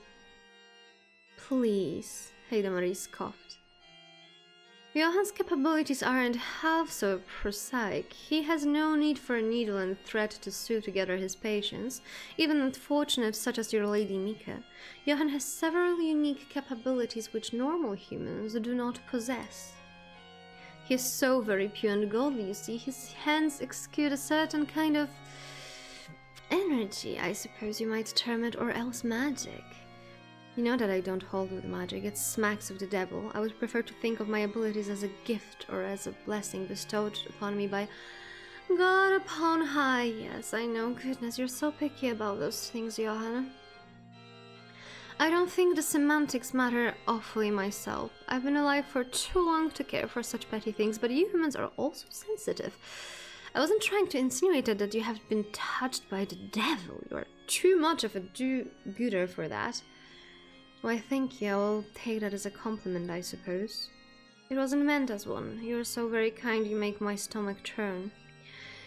You wouldn't say that, loving chaos as you do. You can never pass upon a chance to make others uncomfortable.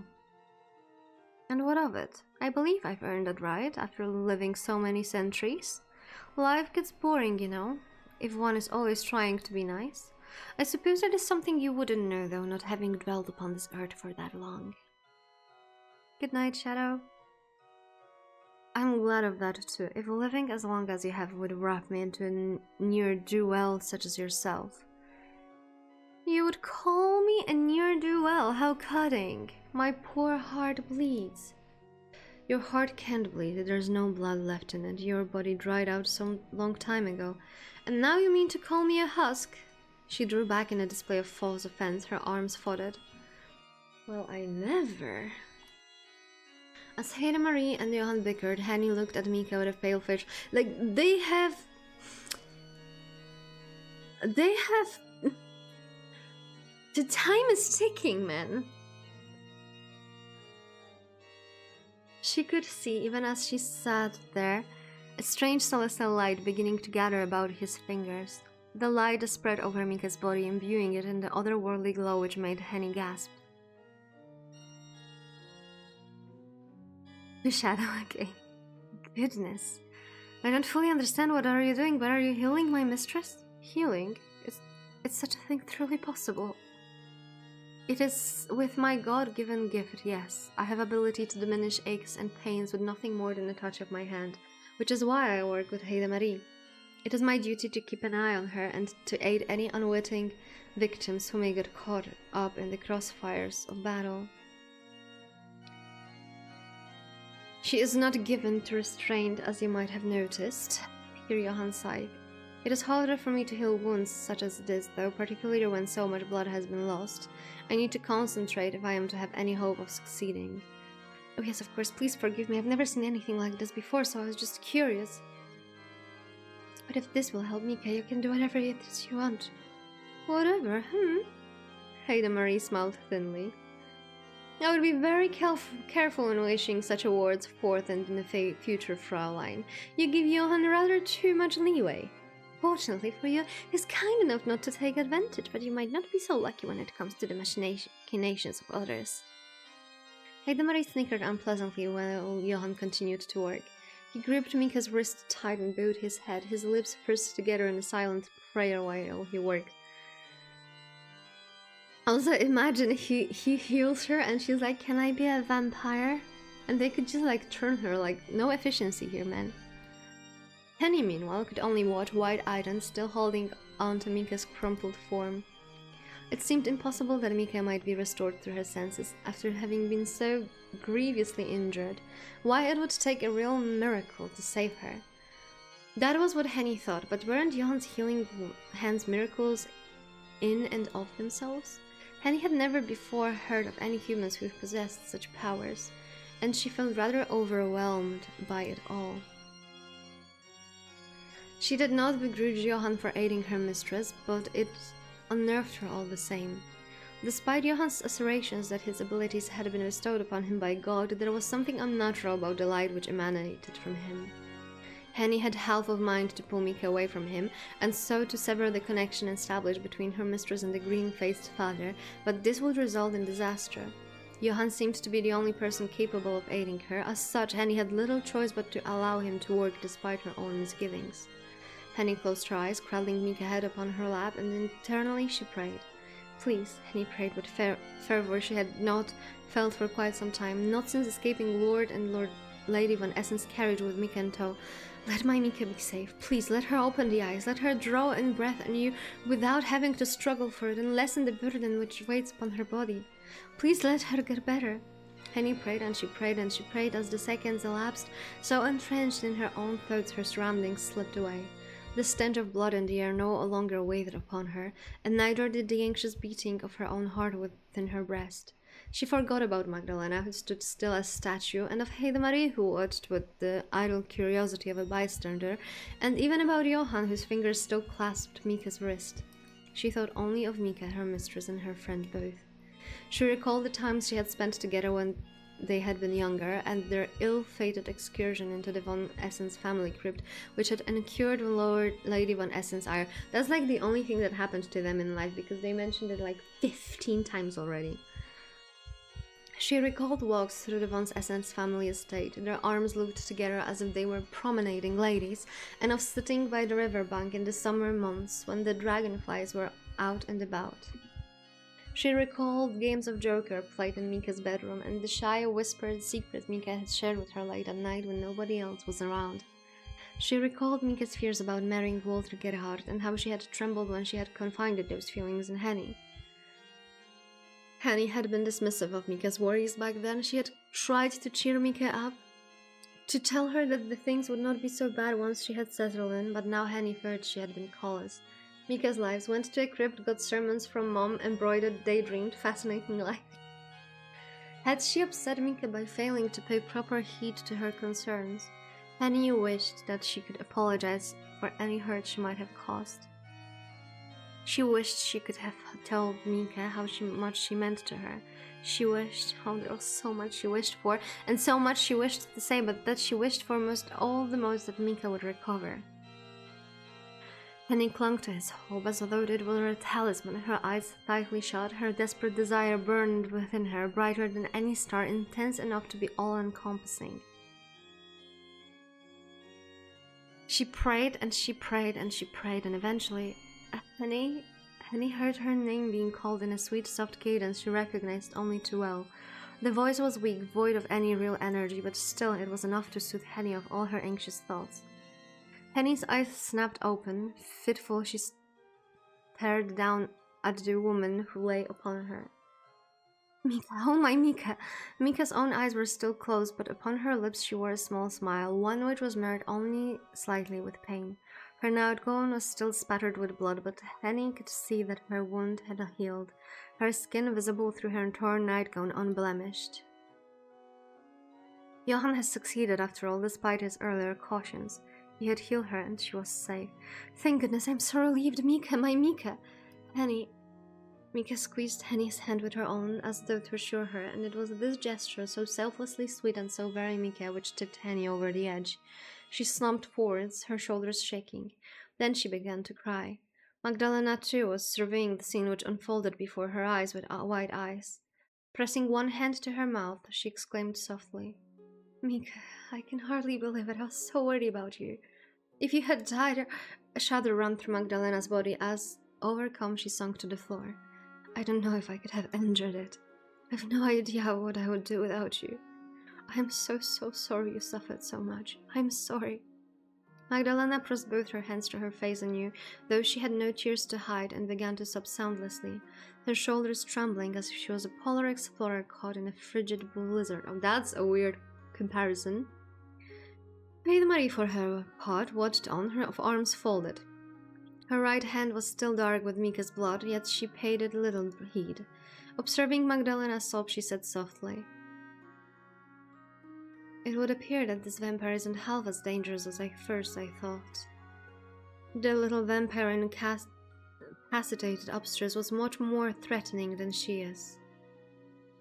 Now that she has been taken care of, the older one should have no need to continue procuring victims to satiate her bloodlust. I wonder... Marie?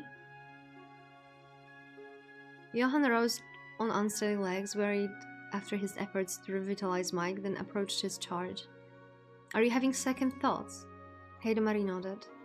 Tell me, Johan, would you think me awfully weak-willed if I choose just this once to spare our query's life? It would be surprisingly sentimental coming from you, but it's rare in our line of work that we are able to usher in endings as happy as this. Lady Magdalena seems to have no further desire to harm you, as such you have no reason to engage in further combat.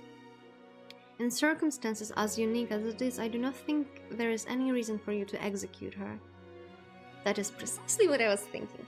She's not doing anything wrong, as far as I can gather, other than existing. Yet I know better than anybody that we vampires do not ask to be made as we are. We have little choice in the matter. I believe this poor, convicted creature is a victim, not a monster, and ought to be treated accordingly. I am not completely devoid of feelings, and I do know how to sympathize with the plights of others. I cannot help but feel sorry for this poor Fraulein. Marie clicked her tongue, considering, then smiled. Very well, then. I shall spare you. Let us report to our superiors in the church that we slew the monster in this abode, and she will no longer be an issue. We needn't tell them about Fraulein Magdalena here. She is now a monster. I doubt the church will come all the way out here to corroborate our tale. Not unless the Fraulein here gets peckish and starts picking off more travelers. If you can keep your consumption of human flesh to a minimum, then nobody need to know you are here at all. You can continue to live, if indeed your continued existence can be termed as such, and everybody will be happy. Isn't it nice of me? What? Magdalena stared at Marie, shaking like a newborn deer. Will you truly let me go? Indeed, I shall. I've tired of spilling blood, and it looks like you haven't had much to drink for a while regardless. In your current state, you wouldn't be much fun to play with. I doubt you would have more than a few droplets of blood if you were to spill anyway. But you were sent here to kill me. I think I almost deserve it when I think about everything I've done. I've killed dozens, no hundreds of people. Only hundreds. Heidemarie scoffed. Don't make me laugh. I've killed far, far more. Don't forget, I've been alive longer than you and have feasted far more solely to satisfy my own greed. I am the more moral of the two of us, yet I continue to live. Who's to say you shouldn't? I am in no position to judge you. No, that is funny. Magdalena laughed dryly, without humor. Isn't it your job to judge godless beings such as myself, executor of the church? On paper, I suppose, but I don't think of myself of being all that important. I've never been one to care about right or wrong. I only do what amuses me. Fighting you as you are wouldn't be fun at all. Not when I know how pathetic you are. It would feel much more like kicking a poor defenseless puppy. Pathetic, am I? Oh, you are, yes, but don't look so put out by that. Most vampires are pathetic in comparison to me. Heidemarie tittered, then spoke anew in a voice which was a touch more serious. It was rather naughty of you to harm so many innocents, but I presume you did so only to feed the child you were saddled with. You didn't partake in any of the spilled blood yourself, did you? No, I couldn't. Seeing Crystal feed turned my stomach. I knew I had no desire to end up like her, a slave to my desires. I thirsted for blood too, like all vampires do, but I've never once drunk the blood of a human. I feed only on the human of wild animals.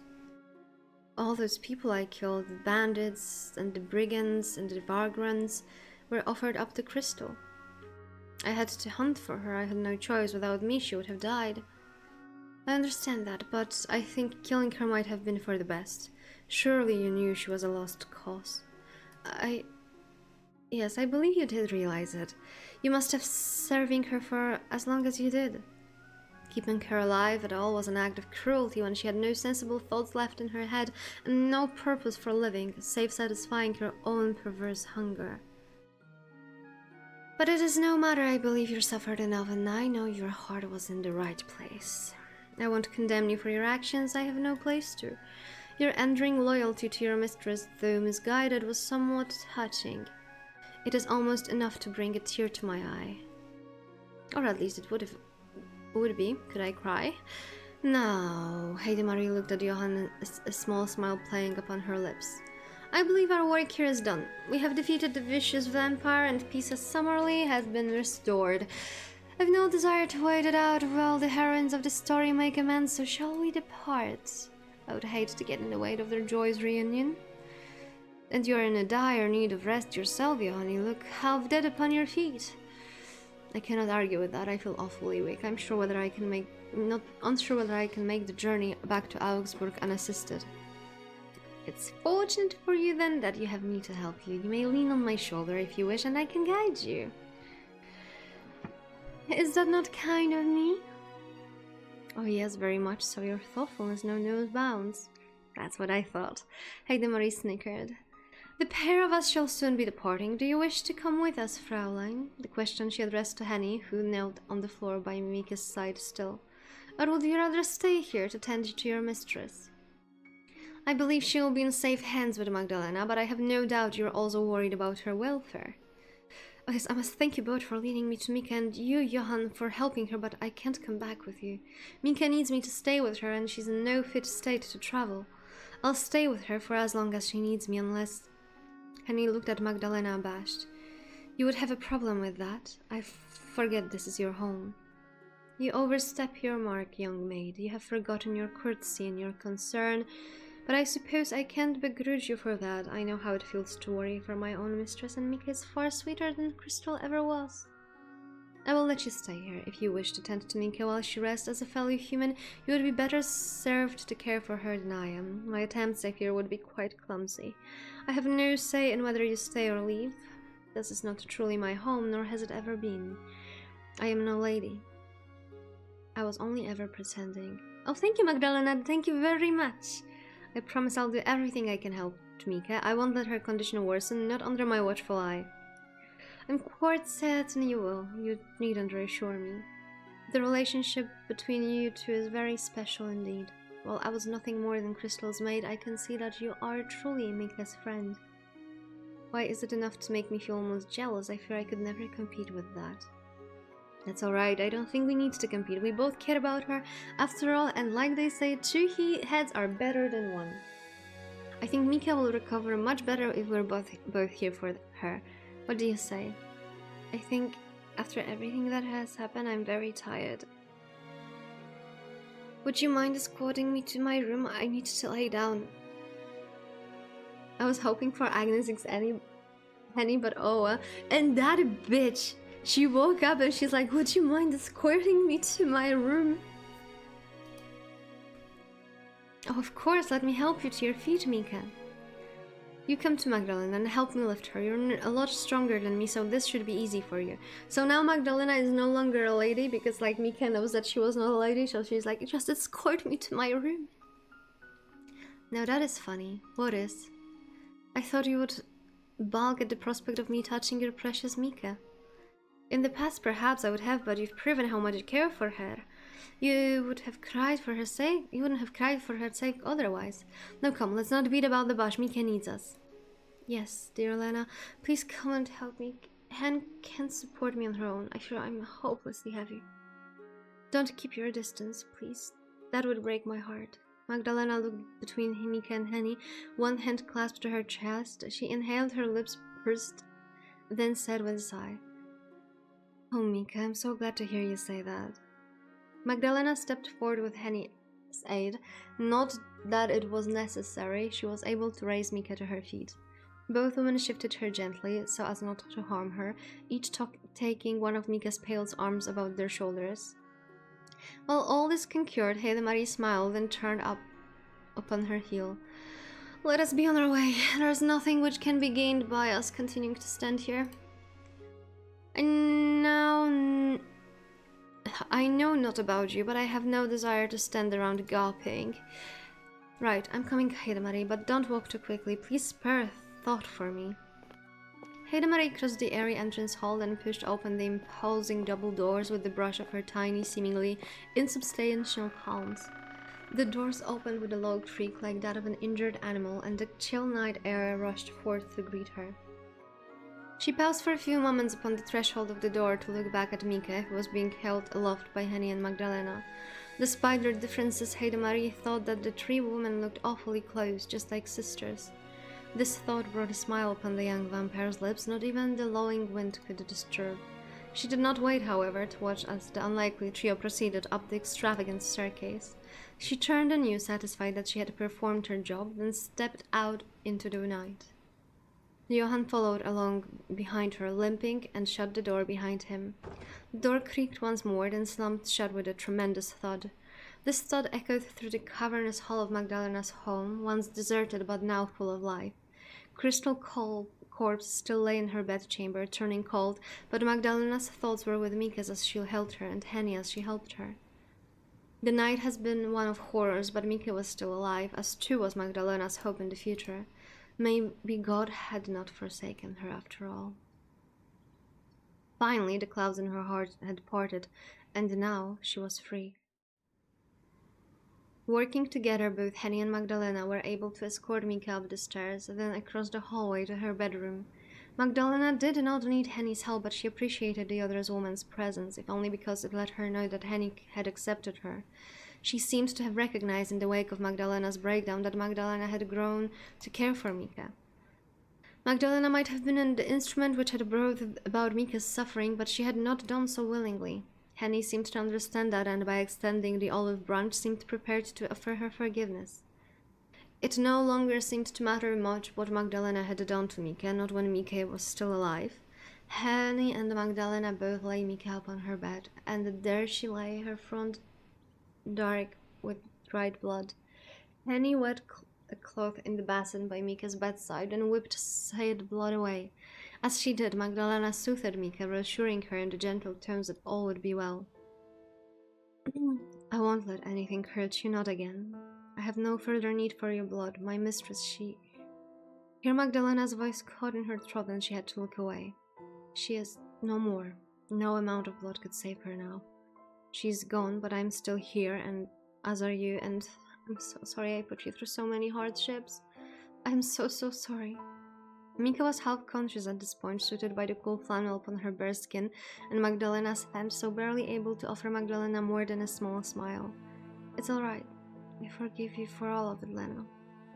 You do? Of course I do. I know that you never meant for me to suffer. I might have hated you at the beginning, but really... Mika yawned, exhausted, and let her eyelashes fall shut. Softly, she muttered in a voice which sounded like a sleepwalker's. You are a lot nicer than you give yourself a credit for.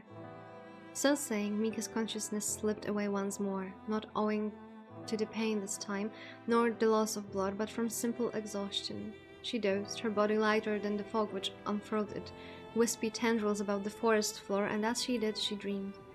In Mika's dreams, she saw herself with both Henny and Magdalena. The three of them were laughing and smiling in her mind's eye, as though they had always been close friends, nothing more than three ordinary women. In Mika's imagining, there was nothing to keep her and Magdalena apart.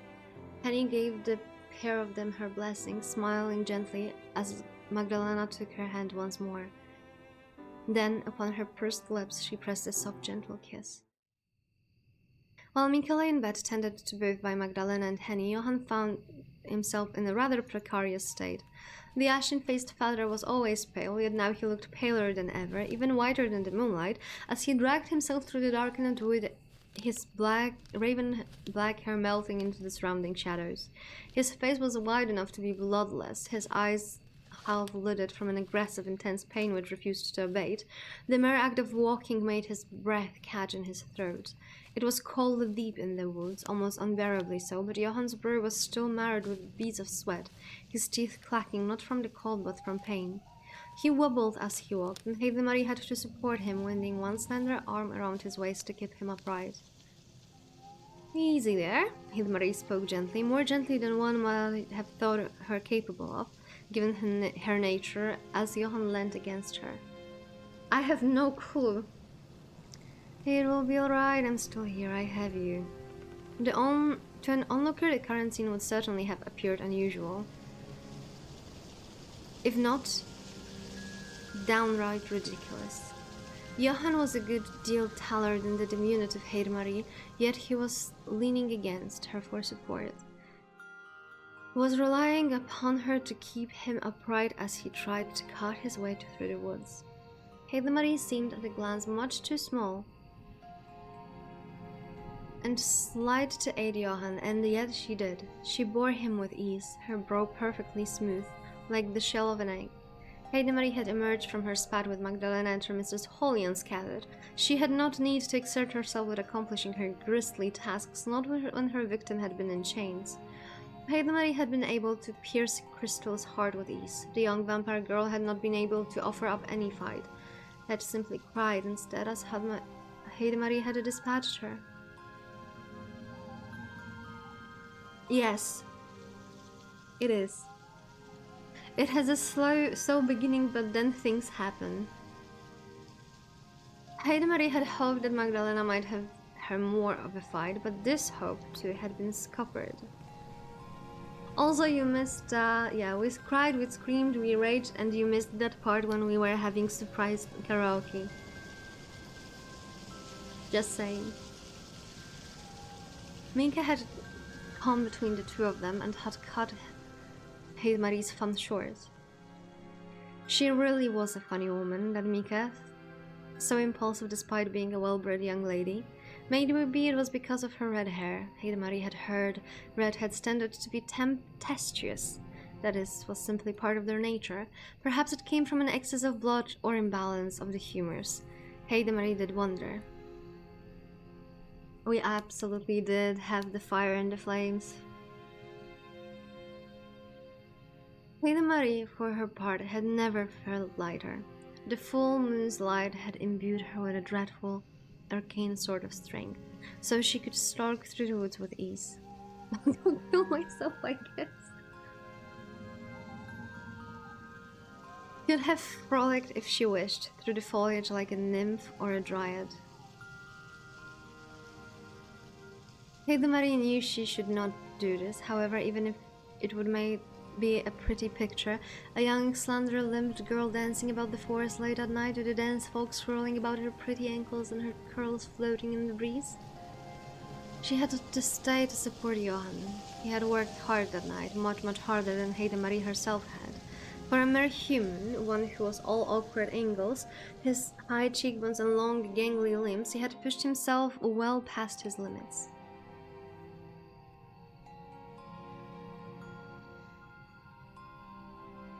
Drinking with friends is not worth it, guys, so just so you know what do you mean by that. If you divide by 3 to give American dollars, holy shit maths. Why are you doing this? Johan has been able to maintain a veneer composure when bidding farewell to Magdalena and Mika and the potato-faced Fraulein who had first come to them for aid, but he had no longer had the strength to cling to this carefully curated facade. He was fading, his body failing. Thank you for the follow. Heidemarie had known the moment her hand had rent Mika's chest asunder that the wound she had inflicted was a serious one. Missed peak stream 2 times in a row just to get a bit drunk, not worth. It had been apparent that it would require a significant degree of concentration for Johan to heal her. Mika's inner workings had, after all, been reduced to a fine red mist, a gruesome pate of bone and muscle. Heidemarie had not been fully believed when Johans had taken Mika's in his arm that he would be able to heal her at all, but on this score she had been mistaken. Johan's fate had evidently been stronger than Heidemarie's own. Johan had taken Mika to him, a sheep who had strayed from God's light, and he had done all he could to save her. You know, there's like an easy solution for that. Just bring your friends to your place, drink at your place, it's cheaper and you can all watch the stream. Easy. You get to drink with friends and you get to be on the stream. Just saying. He had poured his own life's essence into her, and in so doing he had made Mika whole again. He had healed her, but at what cost? Heidemarie had seen Johans utilize his curious powers on other occasions. Had seen him set bones and soothe furrowed brows, but never before had she seen him use these powers to close a wound as large as that. Heidemarie did not think Johan himself had ever used his curious gift in such a manner, and now he was paying the price. Johan's gift might have been divinely granted. It was a skill he had possessed ever since he had been a young boy, but it did not come without its drawbacks. It required no shortage of more mental fortitude for Johan to utilize his healing touch, and no shortage of strength. I was trying to sneak a glance at the stream, but I can't play cards and follow the stream, sadly. Oh, that's so cute. Unfortunately for Johan, his strength had been in short supply for quite some time. I mean, yeah, let's also not forget that for a week he's been a food. He had spent the last 4 years working alongside Heidemarie, and during these years he had acted as a primary source of sustenance. Whenever Heidemarie hungered for blood, which was not quite so often as many of her kind, given her advanced age had weathered the worst of her appetite, she would turn to Johan. Johan's blood was quite unlike any Heidemarie has ever tasted before. It was pure and it was rich, deeply nourishing, like a mug of hot cocoa served upon a sick bed. It was difficult for her when she sunk her teeth into his pale neck to stop, to regain her senses, to remember who she was. Perhaps it was because of Johan's miraculous abilities. One would have thought his innate ability to heal would have cut through his blood like a poison, but it was not so.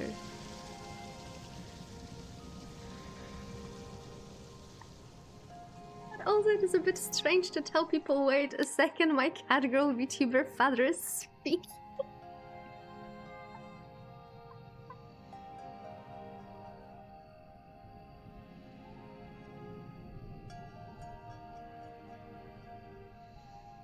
Halt, for I have to listen the words and wisdom of my catgirl Vtuber father. Johan's goodly power seems to pulsate with his livelihood, his veins full of this stuff. When Heidemarie bit Johann's neck, she tasted miracles, sweet and light like heavenly manna. Johann was simply too delicious for his own good, so much so Heidemarie might have taken 1 or 2 liberties with him.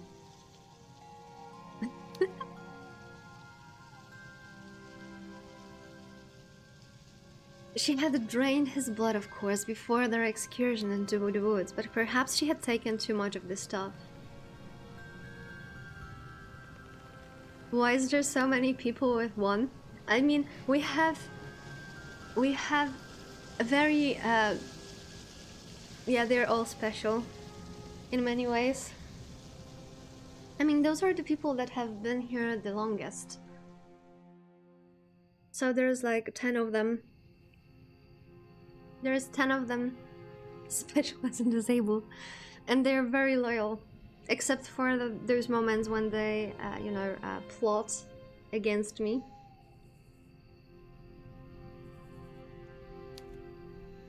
Johann had tried to reassure her to the contrary when Heidemarie had drawn her lips away from the wide column of his throat, but Heidemarie was no fool. She had seen, even if Johann had not wanted her to see, how he trembled when she drew back. She had bitten too deeply, had indulged too much, and Johann had already been weak when they first entered into the woods. It's a special badge from Twitch, and it's basically, I think, first 10 people to sub, or something like that. But I curated it because we had like some people that just came here through some subs and never came back. So I catered it to the people that are like, regulars. It was to be expected, really, that Johann's body would now begin to fail him. Johann was a lanky, skinny man, and he did not have much in the way of physical stamina regardless. The years spent donating his blood to Heidemarie had not helped, and neither had his liberal use of his healing powers. He had pushed himself to the brink of exhaustion once before when he had aided the young Becker girl, whose father had undergone a terrific transformation come to the full moon. Oh, isn't that Agnes? Johann had been able to reverse this wicked enchantment which had befallen the red-headed Herr Becker, that's Agnes's father, but not without sustaining considerable damage. He had been bedridden for a full week after that particular miracle, consumed with a fever that left him delirious. I can't imagine what losers would be regulars at such a stream. Yeah, I don't know. Heidemarie had sat with Johann while he had convalesced, while his forehead had beaded with sweat and his fingers had curled at his sheets, and she had wiped down his forehead, wondering all the while what she would do if Johann died. Who would the church next assign her, and would their blood be as delectable as Johann's?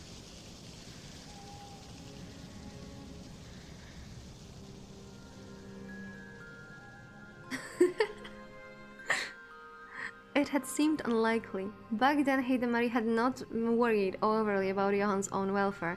She had been more concerned about slacking her own wrist. I mean, I think the most weird sub I've had was Psych. Holy shit, that guy. I think the first time he encountered me was on YouTube, because I remember like a comment from him, and then I was about to start stream and I see like the activity feed, right? And there is like, Psych followed you, Psych subscribed to, and he wasn't even on one of the stream at that point, and he's still with us. Like, what is it, like 7 months? Or 8 as well? Bro, that's a lot of trust you put into me.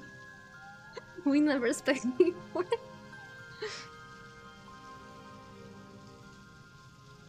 Now Heidemarie could not help but feel a flicker of sympathy for the man who leaned against her. I came from Reddit. I wonder which post, I don't remember which post got you here. It seemed almost unthinkable that Johann could have been breathed so low, when he had sustained no physical wounds, none save for the twin punctures on his neck, the size of pinheads concealed beneath the high collar of his robes. Since it's Christmas, it's time to be jolly, so I can say this stream is the best on the platform. Aw, thank you. Thank you. It's nice for once to be told that you like being here and not telling me how much of a freaking Stockholm syndrome you have, that you don't know what you're doing here and you're gonna be gone when your 6 months in advance sub is gone. And that I'm only good. I'm only good. It's a time skip until your other VTubers are on. It's actually not Stockholm syndrome for sure. I see. I came to the lowest viewer count stream I found, and you turned out to have a soothing voice and be nice. Oh. Oh. I'm glad you liked it. Heidemarie had seen Johan initially as nothing more than another handler, a convenient way of sourcing blood, yes, but mostly a nuisance who existed to bind her. In the early days of their meeting, their relationship had not been particularly cordial, but now... It's alright, Johan, I'm still here, can you hear me?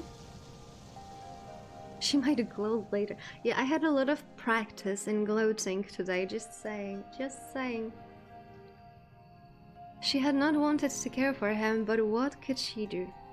For all the centuries she had lived, Johan was one of the few people who did not seem to fear her, who spoke to her as an equal. For a human, he could be awfully saucy, but Heidemarie appreciated it. That's why I save my compliments for special times.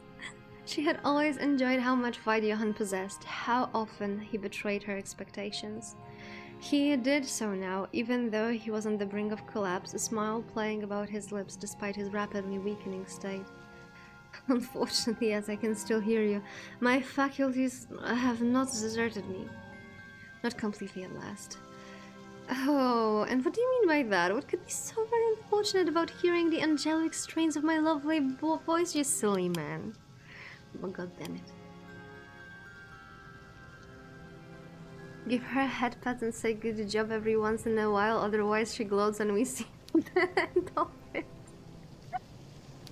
Well, you know how it is. No, I don't know how it is. Would you mind elucidating? I want to know what exactly you mean by that. Though I fear you were not being at all polite. Well, your fears might have some basis in reality. I am grateful, of course, that you have thought to stay with me. It is very kind, but I wish I did not have to hear you worry about me at all. I have no desire to be a burden. And worrying does not suit you either.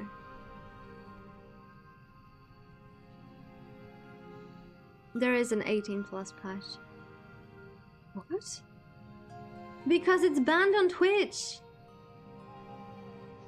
Heidemarie glanced at Johan. She cocked her head inquisitively like a bird and frowned. Do you think me incapable of caring about people, Johan? You were when I met you. You were so cold and so aloof, like a statue. How did you change so much? It really is a mystery. Merry German Christmas. Why is it coming from a mod? I mean, do you think I picked my mods based on like their righteousness?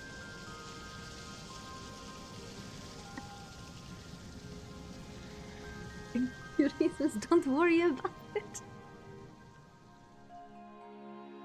Heidemarie pressed her lips together into a line. She looked to Johan, her golden eyes skimming him up and down, and then... It isn't that much of a mystery. No? No, I might be old, but I'm not immutable. I can still be moved, provided the right person comes along to move me, that is. You're so unlike anybody else I know. I fear I might have become somewhat fond of you, which is why I don't want you to die here. I won't allow it. Do you hear that, Johan? If you do perish, I shall be very cross with you. Is that so? Once again he laughed, but it was a weak laugh, one which made his slopping shoulders shake. My apologies then. I will endeavor to cling to life to the best of my abilities, but I fear it may be too late for me already. The mod is just short for moderately intelligent after all?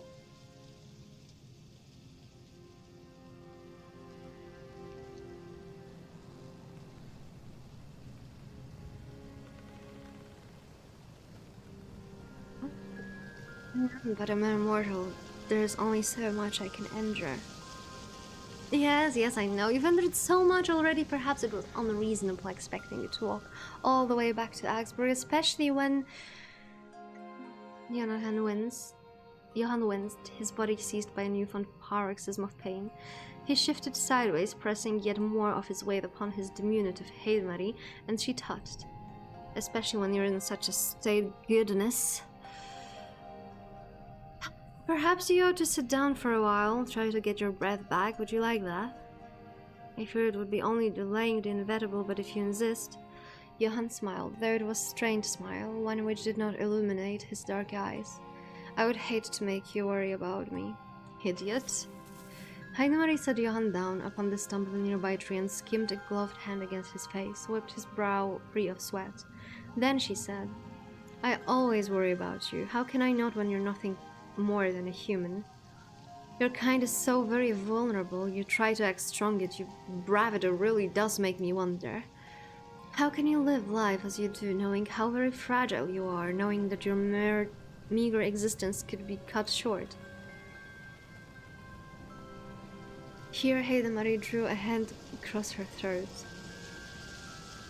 Just like that. How do you stand it? Now that is a good question. I would expect nothing less from you, but let me see. I suppose I can live like this because this existence is the only one I have ever known, meager or not. I know I'm not as hardy as a vampire, but I've never had any cause to envy you. How could I be jealous of something I've never had? Besides, he looked at her, envy is a sin. I would not wish to displease God, not when I have spent all my life trying to serve him. Yes, that makes sense. You've always been an awful bootlicker, Johan. You'd call my faith bootlicking? Well, what else is this? You might act like an upstanding citizen, but I know the only thing you really care about is being called a good boy. You do good only because you wish to feel good. You want to be praised for it, and you want to be accepted too.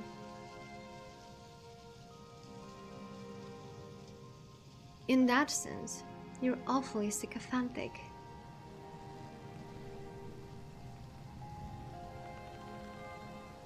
But you really should practice moderation. You can't help everybody you meet. Some people are past saving.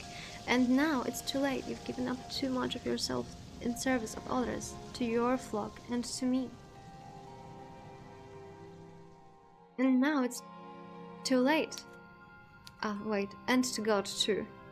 Heidmari looked at Johan, her expression impassive. Then, in a cool voice, icy, just like midnight frost, she said, At this point, it does not matter much what I want.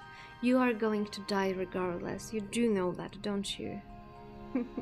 Johan laughed wryly, though how he was able to summon up the strength to laugh was something of a mystery. He looked up at Heidmari, the little vampire girl to whom he had become so close, his dearest companion in all of the world, and said, Well, I am aware, but you could stand to mince your words a bit more. Why is it almost as though you want me to feel bad? Perhaps I do. Perhaps I think you deserve to feel bad for putting me in such a bind. A bind? Of all of the fathers I have been assigned to watch over me, you were far the most amusing, and your blood was like none I've ever tasted before. When I think that you will die, and for what, the dowdy Fraulein and her silly, impulsive mistress, I can't help but feel disappointed in you. I know you did that what you thought was right, so I shouldn't take you to task too much. I mean, she literally ordered him. But did you never stop to think about me? Heidmari. Johan sighed. There was a moment pause of soft sigh of the wind blew through the trees, and then, Of course I thought about you. I think of you every day. How could I not when I cherish your company so dearly? So why then did you decide to throw your own life away? Why are you abandoning me? I would not say that I'm abandoning you per se. I would simply be moving on to another plane of existence. Provided you would grant me such a peaceful ending, of course. I beg your pardon? What are you suggesting? I would suggest nothing. I would not wish to influence you, dear Heidmari, but you are right. It would be rather rude of me to pass away here and to put an end to our friendship. Johan smiled crookedly. Are we friends? Well, I do not consider you an enemy. And neither do I you. I'm fond of you as it happens, and I shudder to think what would become of you if I die. As mouthy as you can be, I always did get the feeling you were on your best behavior when while in my company. So perhaps it would be for the best if I remained upon this earth just for a little longer. I am sure that there is more I have left to give, even if this were to stop my heart from beating. And I would not want you to be so lonely. That is the real poison after all, which tends to kill your kind, to drive you mad, is that not right? Johan. Hilmarie continued to examine Johan mutely, her fair curls shifting about her heart-shaped face. She inhaled, drawing in a breath she did not need to fortify her heart, which did not beat. She took a step forth, and then taking Johan's shaking hand in her own, she said, "Are you sure this is what you want?" "Well, I've no particular desire to die. That seems like a poor way of repaying the church for taking me in all those years ago when I appeared on their doorstep. I'm sure that there is more work than would have me do. I can keep going. And things would be easier, would they not, if I wasn't such a weak and fragile human?" She pressed her lips together. She examined Johann, saw the determination in his face and furrow of his brow. She drank in his eyes in particular, which were very dark, so brown they looked like the carapaces of beetles set into his pale skin. Then lightly she laughed. I knew that there was a reason why I liked you. You might have been an awful good doer, but you know how to keep me on my toes. I never can predict what are you going to do or what are you going to say. And I think if you were to die here, it would be an awful waste. The world needs more men like you, Johan, whether your heart still beats or not, so please allow me. She leaned down. She pressed her gloved hands to his shoulders, her fingers curling against the dark fabric of his robes. She closed her eyes, then parting her lips, she said, "I promised I will be swift. I have a lot of experience, and the moon is very full tonight and very round. The chances of you turning successfully are very high, given my long lineage, the light of the moon. You should think about a career in the rap, catgirl. Why do you think rap? I'm horrible at it. I tried it. I can't rap. This should not hurt." "Well, not too much at least." Wickedly, she smiled. Her incisors filled down the sharp points flashed in the moon's light. Then she dipped her head, taking Johann's fate between her teeth, and summarily shattering it like a piece of pottery. Your cadence when reading is impressive. I mean, we had a lot of practice here, okay? Mika lay unconscious for 2 days, tucked up in her bed, while Henny and Magdalena tended to her. Drained from her brush with death, she drifted, unaware of how tightly Magdalena held her hand throughout her convalescing. Mika knew not, as she slumbered, that Magdalena sat beside her, praying to a god she did not believe in for her safety. But when she finally awoke, shaking off her exhaustion as a dog ruffles its feathers free from water, she soon learned of the anxiety her slumber had caused. It was early in the morning when Mika opened her eyes. It was cloudy and overcast, and only weak rays of sunlight could spill through the moth-eaten holes in the fabric, all pale and washed out thanks to the bower of clouds which hung in the sky. Hani sat a chair by Mika's side. Also, I will need a timestamp for the karaoke later. Now you'll have to do it yourself. That's gonna be your punishment for not being here. "Oh, Mika, I'm so relieved." Henny.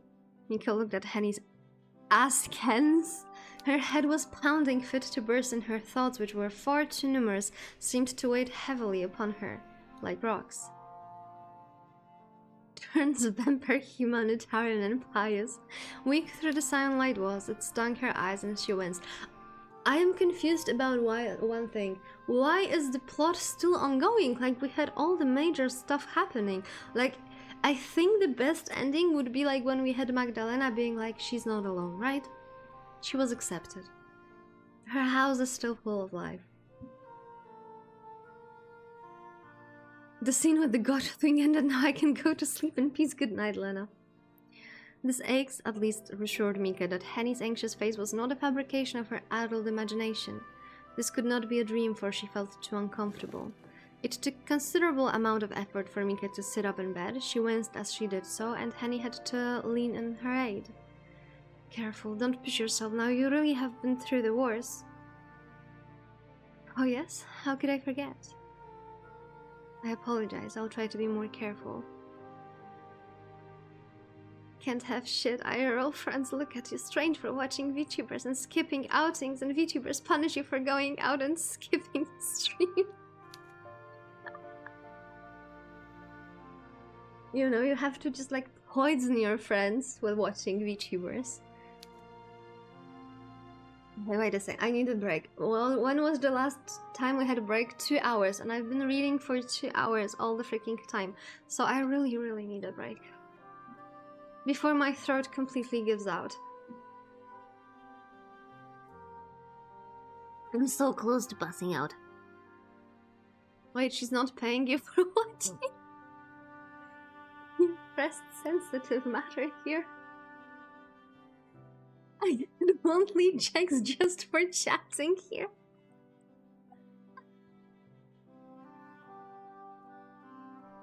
I wish she was. Okay, I'm trying to figure out how many parts the game has. And I think I've seen like this one girl on YouTube that she actually played it. 4 parts? You sure?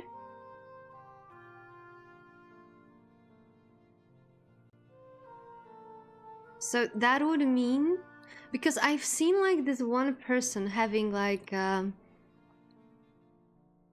thingy that's what creator said on Reddit, because there is like the Blue Rose Respite creator on YouTube, and they have 6 parts. 6 parts, but I don't know how it went. Wait a second. We're gonna try to like look through it. Okay, it seems that we are close to an end. That we're like actually super close to an end. But I need a break. I need a break. We will do we will do that part, and then we will chat and we will do something else, because it's so early and I'm not sleepy because I slept 5 hours during the day. So here you have your Be Right Back screen with Psych, who was absolutely owning it. Let me restart. Also now at the top of the screen you also have the lore pills, and yoy. And yoy. It's early. It's early and I slept 5 hours. I literally woke up at like 5 p.m. and I went to sleep around like 1 p.m. So you know.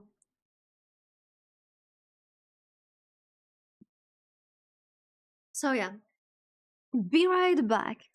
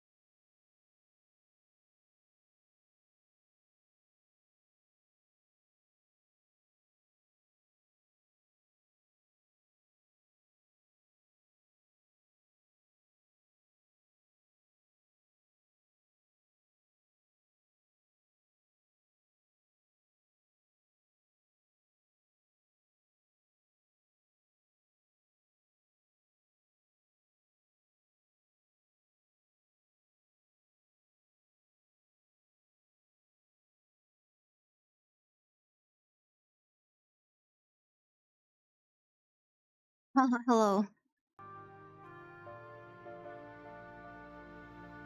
I've been too anxious about this game to sleep, clocking in 30 hours now. Not even gonna try. Good luck.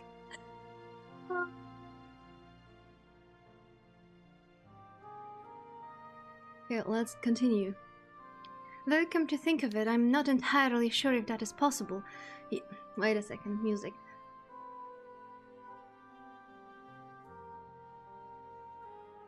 Johan did quite a thorough job. There aren't scars, I can't even see any bruises. You don't look like you were injured at all. It really must have been a miracle. A miracle, I suppose it must have been. He's a priest after all. Mika looked down on herself. She was wearing the same nightgown Magdalena had bequeathed to her, but the tear which had rent the middle of it had been sewn up. The stitches were neat, the thread wired, and so it was hard to tell from a distance any damage had been done to it at all. Mika recognized this neat needlework. Henny must have fixed her gown as she slept. Her maid really was dutiful down to the smallest of details. Mika placed one hand to her chest, trembling as she did so. She still remembered what had happened, exhausted though she was. She had come between Heide Marie and Magdalena, and she had been skewered for her best efforts, her blood spattering all across the carpet hall like spilled wine. The pain was not something she would forget in a hurry. Wincing, Mika looked away and in saw Magdalena. Magdalena was sitting beside Henny, her pale eyelashes closed, her lips pursed in a silent slumber. Her hands rested upon her lap, and her head hung forwards like that of a doll's. She was quite motionless despite the weak sunlight which played about her pale skin, her even paler hair. "Oh, Lena," Mika sighed, then turned to Henny, desperately seeking reassurance. "Is she all right? She isn't ill, is she?" "Her?" Henny glanced at Magdalena as though seeing her for the first time, then frowned. "If she's ill, it's nothing more than a worry. You needn't fuss so. She's fine, at least, as far as undead being can be. She's just sleeping, and I don't blame her for it. She's been sitting at your side ever since we brought you up here. She's not had a single wink of sleep all past this time, not until she dropped off a few hours earlier." "Really?" Mika's face flushed, touched at Magdalena's thoughtfulness. "She cares for me that much?" "There's so much. Her actions made it blindingly obvious. I'll admit, I didn't much think of her at first. Can you blame me after all she put you through? But my opinion of her really turned around. I didn't think vampires could be so caring, but it's plain as day she adores you. She was beside herself when you collapsed as she was. She looked like, I don't know, like a woman who'd lost all will to live. She fell onto the ground and then, well..." Penny looked her head. "Why are you asking about Magdalena, Mika, after all you've been through? Shouldn't you be more concerned about yourself?" "Maybe I should, but I worry regardless. I know I have you to care for me, Hen, and you do a wonderful job at it, believe me, but Lena, she hasn't had anybody to care for her for a long, long time. She's been all on her own. That's why I have to worry about her. Nobody else will." My, you must like her an awful lot. Though I suppose you wouldn't have leapt to her defense if you didn't. You were just like a knight back then, Mika. You were just missing the sword and the shining armor. And the dignity. Wait a second, I have a cat. Mika smiled thinly. "I caused quite a scene back then, as my mother might say, but I was so afraid I wasn't sure what else I was supposed to do.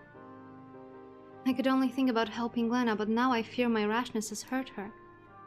She's been in a bad way, I won't deny it, but the blame for that can't be laid wholly at your feet. I think she's been upset about the young mistress of hers too and her death. It was all of a sudden. She hasn't had nearly enough time to get grist up with it.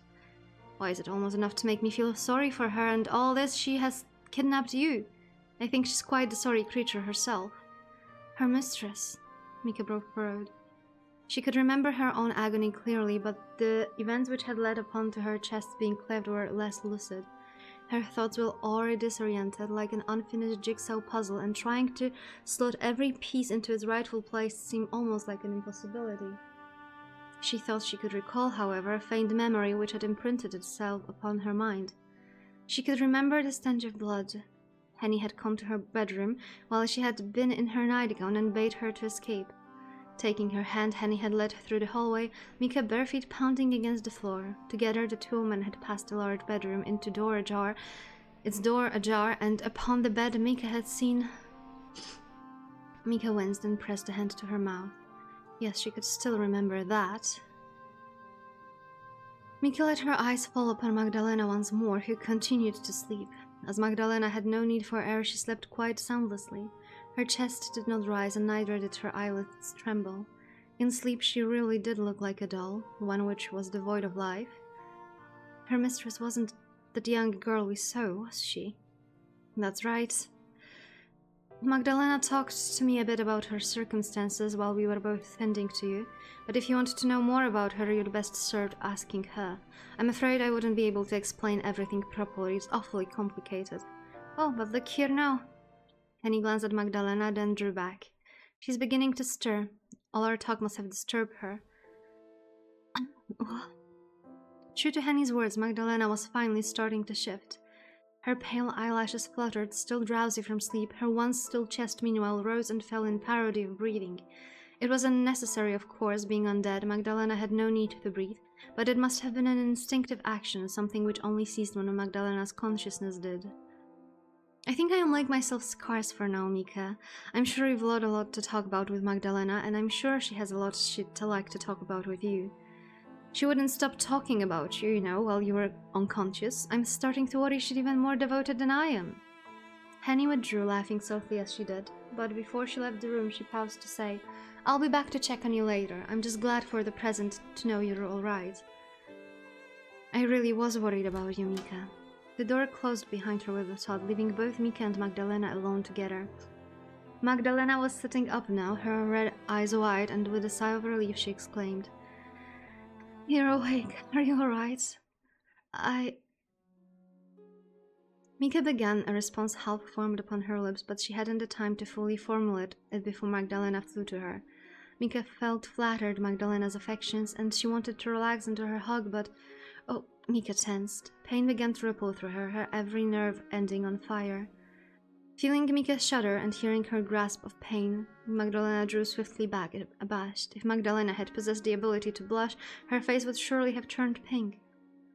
Oh, I'm sorry, Mika, I apologize. I was just so relieved. I've been watching you ever since you collapsed. For the last 2 days or so, I've barely slept at all. I know you have. Henny told me. Oh, she did, does she? Magdalena pouted. I ought to have expected that she would take the wind from my sails. That maid of yours is such a busybody. She was lecturing me, to take better care of myself, as though I'm not a near immortal creature who has been alive for over a century. She talked to me like I was a hopeless young girl, or maybe a weak human like me. Yeah, that's right, though I don't think you're weak at all, Mika. It was very brave of you to come between me and Heide Marie like that. Though it was also very, very foolish. Well, I can see that now. It didn't occur to me at the time, though. What did occur to you then, pray tell? Only that I wanted to protect you. Protect me? She smiled, bemused, and shook her head. The sentiment is sweet, but you need protecting far more than I do. Now more so than ever before. I'm starting to think it's no wonder that maid of yours is such a fusspot. Having a mistress like you to deal with, looking after you would turn anybody into an anxious wreck. I do wish she hadn't lectured me so, though. But I suppose she meant well by it. Henny always does. She's a sweetheart. She's always watched out for me ever since we were children. I could tell when I watched her tend to you. Her concern was palpable. It made me a little jealous, I must admit, to see another fuss over you so, and to know that she was the one alert when you finally did awake.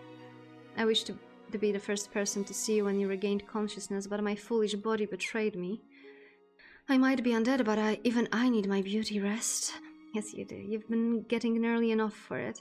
Those bags under your eyes are frightfully dark. Oh, Mika, she smiled bashfully. Do you mean to admonish me too? I've been getting earfuls of it from that maid of yours already. You can rest assured. I have seen the error of my ways. My caring for you might, I admit, have been too effusive. But how can I not worry when you mean so much to me?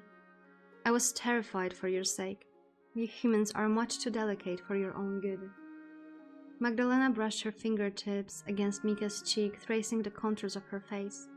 You really must be more careful in the future. If you were to sicken or get hurt, it would destroy me, especially with that Henrique fussing over you so much. I started to feel distinctly like a third wheel. Lena. Mika smiled, touched by Magdalena's concern, and let her fingers rest upon Magdalena's. Don't tell me you're too horribly jealous of Henny. She's only my friend. I know that, yet it hurts nonetheless to know she loves you so. Not that I can blame her. Who wouldn't love you really when you are so eminently lovable? I think you're exaggerating. Hardly. There is a lot to commend for, though your intelligence might not be on the top of that list. Someone finally said this out loud. Ah. Here Magdalena smiled, as did Mika.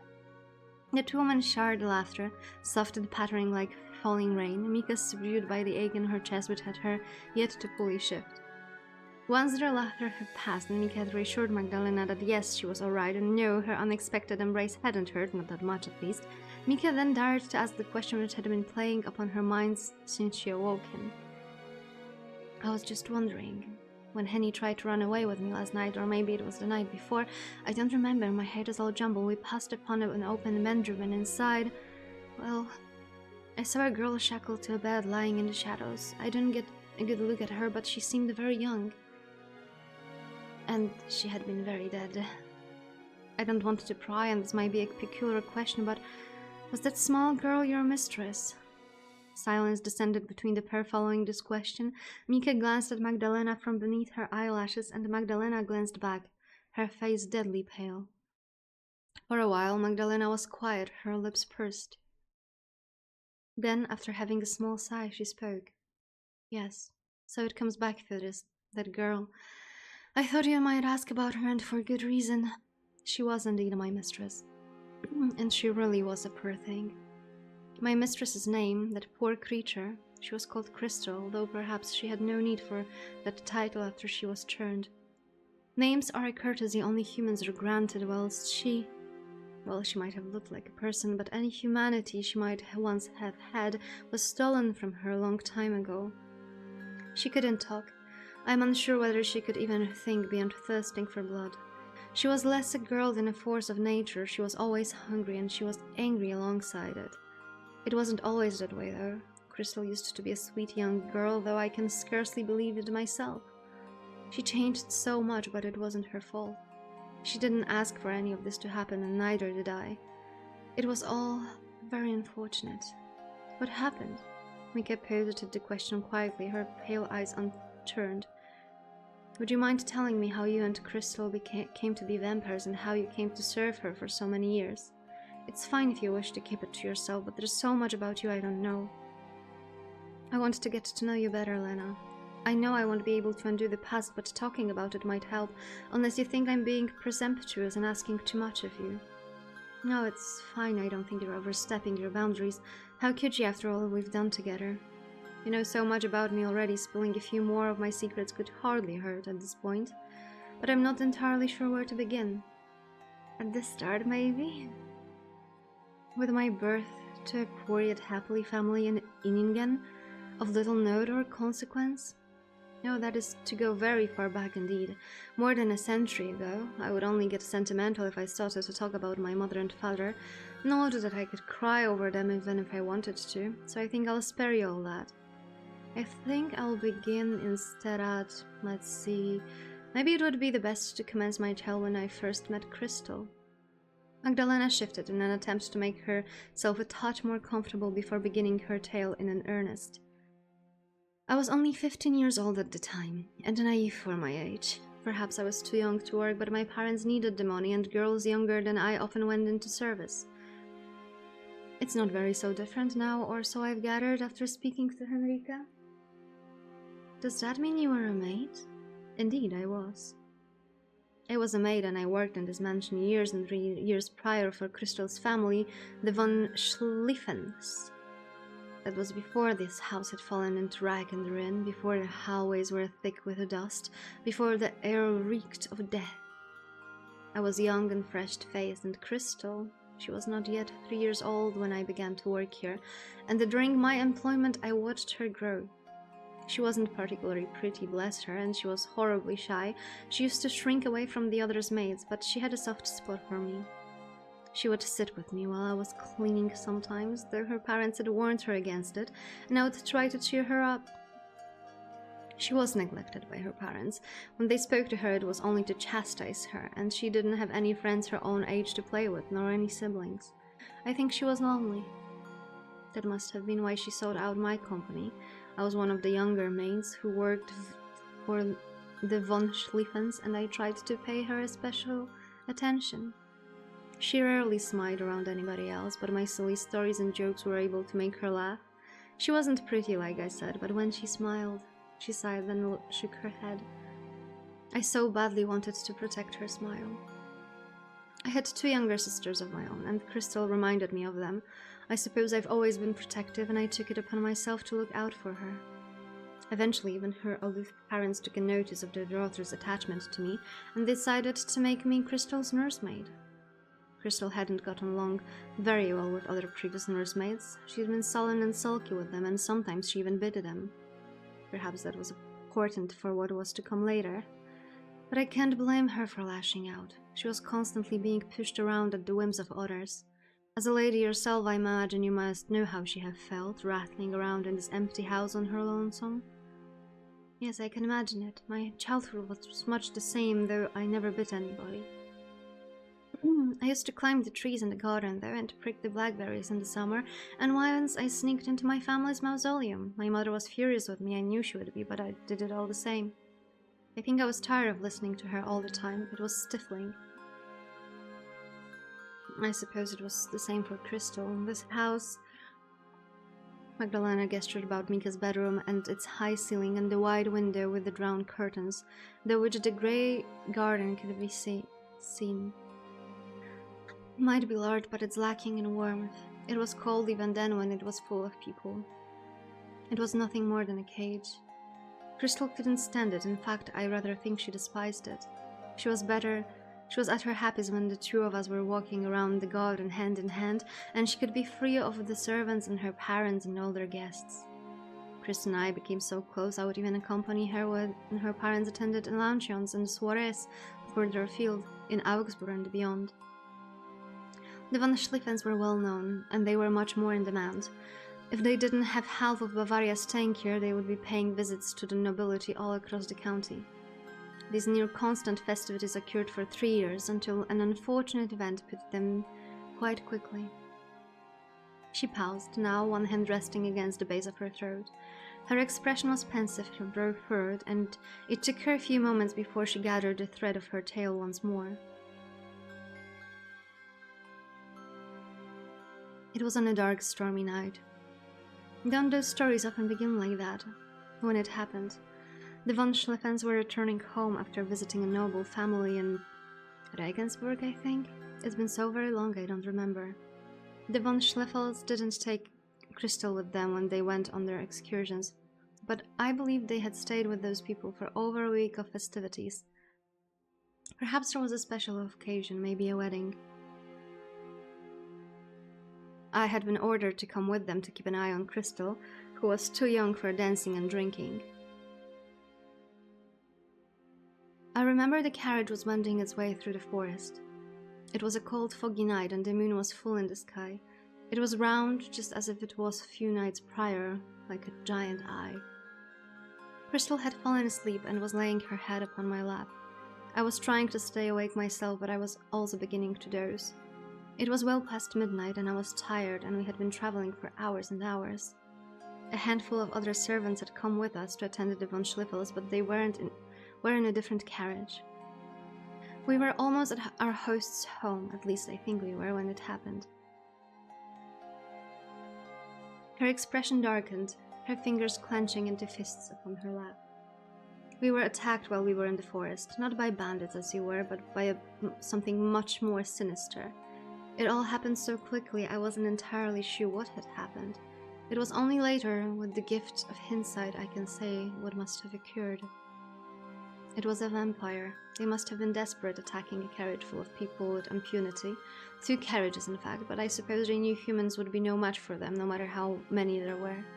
Perhaps they were not desperate then, but lashed out solely because they could, because it amused them to do so. I have no idea, I cannot say. It happened so quickly I never saw the face of the creature who attacked us, not for more than a few moments. I don't even know whether they were a man or a woman.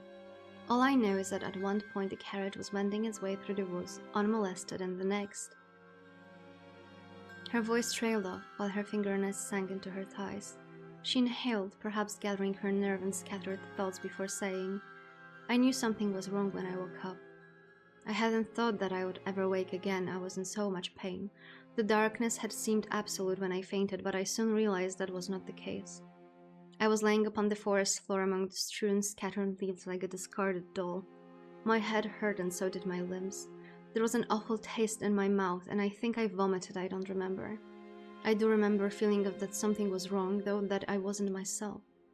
I pressed a finger to my neck and found 2 marks there which perforated my skin. That shook me, but even then what happened didn't fully register until I pressed my fingers to the other side of my wrist. I thought I was being silly, fantasizing maybe.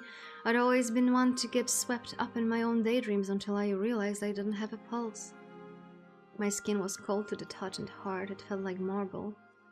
That was when I realized that, though I had opened my eyes and I appeared to live on, I was not the same Magdalena I had been. I wasn't really alive either. I was dead. I didn't need to breathe and my heart didn't beat, but I could still think and sit up and walk. It was quite the shock, but I came to terms with it more quickly than you might think. I had to come to terms with it, lying in the middle of the forest as I was. I had no other choice. I don't know how I knew, but I was grimly aware that should the sun rise while I was still outdoors, I would turn to ashes. I looked around and soon found the carriage I had been traveling in. It had been tipped to one side, and Lord and Lady von Schliffen were still inside it, their bodies mangled. They were dead, at least. Properly dead, unlike me. I didn't need to check their pulses to tell. The other servants they had traveled with had been similarly dispatched. Some were in one piece, but the others had been butchered, I suppose is the only word for it. Bits of them were strewn everywhere. Why I had only bitten so cleanly, I know not. If my assailant had torn me apart like they had the others, I doubt I would have been able to sit back up again. But never mind that. No goodwill came of trying to guess the motives of my attacker. I don't know who attacked us or why they spared me, in a sense. It was probably a whim. I wasn't the only one who survived herself either, though I wish I was. I found her laying upon the forest floor unconscious, her arms and legs bent at broken angles. I thought she was dead, but when I reached out to feel her pulse, she shifted, and that was when I knew. Crystal had died, but she was still alive. She had been turned, and she was only 6 years old. Magdalena winced at this and reached for her chest. There her fingers twisted, as though seeking to wrench out her own heart, which no longer beat. I was able to retain much of my rationality after I was turned into a vampire, but my young mistress was less fortunate. The sweet, shy, stubborn girl I knew had vanished when she woke up. She had lost all her sense of right or wrong, and knew nothing save her own insatiable lust for blood. Her desire was so intense, I think it overwhelmed all other senses. She could no longer talk upon walking, could no longer smile. She was out of control. I did not realize that, however, until I took her back to her home. We made it back before the first rays of the sun rose, with me carrying Crystal on my back. She had been half asleep as I carried her, and it had been docile enough, but she changed when we returned to her old abode. There were still servants who resided there to upkeep the place in the von Schlieffen's brief absence, and Crystal, she grit her teeth together. I couldn't stop her. I didn't expect it of her. I had no idea that she was capable of such cruelty. I soon learned that I had erred in my judgment, however, when she tore her way through the servants who still resided there. She slipped into their quarters quicker and swifter than a cat, and she made short work of them. She murdered all the scullery maids in their beds, and the housekeeper, and the footman. By the time I had caught her, it was too late. She had murdered dozens of servants, and she was dripping with gore. There were chunks of flesh beneath her nails and in her hair, and the smell... She pressed one hand to her mouth. But the worst part about it was that expression on her face as she carried out these atrocities. She didn't look aghast at her actions, but she didn't seem particularly euphoric either. Her face was just blank, like a slate, and completely empty. Killing then didn't seem to rouse any particularly strong emotions within her, but she killed all the same because it was what her instincts told her to do. Like a rabid animal, she knew of nothing save attacking. She bore her fangs in her claws and she killed them. All of them. The servants' quarters looked like a scene from hell itself, and the blood. I'm ashamed to admit that I found it smelled quite enticing, but the horror of it helped me resist. I was no longer human, but I still possessed my sense of morals, and I didn't want to behave as Crystal was. She was a child and had an excuse, but I was an adult and I knew better. I told myself that I would act better too. I knew I couldn't reintroduce Crystal to polite society, or any society as she was. I was afraid she would harm anybody she could come across, so I decided to bind her inside to her bed to stop her from causing any further chaos. Then, I devoted myself to finding victims for her so she would not starve. I had hoped animal blood would be enough to satiate her, but she turned her nose up at it. She would only drink the blood of humans, and it had to be fresh. I had no choice but to kill on her behalf to sustain her, but I tried to do so without drawing too much attention to ourselves. I've been looking after Crystal for the last century. While she slept, I had a lot of free time, and with it I taught myself to read and how to write. I made use of all the books in the library that the von Schlieffels left behind, and with this knowledge I fashioned myself into a lady of sorts. After being a maid for so many years, I think I wanted to act a little more important than I really was. I suppose part of me even believed I deserved to act thus, being a vampire. I was stronger now, after all, than any human could ever dream of being. It was quite a rush, I'll admit, when I slew my first victim for Crystal's sake. It was thrilling, almost, to bring down a grown man with such ease. Part of me took delight in my powers, but another greater part of me grappled with the cruelty of my actions. I tried to target people who deserved it, much like those bandits who pursued you and Henrika, but it hasn't always been possible. I've killed any number of innocents to sustain Crystal. I try to tell myself I'm not like her, I at least am rational, but when I consider all the evil deeds I've committed over the years, I have to wonder, am I really any better than she is? I am a vampire too, when all is said and done. I should have died over a century ago. I can play at being a human well enough, better than many others of my kind, and I do try to remember my manners. The fine clothes I wear are all for show, as if my affected way of talking. Crystal might have been a monster, but she was never trying to pretend to be otherwise. She was too earnest for it. How does she know how other vampires are? I, meanwhile, get about as thought I'm worth more than I am, as though I'm a real lady. A lady. Magdalena scoffed, though it was without any humor, though her lips were pulled into the grim facsimile of a smile. Her eyes were dark and joyless. I could never be a lady like you, Mika. I wasn't born into nobility. I'm just a hapless maid playing pretend, but no, I'm not even that. I'm a monster, a murderer. I have no right to act with all these airs and graces, as though I'm so much better than anybody else. I have no right to be alive at all. Oh. Mika sighed thus once Magdalena has finished speaking. She looked at her companion with gentle, compassionate eyes and reached forth.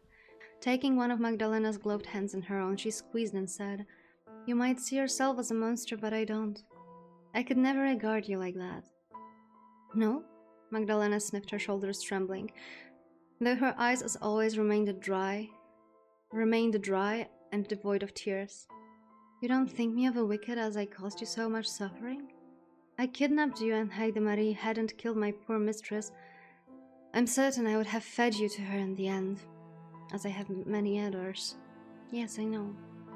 But it's not as though you tricked me. You lent me no illusions that should I remain in your home I would not meet my end. You warned me, but still I persisted in remaining here.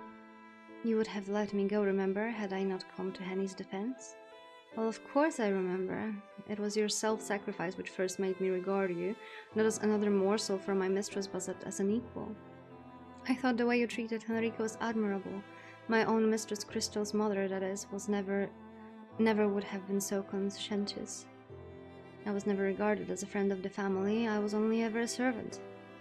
In that sense, I suppose, I am so much jealous that you and Henny are so close. She's lucky to have a mistress like you. And Crystal was very lucky to have a maid like you, who was so unfailingly loyal. You stayed by her side, you while you were alive and continued to serve her even after the pair of you were returned. That is why you performed so many immoral actions. It wasn't for the fun of it, nor the thrill, that you hunted down all those who traversed too close to your home. You did it because of your overwhelming loyalty to your mistress. You didn't want to let her die. Is that not right? It is right, yes, but Hilary was right to scorn me. Though I had the best of intentions, I was woefully misguided. The young girl I had cared for died a long, long time ago. She looked somewhat akin to my crystal, but she was not her, she was not human. By prolonging her life in some unnatural way, I only made her suffer more. If I truly loved her, I would never have chained her up indoors as I did. I should have let her starve. That would have been the real kindness. It's easy to say what you should have done now, but I don't think you would have had it in you, Lena. To kill my mistress? Mika nodded. I know you like to poster yourself as a heartless monster devoid of emotion, but this isn't true. You're far nicer than you appear. You say that you should have let your mistress starve, but I doubt you could have let that happen. You would have felt much more too guilty. It wasn't her fault, after all, that she was turned. No, it wasn't. You're quite right about that. My mistress was innocent in a sense. She was only a child. I don't think she really knew what she was doing. But she was still incredibly dangerous, all the more because she did not understand her own strength.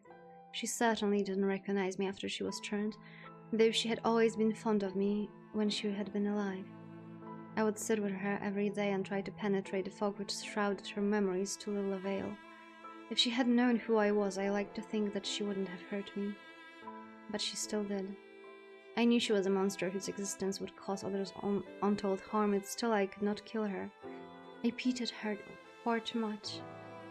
She was beyond being detestable, but I can't say the same about myself. I still maintained my sense even after being turned, and I knew what I was doing was wrong. My hands are stained with so much blood, I feel I'll never be able to wash them clean. I'm glad you still seem to care for me, Mika, but how can you bear to be with me? Don't you think me of unforgivably wicked? You might think you are wicked. You certainly said so enough times, but I do not. You were put in a difficult place, but I think you did the best you could.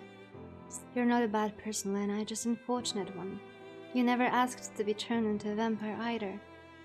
I know that, but how am I supposed to live my life now? How can I ever forgive myself? Silence filled the room following Magdalena's exclamation. Her chest rose and fell with sharp, uneven breaths, and her eyelids trembled. Though Magdalena's skin was untouched by age, Mika could see the years of pain and self-reproach written upon her. It pulled in her eyes, which seemed all of a sudden unfathomably deep. They were so full of self-loathing, Mika feared she might drown in them. Mika could see now beyond all of Magdalena's bravado, could see one clear, unmistakable truth. She could see that Magdalena despised herself. Magdalena has despised herself for many, many years, even since she had been turned into a vampire. Magdalena could not love herself, for she had become something she considered evil. But Mika could. She realized, been in love with Magdalena for a long while already. Lena, Mika spoke softly, still squeezing her hand. I can't say when or even if you'll be able to forgive yourself. That isn't something for me to decide. You'll have to think about all you've done on your own and try to come to your own conclusions. Yes, I thought you might say that, as I feared. I've had a century to think things through, and I already know what I think. I don't believe that I can be forgiven. It isn't possible. I've done too many awful things. Haida Marisha had put me to death a dozen times over, and not even that would be enough to cleanse all of my sins. They're too great, and they weigh upon me much too heavily. That might be true for you, and it's true too that I don't know all the pain you've brought. I know instead only how you treated me, and I know that you did not wish to cause me any undue hurt. Mika leaned in, then pressed her other hand to Magdalena's cheek, cupping it gently. Her fingers played. She then said, "And I know that even if you can't forgive yourself, I can. I forgive you, not on behalf of your other victims, I'm afraid. I don't have that authority, but for all you've ever done to me." Do you really mean that? Mika nodded. I don't hate you, Lena, and I certainly don't think you're a monster. How could I, when I care for you so deeply? You've come to mean a good deal to me during the weeks we've spent together, and if I'm being honest, I don't ever want to be parted from you. Mika. Magdalena sniffled, her pale eyelashes trembling. I don't think I deserve your kindness nor your fondness. But I'm not arrogant enough to assume I can tell you how I feel, though I know I've often acted like it. Your feelings are your own. If you like me as much as you say you do, then I suppose I'll have to accept it. I don't really understand it, but a smile caught the corners of Magdalena's lips, thinner than a piece of sewing thread. I like you too, Mika. Oh, Lena, Mika. I hate dialogues like that. Mika leaned in closer still, the inches of space which parted her and Magdalena diminishing with each millisecond. There came a brief pause for about a second, like the gap between seeing and hearing a bolt of lightning, as both women stared at one another. They swallowed, as though in unison. Then they shifted. It was Mika who moved first, but Magdalena soon followed her lead. Bridging the infinitesimally short space between them, they parted their lips and pressed their mouths together. It was very soft, gentle, tender of a kiss, different from the one they had shared before, after Magdalena had drained Mika of her blood. This was a kiss born not from fear that soon their acquaintance would end, but from hopes, tentative though they were, but for the future. The kiss lasted only a few moments, but might have endured for longer had both women not been interrupted by the sound of startled gasp. Oh my! Mika and Magdalena pulled away, Mika blushing abashedly to glance over at the doorway. There Henny stood, her eyes wide, frozen like a figure in a photograph. She was almost grey-faced enough for it, her fingers curled about the door handle. Mika had half a mind to try and make excuses to tell Henny that things were not as they looked, but she hadn't a chance to get any of the words. Henny was already beginning to babble. I do beg your pardon, Mika. I didn't want to walk in on you. If you're otherwise engaged, I can leave. I'd hate to intrude. I can tell when I'm not wanted. What? No, Henny. Mika frowned, her perplexity overcoming her embarrassment. Of course you're wanted. I'm always happy to see you. You don't need to apologize. Are you sure? It seemed like the pair of you were, rather busy. Not that I can blame you for it. You've not had a chance to be alone in quite a while, and I'm sure Magdalena is pleased to see that you've recovered. It's only natural that you would want to celebrate, though I must admit I'm somewhat surprised to discover how close you are. That isn't to say I'm judging you for it, though I'm happy in fact. You are? Of course. I think it's a wonderful thing that you care for Magdalena so much. It doesn't matter to me that she's a woman or even that she's a vampire. You've always been such an individual, Mika. It makes sense that only an unusual person could win your heart. Not that I meant to insult you, of course. That's alright. I know that I must seem awfully unusual in the eyes of your humans. I cannot blame you for being surprised at Mika's, how should we term them? Magdalena smiled, her eyes crinkling. Affections, let us say that, towards me. In fact, I'm rather surprised at it myself. I do not think when I first imprisoned her we would ever become so close. She's rather unique, though, as far as young ladies go. She's not like all the prim, prissy young madam I once believed her to be. Oh yes, my Mika's always been unique. She used to get it all in sorts of scrapes when she was young. Her mother would almost hit the roof. She would of some of her stunts.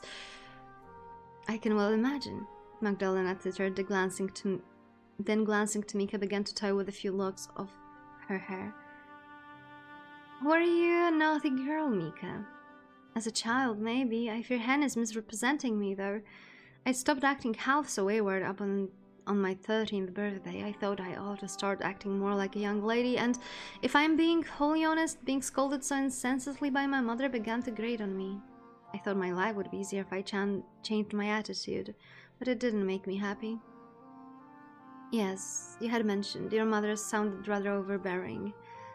She was very overbearing. She decided every aspect of my life, or so it seems. Sometimes I felt like I could not even sneeze without her permission. As if often the way with nobility. I know of it too well, having much experience with Juliet. I was often punished. It was quite tedious being forever at the beck and call of my so-called superiors. I was at my mother's beck and call too, despite being her daughter. I was supposed to be a lady, but I had felt more like a servant. I think I might have had less freedom than Hen did. My mother decided what I wore and what I ate and when I slept, and as if that weren't enough, she also meant to decide who I would love. My poor mistress. I know you never much cared for Herr Gerard, and after spending so much time in his venerable company, I can see why the man is an ass. Oh, he is, isn't he? All that Latin. Mika pulled a face. He's such a bore. So stuck up on self-importance, it was enough to turn my stomach, and he was small-minded too for all his airs and graces. Can you believe, Mika, that he didn't care tuppence about what might have happened to you?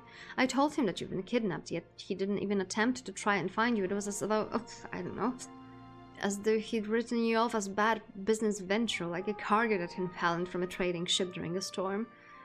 That is often how I felt around him, yes. I'm not surprised that Gerhard did not rush to my rescue. I would have been more surprising if he had. I would be very happy if I never saw him again. That is something I can concur with, at least.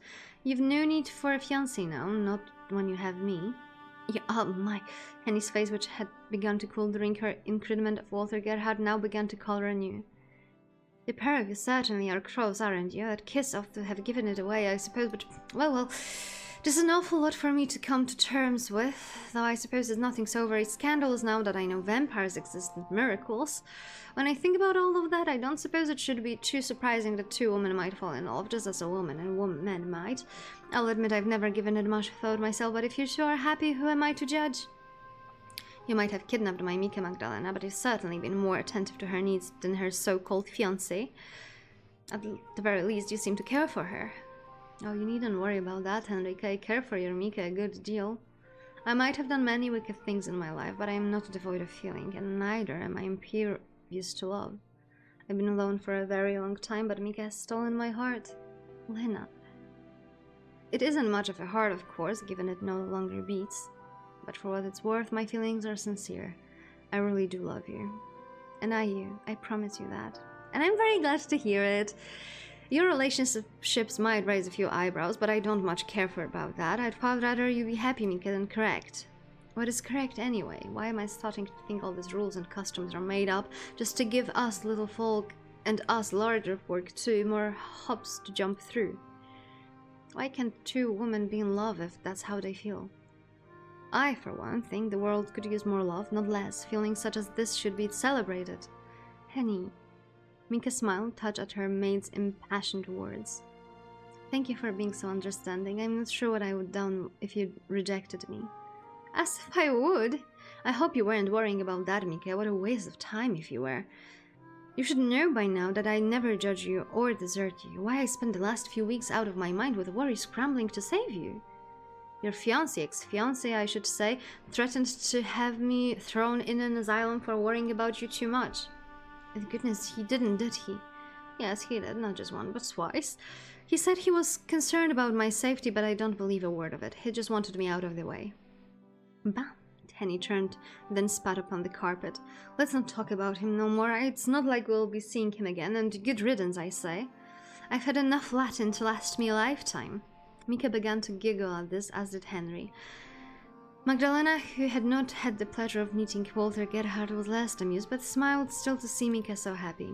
Once this moment of merriment passed, Henny folded her arms beneath her bosom and said, Now it's all well and good saying what we won't do, but I'm starting to wonder about the future. Do either of you have any of plans? You don't intend to stay in the forest, do you, in this house? Oh, no.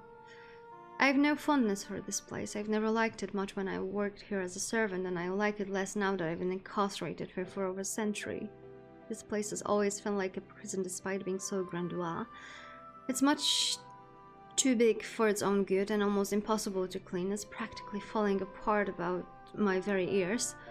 You're not wrong about that. This place needs a thorough cleaning before it's even be halfway inhabitable, and even then I think it's been left unloved for too long. I doubt it will ever feel like real home. Lady Van Essen would have been beside herself in her house had wound up in such a state. This place, unfortunately, has never felt like a home to me. It wasn't where I was born, and it's not where I belong. My own family came from Inningen, which isn't so far away from Augsburg. I would like to see my parents again or my younger sister, but they were long dead by now. There is nothing left for me in this dreary abode. It's half decayed already and makes me think of nothing but my young mistress' miserable fate. There is nothing for me in Inningen either, though, not in Augsburg. As a vampire, there is nothing for me anywhere. I have nowhere I can call home now. But I think I could make a home, maybe, if I could remain with Mika, and perhaps I could even be happy. What do you say? Would you like to live with me, Mika? I at least would never make you work on your embroidery like your mother, and I wouldn't try to marry you off either. You could read all the books you wanted, I wouldn't chastise you. Oh yes, I would love that, but where would we go? How would we live? I'm not wholly sure, but I have few ideas. Deprecate though this abode is and crumbling with age, its rooms and halls are full of valuables. Lord von Schlieffen was an avid collector of curios from the Middle East, and his rooms are full of trinkets which ought to fetch a good price from interested buyers. I think if we were to sell a lot of those old bits and pieces, we would be able to embark upon a new life together with minimal difficulties. As for where we will go, I'm undecided, but perhaps we needn't settle on location right now. Anything will be fine, I am sure, if I am with you. Oh, Lena. Mika trembled at both Magdalena's gentle words and at her touch. Her cheek turned pink, and they so often did when she and Magdalena were together, and it was with a sigh that she said, I want to stay with you too, there is nothing I want more. And me. If you need a hand hawking your wares, then please make full of use of me. My father used to sell his ware all across the country, and I used to help when I was younger. I'd be more than happy to ferry your bits and pieces to Augsburg if you need an extra pair of hands, and when you've gathered enough funds, I would like to move away with you. I wouldn't give in your way, of course. I would give the pair of you some privacy, but I can't bear to be parted from my Mika, not when she's such a good friend to me. Can't we stay together? Oh, of course we can. I don't want to be parted from you either, Hen, unless... Mika paused to look at Magdalena. Would you have an issue with that? With Henrike? Magdalena smiled thinly. I might be a little jealous, maybe. But no, I would not mind it. I would appreciate her help if she was willing to offer it. Shifting all the valuables from this old pile will be quite a task. I don't know how I would be up to it on my own. You won't be on your own. I can work as diligently as cart horse, or so I've heard, and I'm no stranger to menial labor.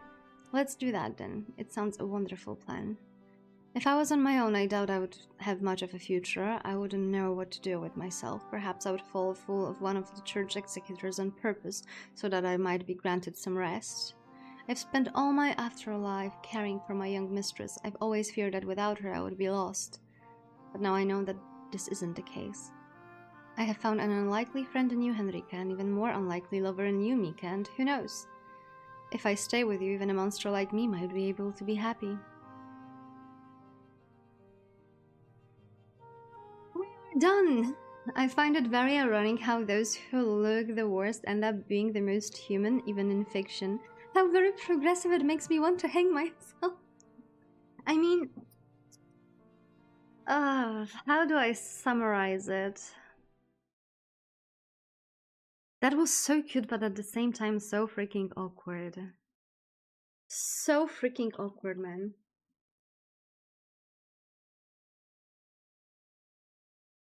I don't know how I feel about it. The ending, I mean.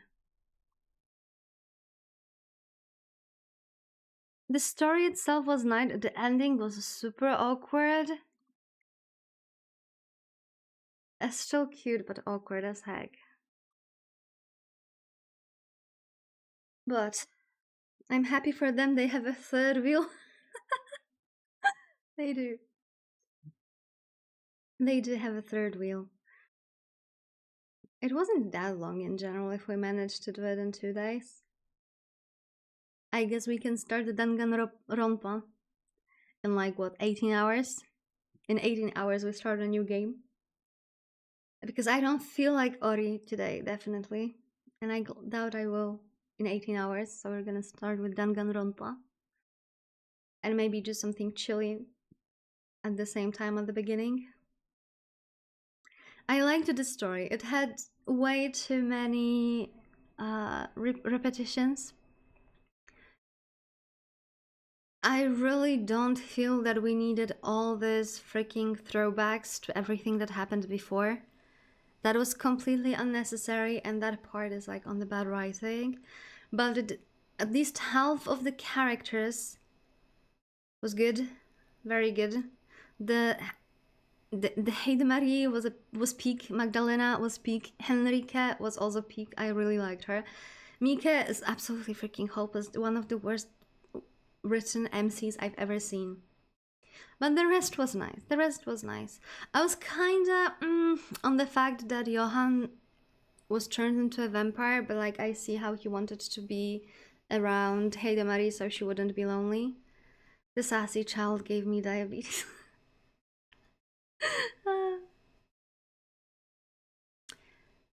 Oh man. I liked her. I liked her a lot.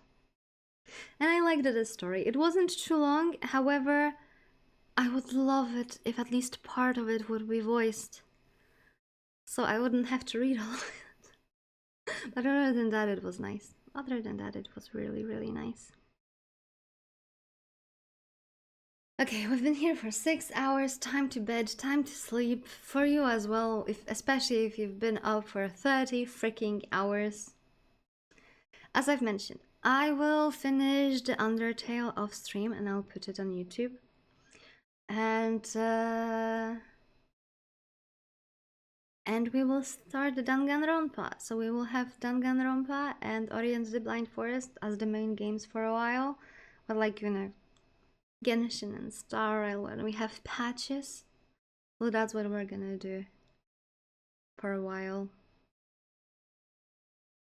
It was legit hell fun. I'm glad you liked it. I hoped it tingled your writer's senses.